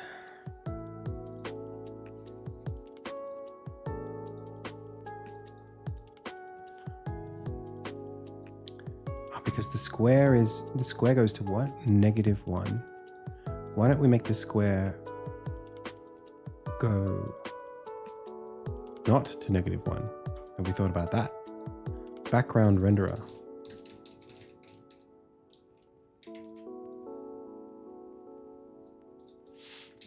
Okay, well, let's put this at 2. Okay. But then the fog needs to be at 3.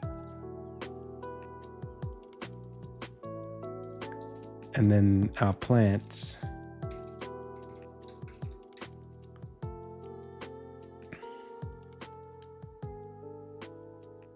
well, we're going to put them at like -6 or like 4 or something like that, just for the sake of it.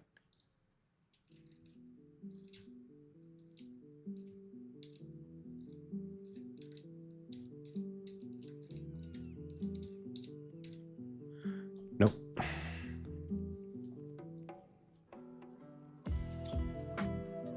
Oh, thank you. Really? That's really cute, Mentos. Let me have a look. I mean, I won't be able to use it, but it's a nice idea.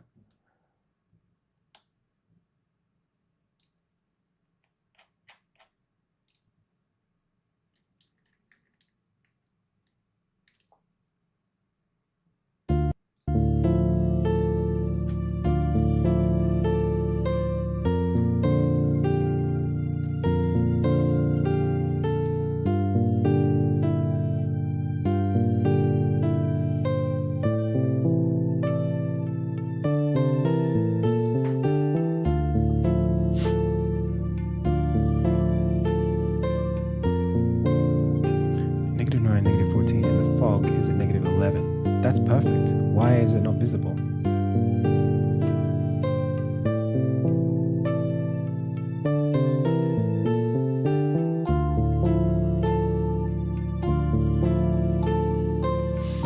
Because the square has a thing from 10 to 12.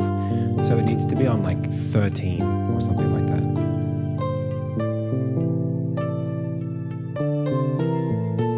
Yeah.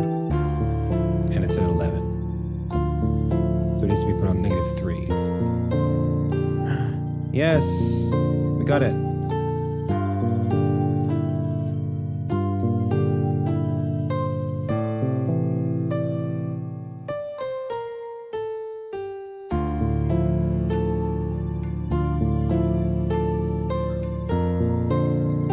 You can't see anything that I'm doing.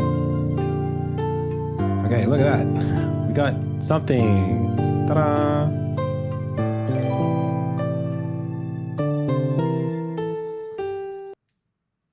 Thank you so much for sharing that. Very pensive.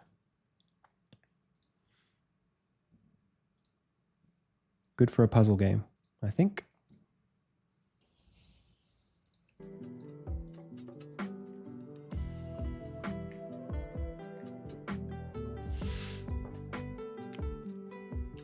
Okay, So we could just have this be a normal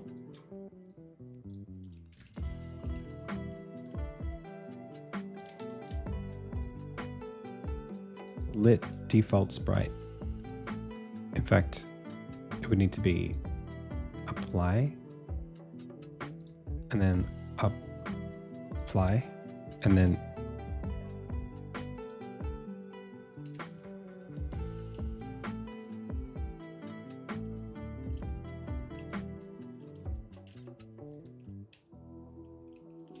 the only problem is it needs to be the same color as the level color.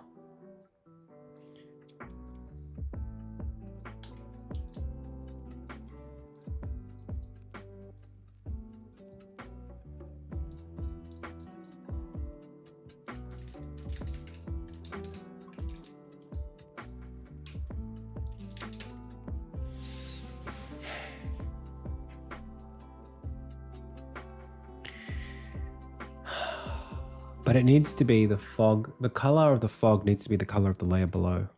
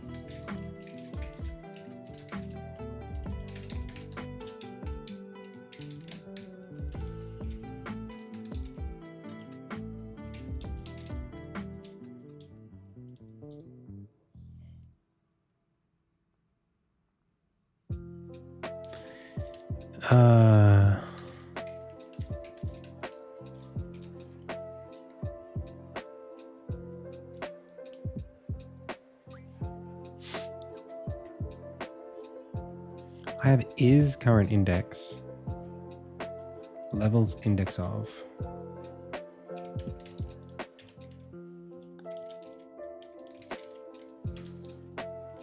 Hang on.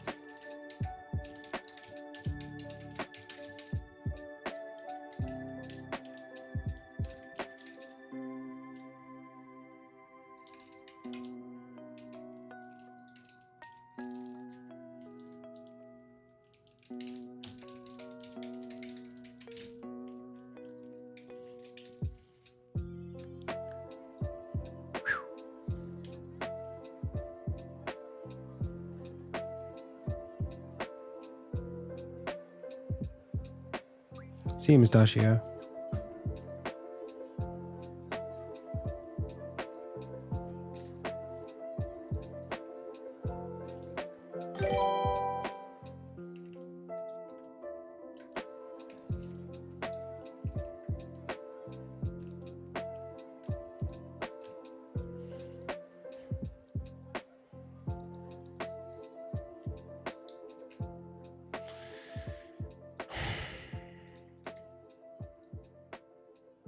Oh, it is working.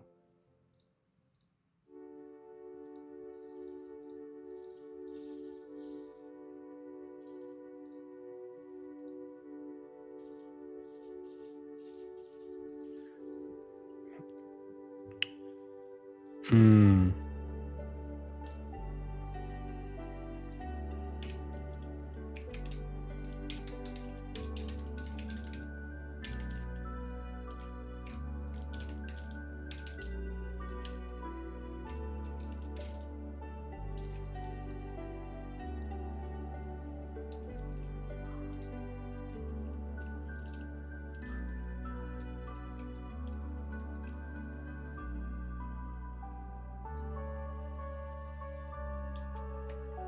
I like this track a lot.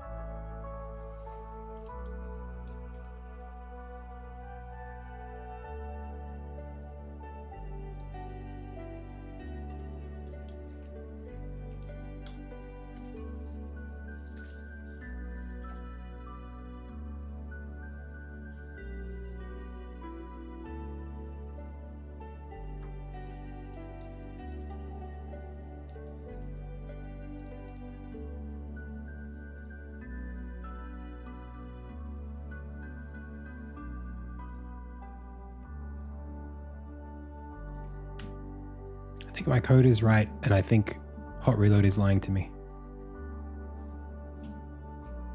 How big is your parallax background? I don't have a parallax background. On this? In this game?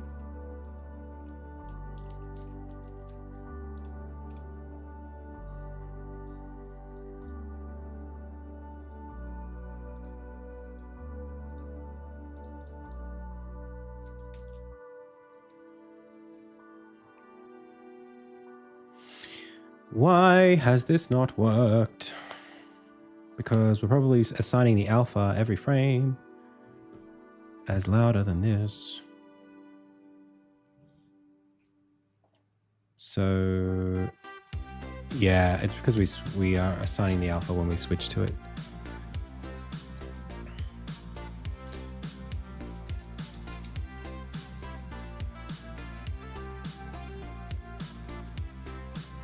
Oh, starting to get some real spaghetti.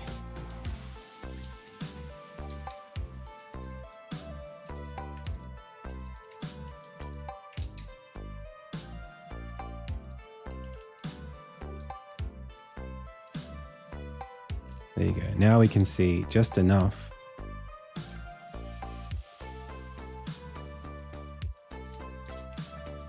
to know what's behind us.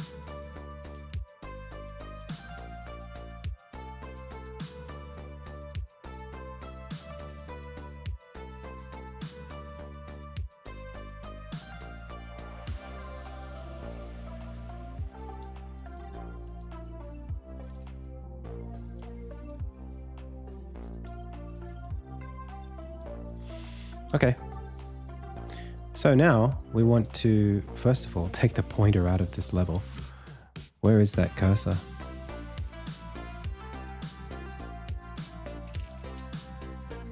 You are not allowed to be here because you're changing how the game works. And then we want the grow for its luminance to be, we could make it even ×2 if we want.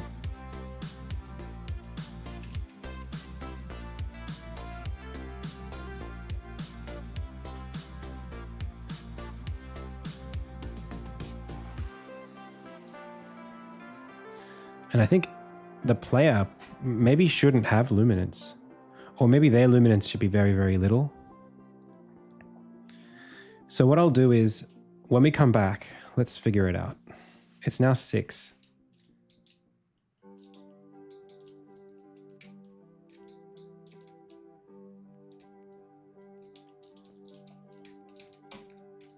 Oh my gosh, 2 hours on fog. When we come back like an hour and a half from now, I'm going to take an actual break. Oh, that sounds really good, Enixia. We are going to make luminance property to objects.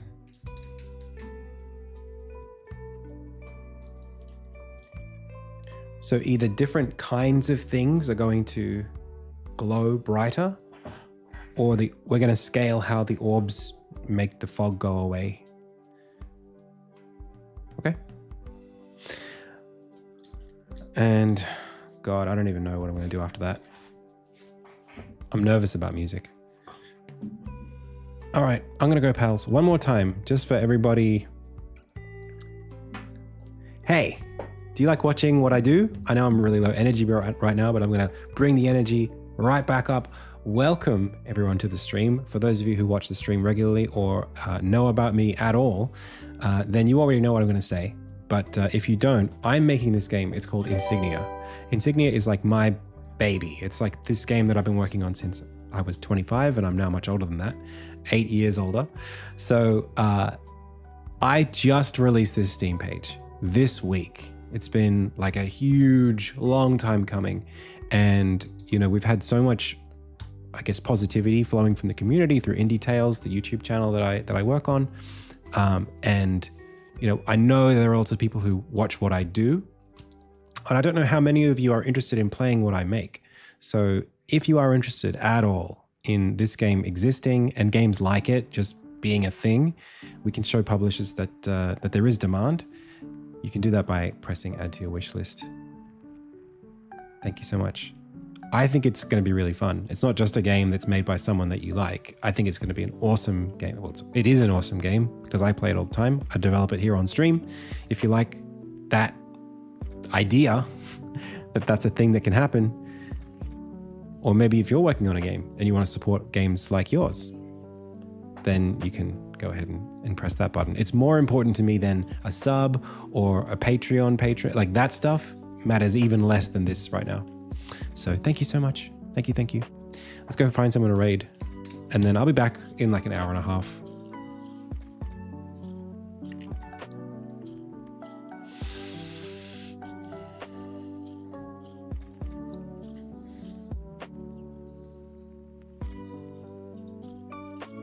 Enough said. All right, Snow Drama. Your time to shine. Thanks, everybody. See you later. If you like the content, you can check out my YouTube channel. I just did a YouTube podcast with Thomas Brush. If you like Thomas Brush, go check out his channel and watch our podcast. I was recently collaborating with the Primogen. You can check out the Primogen's week of making a game in a water tower in LA. I was there. Lots of stuff. That's it. That's the stream as always. I'll see you in like an hour and a half. I've been Adam. You've been the Pixel Pals. This has been the IndieTales Game Dev Livestream LUDUM Edition. Until next time.